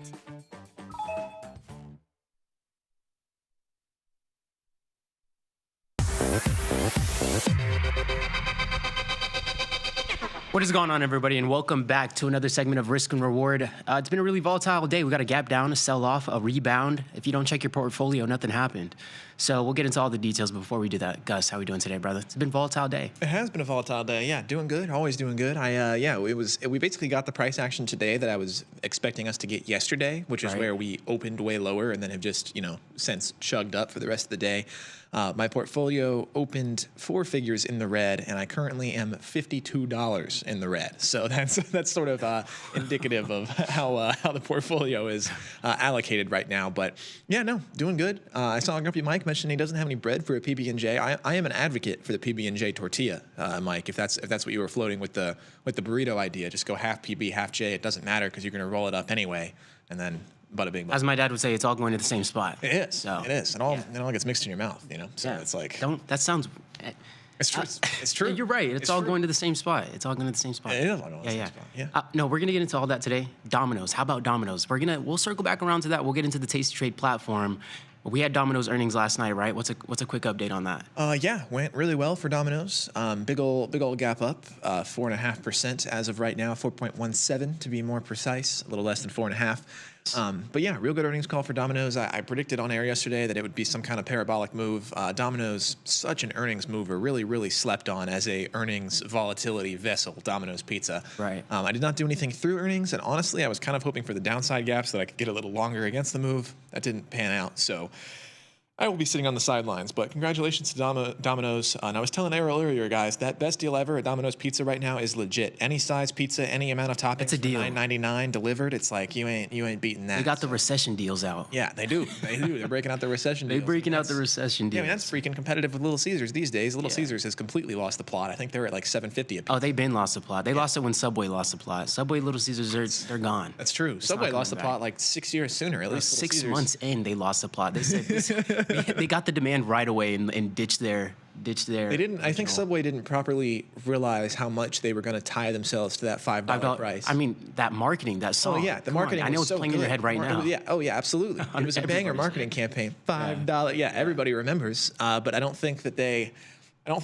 anticipated that would just be expected for the foreseeable future. It's always hard when you advertise something based on a price. Yeah, 100%. And like just 5 years ago, Taco Bell had a big old robust dollar menu. And now you said they did have a dollar menu? Yeah, they had a big, robust dollar menu, and now all the dollar menu items, they just call it the under $3 menu. Okay, I think McDonald's did something similar. They call it like the value menu, right? The value menu. They called it the 1, 2, 3 menu menu for a minute because they were doing $1 any size drink, and then there was like a $2 and $3 menu, and then they've abandoned the $1 any size drink, so now it's just the value menu. Yeah. Y'all ain't slick. The little play on words in the marketing, we peep that. But we can go ahead and get into the TradingView platform. The markets are pretty volatile right now. We ended up taking a long position right before we hopped on here, actually. At the buzzer, right when we were going to hop on here, and we had to pull the trigger so that we can get that risk to reward that we were looking for. And sometimes it literally is in the matter of like 10, 15-second window sometimes, because if we wait an extra minute or 2 minutes, we got an extra 20, 30, 40 points of risk. Just like that, especially in these markets. I mean, VIX has spiked. How's that VIX position too, right? I'm off VIX. I got out of VIX end of the day Friday or early yesterday. Yeah. But yeah, I saw things starting to come down a little bit. Yeah, we're definitely back up a little bit here on the VIX. But I got a 50% gainer on that VIX position and took my ball and went home. Yeah. I mean, VIX is coming back in a little bit now. I mean, the rip to the upside. I mean, I wouldn't have expected that. And one thing I wanted to touch on today was the Bear and Trump kind of situation, him being in more headlines, and a lot of speculation around a lot of insider trading going on. Did you have an opinion on that? Because, I mean, I want to touch on that a little bit today, too.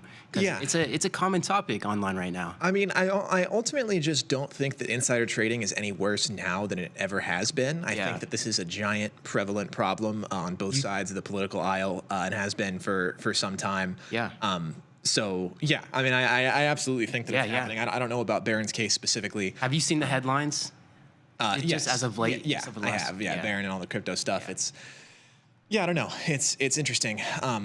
But yeah, I ultimately think that it's just as we move into a age of progressively more information, which we are with every passing year, day really, that it's just these things are gonna start to leak out a little bit more, which is good. It shouldn't be happening. I think that's a really good point that you make, because I mean, this type of thinking, I think, can be applied in many different areas of life. It's not that these things didn't exist before, but because of social media, because of how connected we all are, and how much information we have, we can shed a little bit of a light on certain things that might have always been there. So, well, yeah, it's the joke that I tell all the time is that I've had this position on VST Vistra Corp open all year, and this thing just goes up. And this is a Pelosi trade. This is a trade that I just blindly tailed Nancy Pelosi when she threw this trade on at the beginning of the year, and it has ripped. Yeah, I took this.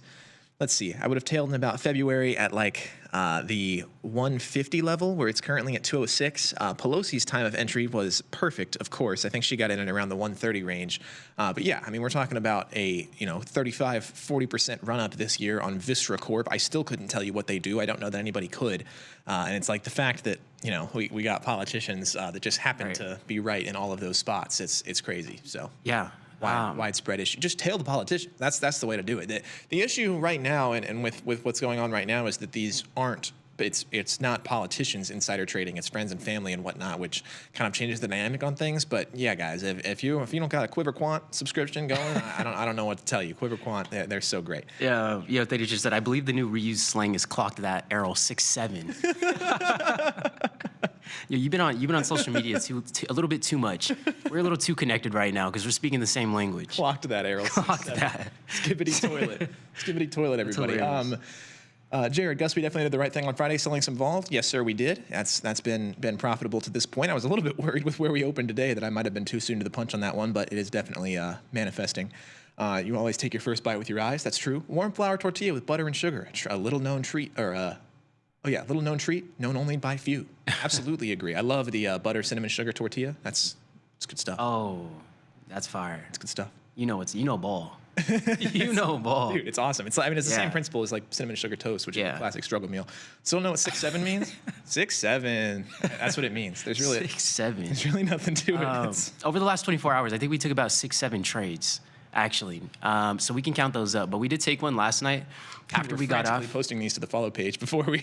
I know. I mean, over the last couple of days too, I looked at the follow page. I was like, I need to be posting my follow trades. And whenever I go a few days without posting them, I mean, I rack them up. I'm sitting next to Errol, and it's like totally silent, and I'm just hearing like a very rhythmic click, click, click, click. And I was like, what's he doing over there? And I look over, and he's just posting trades to the follow page over and over. After I finally gained awareness, I stopped clicking my mouse, and I started clicking my mouse pad on my computer on the laptop. And please, everybody, go to your follow page right now and scroll down just a little bit. There is a full screen of Errol. Guys, full transfer. Every single micro futures contract trade that we take, I post every single one to the trade page. So whether I'm breaking even on a trade, whether I take a stupid trade, whatever it is, I'm posting it to the follow trade. So go ahead, check them all out. I got them all up today. But that's hilarious. We've got about 60 to 70 trades up. Maybe not 6-7, but no. Yesterday after hours, whenever we had gotten off, I had ended up taking a short position. I didn't end up putting the stops in. Well, the stop was in after the hours closed. It took the stops off, so you got to put those in again. Reposition yourselves. The market rips overnight, right? Did you have any reaction after hours? Did you recognize the market was ripping after hours? Did you see it this morning to then be shocked that we sent it back to the downside? Gonna keep it real? No. Yeah. I did not see the aftermarket action at all. My perception of things until you were detailing your after hours trades yesterday was just that we had taken a gap straight down. I didn't even realize we continued running yesterday. Which is kind of crazy to think about and just shows how volatile the market is, because when we closed yesterday, I mean, we're trading at around what? We're trading at around 24,900. I mean, we ripped to over 25,000 after hours, and then we get that big move to the downside. So yesterday we had gotten on a short position, right? I got to show you guys every single trade, every single one. We had the stops in at these highs, right? This was a little bit of more of a premature trade. If you recognize, we're trading above the value area high. So typically, if we're trading above a value area high, our directional bias is going to be bullish. But I was anticipating the market to fail from here and start trading back within our level of value down here. So I was anticipating that move. It was a premature trade. I liked the risk to reward on it, so I took a stab at it, had the stops in at the highs. market closes, it takes out those orders that you already had in the book. So you have to put those back in again. So I didn't end up doing that. I look at the computer. I'm at the desk and I'm switching between tabs, and then I look at the market and we're ripping to the upside. I literally sit there, put my cup down. I'm like, why is the market so volatile after hours? I kind of like it. Like I feel like there's so much engagement around the market when it's volatile after hours, especially on social media. Like the FinTwit community comes out of the woodworks. They come out of the peanut galleries whenever the market is moving overnight. So I always love that sense of community. So I go online, we're ripping.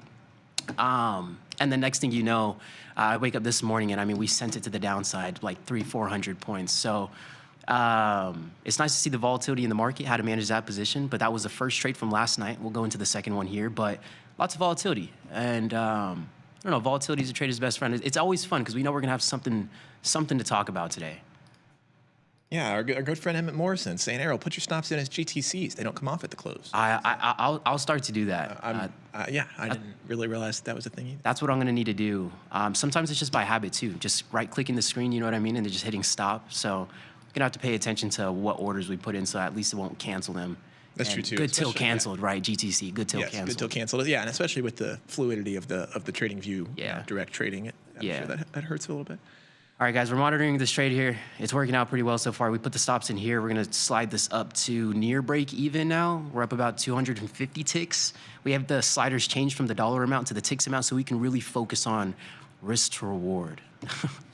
But no, that was the first stop last night. Now, this morning, let's go ahead and zoom on in there. The sell-off sold all the way through our level of value. We wake up this morning and we rip to our value area low. Immediately, right off the bat, I take a stab short at it. I really should have been a little bit more patient here. You take a what? A stab. Just to be clear. What did I say? What did it sound like? I thought you were going to say, you started to say you took a shit. Oh, okay. No, I started to take a stab here and ended up managing that position right away. Honestly, I should have just been patient here. So I'll break that down a little bit. Right, we're trading near our value area low. One of two things can happen, right? This is our area where we can get favorable risk to reward. We understand that we're either going to reject off of this level of value or we're going to accept inside of that level of value. So here, I know is the optimal area to either get short or long. Right off the bat, I get short. It's a premature entry. It was honestly just a terrible trade. Don't learn from those mistakes, right there, or learn from those mistakes right there. It was just a short into strength. I could have waited for a little bit more weakness, maybe some consolidation, some break of structure, something, right? No, we're not looking for double bottoms. We're not looking for double tops, head and shoulders, all of that. But just to show that price is slowing down, right? I kind of got short into some extreme momentum, and I was comfortable to do that just because we were already pretty overextended. But long story short, we cut that position, and it knocked us out about 15 points. Now, we come back here again. I look to reshort because I feel a little bit more confident getting short here. And I managed that position right away because I ended up recognizing I may be on the wrong side of the move, actually, and I might be taking the bait right now. So I cut that position. That was another minus 20 points. I put on 2 more contracts. I flipped the position, so I buy 3 to take out the 2 that I'm in. And then I scale out of 1 here, which is plus 24, so I can at least cover one of my stupid trades that I took in like the last 20 minutes because we got chopped up right here for minus 15, got chopped up right here for minus 20, and then me scaling out right away, just 1 contract makes me feel comfortable to cover the losses here, right? Because this trade, before it plays all the way through, I understand that this can still come back on me and stop me out at break even, and then I would be down negative 15 on the day. So that was kind of the thought process right there. Just cover your losses, those little stupid mistakes that I made, and then I'll leave 1 to ride to see if we actually get that value area rotation or shift that we're looking for. And in hindsight, right, it played out pretty well. We ended up ripping to the value area high. Around lunch, I had some limit orders up there, and we started pulling back so aggressive here. I wasn't sure if we were going to make it here before lunch, but I did have the stops in down here. And I knew, I was like, you know, if we get a pretty deep pullback, I could use that as an opportunity to add because my average entry is so low. I can now maybe think about bringing that up before we hit, you know, your desired profit target, which was the other side of that level of value. So that played out pretty well. And then we ended up selling that position at the value area high. And then now we're gonna manage this one together. But that was a little bit of that thought process kind of going back and forth today. So it wasn't really easy. It was a super volatile market, but it's like can be difficult to keep a focus on the risk to reward and not get chopped up or emotional or those kind of things. But those are some of the trades we took today so far, at least. Yeah, that's some serious chop to be able to Yeah. trade through there. And it's, I mean, I totally agree with your profit taking right here in the middle, especially given the choppy nature. Sometimes it's nice to just secure some profits, especially if you have a runner to go. It's almost a no-brainer. Yeah, and then it felt a little better because of that trade that was mismanaged last night. Like, I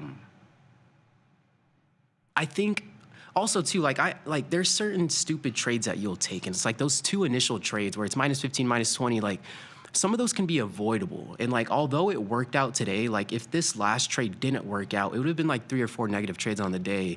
And it's like sometimes we can always go back and ask ourselves, well, if I'm being completely honest, that trade that stopped me out over last night, I think was the reason why I jumped in off of a short so prematurely in the morning. So also it's nice to go back and just figure out, why did you do this? Or why did you make, certain decisions? So just so you can be a little bit more aware about those things, because again, in hindsight, this worked out pretty well, but if this last trade didn't work out, it would have been back-to-back-to-back 3 negative trades. So it's like, what trades can we avoid at the same time? Not that we can always get the direction right, but I think there are some times where we can clean up mistakes that aren't necessary per se. That makes sense. Yeah, no, absolutely. I follow it, and I think this is well executed. I mean, it's obviously easy to say in hindsight after you made money. I mean, because situations where you can lose money and execute well too. Was definitely prepared to stop out of these positions. Like I know some of these pan out in hindsight where they look good, but honestly, so it really is just about finding that favorable risk to reward, and then they pan out in your favor and they look good after the fact. But it's really just about like being willing to take that initial loss. You know what I mean? Yeah, absolutely. Yeah. Well, yeah, and it's. That's just the nature of the game. Right, 100%, 100%. But market's volatile.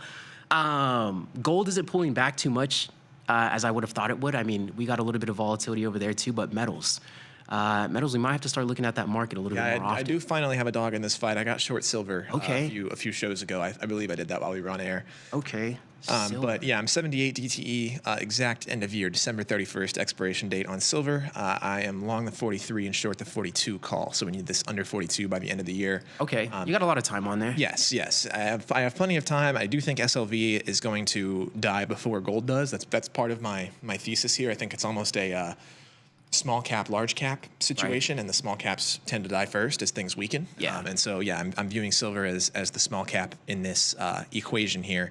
And yeah, I mean, it's so funny because if I don't know the best way to phrase what I'm thinking here. If we get back to a sub 42 level, we would still be so high, I guess is really what I'm trying to say. Like when we were at, 41, 42 level, like a week ago, 2 weeks ago, basically, we were going crazy about how we just kept on going and we just continue to keep on going. But that 42 level it's not like I require some gargantuan pullback to get within that range. I mean, so still feeling okay. Kind of reminds me of the overall market. It's like we have that extreme pullback, but if we zoom out, like, bro, that's exactly.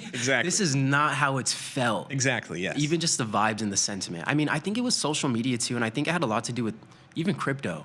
I think like that very negative kind of sentiment because there was a lot of crypto liquidations over the last couple of days, a lot of over leveraged participants.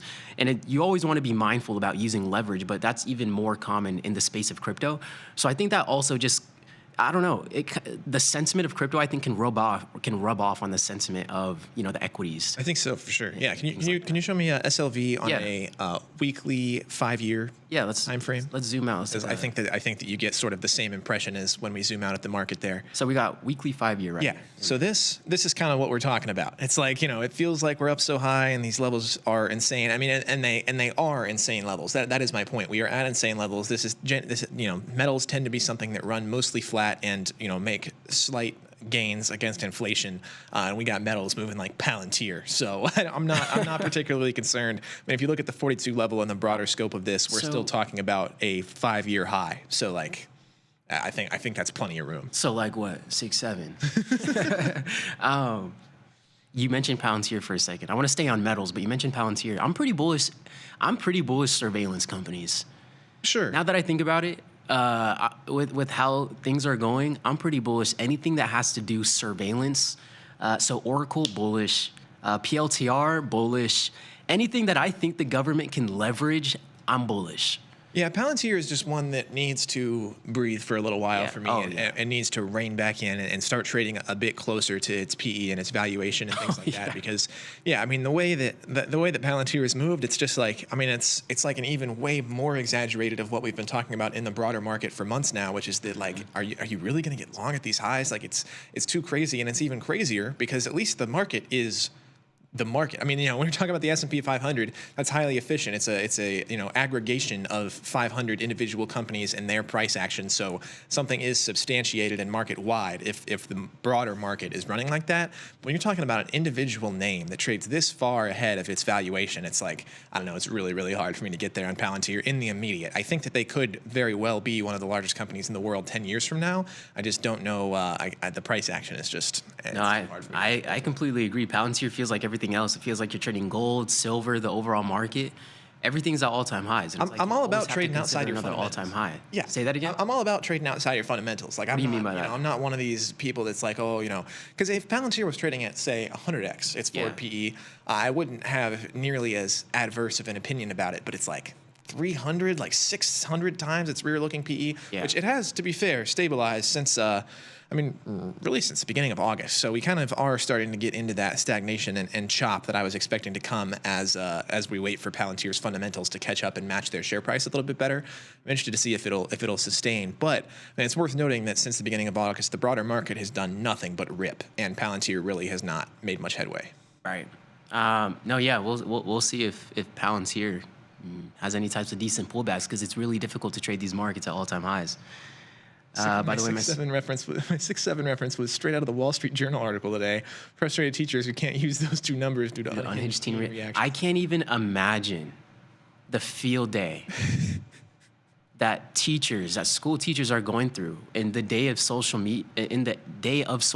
Like, we had social media growing up. We started with Snapchat. So a little bit of a timeline. Snapchat and Instagram popped off in 2012, I think. I remember being on Snapchat and Instagram 2012. That's when it was just like a photography type app.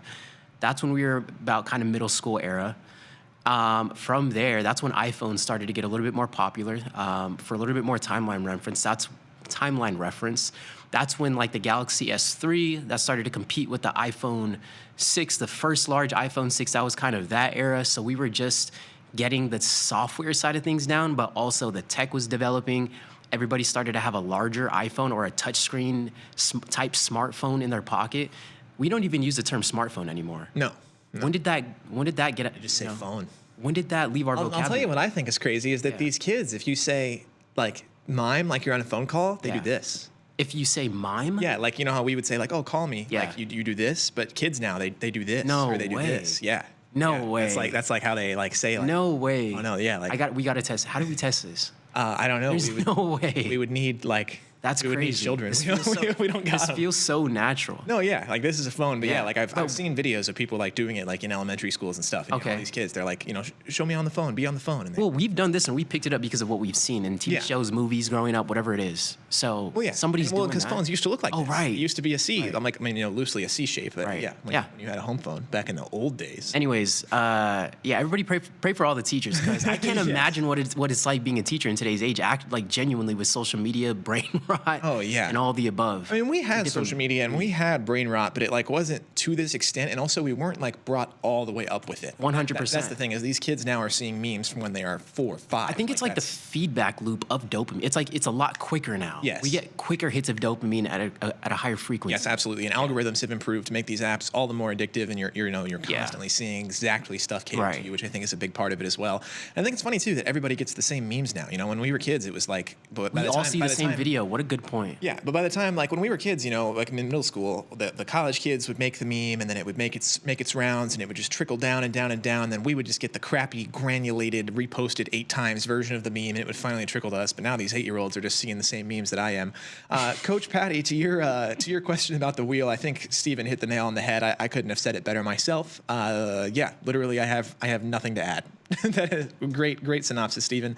Steven, I also saw your comment about the Starship launch going well. Happy to hear that. I checked Tesla for a sentiment move. It did not get one. That often happens when they have a successful launch. But yeah, I saw people.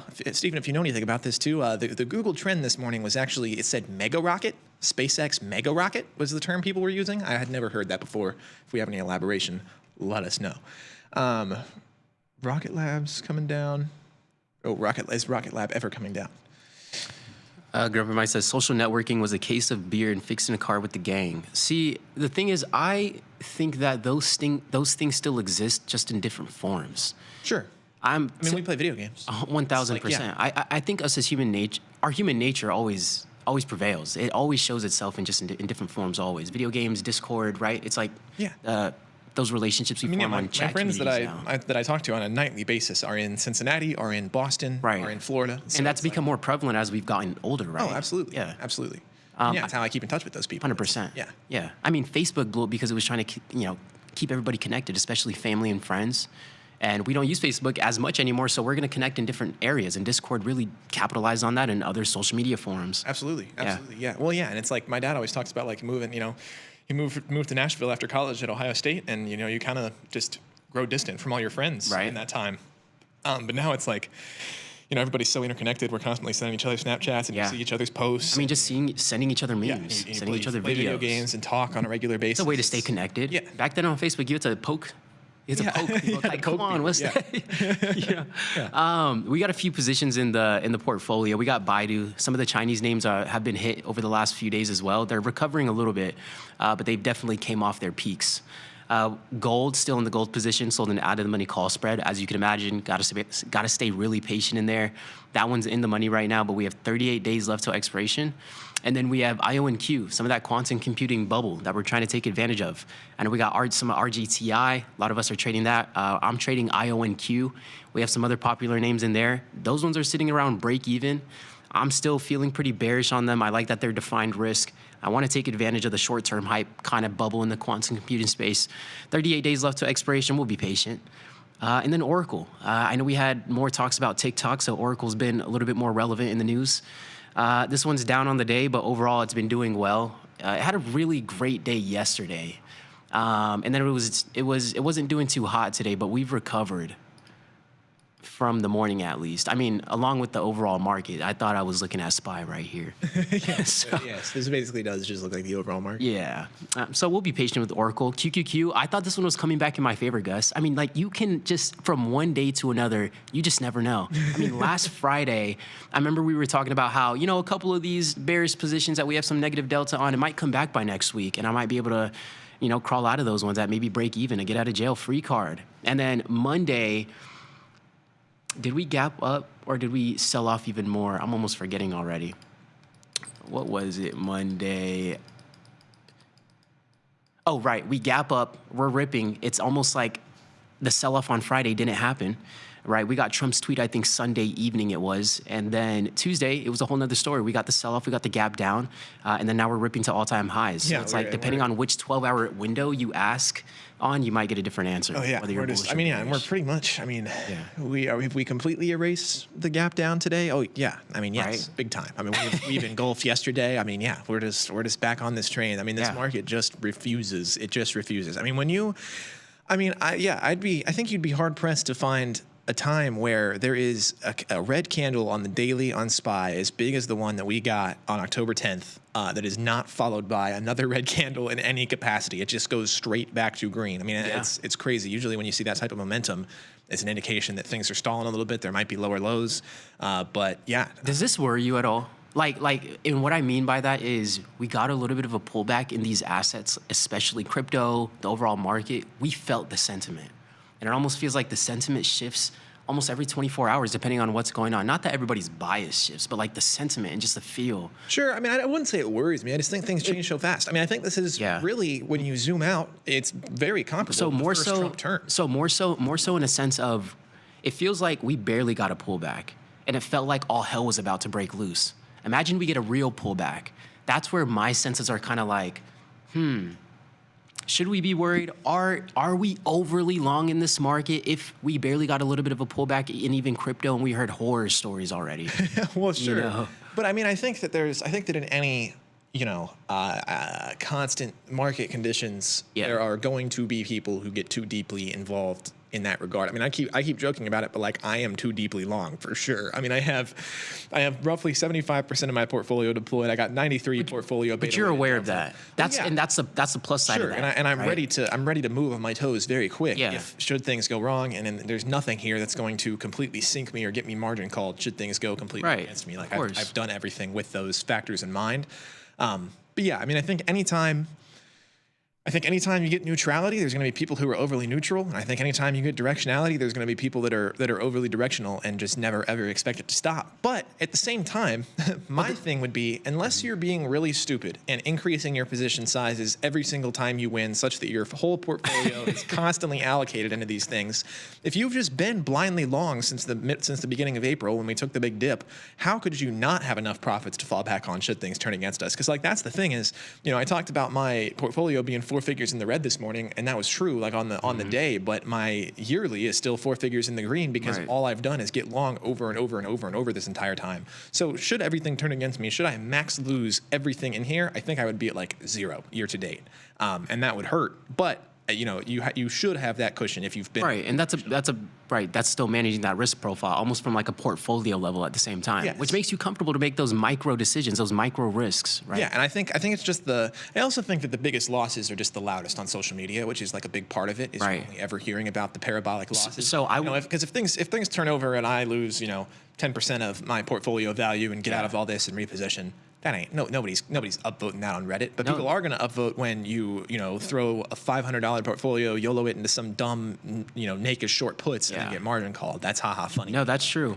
So I guess it just feels a little different. Like for example, I think the pullback that we had, it was one of the largest liquidations in history. You know what I mean? So I don't know what's going on. What I'm saying and where I am is just things feel weird. Things feel off. Gold ripping to its highs like that, digital assets at their highs, the overall market at their highs. And then just for us to get a little bit of a pullback, I felt like the reaction was so dramatic. And when we zoom out to take a bigger picture, we really haven't gone anywhere. Grumpy Mike just put an arrow to himself and said, really stupid. He said, that meme, the image? Where pointing at it? Yeah. That's what it reminds me of. I know what you're talking about. I wanted to buy more dip, but I ran out of chips. I ran out of chips for the dips. Real. That was what I was starting to be concerned about as we got that pullback on Friday. Was like I might be a little too deeply long, which is very frustrating because I think, as I've mentioned before, I have a giant block in the next 17 days, like 3-4K in buying power that's going to come freed up as things expire for max profit in that range. So I'm not super concerned about my allocation right now. I just need this to sustain for 10 more days basically, and then we could dip and it wouldn't be nearly as consequential. What level would be good for a pullback? That's a good question, Big Deal. On gold? Oh yeah, on gold. Let me know. On our market. S&P 500, I don't know. Let me look at SPX instead. I'm always talking in my poor man SPY terms. SPX, I don't know, 6,400 range, I think, would be like a healthy, reasonable pullback before higher highs if we were to catch one. I mean, and this is arbitrary. I mean, I'm sure somebody could give you a technical, more empirical answer than what I'm giving, but and glance at the charts, 6,300, 6,400. I think that is about what I would.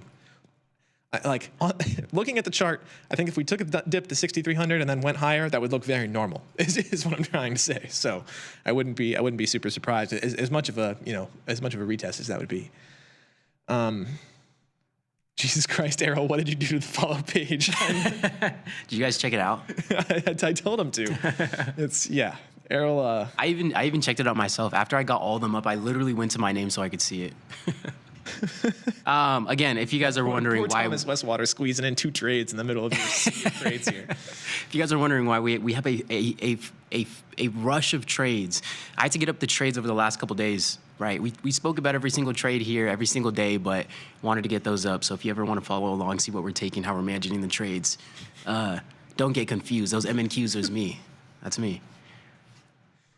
I thought a CRM Zebra looked good yesterday, I should love it $3.50 lower, right?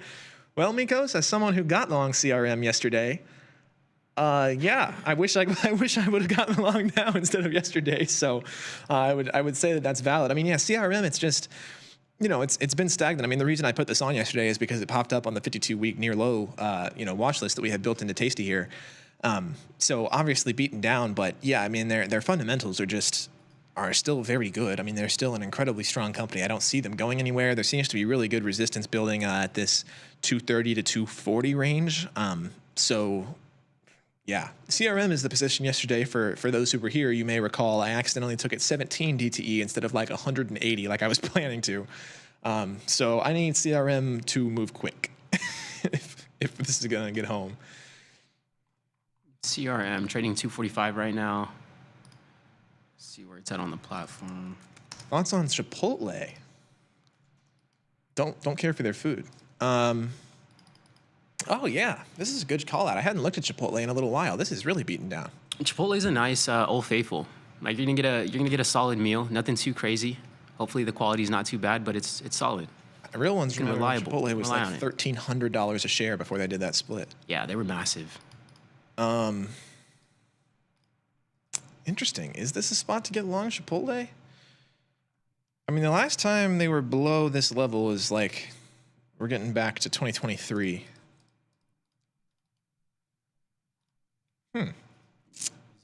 My thoughts, Matt Rad, is that I think it's a little enticing. I would need to look into this more to decide on an angle, but I like things that are beaten down like this with good fundamentals that could return to highs. I really like this big juicy gap sitting at the 47 to 52 range. So perhaps something on Chipotle there. CMG Chipotle E. coli 3 times and they're still up. 404 error not found.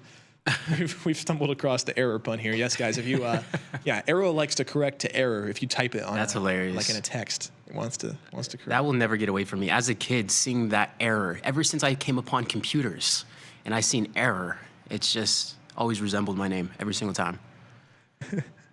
Over 40 M&Q trades. Yeah, over the last few days. A lot of those managing risk. A lot of those getting in and out. Sometimes one trade idea will have like 4 trades. Sure. So that's one thing to keep in mind. Yeah, I think I'm gonna get long this Chipotle. I'm not gonna lie. I just have sat here staring at this chart for too long. It looks too attractive to me.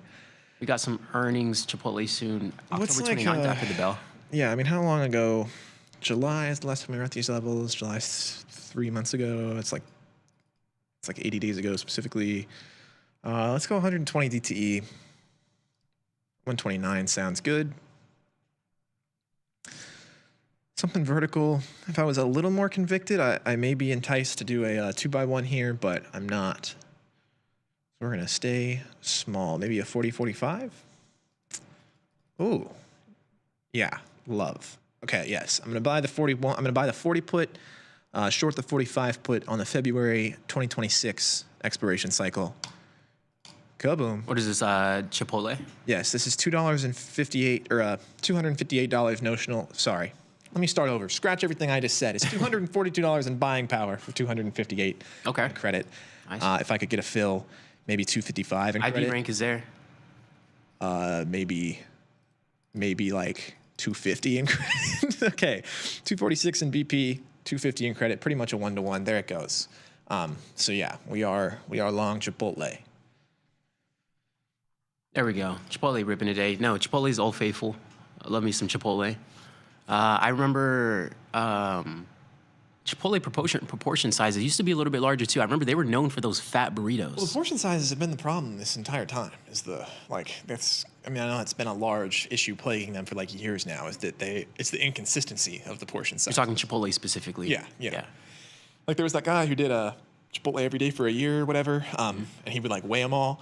Yeah. And there was like crazy variance. Like, I remember his lightest one was like less than a pound, and then he had a different one that was like north of 3.5 pounds. Like there's insane variance on the amount of everything that you get at Chipotle, and it's been such a complaint for so long, and the solution is so obvious. I don't know why Chipotle won't do it. I can give you 2. Scoop, like standardized 1 cup scoop. There's one. Other one is a scale. Just have them put the stuff on a scale and just slide the scale along as underneath your burrito as they make it. And when you order steak, you get 4 ounces of steak. Yeah. That's that. You know, if you can't complain. Yeah. If you want double, we'll give you 8.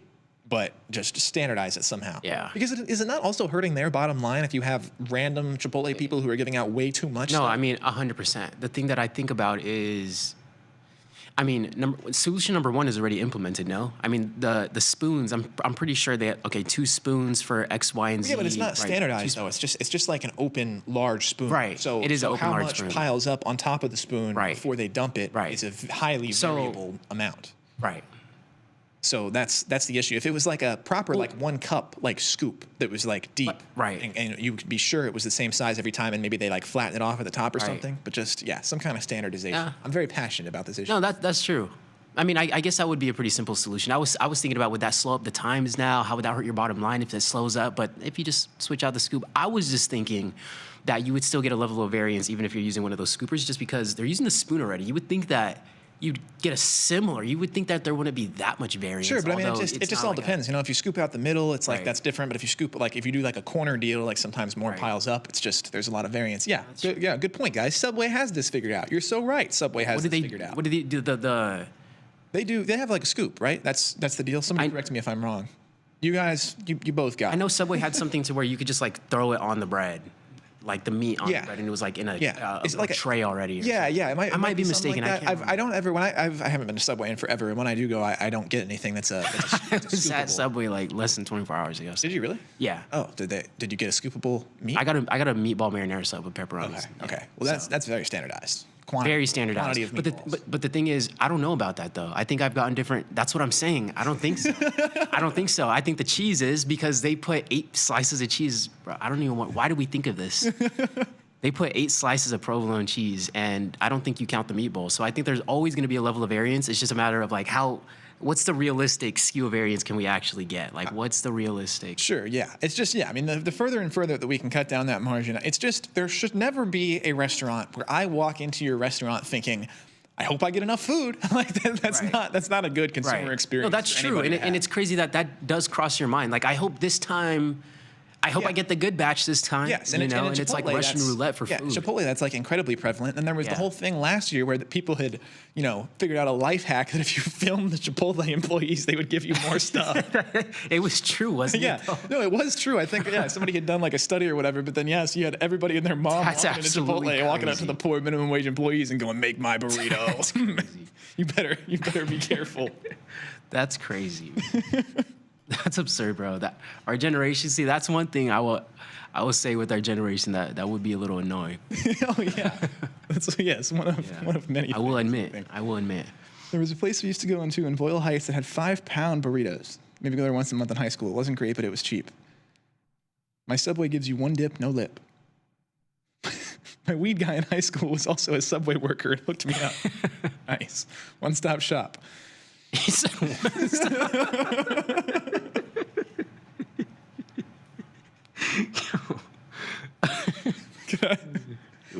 Yeah, let me go I'll go a little bit of that garlic powder, and then some spinach and some kale. I'll take some weed, maybe Chipotle mayo. Yeah. That's the flow right there. Good on that. Potbelly has weight machine and measure meat. Yeah. I mean, most meat places have this figured out. Like you go to a barbecue place, they whip out that scale. They're like, you ordered, here's your half pound of brisket. Here it is on the scale, 8 ounces. Take your brisket. Right. But yeah, I don't know why. Anyway, that's enough on that tangent. I just got long Chipotle, so they better figure this out. I will give a specific point and shout out to Capital One, COF, Capital One Finance, or Capital One Financial, I should say. Just a phoenix from the ashes for me today. I really thought this position was dead. I am 3 DTE. I needed this over 210 by this morning, not by this morning, sorry, by Friday. Need this over 210. After the dip yesterday, we were starting to go down, and I mean we were as low as, well, I should say the dip on Friday, we were as low as 202. And when I saw that at the end of the day on Friday, I was like, I think we're going to recover, but that might be too much. I mean, it's a 4% move that would be needed in a week. And then Capital One says, a week? We'll do it in a day. 4.13% move to the upside today for me. So that's certainly the shining star of my portfolio today, hoping we can hold this level. I've been back and forth because when I put this trade on, I deliberately did it to end immediately pre-earnings for Capital One, and then I was going to be kicking myself so hard if like their earnings was what was needed to get it back above 210. I wanted to take that out of the equation, but it looks like it's going to work out. So, thank you, Capital One. I have a credit card with you. Gus, are you old enough to remember Thunderbirds burritos in Texas? You mean Freebirds? If Freebirds is what you mean, then absolutely. And I'm so happy that someone has said this because Freebirds World Burrito just clears Chipotle by a country. Is this a hot take for Texans? No, in a specific region? This is a cold take in Texas. Okay. Everybody would probably agree to agree. Okay. But yeah, Freebirds just hasn't expanded that aggressively. But yeah, they have a Austin kind of like punk rock style sort of going on inside the restaurants, but Freebirds is legit if that's what you're talking about. If Thunderbirds is what you meant, I can't say I'm familiar with Thunderbirds, but I've been to Freebirds a lot. Had a Freebirds on campus at A&M. Freebirds slaps, bro. So this is if you know, you know. Yeah. Okay. If you got Freebirds around, okay, it's a whole different ball game. If Freebirds got refried beans, Chipotle doesn't even have refried beans. I mean that's just one of many things, but yeah. Okay, yeah, Mike Evans, Freebirds. Yes, thank you guys for the reinforcement on Freebirds. Freebirds is excellent. Taking a look at gold here, Dan. Anybody else? Kim, you guys are trading gold. Let us know what you're doing over there. This one still feels difficult to get involved at, but we did pull back, so it's a little bit easier now to make some decisions in there rather than when we were at the highs.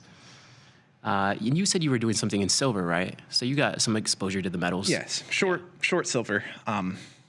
Yeah, I think we're sputtering a bit. I think we might be running out of steam, and I think that whenever the metals do run out of steam, silver goes first. Yeah, I'm kind of in a similar boat right now. It's more so I have that short position on in gold now, so it's like I'm still leaning short, but I already have that on. Don't want to get too much exposure, especially ahead of a pullback after an insane run in these products.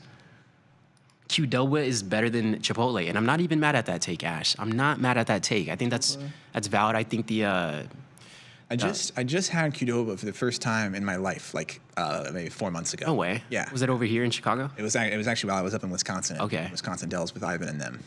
I mean, very similar, right? Similar approach, similar style food. Yeah. Mexican grill. Yeah. I thought it was very good. I really haven't had Chipotle in long enough to. You don't vibe with Chipotle, do you? I feel like you don't. I like Chipotle okay. I just feel like there's always a better option than Chipotle. Okay, so it's sort of my thing. Like if someone catered Chipotle and like Chipotle like gave me some Chipotle. That's such a nice way to put it. Well, I would never turn it down. Like if someone just was like, hey man, I went to Chipotle, I got you a bowl. I'd be like, oh thanks man, that's so awesome, and I would happily eat it. Like it's not bad food. I feel like it's not your first option. Usually something that I would choose over Chipotle. Right. Yeah. So, but you kind of have Chipotle on the back burner. I hear you. Yeah, I don't know that I would spend my money on Chipotle. Qdoba is a little bit of a step up. It felt at least maybe. I don't know if I'd say a step up. I thought it was maybe better though, just like straight up. I mean, the flavors were maybe just a little better. The chips at Qdoba, that was the one. That's what it was. Sorry, go ahead. Yeah, I was just gonna say that was the one thing that I was like, this is really good. Like these are really good tortilla chips, which isn't something I usually notice, but they were a step above. That's a good point. I mean, with the tortilla chips, Jared, that's what I was trying to remember. Qdoba has better queso, 1,000%. Oh, yes. Queso's a lot better. Yeah, their queso is it's got like an orange to it. Yes, it's a little bit more yellow, orange tint to it, whatever. And I think that can make or break. I think a nice Mexican grill. I love queso. I'll give here's a hot take that everybody can process for the next 24 hours until we return. We're obviously not leaving right away, but I think that there is no item that ketchup goes on that would not be better with queso. This is my take. One more time. Anything you put ketchup on, it would be better if the ketchup were just queso instead. Anything you put ketchup on, you should be using queso. Not necessarily should be using queso. Like ketchup has its place, but I just think that if you are like everything, I think everything that ketchup goes on would be better. Sure, yes, you should be using queso. I guess if you want to frame it that way, yeah. Okay. Queso might not always be at your disposal. Like, you get a hot dog at a ballpark. Why did everybody think of a hot dog first? Hot dog. My mind went right French to hot dog. fries, a burger. Hold on. If you're one of those criminals that puts ketchup on steak, I actually think that would be better with queso as well. Ketchup on steak? No, that's the same vibe as ketchup on meatloaf. Agree. Can't do it. I'm anti-ketchup on steak. All right, cool. Don't even got to get into that. I do not want queso on my hot dog. I do want queso on my hot dog. Moe's is good. Welcome to Moe's. I like that. I like that they say that. I accidentally. There we go. Meatloaf con queso? Sure. Yes. I just endorse it. Yes. Scrambled eggs. Bang. Way better with queso. Easy. Give me a hard one. Give me a hard one. We're gonna set our profit target here. We don't have any more contracts to be able to even scale out of.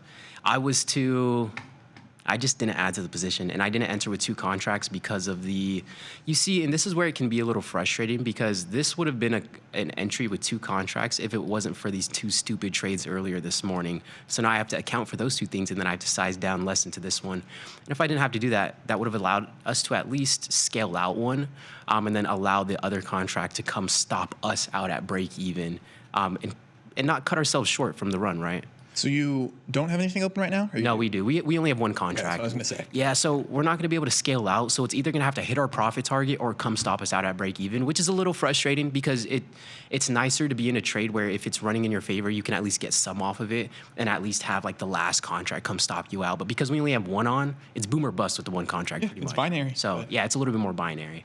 I mean, I suppose it's not binary. You're allowed to exit for a smaller profit if you so choose. 100%. Like we could exit this right now. Yeah. All right, and it'd be good. But we're gonna leave that at break even. We're not some we're weenies. not. Yeah. No. Well, another reason too, because I mean, if we stay up, what time is it? 1 o'clock. We got 2 hours left to market open. I mean, really, if we wanted to stop out of this, we could manage our risk, and then if for whatever reason we wanted to get long again, we could get long then targeting these highs again. But that's if that's even reasonable in this time of day in the market with the range that we've already expanded. It's like taking those kind of factors too, and you can as reason with time yourself. and time again. I mean, Lord knows in this we could just go flying through the top area and establish a new one right now. I mean, it's 100%. It's insane. 100%.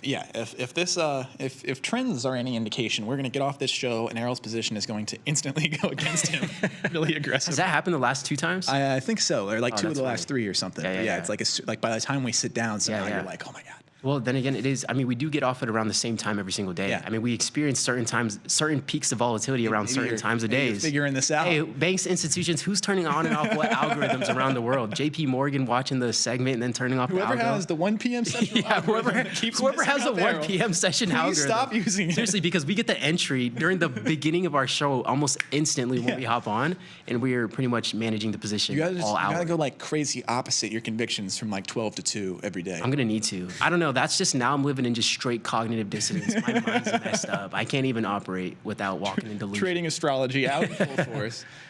I hope I didn't offend anybody with the meatloaf, by the way. I know that's a very passionate subject. Meatloaf with queso? I don't know about that. Meatloaf con queso, isn't that just hamburger helper? I think you would need noodles for it to properly constitute hamburger helper. You're missing a critical element. Yes, but basically yes. Can we get an update on our moon emoji on the gold chart? Yes, moon emoji on the gold chart. Let's pull gold. How are we doing on chasing the moon here? Are we at the moon? Let's go out on a larger time frame. There we go. We're just shy of the moon. Oh, I see. We tested the moon.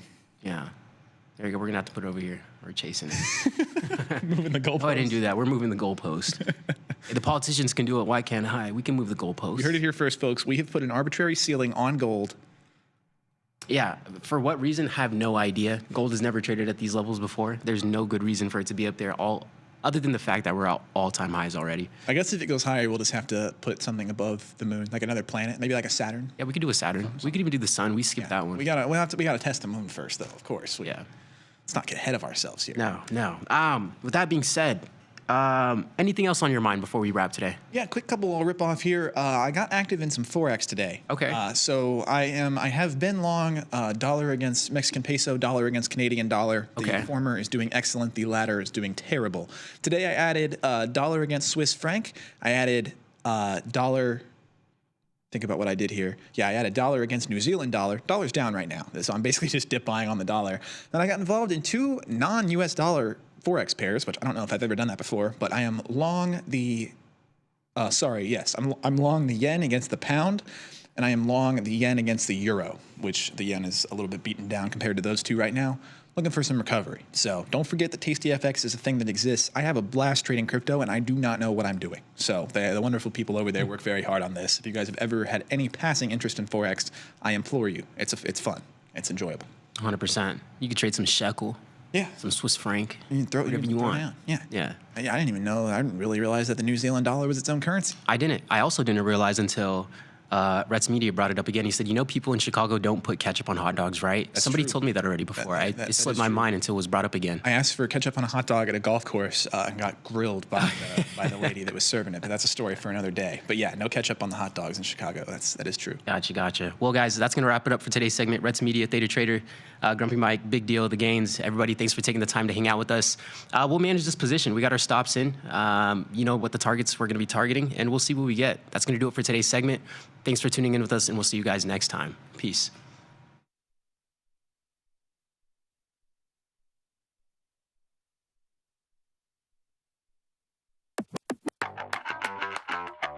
When you've got a futures contract that's in contango, what does that mean?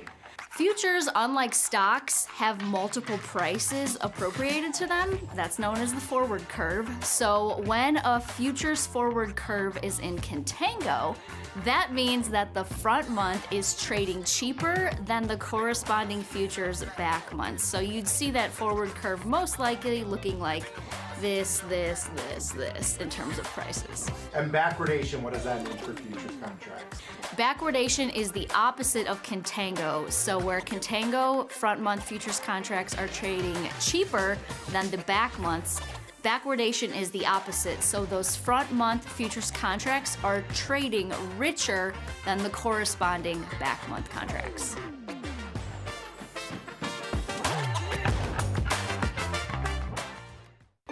Feel like your wardrobe is missing something? Like style, purpose, and maybe a dancing dog? Can I pet that dog? The new Tasty Trade and tastylive web store is now live. New merch, bold designs. Did we mention all net proceeds go to one tail at a time? Invest in the real bull market, dogs. Go to tastytrade.threadless.com. Grab some gear and help some pups. You get merch, they get a home. If you missed the live show, here's our cherry on top yearly recap. So, we're doing the show on Friday, and the bat, he's doing the show in the morning, then he's going away afterwards, right? Yeah. He's all packing up the car, he's doing his stuff. RV. Packing up the Packed RV. up the RV for a 6 to 8 day trip. We're supposed to be there about 4 48 days. hours. I bet him $20, and I said, you'll be in a hotel by either the first night or second night. And then I vociferously stood up for you. Of course you did. You should have, because that was the smart move. I appreciate you. You're Yeah. Saturday morning, I look at my phone, and it says Venmo, $20. I almost had to pay him $40 because there was a little stipulation. If I didn't sleep there one night at all, I'd have to double the bet. I almost had to send him $40. What happened? See what happened? Here, what happened was we're driving up there. It's absolutely beautiful. It's like sunny as can be. You were tweeting pictures. Oh, yeah, it was Like a beautiful. girl It was on beautiful. Instagram, you're like, I'm here in the woods. Absolutely beautiful. Absolutely beautiful. Amazing. It was gorgeous. We were gonna make a slight right-hand turn. We got about 10 miles to go, and up ahead there's like this dark cloud, and it's raining. It started getting muddy, and dogs are getting all muddy. Wife's having a little problem. Bugs are everywhere. The largest monitor that I've ever seen. Like, I have to move back in order to see everything. And somehow, when you're on air, you're like looking at this. You need some help. Nope, I got everything fine. The problem is I just have a lot to do. You see, because in your job, oh, here we go. Really, all you have to do. Get the full scoop by checking out the archives at tastylive.com.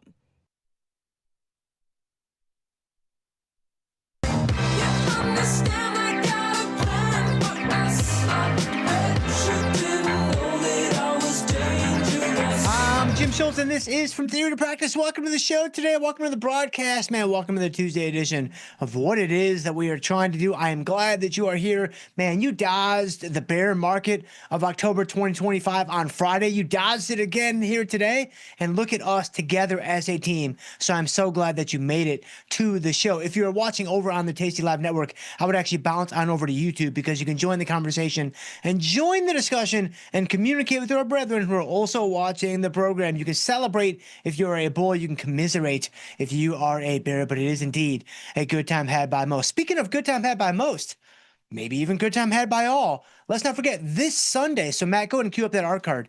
This Sunday, I am going to be in Detroit for the Option Crash Course Live. That guy is coming on down the chutes this Sunday, October 19th. And so it's free to attend. You can sign up on tastylive.com/events. Sign up for the event on Sunday. I'm flying in. Let me think. I'm flying into Chicago on Thursday, and then I'll be in the studio on Friday, and then I go to Detroit on Saturday. I'll probably spend some time with my parents, either on Saturday or maybe on Monday. I don't know if I'll do it kind of before or after the event, but either way, Sunday night is when it's all going to go down. Option Crash Course Live. It's going to be amazing. If you are a brand new trader, this is mostly suited for you. But man, if you're intermediate, if you're advanced, if you're like a Tony Batista level trader, I've got a couple breadcrumbs on the trail for you too. Like I've got a little something for everybody on Sunday night. Bulls, bears, delta, neutral folks. Like there's a little something for everybody. So come out to the event. We just need bodies in the room. We just need heartbeats in the seats. And so that is what we're going for. October 19th, this Sunday, right there at the Magic Stick, my old stomping grounds where I grew up right outside of Detroit, on the east side of Detroit. And so obviously very special place in my heart, and I hope to see you there. So Matt, thank you. Let's go into the market though. Matt, bring us into the platform here. Man, we still got a market? Yeah, we got a little something. Man, take a look at this. You've got, hold on, let me grab my, let's do Glacier Freeze. Let's mix it up a little bit. EME S&P's up 19, which again, if you were sleeping under a rock for the last few hours, man, that's a pretty strong sleep schedule, I have to be honest. But if you were, like, if it's 2 o'clock and you're just kind of getting rolling, man, that's a power move if I've ever seen one. But man, if you saw the market this morning, even the S&Ps were not up 20. Like, this is the high of the day, I think. Like, this is the tippity top of the daily action. You've even got the risk-free instrument down 27. Right, that of course would be the NASDAQ futures, which is extremely high risk product. There's basically nothing risk-free about that instrument other than the fact that it pretty much goes up every single day. You got the boomers up 400. You've got the Russell 2000 futures index up 42. Yeah, let's take a look at some chart action of the EME S&P. So you've got, you can even just look at the daily chart if you want to.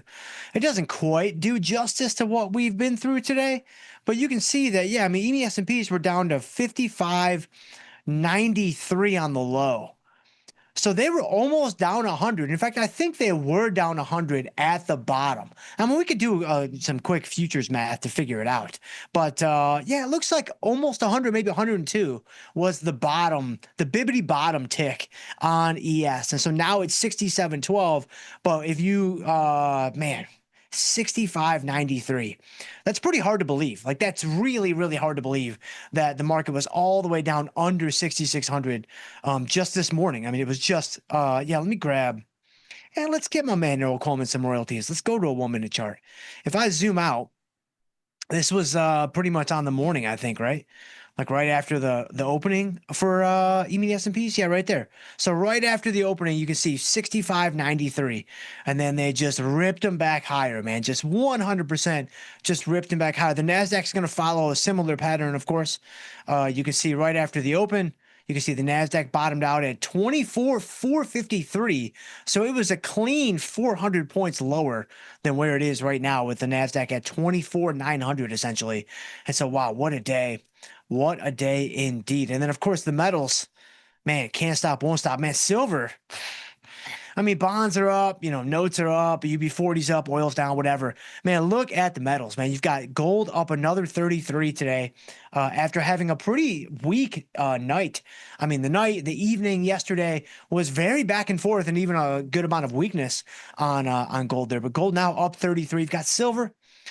Man, where are my Hunt brothers at? The shifties are looking good, of course. Look at silver up 28 cents. And then last night, silver was up to 52. I saw it happen. I was like, whoa, this is nuts. Let's go to, let me do like a 15-minute chart. We've already given my man enough royalties. So you can see that silver, if you look at a 15-minute chart, silver last night, basically at 1 o'clock in the morning, it topped out at 52.49. Like that is an insane move because yesterday it basically went from 47 to 50 and then it just continued on into the evening from 50 to 52 and a half. And now it has kind of settled down around 50, 50, 70, whatever. But man, what a move in silver. Just some crazy stuff. And so there's some market commentary. It's not going to help you too much, but it's on par with anything you would find anywhere else. That's for sure. Market volatility, you see volatility futures are up 50 cents and spot volatility, the old VIX is up 38 cents. And so volatility staying big, volatility staying quite strong on a day where the market has recovered basically fully and it is now comfortably in the green. And by comfortably, I mean it could all change in the next 5 to 7 minutes. But what I want to do, let's go ahead and I want to get into a couple of the positions that are happening in the portfolio. And then I want to get to you guys, man. Look at you guys with the weird YouTube usernames. What is YouTube doing to us, man? I see you guys, though. I see Anne Marie's in the house. Man, Emmett Morrison in the house. Man, look at this stuff. Wits7 in the house. Juan is in the house. Danish in the house. Man, Stephen Bivens even in the house. Look at you guys. It's awesome. So let's take a look at a couple things going on in the portfolio. Number one, guys, can we take a quick victory lap on Chipotle? Right, Chipotle up $1.52. Yeah, sure, P&L open. We're still getting crushed, but man, nobody takes better victory laps than I do when you're still getting hammered on a position. So Chipotle up $1.50. It is kind of crazy to think that, I mean, we were assigned at $50 on this position. It's now marking at just over 42. And so we've still got a ways to go. We've still got our work cut out for us without question. But when you look at a chart of Chipotle, let's take a quick look at a chart of Chipotle. If I go back, let's do like a daily chart going back. I don't know, man, like maybe a few months, like 6 months, maybe. You can see that Chipotle right around here. I mean, obviously there's your earnings debacle, right? Like there's the problem. Like if you were curious, hey, what went wrong with this position? There it is. It's right there. You can see that huge gap right there. But then Chipotle was down under 40, right? Yeah, I mean, there you go. It was 38 and some change on the low for Chipotle. And so now it's finally getting its act together. I mean, I heard through the grapevine, I was reading in some subreddits that some people actually had some fresh chips recently.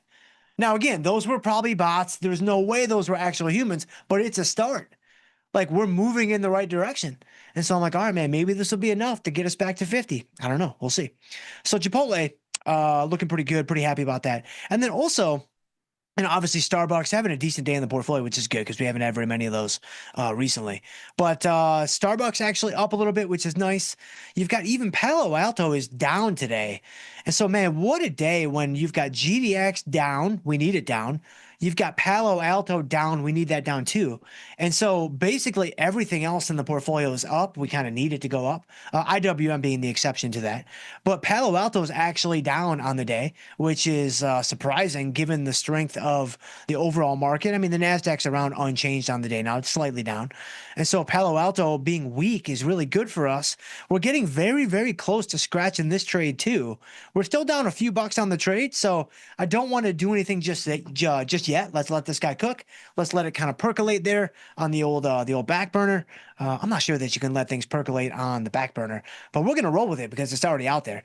And so we'll let Palo Alto percolate a wee little bit longer. And so Palo Alto, there you go. And then the other thing I wanted to talk about is because we've got a lot of earnings coming up, man. Like, it was Domino's today. Domino's. Didn't you all tell me about Domino's yesterday? Hold on. Domino's. Okay, I haven't looked at Domino's. Let's just think about Domino's. Now, again, I mean, I have not plugged into Domino's. I've not been to Domino's. I have no idea what Domino's may or may not be doing. I would assume that they're slanging the same grease they've been slanging for 35 years. I would assume that. So I would assume there hasn't been a ton of innovation from, the Domino's powers that be. And so understanding that's kind of my basis, or the basis for my thesis. I would expect Domino's to be up, of course, because why wouldn't Domino's be up, right? Is there a reason for it? Of course not, right? Is there a fundamental rationale for the up move? No. But do you need one? Never. Never, never, never. And so I'm assuming that Domino's is crushing it today. But let's take a look at it. I have no idea. DPZ. And there you have it, guys. Domino's up $17 for no reason. for no reason. They're playing the same commercials they've been playing since 1994, right? Domino's up $17. There you go, right? I rest my case. If you can't beat them, you join them. That's it. It's over. It's done, Johnny. It's done. Forget fundamental analysis. Forget technical analysis. Forget Uncle Jay and forget fire engine red ties. None of that matters. None of that matters. If you can't beat them, join them. And so there you go. Domino's up 4% on the day, up $17 to $4.25. I mean, man, I feel like we got to have a little Domino's tonight. The only problem is, I mean, Autumn's running in a pretty tight ship, man. Not for me, because I can kind of do what I want, at least I think in my head. But man, for herself, for the kids, I mean, it's got to be gluten-free. It's got to be dairy-free. It's got to be joy-free and happiness-free. And so I don't know if Domino's is going to be able to meet all the constraints that we have from a nutritional standpoint, but I may have to give it a roll. I may have to just give it a go there. Domino's up $17. Can you guys believe this? Tell me in the chat. I see you guys kind of chatting about Domino's down there. Oh, Ash Finn saying, where is the Noid? That's what I'm saying. I saw a commercial for the Noid. I think it was yesterday evening.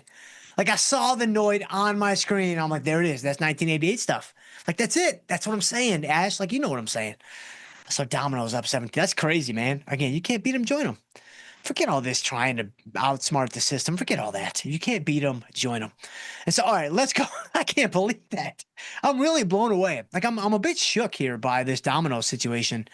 Man, that's really, really crazy. But anyway, we've got a lot of earnings coming up that we're actually going to play in the coming days and coming weeks. I don't think there are any today, but we'll take a look at it here in just a second. What I do want to look at, though, guys, take a look at Home Depot. So look at this guy, man. This was our calendar spread, right? We've got a $3.95 calendar spread on. And, you know, Home Depot's up $8 today because why wouldn't it be up $8 today, of course? Is it good news about the company? Probably not. But is it just going to follow the rest of the tide? Of course. Of course. So Home Depot up $8. We bought this calendar spread for $6.44. It's currently marking at $7.53. And so this guy is looking pretty good. Pretty good indeed. Now, our P&L Open, for the P&L Open bros out there that might be watching, we have a rare green instance. So I would definitely screenshot that before it disappears. I think what we're going to do here is we're going to take this off. So we've got about a 15% profit on a calendar spread. Usually we're somewhere between 10 and 20%. Sometimes we might stretch it to 25. I would say, and I don't trade calendar spreads that often. I may start now though, because this has been a really great trade that hasn't really caused us any fits. There's been very little to no anxiety with this trade, which is not generally par for the course for most of the positions in the trades that we do. And so it's been a nice little breath of fresh air. And so I think for Home Depot, though, we're at about 15% of max profit, or not 50% of max profit, but 15% of the debit that we paid, I should say. You have to kind of flip it around with a calendar spread because it's not max profit. You're not selling premium with credits and whatever. It's, you know, you're paying a debit and you want to base your profit target off of the debit that you pay. And so I normally, if I can remember correctly, I'm usually around 20% on a calendar spread. And so for us here, you know, we could hang in the trade, kind of look for Home Depot to rally a little bit longer, a little bit more, maybe in just a couple of days. I mean, I would think, you know, you got the stock at 387. I would say 390, 391, 392 would be enough to get us another, what do we need? Another 30 cents out of the trade. And so you could hang around for that, but I'm kind of excited about this calendar spread that we've been able to book for a profit, which again, excuse me, I don't do too many calendar spreads. So I'm kind of thinking, man, let's book it and let's move on. That'll free up a little bit of capital for us moving out into the future. And so now it's marking at $1.38. Is that real? Huh. Interesting. Well, I don't know. We're about to get 20%, it looks like. Let's see if we can get filled for around the mark price, though. I have a feeling that these markets are going to be pretty wide. 782. I'll try the mid price. I don't think I'm going to get filled, but we'll see. Yeah, so I didn't get filled. That's not surprising. And so I think we're going to have to do some discovery, maybe 7. I'll try 772. I just want to get filled and be done with it. I might get improved. All right, so we got filled at 772. That's fine. I got picked off. It's no big deal. Okay, so we got 15% on the calendar spread. Man, that's a nice trade. Like, I'm really, really happy with that. But let's look at, do we have earnings coming up today? I know we have earnings coming up in the next couple of weeks, of course. But is there anything today? So let's see. If I go to the watch list, I don't like looking at the Tasty earnings watch list simply because, I mean, there are some people that are out there, some traders, some tasty traders. You guys are out there, man. You are really hitting earnings hard. Like you are hitting it hard, and there is not a stack of cash that you've ever seen that you won't set on fire. I have a few more parameters. Like I have a few more constraints I like to put on myself. Not too many, of course, if you've seen the show. I'm privy to a stack of cash being set ablaze, from time to time on the regular. But I don't like looking at the tasty earnings watch list because, you've got the usual suspects. Like you've got GE, right? Little GE for you guys coming up on 10/21. You've got GM, a little GM for you guys. Got a little Netflix, right? You got a little, what else you got? You got, 3M, I guess, right? You got all those guys. But then all of a sudden, like they're going to throw you like an H-band. Like, I don't know what H-band is, man. Like, I'm not doing H-band. You got H-band. You got TFC. Is that TFC? Is that the bank TFC? Wait a minute. Like that small little bank? Trust Financial? Okay, maybe so. Yeah, you got TFC. You got a little DGX, right? And it's like, all right, at a certain point, it's like, I don't know, man. Like, we might be reaching a little bit too far. But again, if you love trading earnings, like, go for it. Don't let me be the one that stops you. Like, if you got something that's working for you, like all those things, like 100% go for it. I like just finding the earnings off of like a Tasty Default watch list, a Tom's watch list. Again, the second Range Rover, as far as I understand it, has not been purchased yet. And that's on us. That is 100% on us. So we got to keep going. Like, there's no days off. There's no days off until we get my man what he needs. And so let's get away from the tasty earnings. Let's go to, let's see. If I go to, I feel like we should look at Bat's watch list now. I think it's all futures though, isn't it? Yeah, it's just all futures. Like, look at this guy, man. Look at this Shooter McGavin, right? He's like, I don't really have a 3M for you, but I got some lean hogs, right? Like, I don't have a 3M for you, but here, you want to slang a little LE? Like, I got a little LE for you. Like, what is this? That's $246. What is that? $246 a hog? I don't even know what the pricing metrics are for lean hogs futures, but I know Bat does because it's on his watch list. And so if you guys have any questions about lean hogs, like, he's your guy. If you guys got any questions about what PL, that's platinum, right? You got any platinum questions? Send them to the Bat. It's just bat@tastylive.com, right? And so there you go. Lean hogs, platinum. You got a little yen, some yen questions, like, send them his way. But it's not going to help us for earnings because the last I checked, lean hogs don't have any earnings coming up, at least not in the near future. So let's go to, we'll go to a tasty default. If I go to, let's see here. Okay, so we had a couple this morning. Oh, the financials started today? Wow. Man, look at Domino's. They're so crafty. See, that's just good planning. See, now I'm understanding, right? It's not about the pizza, obviously. It's not about the Noid or the lack of the Noid. It has nothing to do with that. It's all just strategy, man. Like, Domino's knew that today nobody's looking at Domino's. Everybody's looking at what? Goldman Sachs and Citigroup. Was Wells Fargo today too? Or maybe that was yesterday. I don't know. But the banks are always like the official start to the earnings season, right? Where you've got your Goldman Sachs's, you got your Citigroups, you got your Wells Fargo's, whatever, right? But then you got Domino's Pizza just sneaking in there. Domino's Pizza is like that friend that, like, you didn't invite to the party, but man, he always shows up. He always shows up, and he is right over by the snack bar forthwith.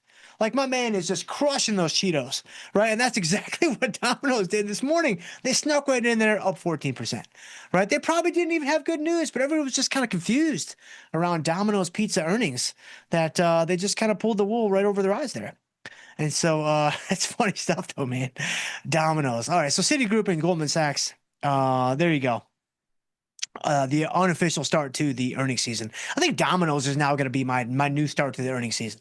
So can we all make a pact together, like me and all you guys? I mean, there's 500 of us, right? So let's make a pact. Like, forget about banks. Forget about Alcoa. Like, that was the start of the earnings season like 10 years ago. From now on, it's all about DPZ. From now on, it's all about DPZ. That's what I want to know. Once that bell goes off, earnings season has begun. And so from now on, like, we're going all in on the Noid for DPZ earnings. And so, all right, but looking at the list here, you've got Netflix coming up next week. You've got IBM next week. We've got, Tesla's next week. That's all happening next week. And then the following week, you got the real heavy hitters as I grab my Glacier Freeze here. You've got Chipotle, you've got Google, you've got Meta, you've got Microsoft, all of these guys on 1029. Like, there you go. And then, of course, you've got Apple and Amazon. on 10:30. If I'm not mistaken, Uncle Jay is also on 10:29. And that's going to be so fun because we haven't had a Wednesday from theory to practice. You know, we've only had a couple, like since the schedule, excuse me, the schedule shakeup and the, you know, from theory to practice 5 days a week and all that kind of stuff. And so it's going to be so fun to have the Fed day during from theory to practice. Like we're going to get to experience the actual, like the craziness of the market, like when the number drops. Like, in fact, we're going to get to experience everything. So this is great. So not only are we going to get to experience the number dropping and the craziness in the market, but we're also going to get to experience Uncle Jay's tie color together at 2:30 because I will still be with you guys. Now, of course, I'll be looking into the lens. I'm going to be leaning on you guys heavily to let me know, like, what shade of purple did he go with? It's no longer a question of whether or not it's purple. Now we are demarcating between light purple and dark purple. That's the only question. It's not, is it going to be purple? The question is, what shade of purple is he going to go with? Like, I'm going to need RGB codes. I'm going to need hex codes. Like, I think we've gotten to the point now where the hue is all that matters. It's all about the hue. And so that's October 29th. And so that's coming up, and I'm going to be with you guys. And that's going to be some good stuff. So, all right, let me see here. Where are you guys at? Man, look at you guys. I see you guys in the chat. Man, Dan Ducarn in the house. Man, look at you guys. Let me surprise and delay somebody. See some people there. Some people are appreciating the B- humor today, and so I appreciate you. I feel like it's very, very consistently a B- today. Like we're trying to stretch it, but it's settling right back down. It's kind of like got a little bit of a rubber band feel to it, right? Like you try to stretch it, but once there's a little bit too much tension, it just goes right back to equilibrium. And so, but man, look at you guys, man. Look at you guys. Let me see here. I see some people also. Who said, wait a minute, somebody's talking about protein powder on Domino's? Where is that? Hang on. Scramble Everything says DPC is following Starbucks, adding protein powder as an add-on for your pizzas. That's actually really smart. They already have chicken though. They already have chicken, and I think they have like ground beef and stuff. And so I don't know that you need to I don't know if there needs to be an isopure option necessarily. But again, it's 2025. Like if we're going to be thinking outside the box here, maybe we do need a little some whey. Maybe I do need some some isolate, right, for the top of my pizza. I mean, it certainly is a better choice than pineapple. And so I mean, let's be real about this. But let's see here. Where are we at? Oh, I see James Boland. Man, look at James Boland. Man, I appreciate you, James Boland. So James Boland says, keep doing what you do, dude. You've become a daily habit for me. Thanks, bro. Man, I appreciate you. That means so much to me. Like, you don't know how much that means to me. There, it was James, right? Was it James? Yeah, James Woolen. Thank you, James. I appreciate you so much, my friend. That gives me, I feel so much purpose and so much responsibility with what I do. So thank you so much. It means the world to me. And of course, if there's anything I can ever do to help, please, do not hesitate. And so let's see. Here we go. I see one more in the middle. Man, we're just burning through the surprises and delights. And so I see the Preston says, Dr. Jim, what are your thoughts on McDonald's? I'm loving it. I see what you've done there. They brought back Monopoly for a limited time. I mean, again, that's kind of, that's like bringing back the Noid. It's like, you got to dance with who brung you. Like, why are we trying to reinvent the wheel when it's already been invented for us? And it works pretty good in its current circular fashion. Like, there's not really much of a reason to be like, well, let's try a hexagon. Let's see how the trapezoid works. Like, no, don't do that. Right? It's working pretty well in its current form. You got the Noid, you got Monopoly, etc. So I want to say Monopoly, but McDonald's up $5 today, up to $3.05. You've got an IV rank of 30, but there's going to be earnings coming up, right? So let me look at this. The overview, quote details. Yeah, November 4th. Right, so check back with me there, the Preston, on November 4th. And it's throwing me off because I know you guys have other usernames that I've come to know, and now YouTube is throwing us all for a loop, and you've got the @ symbols. And so some of y'all's names are the same, but some of them are not. And so if you've been around for a while and I'm misrepresenting who you intend to be, then my apologies, but you can blame YouTube for that. But McDonald's at 11.4, we're a little bit too close to that. A couple weeks away. I'm going to wait. It reminded me around like 11.3 or 11.4, and maybe we'll do something for McDonald's earnings. Since it is one of the heavy hitters and it is one of the big dogs that reports earnings, I will probably not forget because it'll be right there on, the Tasty default watch list or, what have you. And so we'll probably do a little something for McDonald's. But again, this is another situation, guys. Now, I reserve the right to change my mind completely over the course of the next 3 weeks. But if you're trying to think about how you want to play McDonald's, the Preston, or anyone else, don't overthink this. Don't overthink this. If you can't beat them, what do? You join them, right? Again, McDonald's, they've been slanging the same fake imaginary beef for 47 years. People don't care. Nobody cares, right? You've got cardboard between two slices of bread. Nobody cares. Nobody cares. So what are we going to do? We're going to play it to the upside, right? But again, I'm going to wait. Let me wait. That may have been B, actually. That may have been B. Let's wait a few weeks and see what happens. No, it was definitely B minus. But let's go to the beginning. So where are we at here? Man, look at you guys. Look at you guys. Man, you guys are blowing me up. Wow, man, YouTube's going to think this is really something. Man, are they going to be surprised? And so, let's see, Sam L's in the house. What's going on there, Sam L?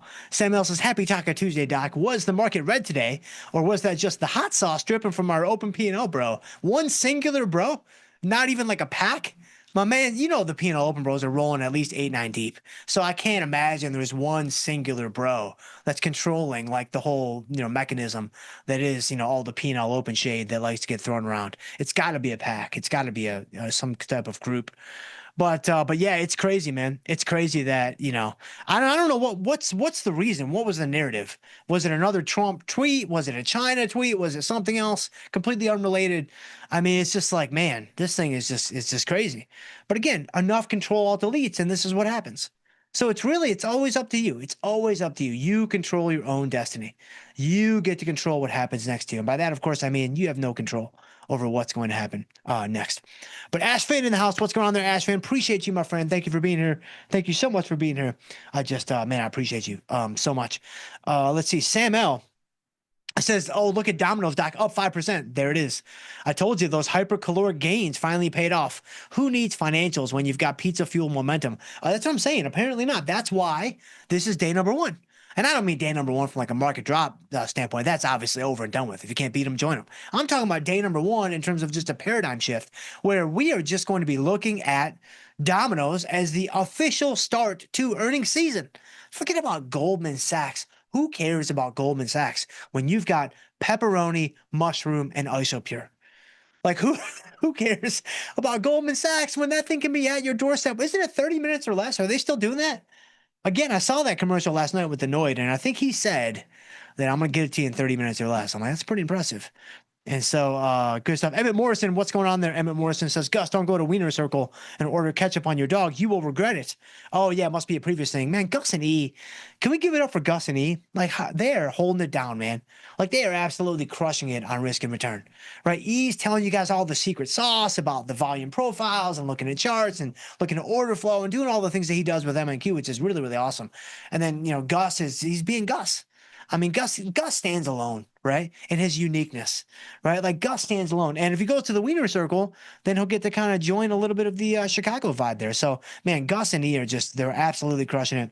Awesome to have those guys on risk and return. And of course, when Chris gets back from paternity leave, then he'll be back for Futures Power Hour. And I think, don't hold me to this, guys, but I want to put a little something. I don't even know if I'm supposed to say this, but I'm going to put it out there. There may be, again, you didn't hear this from me, okay? So me and the other 500 people watching, you don't know where you heard this from. There may be some time changes, though. There may be a little time change from theory to practice. So be ready. There may be a little shifty going on. And I'm not talking about shifty, up 47% in the last 6 weeks. I'm just talking about a little shifty to the old daily schedule. Not a major one, but potentially a minor one. So just be on the lookout for that. And so, but again, as long as Chris is on maternity leave, I don't think that's gonna happen. But let's see. Oh, Scramble Everything says Big Papa Powell bringing the pre-workout to the market. Did Powell talk today? I didn't think Powell said anything today. Did he? With a Starbucks red eye chaser. Welcome to the Dr. Jim Power 3/4 of an hour, the most entertaining 3/4 of an hour of the day. Man, I appreciate you. Did Powell actually talk today? I didn't see it on my calendar. I didn't see it on the slate. And so was it an unscheduled talk for Powell? And so, man, like I've heard a couple of you guys say that. I'm really surprised that that Powell spoke today because I didn't think he was supposed to speak today. But let's see. Oh, Brian Dowdy. Oh, I recognize the avatar. Yeah, let me see if I can pull old usernames from the avatar. So half as he's 17 is not half as he's 17. Half as he's 17 is Brian Dowdy. Like I know that. And so, hey, Dr. J, surprised you didn't play any of the bank stocks from what I remember. Yeah, we just I don't know why I didn't do anything yesterday. I can't remember. I think we were doing some other things.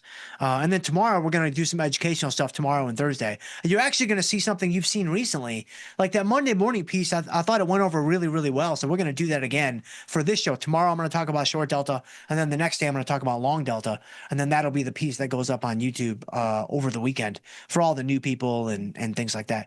But yeah, no bank exposure for me just yet.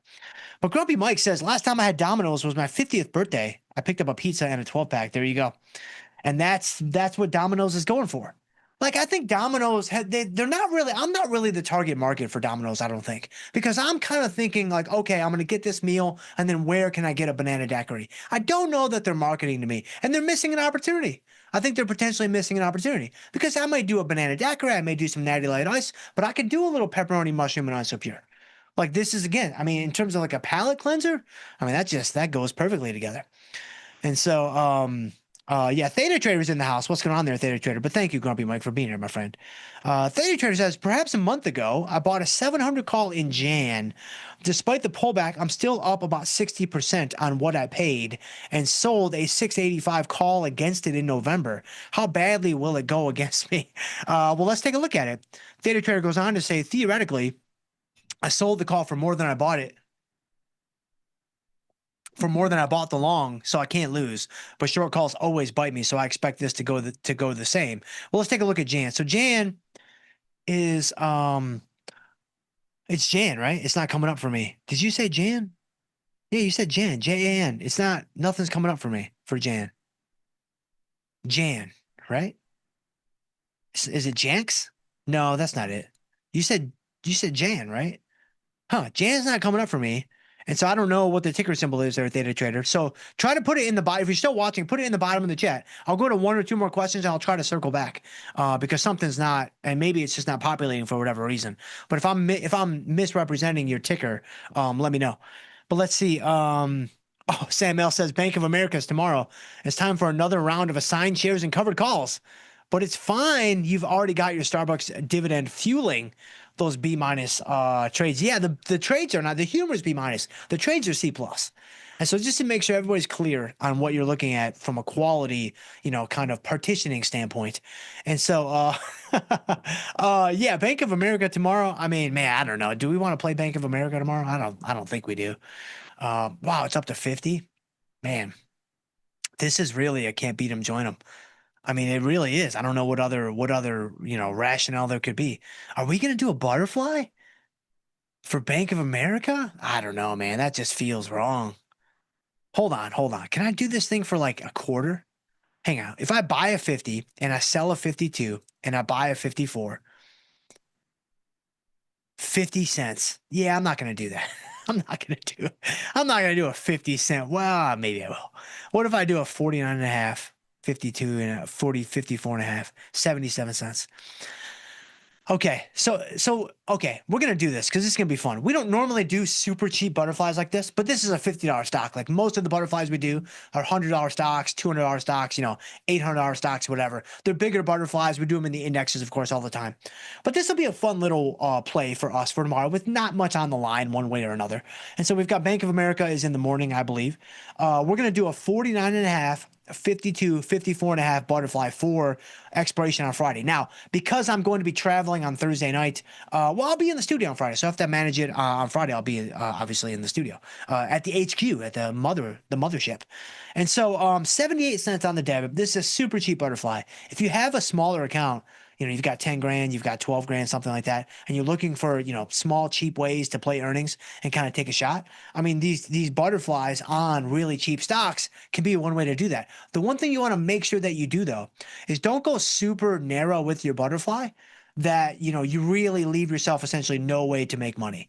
You really leave yourself with essentially no way out when it comes to, earning profits on the trade. And so here we've got 2.5 points wide on both sides on a $50 stock. I think that's going to be wide enough that if this does work, we should be able to get out.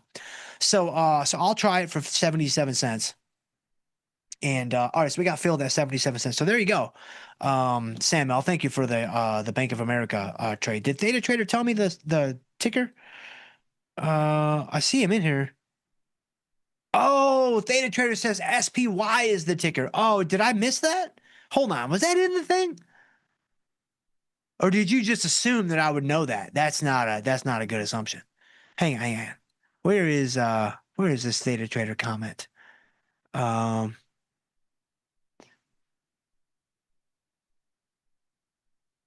Okay, no, you didn't put it in there, but you just assumed that I would know. Don't assume that I would know, right? Because you're talking about a 700 call. That could be Microsoft. That could be Meta. Hey, it could be Domino's. How do I know? I don't know. So SPY. Okay, well, now we'll take a look at it. Thank you guys. And I'm glad that I brought some joy to your lives as you guys were able to troll me on not knowing that that's SPY. And so I'll be sure to bring my 8-ball tomorrow for the Wednesday edition of the program. So SPY up $1.88.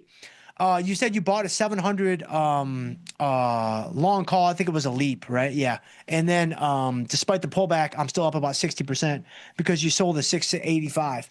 Okay, so yeah, because you collected so much on the short call with the volatility spike and things like that. So that's obviously good. That's going to be a beneficial thing.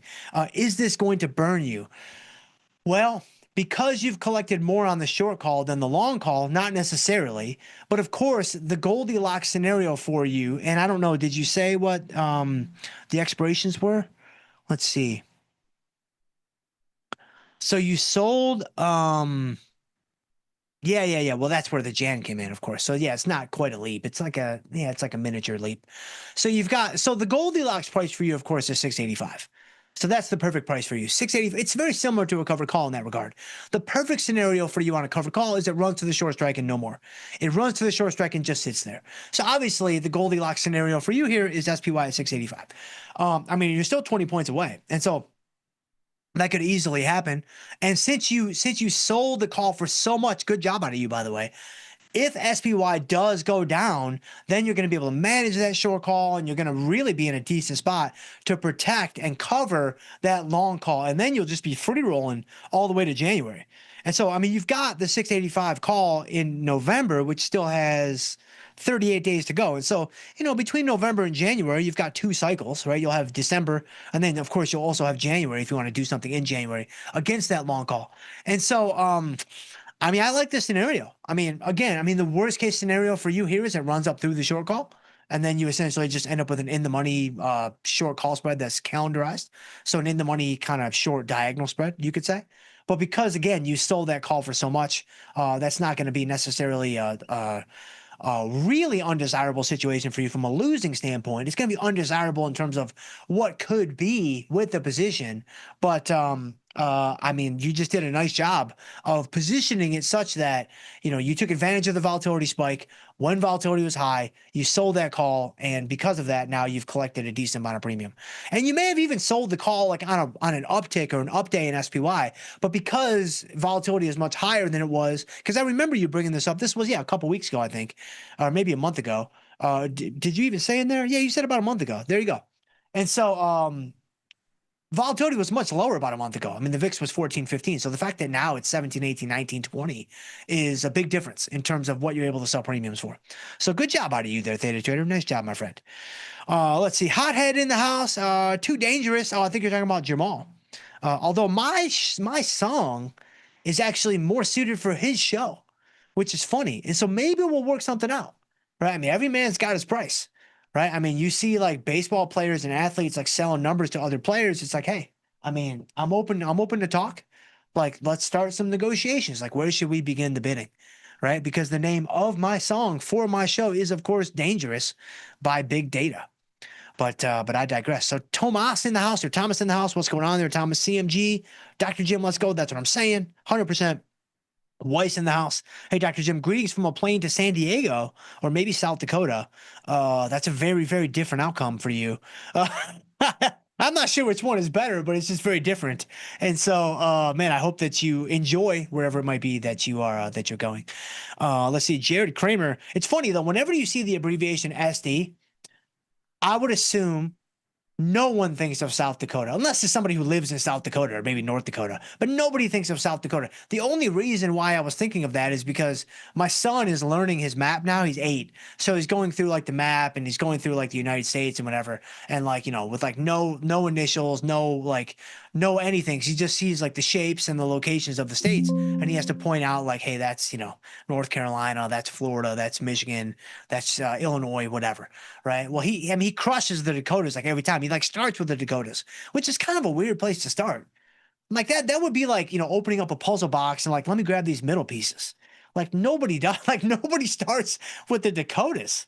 Like you start with Florida, you start with California, maybe you start with Michigan because it's a hand and it's super obvious, but nobody begins with the Dakotas, but it's a power move, man. He's like, there it is, North Dakota, South Dakota, and we move on. And so when I see SD now, I'm thinking of South Dakota. But let's see. Jared's in the house. What's going on? Cancel crash in effect today, Dr. J. Yes, it is. It definitely is, my friend. Daniel Perkins in the house. Org Danu's in the house. The best show in town just started. Hello, Dr. J, man. I appreciate you there. Org Danu, thank you, my friend. The BBY catching a bid today. Yeah. Oh, is it? Do I want to look at this? No way. I have no idea what this is. Is it over 80 today? Oh, hold on. Is it over 80 today? 78. Wow. How about that? 78.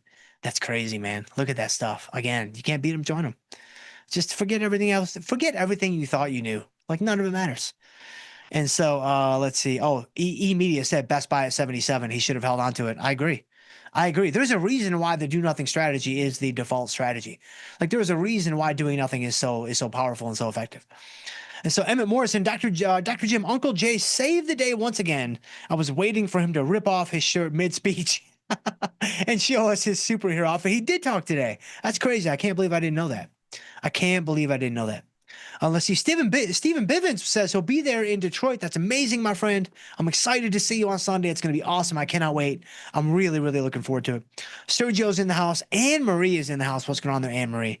Joel James, the market is nuts. I know. It's totally, totally bonkers. Wits 7, Dr. Jim, good day. What's up, my friend? Juan says, hey, Dr. Jim, the risk-free instrument looking shaky. Any trades for UAL? Is that United Airlines? I think it is. Oh, they have earning. Oh, we'll do it tomorrow. So remind me. Well, tomorrow's gonna be tricky because I've got the educational piece to kick things off. But if I'm to the point and swift and efficient, which has never been done before, but maybe tomorrow will be the day. Then maybe we'll take a look at this. Like remind me tomorrow of United Airlines, but I'm not gonna do it today. I'm not gonna do it the day before earnings. And so let's see. Danish says, "What's going on with this market?" I know, man. It's crazy. And let's see, 1,000-point swing in the Dow today. I know it's really. I mean, what were the boomers doing today? Let's do a chart. Look at that, man. The boomers were down to 45,660, and now they're 46,660. That's crazy, man. I mean, look at that range, 1,100-point range on the Dow. I mean, that's it, man. Nothing says boomer magic like an 1,100-point range on the Dow. Like nothing says that. I think that's actually the first thing that's ever said that. But when I look at this, I see nothing but boomer magic, man. I see hammers, I see like step ladders, I see tool belts, and it's like, man, let's get some work done. Like, let's get some work done on this index. And they did it, man. Dow up 360. It's amazing. It's incredible. Let's see. Stephen Bivens says, I was off 11,000 this morning. Now almost a scratch. There you go, my friend. The power of doing nothing. Daniel Perkins says, Jim Knight with the charts. Yeah, that's pretty funny. That's pretty funny indeed. And then I see the rest of you guys. Look at you guys, man. You guys, man, look at all these. I can't keep up with you guys, man. Look at you guys though. Wow. I appreciate you guys so much. Mr. Pillows, Griffin Jones, man, Flower Power. Man, I see you guys. I can't get to all you guys, of course. Come back tomorrow, though. Let me see. Boulette's in the house. Man, I appreciate you. I appreciate you guys so much. Hey, if I can ever help you guys in any way, please shoot me an email. I'm jschultz@tastylive.com. Or we can connect on Twitter. I'm at jschultzf3. I would love to hear from you guys on there as well. But stay tuned. We do have Jamal coming up next with Engineering the Trade. In the meantime, guys, trade them small, train them heavy, and stay generous. We'll see you guys tomorrow.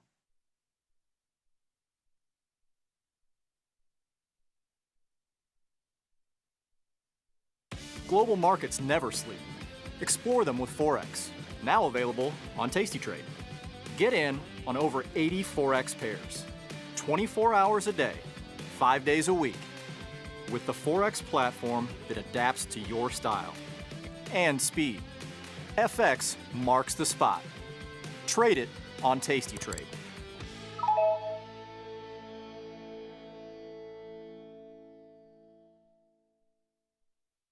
Traders, start your platform. Tom Sosnoff and Tony Batista are hitting the road for their first ever live trading event, At Work by 11. It's unprecedented, unpredictable, and unlike any other financial event. Watch these masters make real trades in real time. Doors open at 8, the action starts at 9, and we'll have you back at work by 11. Sign up today at tastylive.com/events.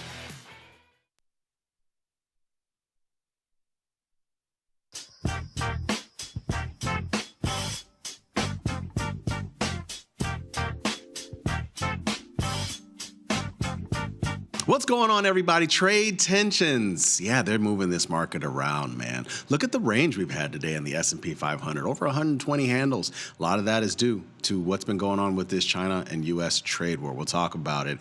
Walmart is the latest company to have a deal with OpenAI. How about it? I mean, you just wake up every day, there's a new deal.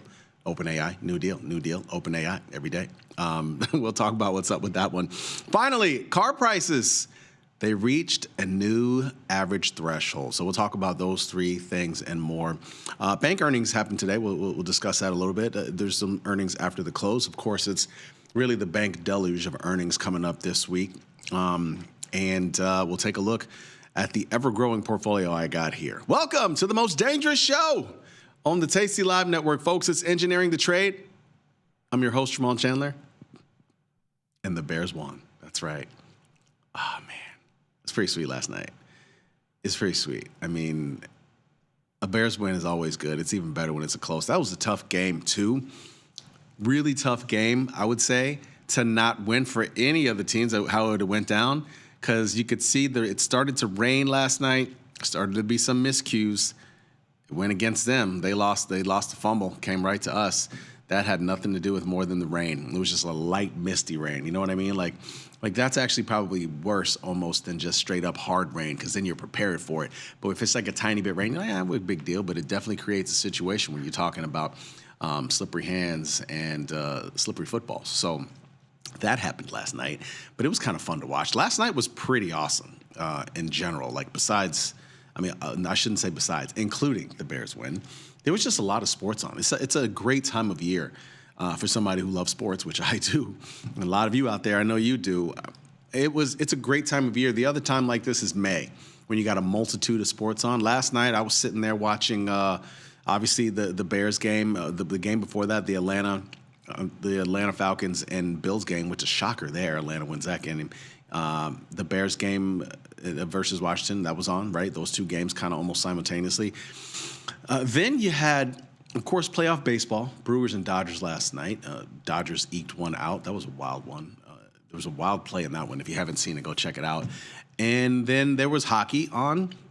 So I actually came from home back towards downtown Chicago Loop area to watch the game at a bar. And before I realized it, I'm in the middle of traffic right around the United Center, because there was a Hawks game going on last night I didn't even know about. So that was another thing, right? You got football, you got baseball, you got hockey, and then NBA. Preseason seems like it's already started. And for the most part, I don't care about that, especially preseason. I don't really watch it. But I'm really excited about the Dallas Mavericks and what's going to happen with, of course, the number one overall pick. I think Cooper is going to be quite the player, man. Cooper Flagg, if you've never seen him play, he's pretty awesome. And, yeah, it was just a great night all in all for that. That's right, and Jake Moody made the field goal. That's right. That guy probably didn't have to buy any lunch today. Let's pull up some slides and talk about the day that's going on here. Wild day. We come in and we're down we start the day down like almost 60. At one point in time, I know we were down like at least 80 handles or 90. I was actually moving around. Not sure how many of you were on the stream this morning, but during the Liz and Jenny show, Mikey Butler and I made an appearance on their show this morning while they were on the floor because we're going to be going on the floor soon. That's right. Options Trading Concepts Live will be on the floor 1 day a week coming to you soon. We'll let you know about that date when we start that. But it was kind of cool being on there and being on the floor in general. I used to do a lot of stuff on the trading floor. So the SIBO trading floor has moved a couple of years ago. They recreated a new floor. The SIBO used to be in one building that was on Van Buren in Chicago, right across the street from the Board of Trade. The SIBO itself moved to the old post office. For those who know about Chicago, the old post office is this historic kind of venue. But they created a trading floor for SPX and VIX inside the Board of Trade, which is actually owned by Chicago Mercantile Exchange. Now, I know I just threw out a lot of different names and exchanges and all that. First of all, that's the hub of Chicago. It's what we do. But yeah, I mean, for those who don't know, Chicago Mercantile Exchange bought Chicago Board of Trade. I remember when that happened. That deal happened maybe 2007. That was a wild deal. But anyway, those are all those old buildings that are kind of in that general vicinity. We were on the trading floor today just to check things out, and it was really cool. I haven't been on the trading floor since 2019. Early 2020 was the last time because I was working for SIBO then, and I used to go down pretty much every other day and do some type of sort of film hit thing from the floor. And of course, once pandemic hit, I mean, we weren't on the floor anymore. And then about a year later, I moved on from SIBO and came here to Tasty. So it was just kind of cool to be back down there again. But even bigger than that, just being in the Board of Trade in that general vicinity where I was and where we will be. I also have history with my first trading firm. We would go in that building a lot and in that room. So this is going to be really awesome when you guys see it. Nevertheless, I say all that because this morning I wasn't trading a whole lot, just kind of watching from afar as we were moving around, doing some things and getting logistics for this new show eventually. And I tell you, it was really wild to see markets down 60, eventually down 80. You figure it's going to be a really ugly day. Lo and behold, to come back and we're up at some point in time. We just touched positive on the day when we started Option Trading Concept Live here at 11 a.m. Central. And yeah, the market's been positive for the most part since. And a lot of it has to do with these tensions. So you know about the tweets from last Friday and then yesterday, and then there's just been more different things happening, like China charging levies on certain ships coming from the U.S., and it's almost like we're moving in real time based off of that. And of course, I think one of the biggest reflections of this in the market right now is the rare earth names. So even if you're not trading them, I think you should be sort of aware of them, because I think the higher these things go, that just lets you know that the tensions aren't even close to being over. The LACs of the world, MPs, you can add TMQ to that list. You can add CRML to that list. You can add USAR, which is actually down today, oddly enough. So yeah, massive moves again in some of these names today, and I think that's your direct look at the tensions. And if you want to know also why, again, I've talked before about history here. Some of the things that remind me, what reminds me about this move is some of the names that I was trading in 2011, also rare earth names. They don't exist anymore, but one was called Molly Corp. You can look up Molly Corp. That was one of those names, and again, I think it was named as such because it was a molybdenum name, but the Molly Corp was one of the names that eventually went apeshit. There's no other way to say it. Molly Corp was one of them. REE was another ticker at the time. Now, that still exists, but that's not the same company that you see if you pull up the ticker. I don't remember what REE stood for. If you look up REE, rare earth name, rare earth stock, it was, what was the name of it? I guess it was just called Rare Earth Elements. That was the name of the stock. And yeah, these stocks, I wish it could bring up old stock prices. This is one of the reasons why I find these fascinating right now, because I remember that craze in 2011. I'm sure you can find articles. I'm sure you can find stuff about it. Look it up. It's the same type of rhetoric that's going on now was going on then. So this is not a new story, honestly. I can tell you that right now. But I think that's your number one proxy for how this trade war is going. When you see those stocks rip, it means there's still a lot of controls, and China's trying to limit it.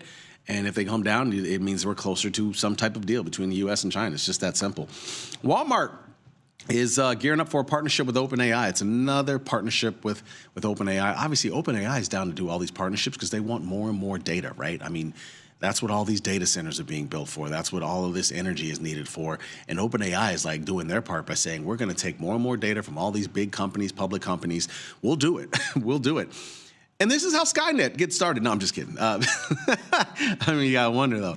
But they're going to do this situation now where they're going to get more information from shoppers and probably get suggestions on things you want to buy. Obviously, there's some concern about how much information you're going to give to them, and I think but when you have such a large database, I don't know how many people are on Walmart.com or how much information they have or how much are on these apps, but I'm sure it's a lot when you think about Walmart. So they're going to get a lot of information, and apparently they're going to use it to enhance their shopping experience. And then finally, the average transaction for a new vehicle, according to Kelley Blue Book, topped 50 grand. That's not surprising to me. I actually just got a new car recently. I got a Ford Bronco.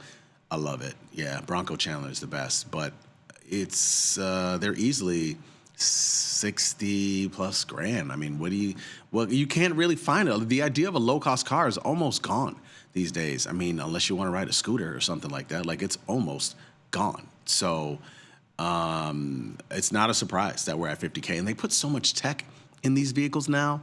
I mean, that's why, if you're ever wondering why the NVIDIAs and the AVGOs of the world the stock prices are where they are, I mean, these chips are in everything, including cars now. So that's a large part of the reason. You're basically just driving around a big computer for the most part these days when you're talking about cars. It's really not that much of a surprise. Leftovers. The world's biggest tourism spenders. Who are those? Let's move to the next slide. I bet you can. Yeah, Donald, you know what's funny? I actually thought about getting the white one. I was asking friends for a while. I was like, wouldn't it be funny if I just get a white Bronco? It's red. Expenditure on foreign travel by residents of the following countries in 2024. These are people who are spending money different places overseas. Which countries? This is where you domicile and where do you spend money? So those who domicile in China spend the most money abroad, $250 billion, probably not a surprise. I mean, there's a lot of people in China, and when they go out abroad and they spend money.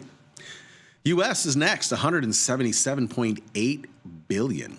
And so you do have to ask yourself, still, it's amazing that the U.S. is the world's number one economy and China's still only two, when, again, China goes out and spends a lot of money abroad. You wonder sometimes. Germany, $120.3 billion spent all over the world or abroad or wherever you want to look at it.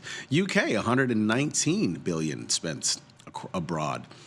59.8. You can see the top four spend a ton, right? Top four are all over 100 billion, and basically France is half of number four right there. So France starts to get small after that. So most of the time, I mean, I would think this says that when you interact with a lot of travelers, most of them are either going to be from China.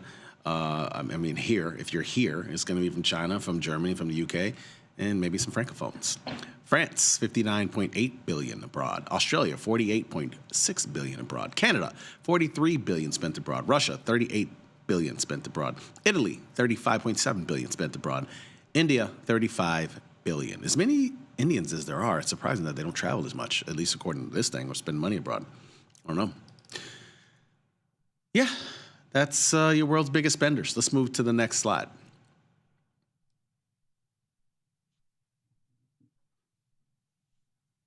Please, let's move to the next slide. Thank you. Volatility. Over the last 4 weeks, we haven't done this in a while, but you can see the curve is lifted. As a matter of fact, their curve was, if I'm not mistaken, it was a little bit in backwardation today, right? I felt like the October futures, which those expire actually today, is the last day to trade. No, is that right? No, I'm wrong. That's October futures don't expire for another 8 days. Yeah, another 8 days.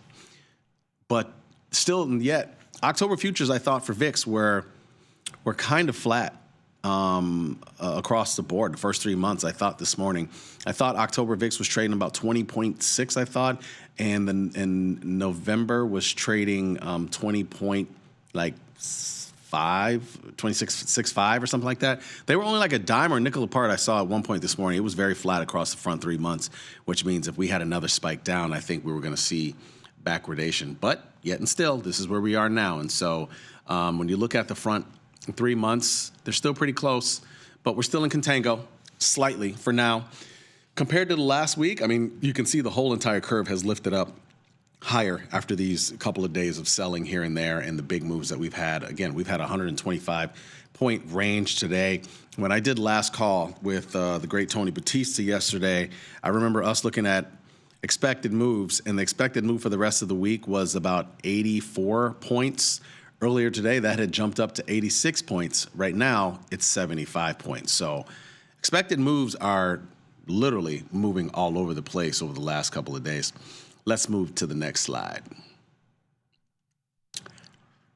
So bank vols, we just had those today. Surprise, banks still know how to make money, but you know, they I'm actually not surprised that they didn't move up. And that was one of the things I was kind of worried about. I figured if they were going to be down and they didn't, and the markets were ended up being down, that could have ended up creating a very negative day. But they all kind of turned around to some degree. Of course, Wells Fargo has been up all day long. Big solid candle there. Same thing with Citi. But JP Morgan and Goldman Sachs exhibited somewhat of a pullback today on earnings. Of course, JP Morgan mentioning $170 million loss on this bad auto deal that they kind of had. But all in all, banks still know how to make money. I don't think any of them missed on earnings. Of course, Vol's coming in a little bit. I saw Goldman Sachs, was sitting still around the 20s in vol. If for those who are interested, I haven't traded in Goldman in a while, and I don't know. Is an Iron Condor even worth doing in here? Maybe. This is something that I haven't done in a while that I used to do regularly, where I would, if the vol is still bid a little bit after earnings, I would just do an Iron Condor in there, since earnings are over with and you don't have to worry about the one-day move on some weird event or something. But it's come into 23, which I just think I have other ways of allocating capital. There's better things going on. Let's move to the next slide. This is interesting when you look at the last couple of days. There's been some selling in Bitcoin. There's been some selling in the 10-year. There's been some selling in crude oil, all for different reasons, not all the same, of course. Bitcoin, you know, it's dropped down to that 110K level a couple of times. It seems to be maybe there's some support there. But, yeah, I don't know what the selling has been about, honestly. I know people are probably still a little nervous about the sell-off throughout the weekend, and I think it's also, you know, well, I shouldn't say that. I know what the selling is about. Honestly, there is a correlation between Bitcoin and the S&P 500 or stocks. Honestly, there has been for the last few months, I feel. And so there's some correlation there, and I think that's part of it. 10 years is weird to me. Actually, it's not that weird. It makes a little bit more sense now. Because remember, for a while there, 10 years were going back up after the Fed meeting in September, but it looks like they're starting to resume somewhat of a fall.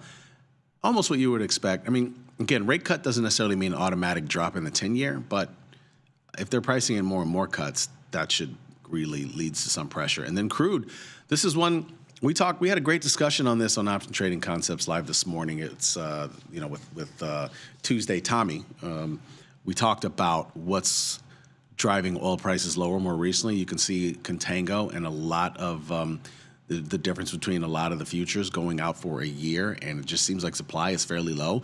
And I got to tell you, when there's not as much overseas strife, a lot of times oil is not really going through the roof. So I'm telling you all that because just be careful on loading up on some of these, MCL contracts or oil longs, Right now, because I don't know. This thing is looking very weak. It's looking like a little bit of a falling knife beginning, and I feel like we could see prices around the 56, 55 range soon. That's just kind of what it feels like to me.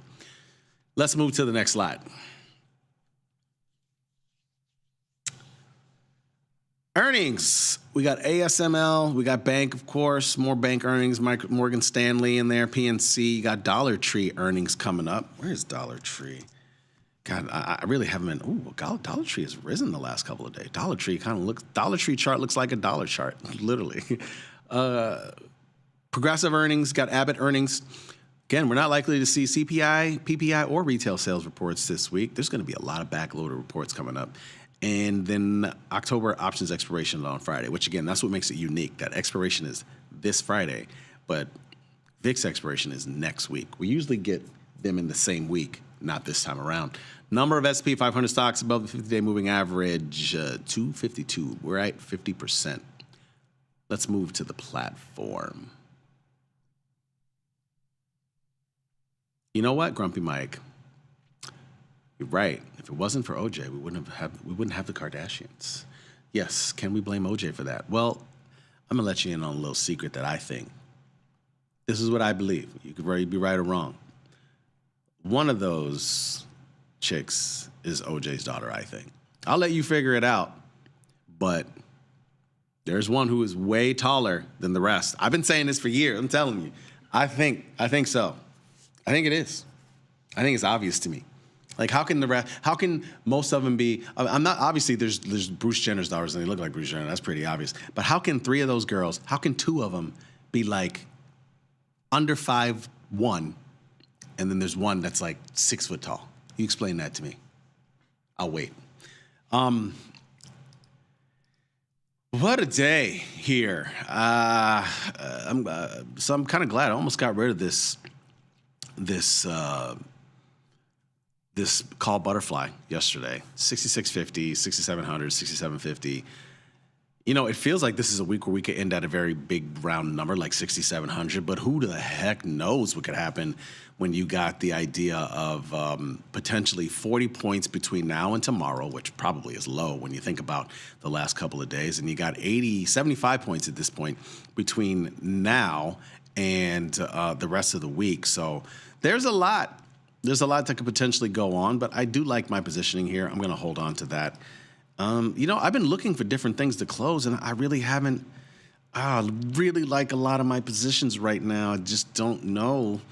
One of the things I've been examining is this yen, but I think the yen still has some more room to run a little bit, so I'm going to leave that. UNH is really the only position that I have analyzed on closing. I'm up 41% on that. It's probably worth closing considering, again, you look at the difference between net lick and capital requirement, how much capital I can recruit back. Might be worth it. We'll see. Another one I'm looking, it's just a lot of things are in this 38-day window right now. And so I just feel as though I should give them a little bit more time to cook, you know? I do have 13 days until UNH earnings. Hopefully they don't say anything crazy, if you will, because I got this short put. You think the stock could drop $4 on earnings? $40, excuse me. I hope not. Last earnings were July, right? Probably. So it might be in here. What, 28? It might be in here. Earnings were probably in this range, I think. We'll see. We'll see. Yeah. Oh boy. I just right now I'm in a really good spot. I like a lot of the trades that I have on. Again, things that we talked about on the show today. Trade tensions. Well, that leads to major stuff in the indexes, really. And again, I do believe these names. I have them on the list. I look at them all the time throughout the day now because they've been the biggest movers in the market, and they're your biggest proxy, I think, to what's going on with this U.S. and China situation right here. LAC, Lithium Americas, is at highs of the day right about now. MP Materials, another day in the sun, up once again, and then the CRML is up. This one is, I think, untradeable. As a matter of fact, they don't even have any strikes left in this thing. This one is untradeable to me. Look at the straddle. in here. $30. This has a $17 straddle. That's more than half the stock price right now. That's wild. That's a good exercise to do in all of them. 1 month out straddle. What does it look like? November. What is this? 100. This one is 29. See, a little bit different, right? Like probably close to 30% of it. I mean, that's big, but it's not 50%. LAC, what does that 1 month out straddle look like? That's something you could do every now and again, just looking at how crazy things are. $4 straddle, I mean, that's like 50%. I mean, that's a pretty big one. that's pretty big one. And so that's why when you make plays in these, if you make some long plays, which again, I'm not mad at it because I'm doing it myself, not in this account, but in the long-term account, you gotta take stock every now and again and be like, okay, what kind of expected move is this thing saying, and what should I be thinking about that expected move? Just looking at those straddles. So something you got to pay attention to just a little bit. Something you got to pay attention to. So Walmart, that was a pretty big mover today, actually. And again, anytime you mention OpenAI, I think it's all good. If you mention OpenAI and your stock goes up, the next deal we hear and they don't go up, that might end up being a problem. That might be telling you that the momentum might be over for a little bit. For now, I mean, it's good for everybody. I will say, this is a good one to hear about because all the other deals, it felt like they're just pushing money around. You know, Oracle, AMD, NVIDIA.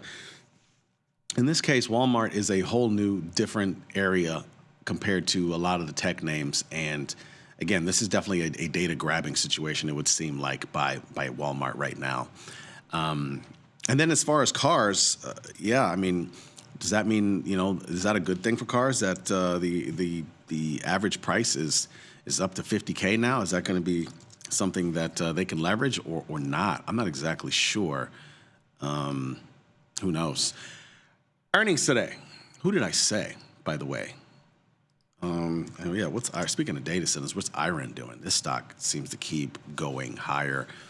I was looking at maybe doing something in here, but it's a little scary to sell strangle in this one. I don't know. I mean, again, you want to be careful of your exposure and the different, cells that you have and all the AI data center plays. You don't want to get too carried away. You don't want your concentration risk, to be too high. Got to be a little bit careful. ASML earnings coming up. Big mover, chip type of name. I mean, where could it go? Is this a calendar call play? Is 1100 in the cards? Ooh, I don't know. Maybe 1100. Let's just see what we can do. Is it worth doing? 1100, $3 and change, huh? What do you think? Let's see. Holding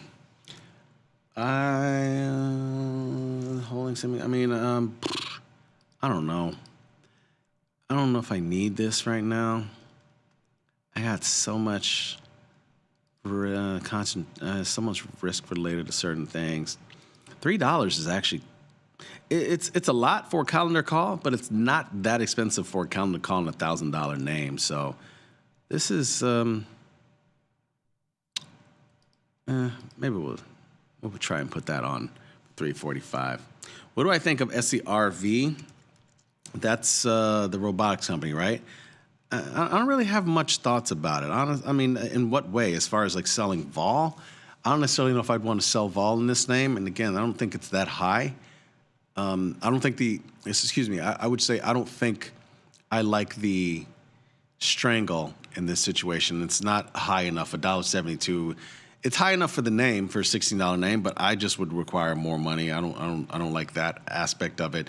And as far as buying, I mean, I wouldn't blame you for buying. I really haven't gotten behind the story as much. I feel like if you're talking about buying calls or something like that, I think the rare earth names are a little more interesting to me than something like that. If you're talking about selling puts, yeah, I could see that. I could see why you'd want to do that.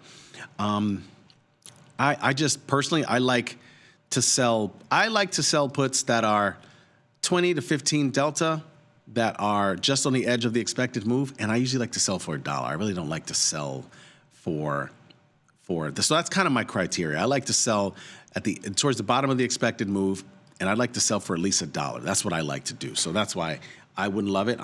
That's just me personally. Those are kind of my criteria. Patty, I'm particular. This is kind of how I am. You know what I mean? That's kind of the thing. So that's why I just would prefer to do that. UEC. Yeah, Patty has a type. It's like $15, $16 names I see. UEC, these are all high. I wouldn't blame you on this one. I'd probably be more willing to do maybe UEC or what's the other company? I just sold a strangle in one today. URA. I sold a strangle in URA. I do like, again, this is, an ETF, right? And I liked, again, this is kind of what I like. I like something like this towards the low end of the expected move, and I can get it for $1, and it's a teens delta. So that's the kind of thing I like to do. Folks, that's the show.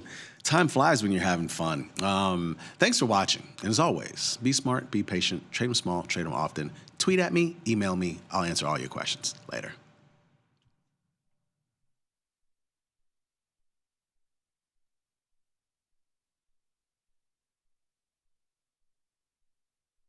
New from Tasty Trade. Unlock 30 days commission-free trading, plus a 1% cash match on all qualifying deposits when you open and fund a new Tasty Trade account. The Money Match event starts now, exclusive to new Tasty Trade customers. People are always asking, where can they find my podcast? There it is, son. Look at that. Option Trades Today. You can listen here. And everybody's waiting for my podcast tomorrow. Option Trades Today, every Tuesday and Thursday around noon. If you want to learn, sir, every Tuesdays and Thursday, Option Trades Today. You can find me on YouTube or wherever you find your podcast. Option Trades Today. You listening to me? Option Trades Today comes out every day around noon, every Tuesday and Thursday. You too can stick with the bat.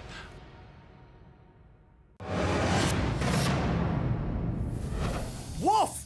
The first half of... Calling all traders. Are you using Tasty Live mechanics and enjoying awesome results? Are you an up-and-coming options savant? We're looking for you. For over a decade, Tasty Live has shared the most inspiring stories of traders teaching themselves a new skill, using probabilities, and experiencing new levels of success. If you think your trading journey should be shared with Tasty Nation, we'd love to hear from you. We are always on the lookout for the next class of rising stars. Email us at risingstars@tastylive.com if you would like the chance to share your trading journey and inspire others. We built Tasty Trade's web platform for today's traders. See it, click it, trade it. Drill into data, find opportunity, and track the action with hundreds of indicators. Track your options profit and loss history over time per symbol. Note your progress and plan your tactics with a trading journal. Fund your account and start trading right in the app. The tools, the data, the knowledge. See it, click it, trade it. Join the club. Tasty Trade. On Tasty Trade, named best online broker for options trading. Genius loves company.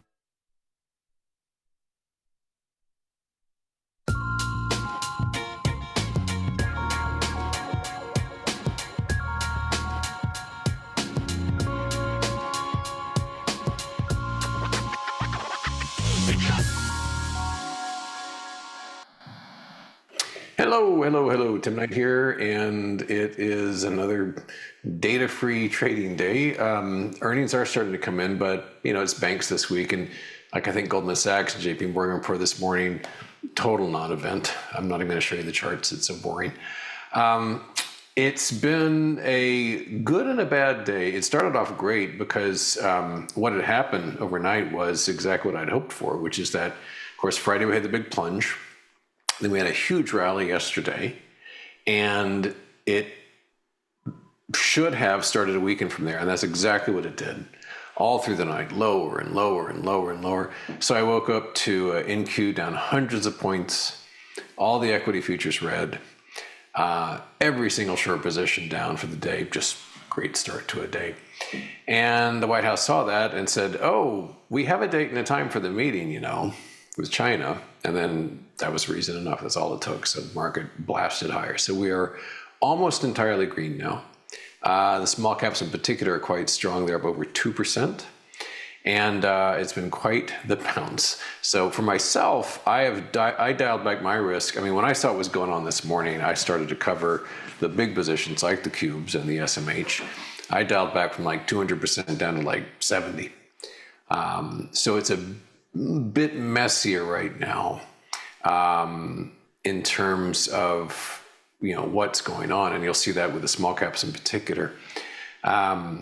Precious metals continue to just do amazing. Palladium, our old favorite in particular, having a very good day. So let's jump in and kind of catch up with what's going on out there. Beginning with the spider. So the wedge, the wedge broke a while ago, and we're well below the wedge. Here's what's a little exasperating. So we fell hard Friday. Yesterday was a pretty tight day in terms of range. You can see how much smaller the body is on Monday compared to Friday.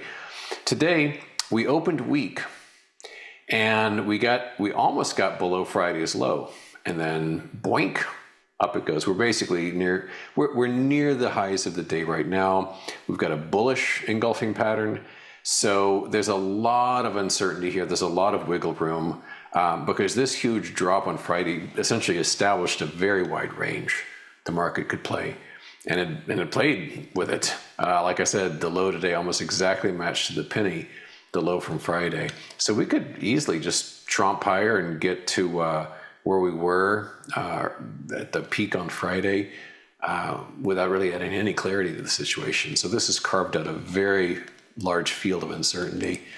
The diamonds, even more so, because we had our big drop, not much yesterday, and bullish engulfing pattern today. And by bullish engulfing, I simply mean the present price, which is probably going to be close to the close, is much higher than the open, and that envelops this past bar. This body of the candle consumes the entirety of what had happened yesterday. So it's a little wild because we got little down, little down, little down, medium down, big down, and then not quite sure what to do with itself.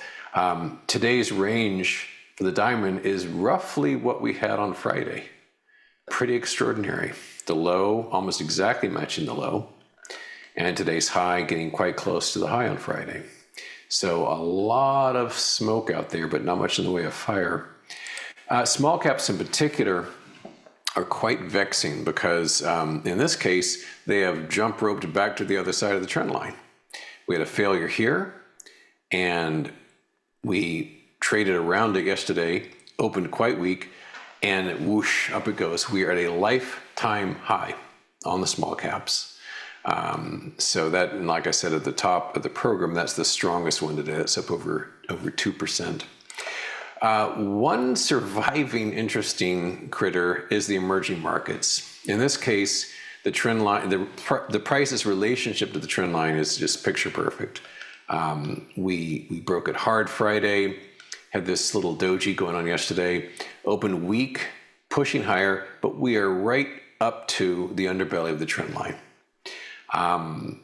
As today has proved, prices can easily zip above there and just shunt it aside. But as it is at this particular moment, the EEM does still look poised to re-weaken from this area because it's basically mashed up against the trend line, which should be serving the role as resistance now instead of support, which is what it did for half a year.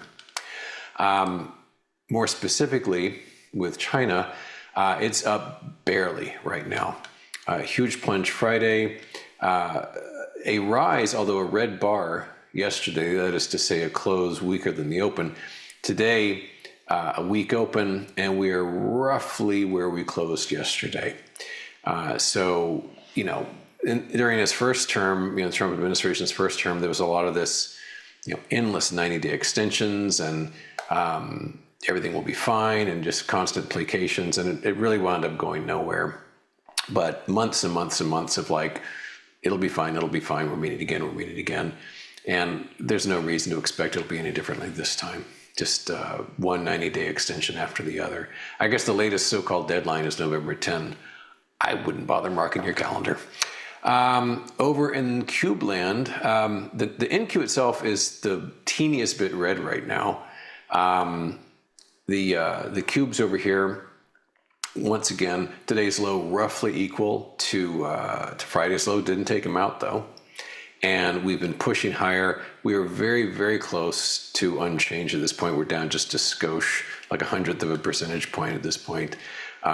So there are certain sectors like quantum computing that continue to rage higher. But there's a real sense that there's not a lot of direction right now, and that's not a surprise. There's precious little economic data out there. Next week, when well-known companies that have the ability to move a lot start reporting, maybe that'll shake things up. Drilling deeper into tech, here's SMH, which, as I mentioned yesterday, has not broken the trend line, unlike almost all of its compatriots.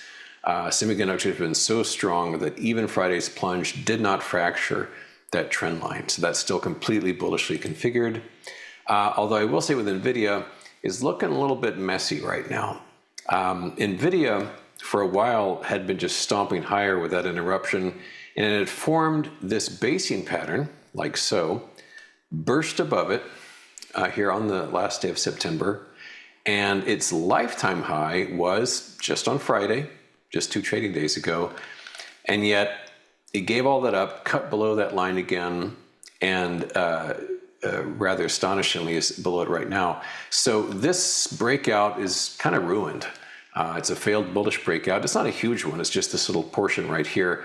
But this, it's a little surprising to me that SMH is holding up as well as it is, considering this complete fumble on NVIDIA's part.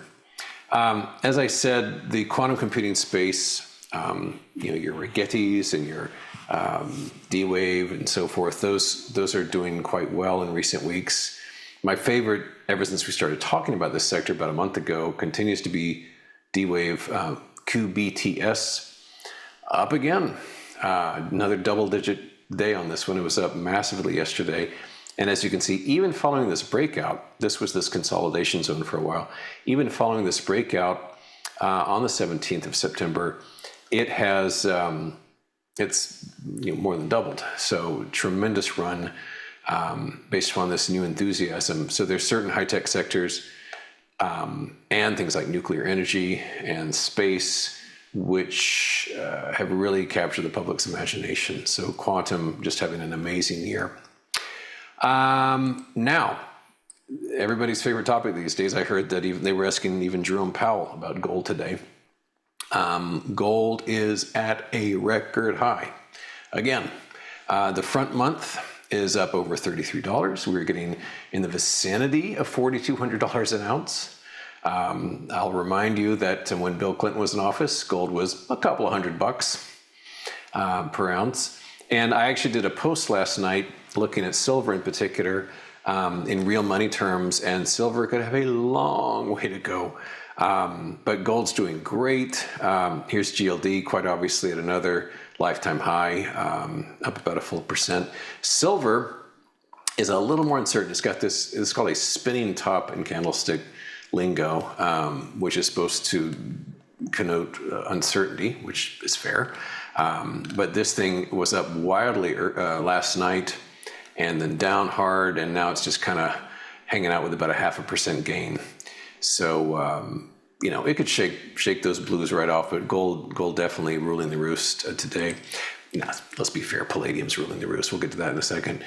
Miners are still kind of stalled out.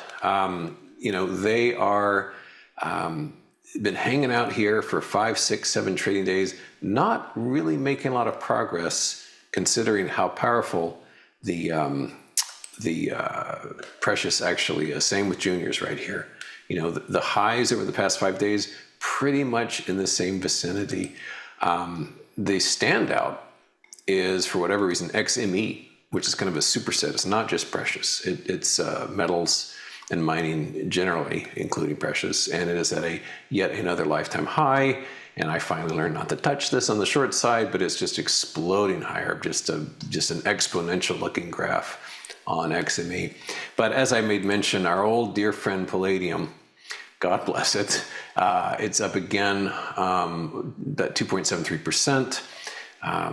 The chart works. This has just been a fantastic chart with this wonderful basing pattern. And It has a long way to go. I'm waiting for it back with some selling. It's not happening. Maybe it just won't bother. But we've got a very clean gap here, like so. And even with all the mayhem on Friday, didn't mean a thing. Look at this. Sure, it went down, but it's just floating well above that gap. And now it's pushing to new multi-year highs. So yay, palladium. I had some other things, but we'll just close with this one. This is my one large long position. It's what I've been talking about from time to time, IEF. This is the 7 to 10 year bond fund. It's not exciting. This is no quantum computing company. You're not going to see it up 20%. The fact it's up 0.25% today is actually a pretty good day. But it's conservative, and it throws off a dividend, and I think it is well poised for a breakout. We've got a symmetric triangle pattern going on right here. We're getting closer by the day to a breakout, which portends lower interest rates, of course, but that's looking real sharp. So hang on to that. That, as I say, is my one large long position, and it's looking good. That is it. I will see you tomorrow for more chart mayhem, and I hope you're doing all right. Thanks as always for coming by. Good night.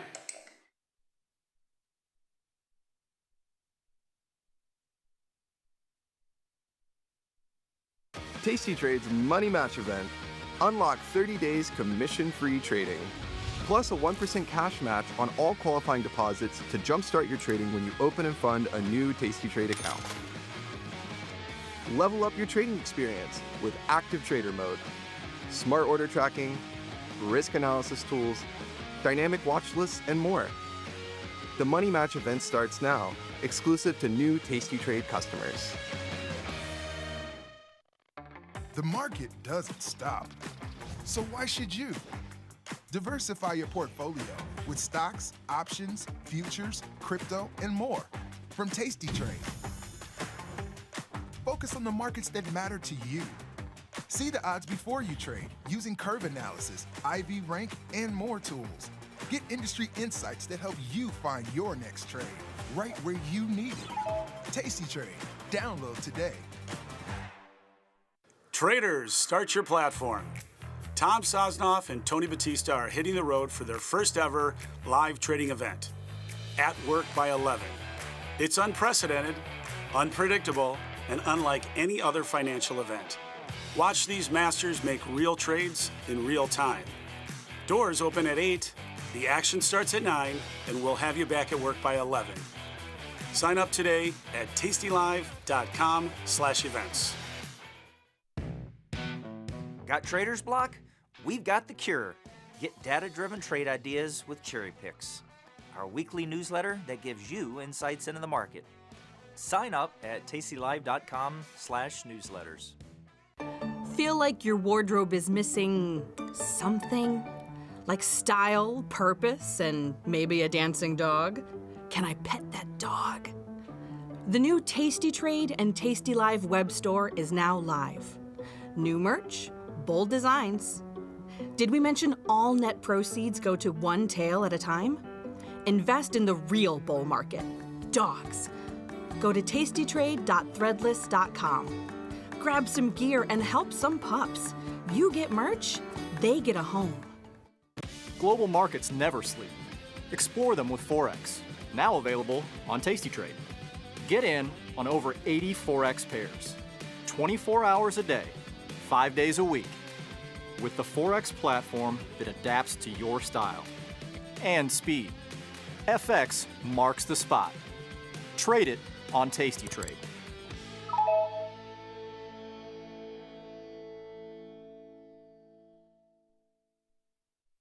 Traders, start your platform. Tom Sosnoff and Tony Batista are hitting the road for their first ever live trading event, At Work by 11. It's unprecedented, unpredictable, and unlike any other financial event. Watch these masters make real trades in real time. Doors open at 8, the action starts at 9, and we'll have you back at work by 11. Sign up today at tastylive.com/events.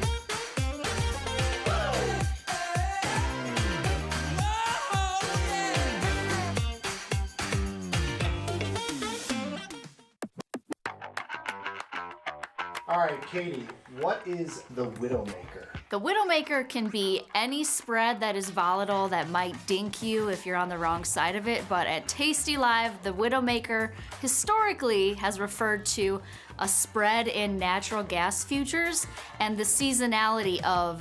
What is an offer? So the offer price is the price at which you can buy an option at, the bid being the price to sell at.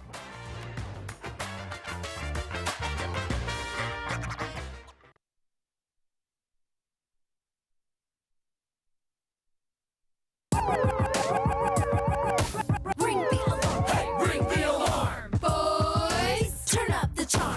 Listen up, y'all. Get out the damn stall. It's the last call. Hey, the last call. The last call. The last call.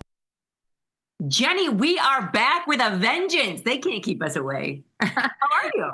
Oh, great. Good to see you during last call, Liz. Yeah, we are running as time was ticking by. I'm like, hurry up, let's go. We got to start. It's 2:36 already. We only have 24 minutes. 24 minutes seems like a very, very, very small blip in time, doesn't it? I know. Like some people live show that seems like an eternity. For us, we're like, what is happening? Okay. 24 minutes is so short. We're going to jump right in. Number one, tomorrow is Wednesday. We have What's Your Assumption? Send us your trade ideas, tastylive.com/assumption.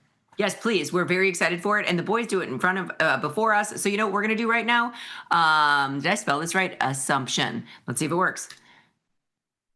tastylive.com/assumption. Page cannot be found. I must have typed it wrong. So let me try it again. tastylive.com. No, I spelled assumption wrong. ASSUM. You got it, Liz. No, it wasn't right the first time because I can't. There's something over it where it says you're now sharing your screen. So I'm guessing. I can't. Oh, I see. We, you know what? We have a lot to do today. So if we can't get to putting in our assumption. Oh, here we go. All right. Jenny, City, Chicago. Here we go. We're going to do this every Tuesday. Send in our assumption. Email Jenny at tastylive. No. I'm still behind with my emails. I didn't catch up yet. Okay, well, I'll take tomorrow's. What underlines? Okay. How about CoreWeave? Or do you want to give them something? What? I'll always do something that I did today. So unless you could, I did it last week. If you want to do this week, you can. I have all my normal list of cast of characters. You look at that list of the top 20 symbols through there. Those are my top 20 symbols. So let's go PLTR. You're getting. Oh, but then take off my name. Take my name off. Nope. No, I'm not in PLTR. Take my name off of this right now. You put it down your name. I will not have my name attached to PLTR right now. It says Liz and Jenny. We had to put an email. No, take off. You pick. What's your reason? I do not approve this trade. I make this clear to the boys. I do not approve this. Okay, since your name is on there, pick a different symbol and we'll say, I don't know. We just want to see what they do. I'm not going to say I don't know. I'm actually going to put an assumption down for a real trade. Okay, hit it. Do this. I was allowing you to do this. You told me to pick a name. Go ahead. Oh, well, I said I picked last week. You could pick, but I'm not getting long PLTR. I didn't say long. I said I don't know, but go on. All right. So today I did directional bias bullish. Put bullish. You got to give me a symbol. IBIT. Put in IBIT. I got as long as I could get IBIT with weekly. Get as long as you can with weeklies for October 31st for October. Reasons October. Yeah, put October 31st for the time frame, and then you could put in as long as you can, as cheap as you can, using the weeklies. Get as long as you can. As God. This is a bad sentence. Rephrase. Just say October. Getting long for October. Yeah, rephrase. We cannot write that down and give them garbage. All right, weekly October from 31st, October bullish, and you put in IBIT.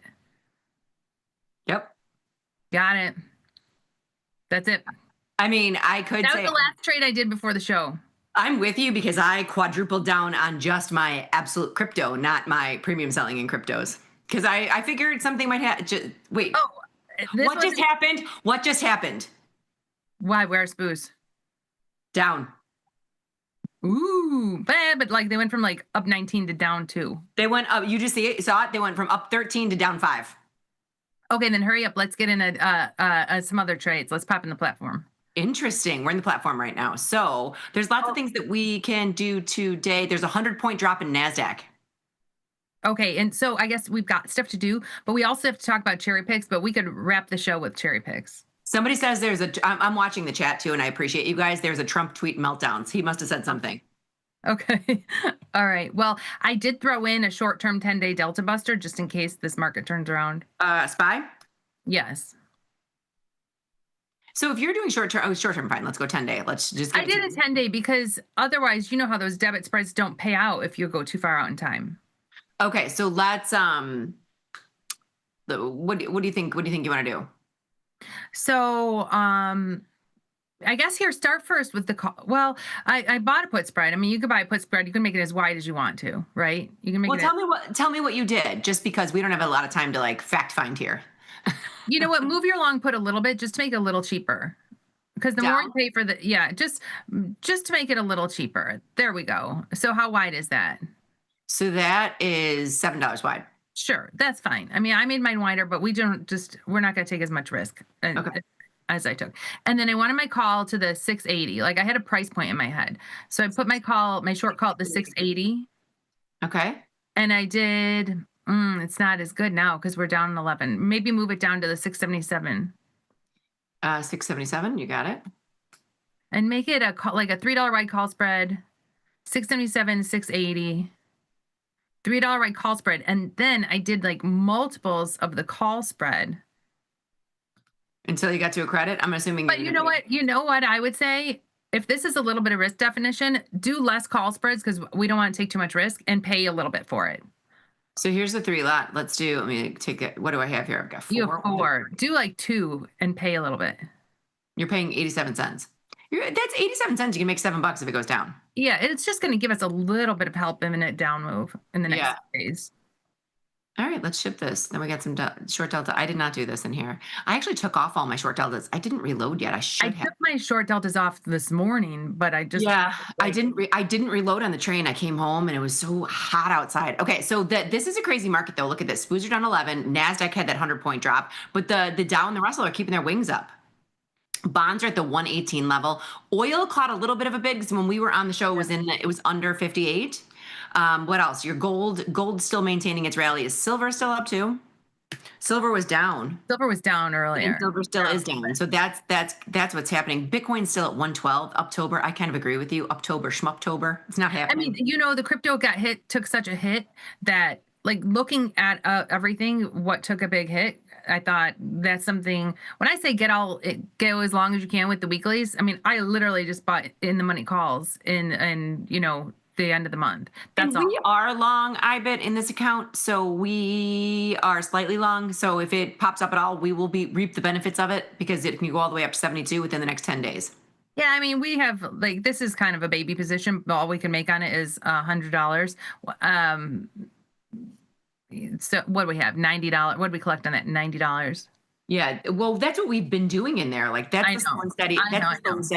Slow and steady wins the race there. I don't know why it popped out like that. Okay, we wanted to take a look at some other things today. Do you have that list? So as far as earnings are concerned, here we go. I'm going to go back this way. So I'm going to go to X. Oh, shout out to Finn. We love Ash Finn. Thank you very much. Archer is fine. Archer is up, but that's a wild ride. Yeah, and puts, if anyone sold puts in Archer this morning, they're out already because it was down this morning and it was quick. And I know we sold these puts, I don't know, a week ago or so. The 11, where are they? No. Wait, this is what I think is crazy. Did we get assigned? Hold on, let me look in this. No, we're long the 11 put, long the 11 call, and short the 13 call. No, we have that synthetic zebra. We've got the synthetic zebra. That's what happened. Okay, thank you, Jenny, because I was like, what the actual heck? And it was right where it was when we put it on. Yeah. Okay. So it's moving in the right direction. We appreciate it. Thank you very much, Ashvin. That synthetic zebra is going to take a little while for me to get used to. You're long a call, you're long a put, and you're short the call. And again, you can make adjustments because I had some synthetic zebras, and today what I did was on the up move, take off the long call spread And then I changed it, the long call spread, to a short call further and turned them into a collar. So even though I said I'm never doing collars again, I did do some today. It lasted a week. I want to give a shout out to our friends. There's Mike Butler and Jamal. They came to visit us today at the floor of the SIBO, and there's our cameraman, Matthew. We love him. So it was fun. It was fun to see these guys, and it was a surprise.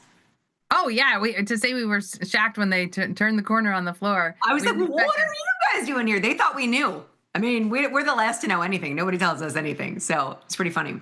But it was great to see them. Okay, now I'm going to go back into the platform.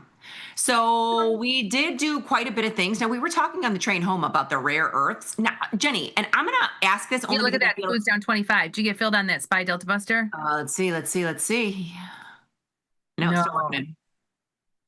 No. Do you feel like we're the kiss of death? Like as soon as we get on, market reverses? No, because the last Friday when the market didn't tank until we were over. No, but it tanked before we were over. Remember? And I think nothing like the end of the day. I mean, during our show, maybe it was around 50. It was like down 150 by the end of the day. Yeah. So I don't consider us the kiss of death. No. Well, the chat might think we are. I don't want to forget about this. If you don't get Cherry Bombs, sign up. Cherry Bomb is a free newsletter that comes out on Tuesdays, and today's Cherry Bomb that came out was super helpful. So I don't know if Ryan has the art card he could pull up. Yeah, if he can pull it up, that'd be great. Or the Cherry Bomb info. If he wants to pull up the Cherry Bomb info, it's on the bottom of the screen. Oh, okay. I thought we were going to see the cherry picks. It is it's on the bottom of the screen. It is a futures cheat sheet that is pretty good today. So that's, if for those of you who don't have it, it should be on the bottom of the screen. That's cherry picks, not cherry bomb. It's cherry picks. Yes, cherry picks. Cherry picks. Sorry. Yeah, I know. Sometimes all the cherry stuff, cherry bomb, cherry picks. Cherry bomb is something that TP does every morning, should be in your inbox, and it's just a fun newsletter. And then here is the cherry picks.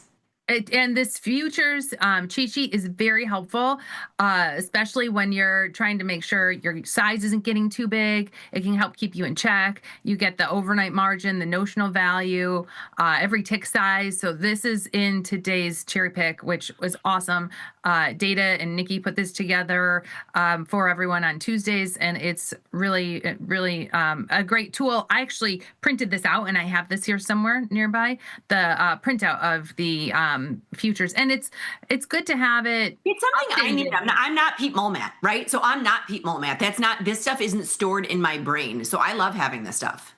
It's good to have it updated too, because it changes, right? As these values change, it changes. So like the cheat sheet we probably have from a year or two ago is really outdated compared to this one. Yeah, for sure. I want to see what the rare earth metals are doing too. Look, because did those reverse? Is that what's happening? Because SPYs are down 20. You can check MP. What was that one that you were looking at earlier? MP. So it's up 3%. And then UUUU. That was up big time. 10%. So those are staying, because Oklo is still up, but it's not up as much. It was up as much as $8 today. But Jenny was saying something, and I'm going to ask this of the chat. No, I don't know. I have to do research. Honestly, I don't know, like, because I know you were talking about what are they involved in this rare earth metals. I said, like, the name Oklo is actually, I believe, a rare earth metal, but I need to like do more research into it. I didn't today. I haven't had time yet. Okay, what's happening in soybeans? Let's take a look at that, because what is soybeans? ZS, because they were saying something about that's what's happening here. Okay, soybeans are down a little bit. Something about cooking oil. I don't exactly know what's happening or what the tariffs are, but we have a just an iron condor. Just an iron condor. Yeah, just an iron condor. Well, I mean, to me, there's nothing like. I don't see anything major going on. SPYs down 19. That's a far cry from where we were this morning. We're SPYs down 80. So I know we had a kind of a quick turnaround from. But it's a decent reversal from down. It was up 15 to down 20. That's a decent reversal. Right, but I don't see anything too crazy going on. I know we had some trade ideas that came in through the chat that looked interesting. Definitely like products that offered a lot of premium. So we're looking for risk reward scenarios here. So we kind of talked about that with the Disney and the Dow. Taking a look at that. If you take a look at Disney, we put this on. Oh no, we had the long position too. And then we just sold puts. That's up $6. I was like, why are we making so much money in Disney? We were talking about the risk reward scenario, Disney and Dow, because this was, you're putting up $200 to make $87, and we were putting up about $1,000 to make 140. So the risk reward scenario in Dow is pretty good. Right. Yeah. And so I guess like that, and the heels of that, this viewer who wrote some of these products down that have good risk reward scenario, as far as maybe not buying power, but as far as the premium you're getting with how far you could get. So he's looking at some of these high flyers like Bloom Energy, for instance. If you go over to Bloom Energy and you go to Nove, and I'll read you some of these from the list, but it's trading 114. If you go to Nove, you can go down to Whoa. Yeah, or even you can go down to the 60 and get $1. You're getting 330 to 75. You're getting so and the buying power is not bad. The buying power has never really been bad in Bloom Energy. So Bloom Energy's got a 103 rank, which this is in my account. I've been looking at this for a while, but this is one of those rare earth metals. So Jenny, would you ever want to take a look at this chart? I might do a downside ratio spread in this. Downside ratio spread, or I mean, will you go back to that chart for a second, Liz? Yeah.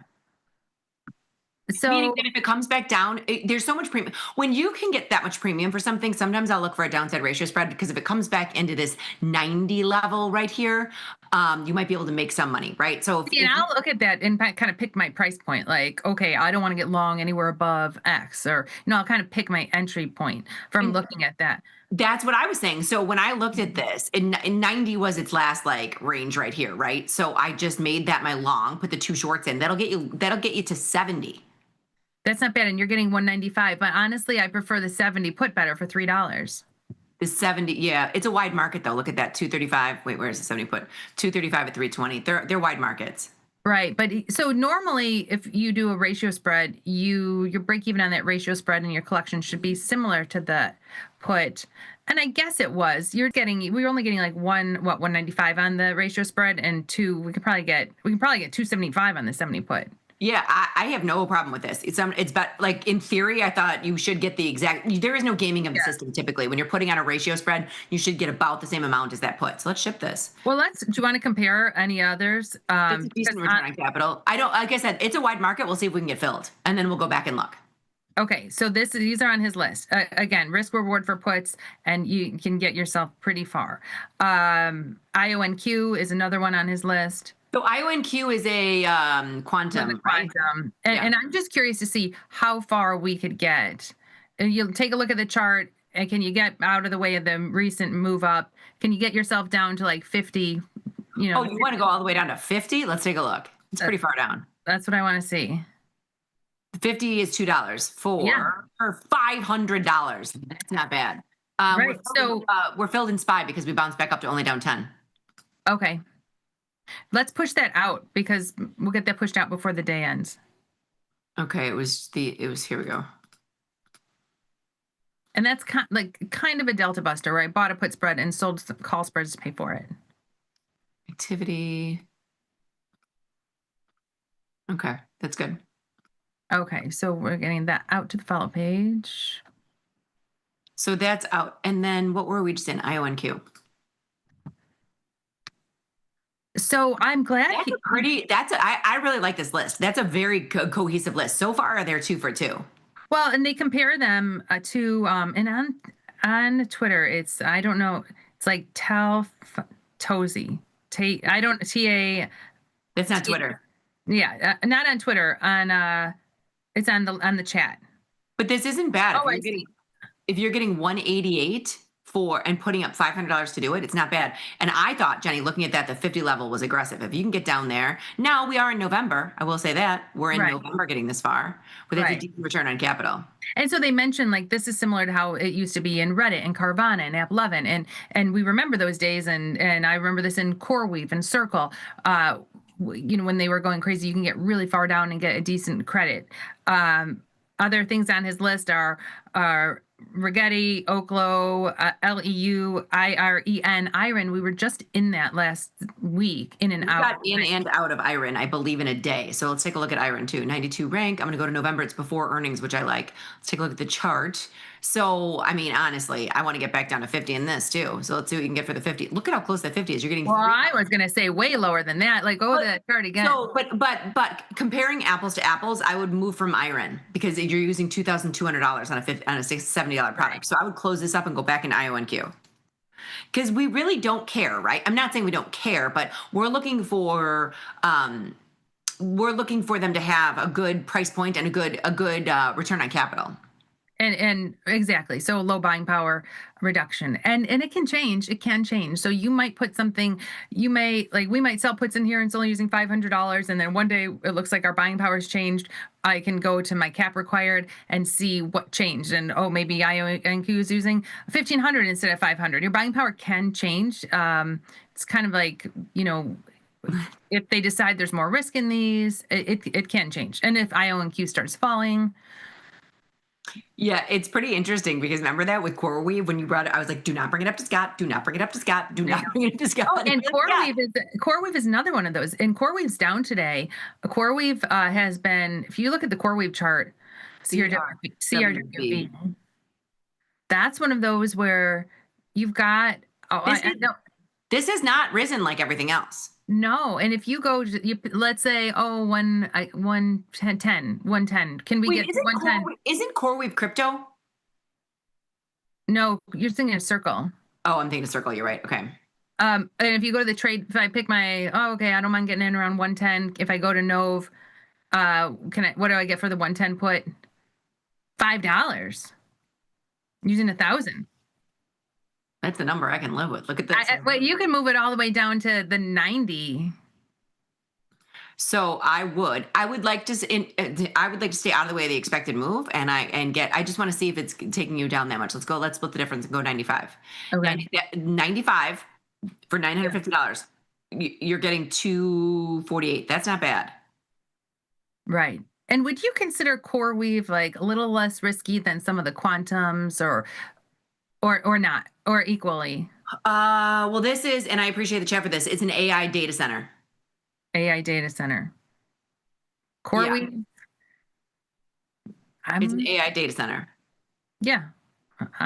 I don't hate it. So you'll notice what I just want to show. When we put risk on, I didn't hit all these. We were comparing them. I put one in, we're comparing them. So I don't mind putting CoreWeave in. Yeah, I think I'd personally rather have CoreWeave than Bloom Energy. Bite your tongue, Jenny Andrews. I love Bloom Energy. I know. Bloom Energy for the win. Now you'll notice that it's getting a little bit away from us, but it's still not bad. I want to see my offer up there. There we go. Okay, so I will say great day for the 0 DTEers because I think 60. Well, you go to the SPX for a second. I feel like it was 66. Their short calls were around 66.55. Or where are we trading right now? I have to wait until that thing moves. SPX, we are trading 66.43, 44. Yeah, I think their short calls were around 66.55. So good day for the SPX 0 DTEers. Yeah. So we got filled. Hold on. And I know I'll push CoreWeave out too. I'm just going to put GTCs in just in case we're not here and we get some type of bounce, right? So let's take a look at CoreWeave. I'm going to put it in for... Put it in for 50%. I'm going to put it in for 40%. I want out if we get a bounce. Do you know what I mean? Because we've been getting such two-way action that if in a day or two we can get out, we will. I'm also going to do the same thing for our SPY we just did. So we've got this downside ratio spread. But that's tricky with the Delta Buster. You can't do percentage because you're putting it on for almost even. You have to pick your price. So would you want to take it off for like $100? No. I mean... You can, but we have really no bearish positions in here. We took off UVXY today. We took off our SPY downside. Did we get out of our SPY downside? Yes, we took off our SPY downside. Kind of like wheels fall off. We butterflied off our upside, which is good. So yeah, we can leave that. And you're right, with Delta Buster, it's kind of hard to put a GTC in for. We could use that $700 if we get another massive down day. Jenny, the bell's going to ring in about 30 seconds, and Spoos are spinning out of the turns down 7. Did you get the last thing I got out was CoreWeave? So today, SPY and CoreWeave are the only things we did during last call. All right, yeah. Earnings, we kind of looked at earnings. I'm going to go to it real quick. There wasn't anything good. It's not. We will get back into earnings. I promise you, Bob. We appreciate you sending this list, but it wasn't. We went through this list today on the live show when we were at the SIBO. It's not. We're not dying to get into anything, right? Mm-hmm. Right. Except for Synchrony, or I'm just kidding. But like the Prologis, ASML, these are kind of fringe players. I believe next week is when we'll start to get into like the bigger. Tomorrow we'll take a look at you all. Maybe we'll trade it. Liz is going to be getting on a United Airlines flight this weekend. I am not taking United to a day. Oh. I was so confused. I was like, wait a minute. I'm going to Atlanta this weekend for a wedding, but I thought you only flew United. Well, I would if they had it, but when you have to go to a specific place and specific times, you can't be choosy, right? But we did it. We got in under the wire, and now we have to toss. We have to toss up to overtime. The boys are waiting in the wings. We've got Dylan, Thomas Westwater, and Ilya, right? Yes. They always have a great show. They do. So keep watching. Great show coming up. Liz, I will see you bright and early tomorrow. I will see you. Everybody have a wonderful day. Remember to trade small, trade often. Laugh with us, learn with us, and we watch Last Call. Watch the Last Call. We'll see you tomorrow.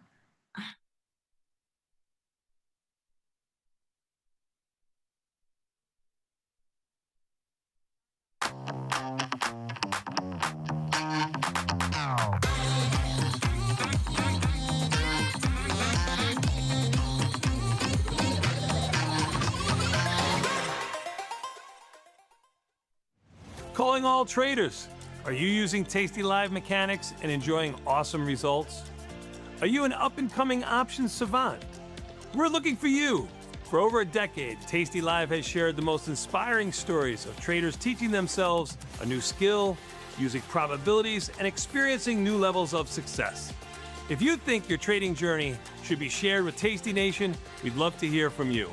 We are always on the lookout for the next class of rising stars. Email us at risingstars@tastylive.com if you would like the chance to share your trading journey and inspire others. Got friends? Get $250. We'll give you a bonus for each qualified person you refer to Tasty Trade. So spread the word and earn rewards. Terms and conditions apply.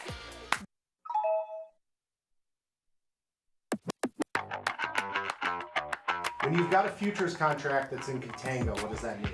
Futures, unlike stocks, have multiple prices appropriated to them. That's known as the forward curve. So when a futures forward curve is in contango, that means that the front month is trading cheaper than the corresponding futures back month. So you'd see that forward curve most likely looking like this in terms of prices. And backwardation, what does that mean for futures contracts? Backwardation is the opposite of contango. So where contango front month futures contracts are trading cheaper than the back months, backwardation is the opposite. So those front month futures contracts are trading richer than the corresponding back month contracts.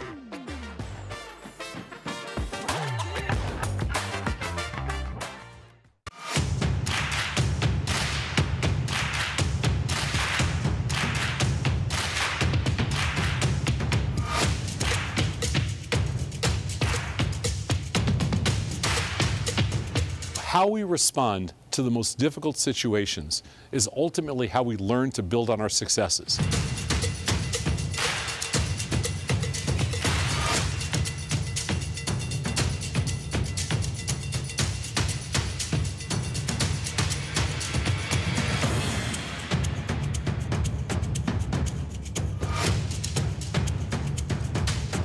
It takes the guesswork out of retail trading.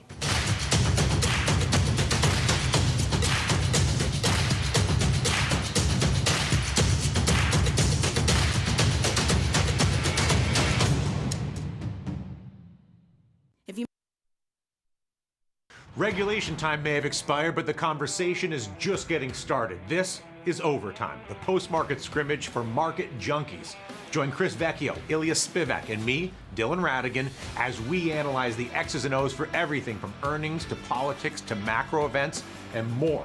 Nothing's out of bounds on Overtime. We break down the news to provide you a playbook for your trades. Watch Overtime Monday through Thursday only on Tasty Live.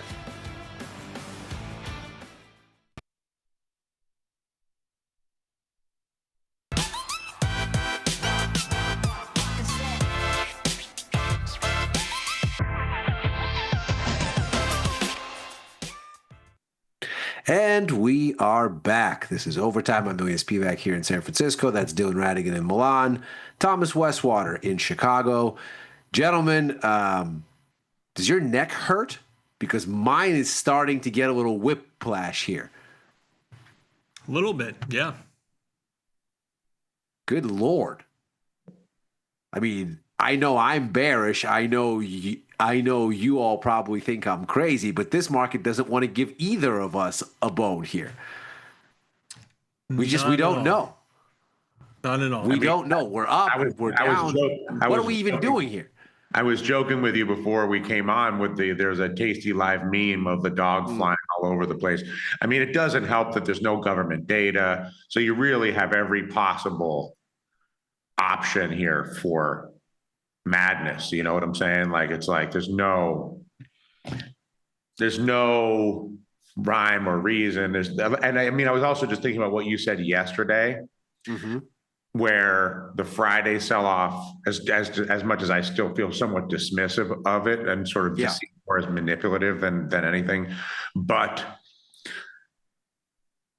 I do think you make a good point that it indicates the amount of sort of soft tissue that lies underneath these levels. And you can see the chart today, which kind of shows you the same thing. And basically, I mean, you can make a case that the market is showing evidence of its fragility, I guess, would be the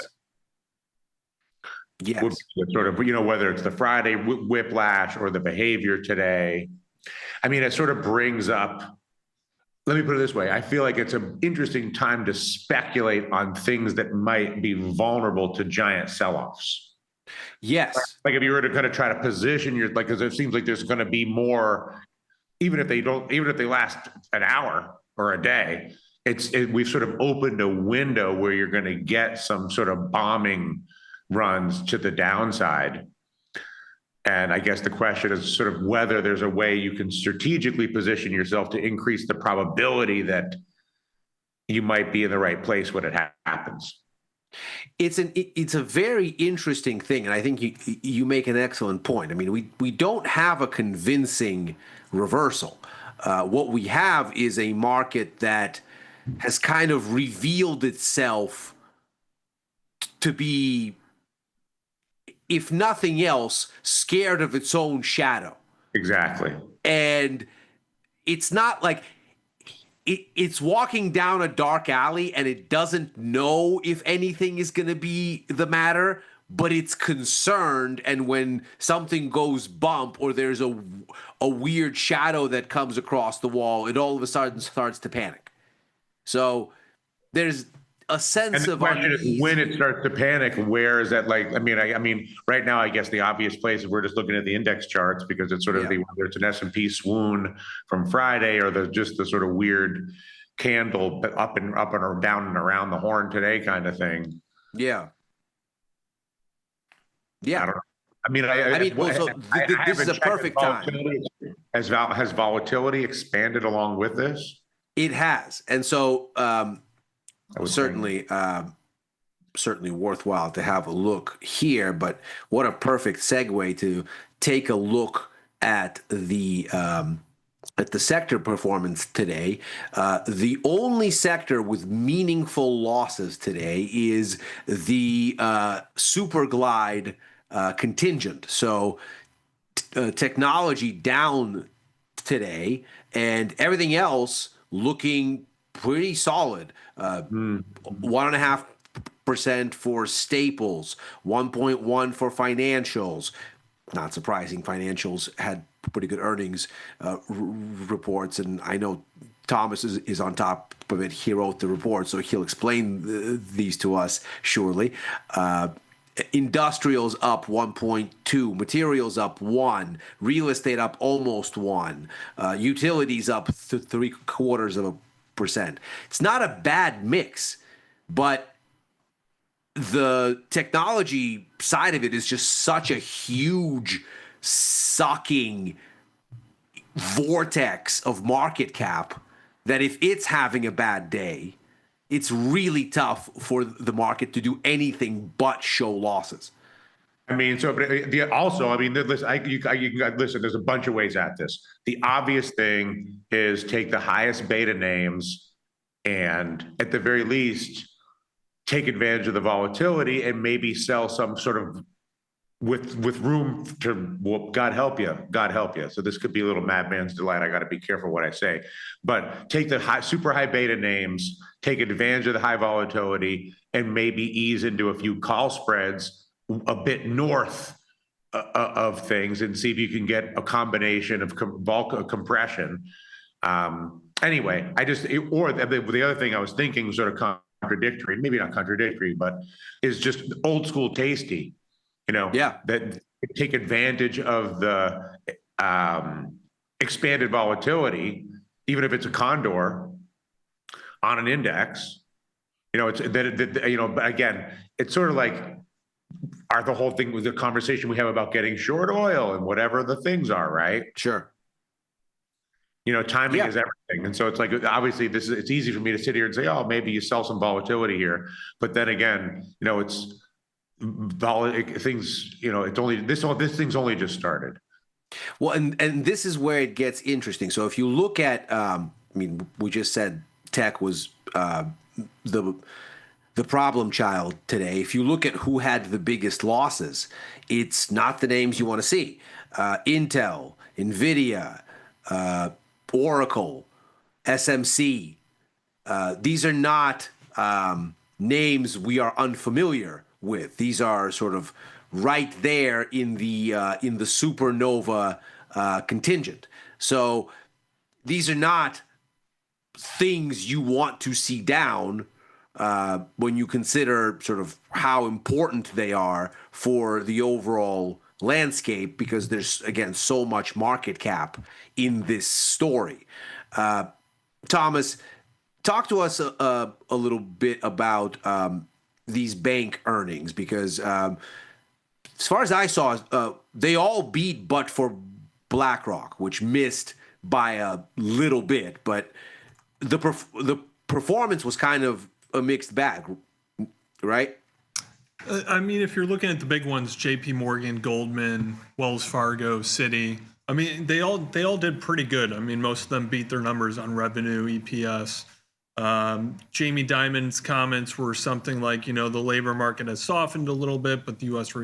economy is still resilient. Spending is still pretty high. And I think Goldman or Citi, whoever has a bigger credit card portfolio, they said spending on credit cards is increasing. I guess you could look at that two ways. I mean, more people putting things on credit, but nonetheless, spending is staying resilient. The labor market, soft weakening isn't eating into margins yet. Things like that. I think Wells Fargo did the best, but that makes sense because they've been the laggard. And that's one of the strategies I've been kind of playing with the past couple months is, these laggards, when the market goes down, their performance isn't matching. So they go down less than, these big names like the Mag 7 stocks. That's kind of exactly what we've seen. So one thing I've been doing that on is Tesla for the past few months, selling put spreads on it. But yeah, all the banks, pretty okay numbers, stronger than expected across most of them. Wells Fargo having the best performance, but that makes sense. It was only up 11% year to date versus the 35% for JP Morgan, Goldman Sachs, things like that. So, the banks, they usually kick off the earnings season, and now we'll be going into the more tech stocks next week. So, I mean, all the market is weighed down. We got the Friday, the trade war stuff, a little rebound Monday, and then today we are failing to recover those levels. I put on a iron condor one day in the ES today, just assuming we'll kind of kick around in this range for at least until tomorrow. So that's kind of the way I'm playing it. One interesting thing as far as performance today, I mean, obviously NASDAQ soggy when tech is having a bad day, but one place where you don't see weakness is the Russell, because of course all the other sectors are up. So there's something to be said here for small cap resilience. I mean, here we didn't have the breakout to record highs that we had in, let's say, S&P. So this breakout, note, right, this is the high from sort of the post-Fed high. If this is the Fed right here, this is the 17th. The market generally kind of drifted in the wake of that event risk. That's the high. The S&P set a higher high. NASDAQ obviously set a similar higher high. So again, there's that same range top. It set a higher high. Russell did not set that high, but it is certainly holding up better today. So here's that same range top. So whereas NASDAQ was able to get up here, then down, S&P up here, then down, this didn't get all the way there, but it is looking a little bit better today, but it's struggling to get any sort of lasting extension here. It's again stuck at this range top. And if you want to be mildly technical about this, these are higher highs. So that's a little bit higher than that. This is a little bit higher than that. Meanwhile, this momentum indicator, and I have RSI here, but you can use whatever you like, name an oscillator, it's all good. It's fading. So despite the fact that we're setting higher highs, momentum is easing off. And were Chris here and had a different oscillator on here, it would show the same thing. So isn't the other version of this buy the dip? And let's not throw out the script that's been working for years. Sure. And I think that's maybe where this gets interesting, is if you take today's price action at face value, you go, okay, there's maybe some kind of a problem with tech, but looking at the Russell, there's a degree of rotation. So maybe what this is a spread idea. Maybe this is a long Russell, short NASDAQ kind of an idea, where market cap basically just moves. There's too much froth over here. There's maybe not enough love over there. We'll surely talk about what Powell said momentarily, but his vibe was certainly not negative on the economy as such. So looking at sort of short overvaluation, long the economy that isn't broken, would be a kind of long Russell, short NASDAQ kind of an idea. Mm-hmm. Now, that's today. If you wanted to say, you know what, actually, the Fed is cutting for reasons that are growthy. In fact, they're talking about the labor market has shown signs of weakness. That's how we justify the September cut, et cetera, et cetera. So maybe we don't want to be growthy. Maybe it makes sense that Russell didn't make this higher high and that it's still stuck here. And maybe actually the old narrative is the one that's right.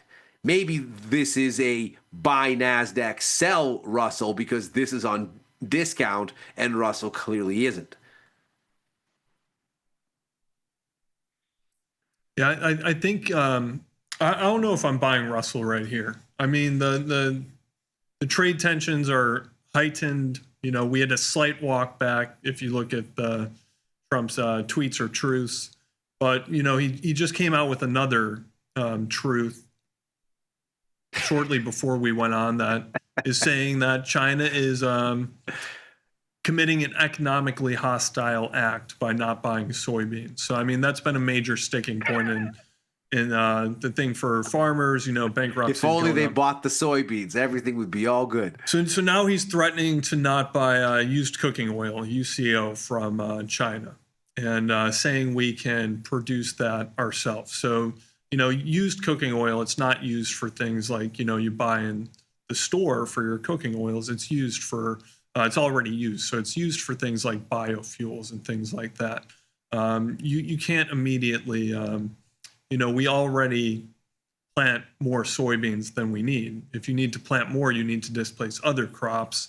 It's a little hard to do. So we can't necessarily replace UCO immediately. So it's kind of an empty threat, but it's him messaging that, he's not happy, or, the rhetoric is increasing. So I'm not sure if that tweet's going to put the markets more on edge. You get that effect of the first tweet, you get a big market reaction. The next one, you get slightly smaller market reaction, and then it goes on, and the market kind of, it fades until you see more tangible things that are reported. But nonetheless, it still seems like this isn't quickly resolved or going the taco way or anything like that. So the tone is interesting, though, right? Like Friday, it was 100% tariffs, everything. Now maybe we're not going to buy any used cooking oil. Yeah, it's like, well, clearly the level of impact here has kind of gotten walked back. And Besant was out there yesterday. Jameson Greer, the USTR, was out there today, both saying, how the president said that he's not going to meet with Xi when they're both at the APEC summit later this month. Yeah, don't worry about that. They're going to meet. It's going to be fine. In other words, both the Treasury Secretary and the USTR are out there saying, how the president said something? Don't listen to him. Yeah, we've seen it before. It's kind of the same playbook in a different way. Yeah. Yeah, that's a very strong point. If you're concerned, and I think you'd be rightly concerned, that we're back into a trade war type of escalation with the U.S. and China. We had been kicking this can down the road, but now it looks like everybody wants to get feisty. It's not like China took these comments from Friday lying down. Their response was essentially, this is not okay that you're saying this. It's not okay that you're doing this, and we're not going to sit idly by. We're going to respond. So if you do stuff, we'll do stuff back. So a defiant response, if you will. Everybody's kind of walked back the tone a little over the past 48 hours. But if this is a trade war escalation, then anything growthy is going to be front and center on the downside. So one would be better positioned then of our options here to say, okay, well, maybe there's a reason this didn't set a higher high. Maybe there's a reason why it's getting stuck inside this range. Maybe actually NASDAQ, which doesn't care terribly about this part of the equation, at least to some extent, or at least to the same extent as the Russell, maybe this is on discount. But it's difficult to make that case when you have this crystal clear range right there. It gets cut through, and when we come back, we retest right there, but we can't make it back over. It just positioning wise, it looks nasty. What if the most predictable thing right now is a sort of elevation in Trump madness? To Thomas's point about the soybean thing, but whatever is going to happen here, that it's more likely than not that Trump is going to become more active and more aggressive. He's feeling really good about himself, understandably, coming off of the truce or the ceasefire or the end of the war in Israel and Palestine, and he's already, he already sort of indicated his state of mind with the, he's sort of feeling godlike. And so it just seems like he's in a good position to say and do all kinds of things over the next few weeks as he sort of views himself as the king of the world. At least polling wise, looking at where we are, we're We've seen his numbers with the population improve a little bit over the course of the past 2 weeks. So over the past 2 weeks, he hit a disapproval spread of almost 8 points.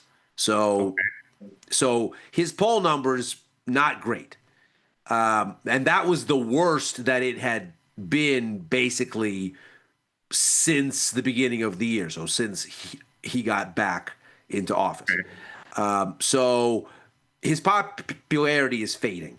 But over the past 2 weeks, things have improved a little, and so now he's down to a deficit of about 6 points. But the tide polling wise has been against him, though understandably, to your point, over the past 3 to 5 days, he should be feeling very good about himself.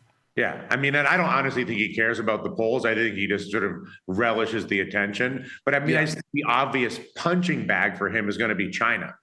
Yes. And so if China-based volatility is in the mix, where does that play out, right? But like Nike, for instance, got face pounded the other on Friday, right? Or it's just sort of like it's like the China, getting positioned both long and short, but just sort of being, if they're up, they're going to go down, and if they're down, they're going to go up, kind of thing, with any of the China or China derivative, to Thomas's point about the soybeans. That may be the place where there's the most. The most predictable thing is Trump's going to say wild and crazy things. The place where he's most likely to say the wildest and the craziest things is around China. Sure. And so China or China derivative trades are the ones that are going to have the most direct volatility from potential upcoming Trump madness.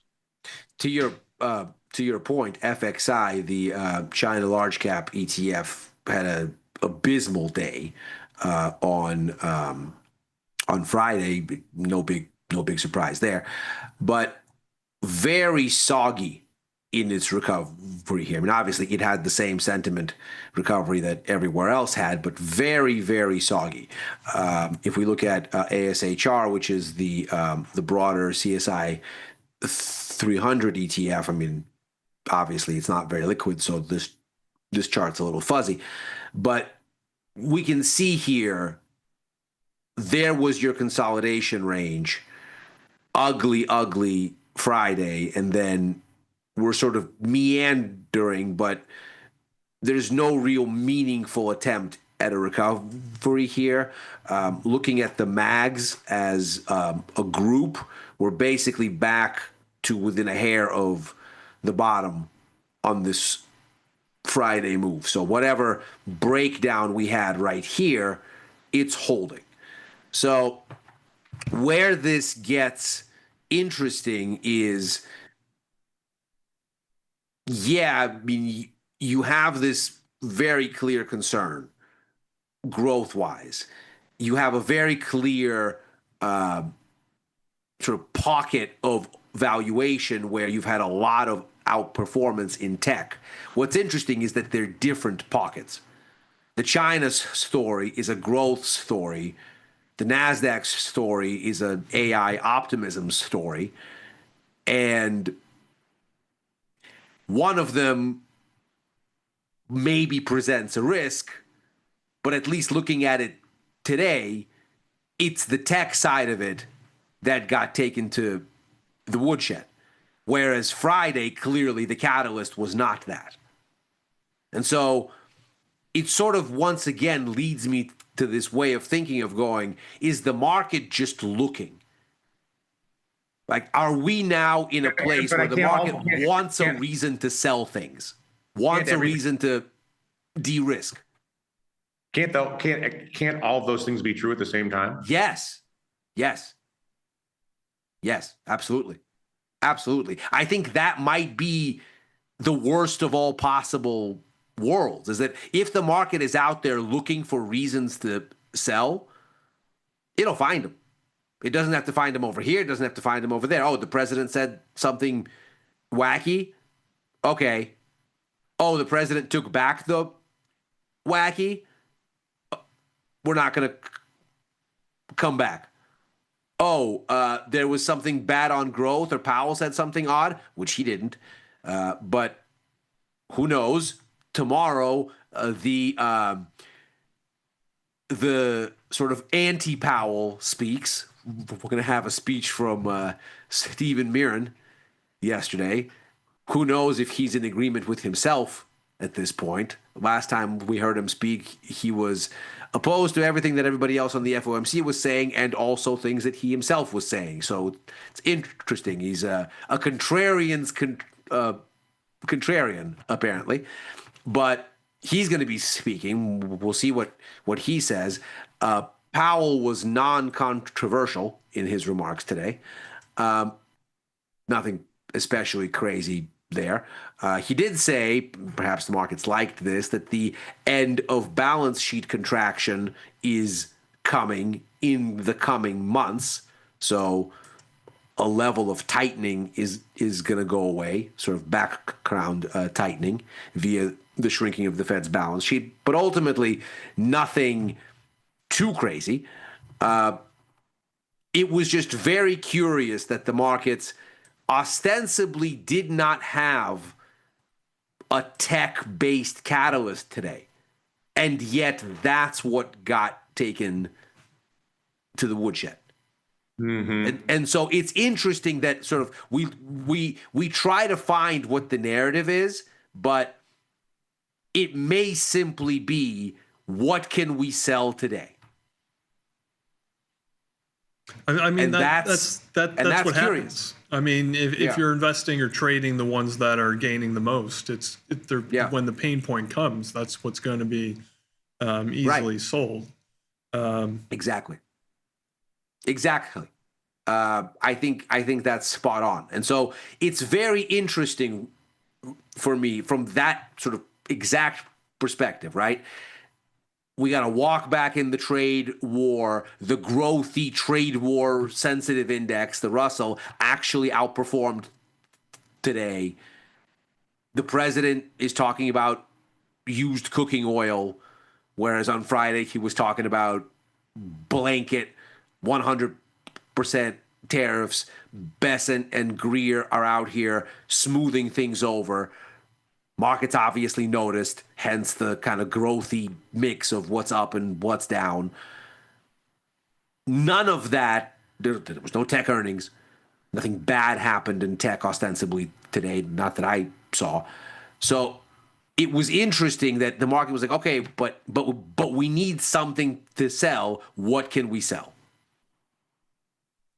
And so that's an interesting mindset emerging, because if what Friday told us is that the market is no longer resilient in the face of all headlines and sort of appearing more fragile, this kind of behavior starts to look like, well, people are just looking for upticks to sell. We're 1 week away as opposed to dips to buy. We're 1 week away from tech earnings kicking off. Netflix. And then we got Tesla Wednesday, Amazon, Intel Thursday. So is this, do we gyrate sideways maybe until Tuesday? Yeah. What's the next catalyst? Therein is the most fascinating, I think, thing here. And it goes directly to Dylan's point. The likeliest catalyst at the moment is that the president says something that the markets don't like. Because there's no economic data. There's no third-party economic data or private sector economic data of substance that's left on this calendar really for the remainder of the week. There is next to nothing here. So, I mean, I guess there's some stuff overseas. We've got a little bit there, I suppose. But it's really slim pickings. I mean, Chinese inflation data is due. As I mentioned a second ago, we have the Mirren speech tomorrow.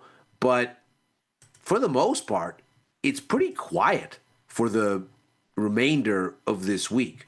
The only kind of real catalyst that we had that was anything of substance was the Powell speech, and it passed ultimately, I think, without incident. So that aside, there's not a whole lot that's here for the remainder of the week unless the president says something that the markets find untoward, or I guess sort of in the same vein, we might get the end of the shutdown. And then maybe we'll get some data. Mm-hmm. And the risk of Trump saying something is increased when he has, I guess you say, more political capital. To what Dylan said. He's certainly feeling himself. And rightly. And the target is China. I think the question is, how do you get yourself into short China or China adjacent names in a way that's risk managed to get the highest beta when he shoots his mouth off? Is the market... One thing you could do is look at currencies. And I know it's going to shock everyone that I want to look at currencies. I mean, when has that ever happened before? But the thing that I'm looking at here is the Aussie, which has been performing much, much worse than pretty much any other expression of the dollar. I mean, it was the only one that got beaten up on Friday, whereas the dollar was down everywhere else. And it's because, I would argue, of the China sensitivity. And so if you wanted a way to trade this without fighting the stock market, you could just be short the Aussie as a proxy bet on U.S.-China shenanigans. I mean, Australia exports a lot to China, so it's their number one market. You can call it a China-linked currency, essentially. Sure. Commodity-linked, China-linked. All those things, yeah.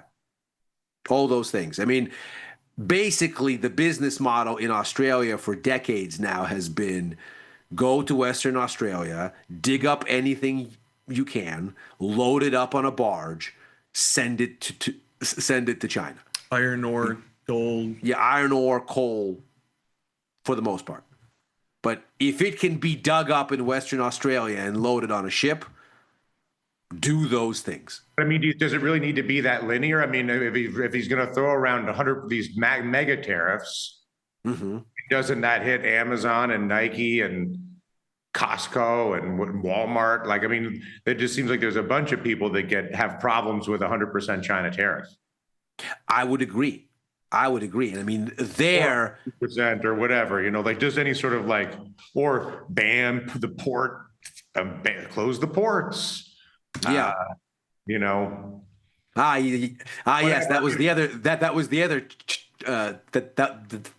the other juicy tidbit we got today. The closing of the ports. We do have CSX earnings this week, which should be very interesting in the context of all of this. Right? Because once the stuff gets to the port, it's on CSX and them to move it around the internal US supply chain.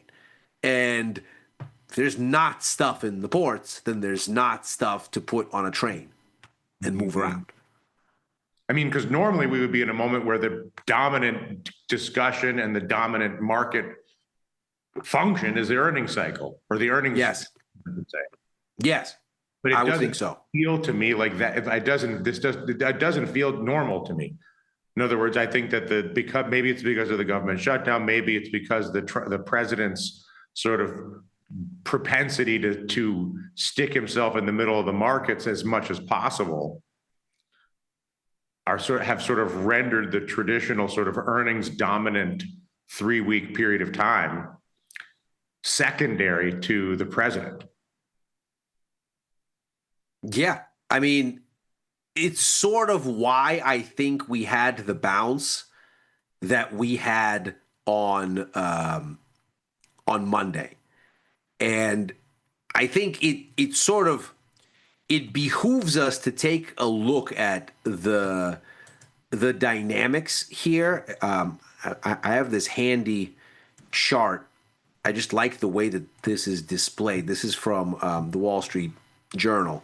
So here's Friday, and it's just the way that this sort of presents itself. It's convenient to see. We don't have Russell on here, but we have the other big three. And what's interesting here seems to be, I mean, what's interesting to me anyway, is you look at this and you say, okay, well, obviously here's the Friday unpleasantness. We start the week and we erase maybe about 60% of it. Hover around, and then coming into today, I mean, obviously overnight was nasty. And then we come all the way back and then fade. But relative to where we started this whole unpleasantness, this is the starting line. We're down across the board, and NASDAQ is the one that's down the most.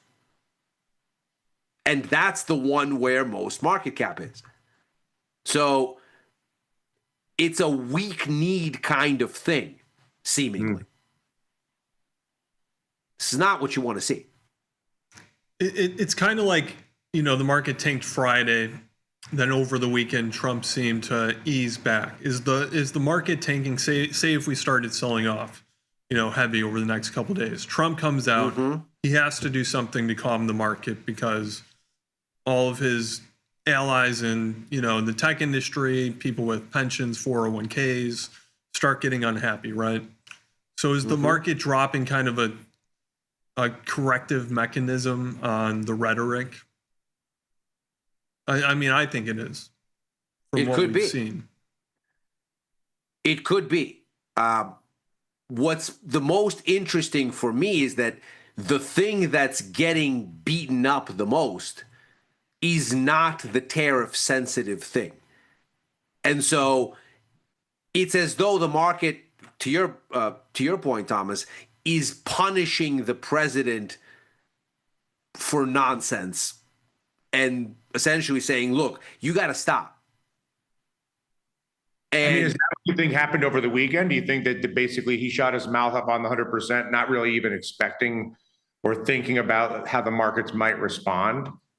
Well, I don't think anybody knew how the markets were going to respond. I think we would have said the severity of, but do you think that what he did was he saw the severity of the response and that provoked him, to Thomas's point, to like backpedal? I mean, I certainly think somebody told him like, hey, look, man, whoa, look at what just happened. You've got to not say things like that. But at the same time, I mean, who among us would have said, reading his post before it came out, that the market is going to care, right? The market has shrugged off this kind of stuff for months. And suddenly on Friday, it decided that the time has come to care.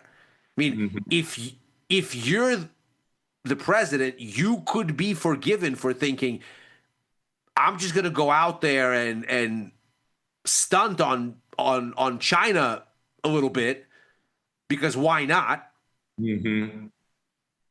Obviously, there's not a lot of motion in this negotiation. I still want my big, beautiful deal with them. I want to be the president that basically says, I renegotiated the economic relationship between the U.S. and China. I got China to balance the scales and to stop doing things that no one likes them to be doing. I mean, it took Obama and Biden endless arm twisting to get Europe to get tough on China. And Trump too.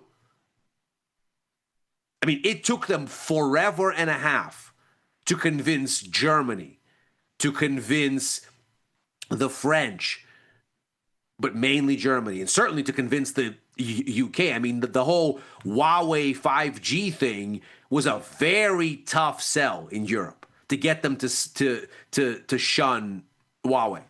Mm-hmm. That was, I mean, over multiple administrations. But now there's pretty much consensus. Mm-hmm. So the president surely would love to go, you know what?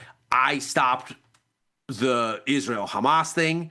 I got a trade deal with China. His border policy is ostensibly working. I mean, we can debate as to whether what he wanted to achieve is the thing that we wanted to be achieving, but what he set out to achieve, he's achieved. I mean, the border is basically closed. Border crossings are essentially non-existent. Mm-hmm. And So- Powell keeps noting on that for the labor supply. Yeah. I mean, we keep saying, well, the labor market is in this weird place where there's no hirings and no firings. It's like, well, that's probably, at least in part, explained by the immigration situation. But there's no one to hire, and so, I mean, the market is tight, but it's not, as it were, exuberantly looking. And maybe there's not anyone to look for. There was a large Bitcoin short position added right before the Friday tweet. No, I saw. I mean, that's why my sense of the Friday tweet, Thomas. I said this yesterday, was that whole thing was just an insider trading kind of racket. You know what I'm saying? Mm-hmm. Not that the motivation for the tariff threat was that, but that the people around that information are very cavalier in their use of that information before it gets made public. But, you know, I mean, I think that's kind of par for the course. I mean, this is a presidency based on, you know, as many transactions as possible at all times. Whether it's, you know, Eric Trump doing a hotel deal and alongside the peace accords, or a little Bitcoin short action 30 minutes before the tariff threat. It's all kind of the same thing. They must be making this fun is of money. right, and so this is where it gets interesting. Like, on the one hand, the president would be forgiven for saying, you know what, I'm going to get all the stuff done. I'm going to get the Israel-Hamas thing done. He's talking to Zelensky about Tomahawk missiles in a very loud kind of, hello there, Moscow. Do you hear us talking about the missiles that you don't like? Won't you please start talking sense again? And so he's trying to do all the things. I mean, if you think sort of what are his top 3 foreign policy objectives, it's ending the 2 wars and a deal with China. Mm-hmm. So if those are the 3 things, he's got one, unless it backslides on him, but so far at least, he's got one. Mm-hmm. He's trying very loudly to get the second. Being the strategy of browbeating Zelensky didn't help. So now he's best friends with Zelensky, trying to spook Putin, see if that works. A trade, why not go and stunt on China a little bit just to make sure that they remember that, hey, we're not distracted. We want this thing done. Who would have known that it would have had this kind of an effect? We certainly wouldn't have guessed it. But then the flip side is, well, maybe the effect was welcome. Maybe somebody was there saying, you know what, we're going to put this thing out, and maybe there'll be a sell-off, and maybe not. Maybe lighten up a little.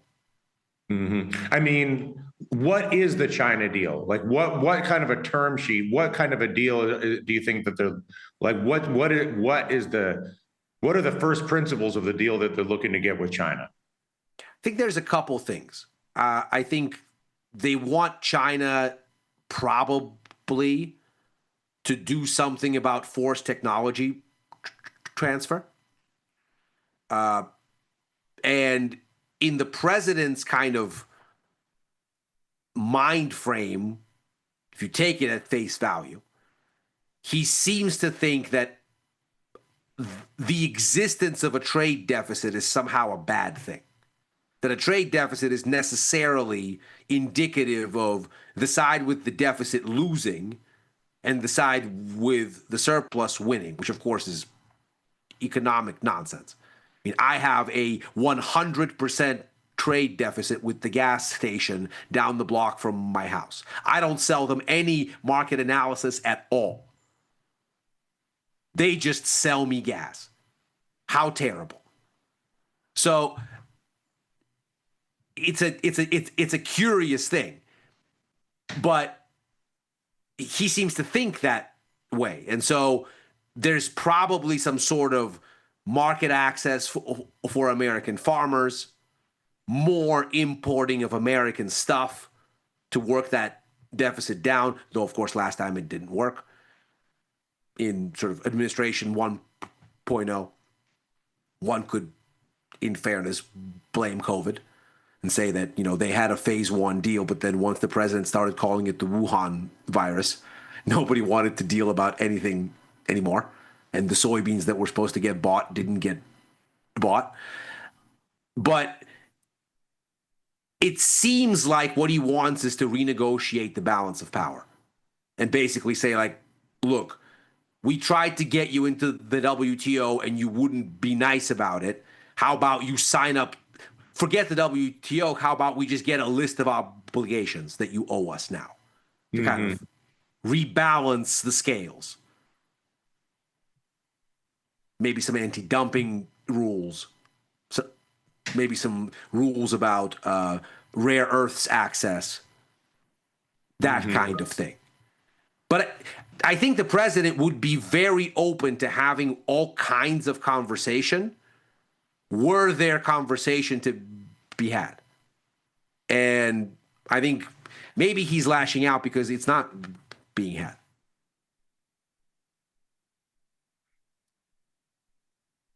I'm just trying to think, like, you know, say what you will, Trump for sure will get something done in all three of these places. And again, how sustainable it is, all the rest of it. But I tend to think all those headlines are market positive at the end of the day. Like a Ukraine peace deal, like it sort of brings me back to, instead of sort of goofing around trying to figure out where we're going to get slammed along the way,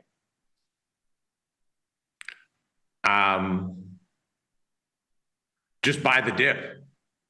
Yeah. To that point, actually, one place where we don't have a spirited rebound here is crude oil, which is kind of, I suppose, a growthy conversation and a geopolitical conversation. Thomas, does this sogginess from crude oil tell you, first and foremost, that there's more room to fall, but also that this really is a growth concern that's emerging here? I think we're going into a new range. So I have an order for an iron condor in between 55 and 62. So, you know, we've traded this pretty respected range, you know, staying above 60, going back a few months now. We had, of course, you know, the ceasefire agreement that put a hit on it, but it's also the China news, if there's an escalation, economic impact. But the market is already, or has been, looking at a surplus in 2026. That starts in Q1 and increases in Q2. So more supply onto the market. So really, we've been expecting this surplus to happen for a couple months now, but now it's like the market is actually starting to price it in. And falling below 60, you're falling below the price that it's profitable for U.S. producers to open a new well. Existing wells, you know, they can operate down to 50-ish, around there. But, you know, the smaller producers are going to be hurt by this, the ones that have a higher break-even price. So, you know, I'm trading it kind of to go into a new range. I see as, maybe making a move back up to retest 60, not quite getting there because the support just isn't there. If you're looking at, OPEC increasing production, which is mostly led by Saudi Arabia, and they have kind of a backroom fight going with Russia. You also could say they're trying to, as they often do. Yeah, and you could also say they're trying to punish U.S. Producers as well. But inventories are building. Production is still fairly high for the U.S., increasing for OPEC. There's questions about how much they actually will increase because they have been undershooting their quotas, as they always do. Yeah. So it's really the economy. It's the stocks. It's a lot of this is the ceasefire deals. Geopolitical premium has come out that was still in it. So that's the way I'm trying to play it, between 55, 60, somewhere around there for the next couple weeks. The order hasn't filled yet. I've had it in for a couple hours now. It doesn't want to fill, but that's what I'm going to get into. I'm still short here from right around, essentially this break here. So once this took out the bottom of whatever this range was here and came back to retest, I got short right around here. Not quite the top, but so it goes. And obviously Friday was a very nice tick here in my direction. So I'm holding it for now. I probably don't have much appetite to see it get under these lows. If you look at if you look at the term structure, especially almost every contract, if you look at the spread, we're in contango now. Whereas a lot of these spreads just a few months ago, were backward dated, meaning the price in the front contracts is higher than the back contracts. Now that has, over the past 2 months, that has weakened. The backwardation has weakened significantly. Now it's contango across most of the curve in 2026. So that's reflecting, the market's view on this surplus market, oversupplied market. So, that tells me we're not going back into trading or anywhere around 70 or anything like that. And I don't see any scenario where all of a sudden production comes down, OPEC stops, producing, the economy modestly strong, but it just looks like, if you look at most of the forecasters, EIA, $52 Brent crude average throughout all of the year. You look at Goldman and JP Morgan, they're all in the high 50s, Q1, Q2, Q3 next year. So the forecasters are all pricing in below this price already, but it seems to work. It's all worked its way into the curve for next year. Very interesting indeed. Obviously, I'm, as ever, skeptical of everything that OPEC does, but to your point, even just looking at the kind of immediate contracts here, you're starting to kind of shift. How do you feel about gold? Obviously, we have an interesting sort of set of circumstances here in the metals. We'll start with silver because it ultimately looks soggier. Obviously, massive surge yesterday and kind of what in candlestick world you would call a doji or a spinning top. So aggressively indecisive, if that's a thing. But gold is a different story. Gold continues to go higher. It apparently does not recognize gravity or macro narratives or the existence of anything at all other than whatever magnetism there is above current levels. Is not buying this the same as thinking?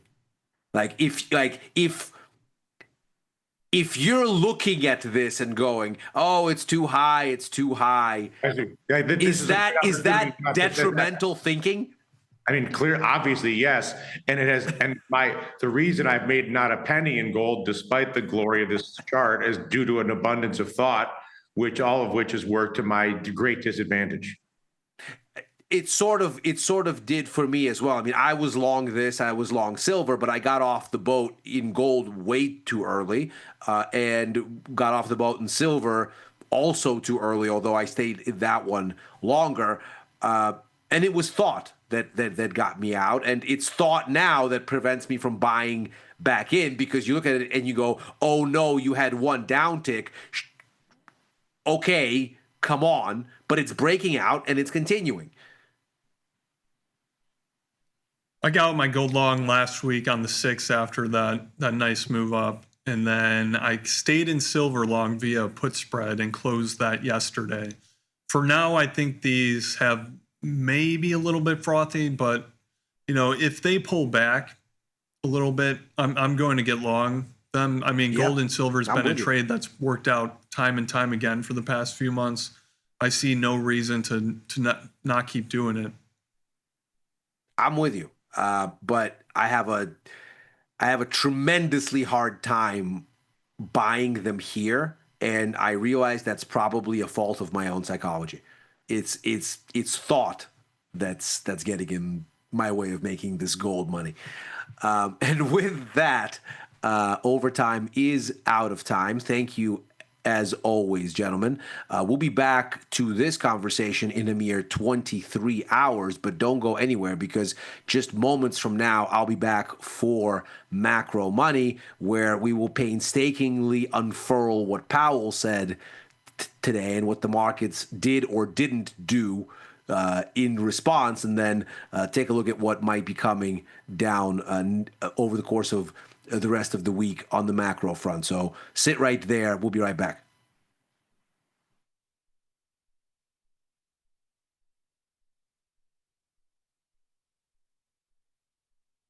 In the world of investing, a beast lurks between the numbers. Some watch from the safety of the sidelines, but others saddle up and ride that one-ton rowdy ribeye for all he's got.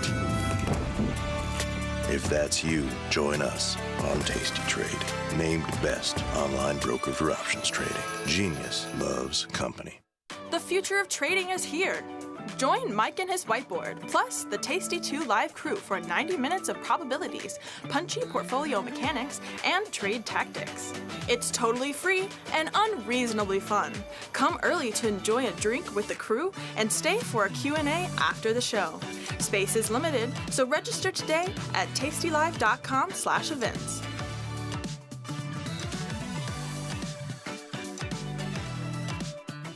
Tasty Trade has crypto, and you can trade with zero commissions: Bitcoin, Ethereum, Litecoin, and more. Diversify in one place. Crypto, we got it, we get it. The market doesn't stop. So why should you? Diversify your portfolio with stocks, options, futures, crypto, and more from Tasty Trade. Focus on the markets that matter to you. See the odds before you trade using curve analysis, IV rank, and more tools. Get industry insights that help you find your next trade right where you need it. Tasty Trade. Download today. New from Tasty Trade. Unlock 30 days commission-free trading, plus a 1% cash match on all qualifying deposits when you open and fund a new Tasty Trade account.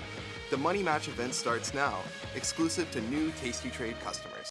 Frequent trips to Vegas, or there was a year I did a couple of them.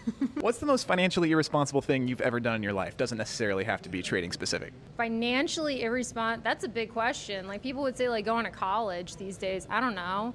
Renting, I like renting. I like the flexibility. I don't know. Maybe renting, I guess, by the book is financially irresponsible. Actually, you know, my biggest purchase right when I started my job was $4,000 on a PC setup, which was not a good idea at my salary point. I mean, anytime you take a trip to Vegas, it's pretty financially irresponsible.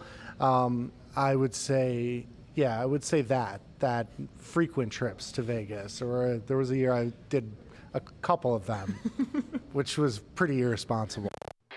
When the market moves, traders need to move faster. tastytrade Active Trader Tool offers full depth of market visibility, one-click order entry, and instant position management so traders can react in real time. While others charge for professional tools, tastytrade provides them for free. Opportunity can move fast. Seize it with Active Trader. Try it now on tastytrade.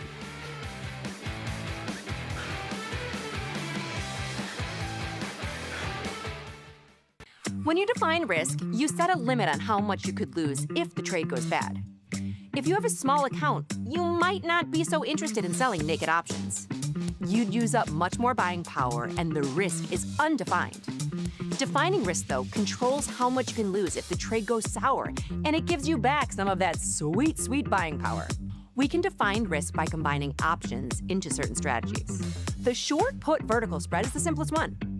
Selling this put sets your max profit with the credit, and the long put at the lower strike blocks off the risk where you want it. And if you're more neutral than this, you can throw on a vertical call spread to make it an iron condor. The only downside to defining a risk is that it lowers both your max profit and your probability of profit. That little compromise might mean you rest easier, though, and a good night's sleep is priceless. So see, we can define risk when we use more than one option at a time. Pretty simple.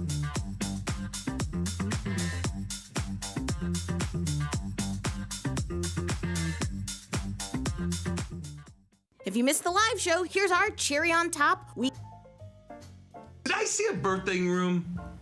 Birthing room? Oh, stop. Please behind stop. JJ, is there a birthing room? That's not a birthing room, you genius. Okay. Oh my God. Yeah, we have a whole birthing room. It's called, oh my God, I think it's called a lactation room. Okay. No, we have a birthing room. Hey, Tasty, we're delivering babies. Feel like your wardrobe is missing something? Like style, purpose, and maybe a dancing dog? Can I pet that dog? The new tastytrade and tastylive web store is now live. New merch, bold designs. Did we mention all net proceeds go to one tail at a time? Invest in the real bull market, dogs. Go to tastytrade.threadless.com. Grab some gear and help some pups. You get merch, they get a home. Explain pot odds.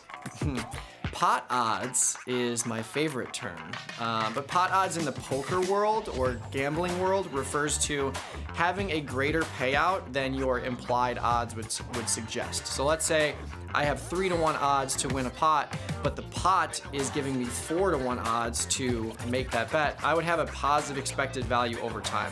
So in trading, let's say you have a defined risk debit or credit spread that's currently at a max loss, and let's say there's 30 days left to go. There's not really a reason to close that position because you're already at max loss. You can only go up from there. So in that scenario, that would be a positive pot odds scenario or something that would give us pot odds to stay in.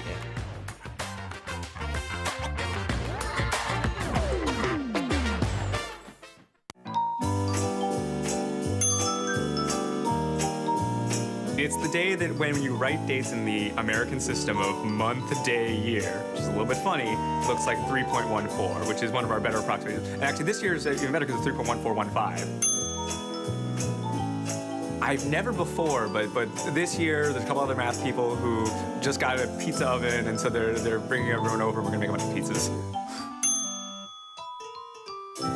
It's one of the few very important transcendental numbers, right? I mean, 0, 1. There's a lot of good contenders for most important number.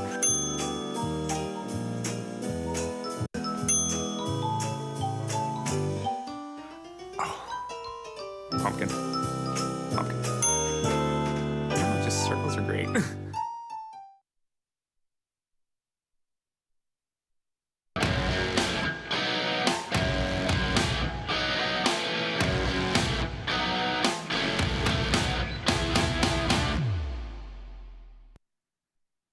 Well, these markets can't seem to make up their mind. We have another head-spinning reversal to contend with, and that's not for any sort of this or that reason, apparently, because all of the macro shenanigans that could have happened today didn't. So what is it that these markets are doing, and why do they seem to have such a hard time holding up? That's what we're going to tackle here on Macro Money. This is Ilya Spivak, head of Global Macro here at Tasty Live. And we'll start as we usually do with a look at what happened in the price action and why the markets appear to be struggling to perform here. And from there, take a look at what came out on the event risk that might have inspired them today, and then see if we can't figure out what might be coming next. So let's first and foremost take a look at what these markets actually did. It was a relatively quiet day once we look at the numbers, but that belies how we got here. So the S&P down just a touch, NASDAQ more. In fact, the stock market today was kind of an interesting breakdown sector-wise, where all sectors but tech were up, but tech was down, and one would, I think, be hard-pressed to find a specific catalyst as to why tech. But it certainly lost ground today. NASDAQ here with a clearly weaker showing, down almost 0.7%. Yields continue to decline, giving us a kind of negative growth lead.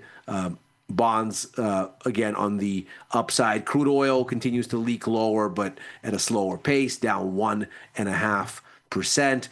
Gold apparently has no regard for anything that's going on anywhere and for any reason. It just continues to inch higher. The euro a touch higher, so is the yen, but only just so. And Bitcoin, as ever, doing its risk appetite on steroids thing. Stocks are down, so it is down more, off just over 2.5%. What's interesting about all of this is when we look at the sort of internal dynamics intraday for how we arrived at this juncture, we find that we have a sort of strange way that these gains and losses ended up materializing. So what's nice about this chart from the Wall Street Journal is we can really start at where the sell-off began on Friday, and there's a number of interesting things that immediately jump out. So obviously the story on Friday was that the president said something that seemed like escalation of the U.S.-China trade war, and everybody got all kinds of hot and bothered, and there was a big sell-off. Here's Monday. This is the 13th right here. And obviously, we had a massive rebound, lots of comments to calm the nerves over the weekend. The president apparently walking back some of the worst of what he said, saying, Xi Jinping is going to reach the right decision. He just had a bad moment. The export controls that the president is raging about, that's just a mistake, and we'll figure it all out. It's going to be fine. That coupled with comments from Treasury Secretary Scott Bessent yesterday, today from U.S. Trade Representative Jameson Greer saying, how the president said that he's not going to meet with Xi later this month as scheduled? Don't worry, he is. They'll have a conversation on the sidelines of the APEC conference in South Korea. It's going to be fine. Everything's still okay. And so maybe it was even sensible to write off this as saying, okay, well, the market got afraid of a trade war, then that risk got walked back, so okay, everything's okay again.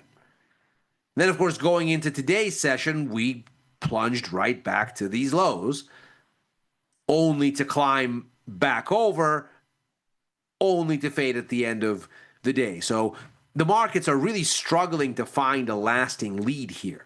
And as we can see, what's perhaps the most fascinating part of all of this is, first of all, since all of it began on Friday, we are on net down across all of the indices. So we're down on the S&P, we're down on the NASDAQ, we're down even on the Dow from where all of this began on Friday.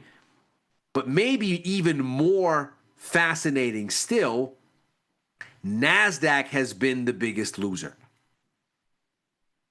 We can see here that whereas the S&P is down, it isn't down as much as the NASDAQ is, which is over 2%, and Dow is closer to flat than it is to really down in earnest.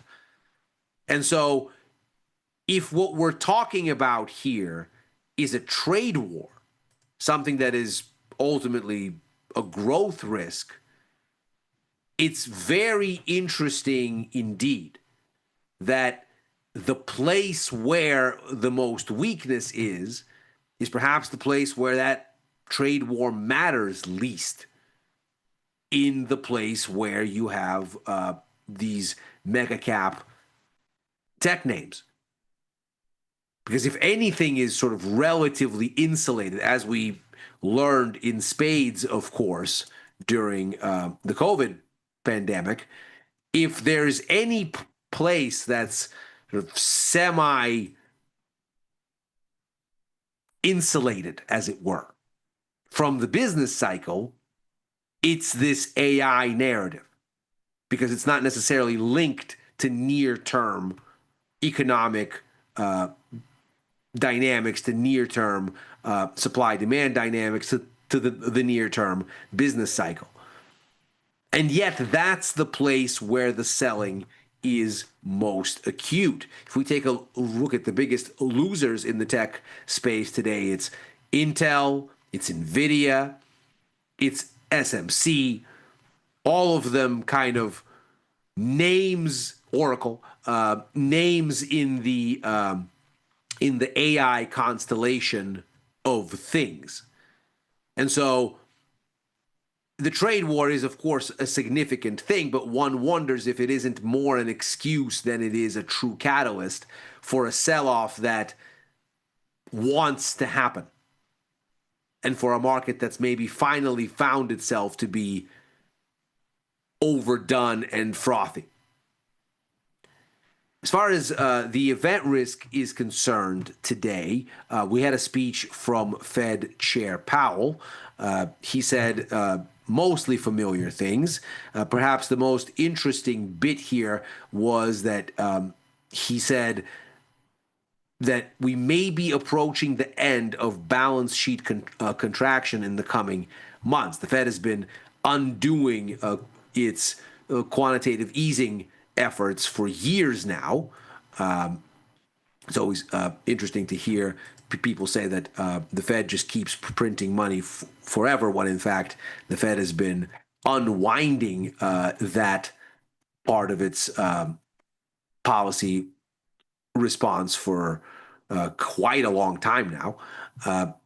So we have perhaps a situation where that is actually ready to go the other way. So if the markets wanted to hear something dovish, here is that dovishness. So the Fed ostensibly saying here that it's ready to remove an element of tightening that it has been deploying outside of kind of the rates up or down dynamic that we've seen. And perhaps that's because, as we see from these comments, data has suggested that we have significant downside risks to the labor market. And this is, of course, a familiar narrative for how we managed to justify September's cut. In the subsequent Q&A after this, another interesting bit here saying that that sort of indeed the labor markets has softened considerably, but that the standard error on what is a neutral amount of job creation may be as much as 50K up or down, which means that we might have tremendous volatility in NFP data at this point, such that we might even get negative readings. And it's almost as if the Fed is out here trying to prime the markets for maybe we'll get a really ugly September NFP number once the shutdown ends and that number finally comes out. And maybe that's okay. Maybe that doesn't change the policy calculus for Fed officials, which of course is an interesting conclusion in and of itself. But the Powell comments didn't really seem to move the needle today. Expectations for the October cut still hovering at familiar levels, hugging the high 90s. The likelihood of a December cut doing the same thing. Obviously, it's gone up versus a week ago and certainly versus a month ago, but versus yesterday, not really a meaningful change. So Powell didn't really make a dent there. The big question, of course, still the disconnect between Fed policy expectations for next year. The market and the Fed are about on page for this year. We can see that the markets are baking in 40 basis points here, net of the 25 basis point cut that's already occurred. So if we consider what that means here in aggregate, the market has baked in essentially 40 of the 50 basis points that it sees coming. So that just reinforces that basically this is not 100% and this is not 100%. So there's a very narrow likelihood that things might get a little bit iffy relative to expectations, but obviously the market is very much convinced that all the things that are supposed to be happening are indeed baked in as expected. So, I mean, if we take a look at 39 basis points, that basically says that that we are going to get to two more cuts at these meetings, that we have 50 basis points left before year end, now carries a probability of 78% collectively as a cumulative scenario. And so if we look at that relative to Fed policy expectations, this is in fact already in the market. So the real question is this for next year, where the Fed only has a 25 basis point cut on the board, whereas the markets have the better part of 3. So almost 70 basis points here. Obviously, that's at least 50, so at least double what the Fed has, and quite a ways in the direction of that third cut. 19 basis points out of the 25 that you need, and that's a 76% chance of a third cut. So the disconnect here very much left intact in the wake of what the Fed chair said today. We can see that what's become interesting here is that stock markets are getting soggy as the outlook gets more dovish. And so this is sort of the kind of dynamic you might expect were there to be a growth scare, which seems to vaguely line up with whatever conversation might be being had out of the U.S.-China trade war conversation. That's obviously first and foremost a threat to global growth, to U.S. growth. And what you have here maybe is some sort of a recession-ish dynamic that's starting to emerge, but it could just as well be happenstance, and we might still be in an environment where the market is sort of imbued with hopium, but the Fed is resistant. One thing that's certainly seeming to take shape here is the dollar is finding reasons to continue to go higher. It went higher as the outlook got less dovish. It has continued to go higher as the outlook has become more dovish, as if to say the dollar is back to its kind of haven type of status. And perhaps what this then all lines up to is indeed some kind of a cyclical concern, because here we have all put together a more dovish view from the markets, which speaks to growth risk, a stock market that's struggling to keep going, and a dollar that's finding support all the same. All this is starting to add up to some sort of a generalized risk-off, issues ahead type of a conversation. Unfortunately, we still have this government shutdown going on, so we don't have any economic data of substance to keep an eye on to inform this story. There will be a little bit of economic data out of China over the next 24 hours. Their inflation numbers are due. The expectation is we're still going to remain in deflation mode, 0.1% expected on headline CPI and negative 2.3% expected on wholesale inflation for PPI. China has been stuck in a deflationary malaise for 9 consecutive quarters now.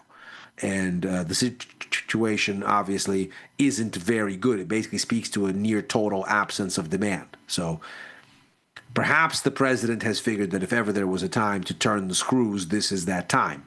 But China is defiant nevertheless. Also on the board, a bunch more Fed speak. The comments from Fed Governor Stephen Miran might be particularly interesting. He's sort of emerged as the anti-consensus voice, and not surprisingly so. That's largely how he ended up putting on pause his post as the chairman of the Council of Economic Advisors in the White House, a post he nominally still holds, but which apparently got put on pause for now while he is serving on the Fed. And clearly he's brought the administration's voice into the monetary policy conversation. And so it'll be interesting to hear from him what he's got to say, because that'll give us kind of the full breadth of what the conversation at the Fed looks like. Powell, for his part, said that there's a very healthy debate about policy given the situation of tension between the mandates, that is to say, the balancing of keeping inflation in check while also addressing the weakness in the labor market that the Fed has identified. On the earnings front, almost all of the names on the menu today beat expectations, but for BlackRock. And the price response, which I have in this box right here, kind of a hodgepodge. JP Morgan beat but was down. Wells Fargo beat and was up. BlackRock missed and was up. So a mixed bag here, and not really a macro narrative to be had out of these earnings. It would seem tomorrow, Bank of America, Morgan Stanley, PNC keep the financial theme going. We'll get a couple other names as well. So it'll be interesting to watch how that develops. We've pointed out before here that one of the more interesting bits here from FactSet is that the market seems to be rewarding upside surprises much less than it has been historically. In fact, about a third, 0.3% versus 0.9% for the 5-year average for a standard upside surprise, whereas it seems to be punishing misses more so than average, with a 3.1% average loss versus 2.6% historically. So there is seemingly some sort of a risk-off vibe, even in just the market's response to earnings readings, but at least over the past day, they haven't given us a clear macro lead. So exposure-wise, I am still very long the U.S. dollar. In fact, I've only added on. Sold some more Aussie this week, sold some more pound last week, sold some more Canadian dollar just over the past 24 hours. I've also added a little bit more exposure on the risk-off side and took the opportunity from the bounce today to put on a little bit of a put vertical in the NASDAQ. And at least for today, that seems to have been an okay idea. Still short crude oil as well. That continues to lose ground. And added a little bit to my long bond position, added another call vertical here. That continues to make headway at the long end, up a little bit more today, and seemingly attempting to make higher highs. There was a little bit of a pullback at the start of the weekend, so I used that to add a little bit. So looking for that to continue. And that is Macro Money for today. As ever, we are here Monday through Thursday, right after overtime, a show I usually co-host with Dylan Radigan and Chris Vecchio, looking at the Wall Street close and where things may go therefrom. I'm also writing for the news and insights portion of tastylive.com and commenting at Ilya Spivak on former Twitter and on Blue Sky. If you're watching this on YouTube, like and subscribe. Macro Money will be back tomorrow. Happy trading.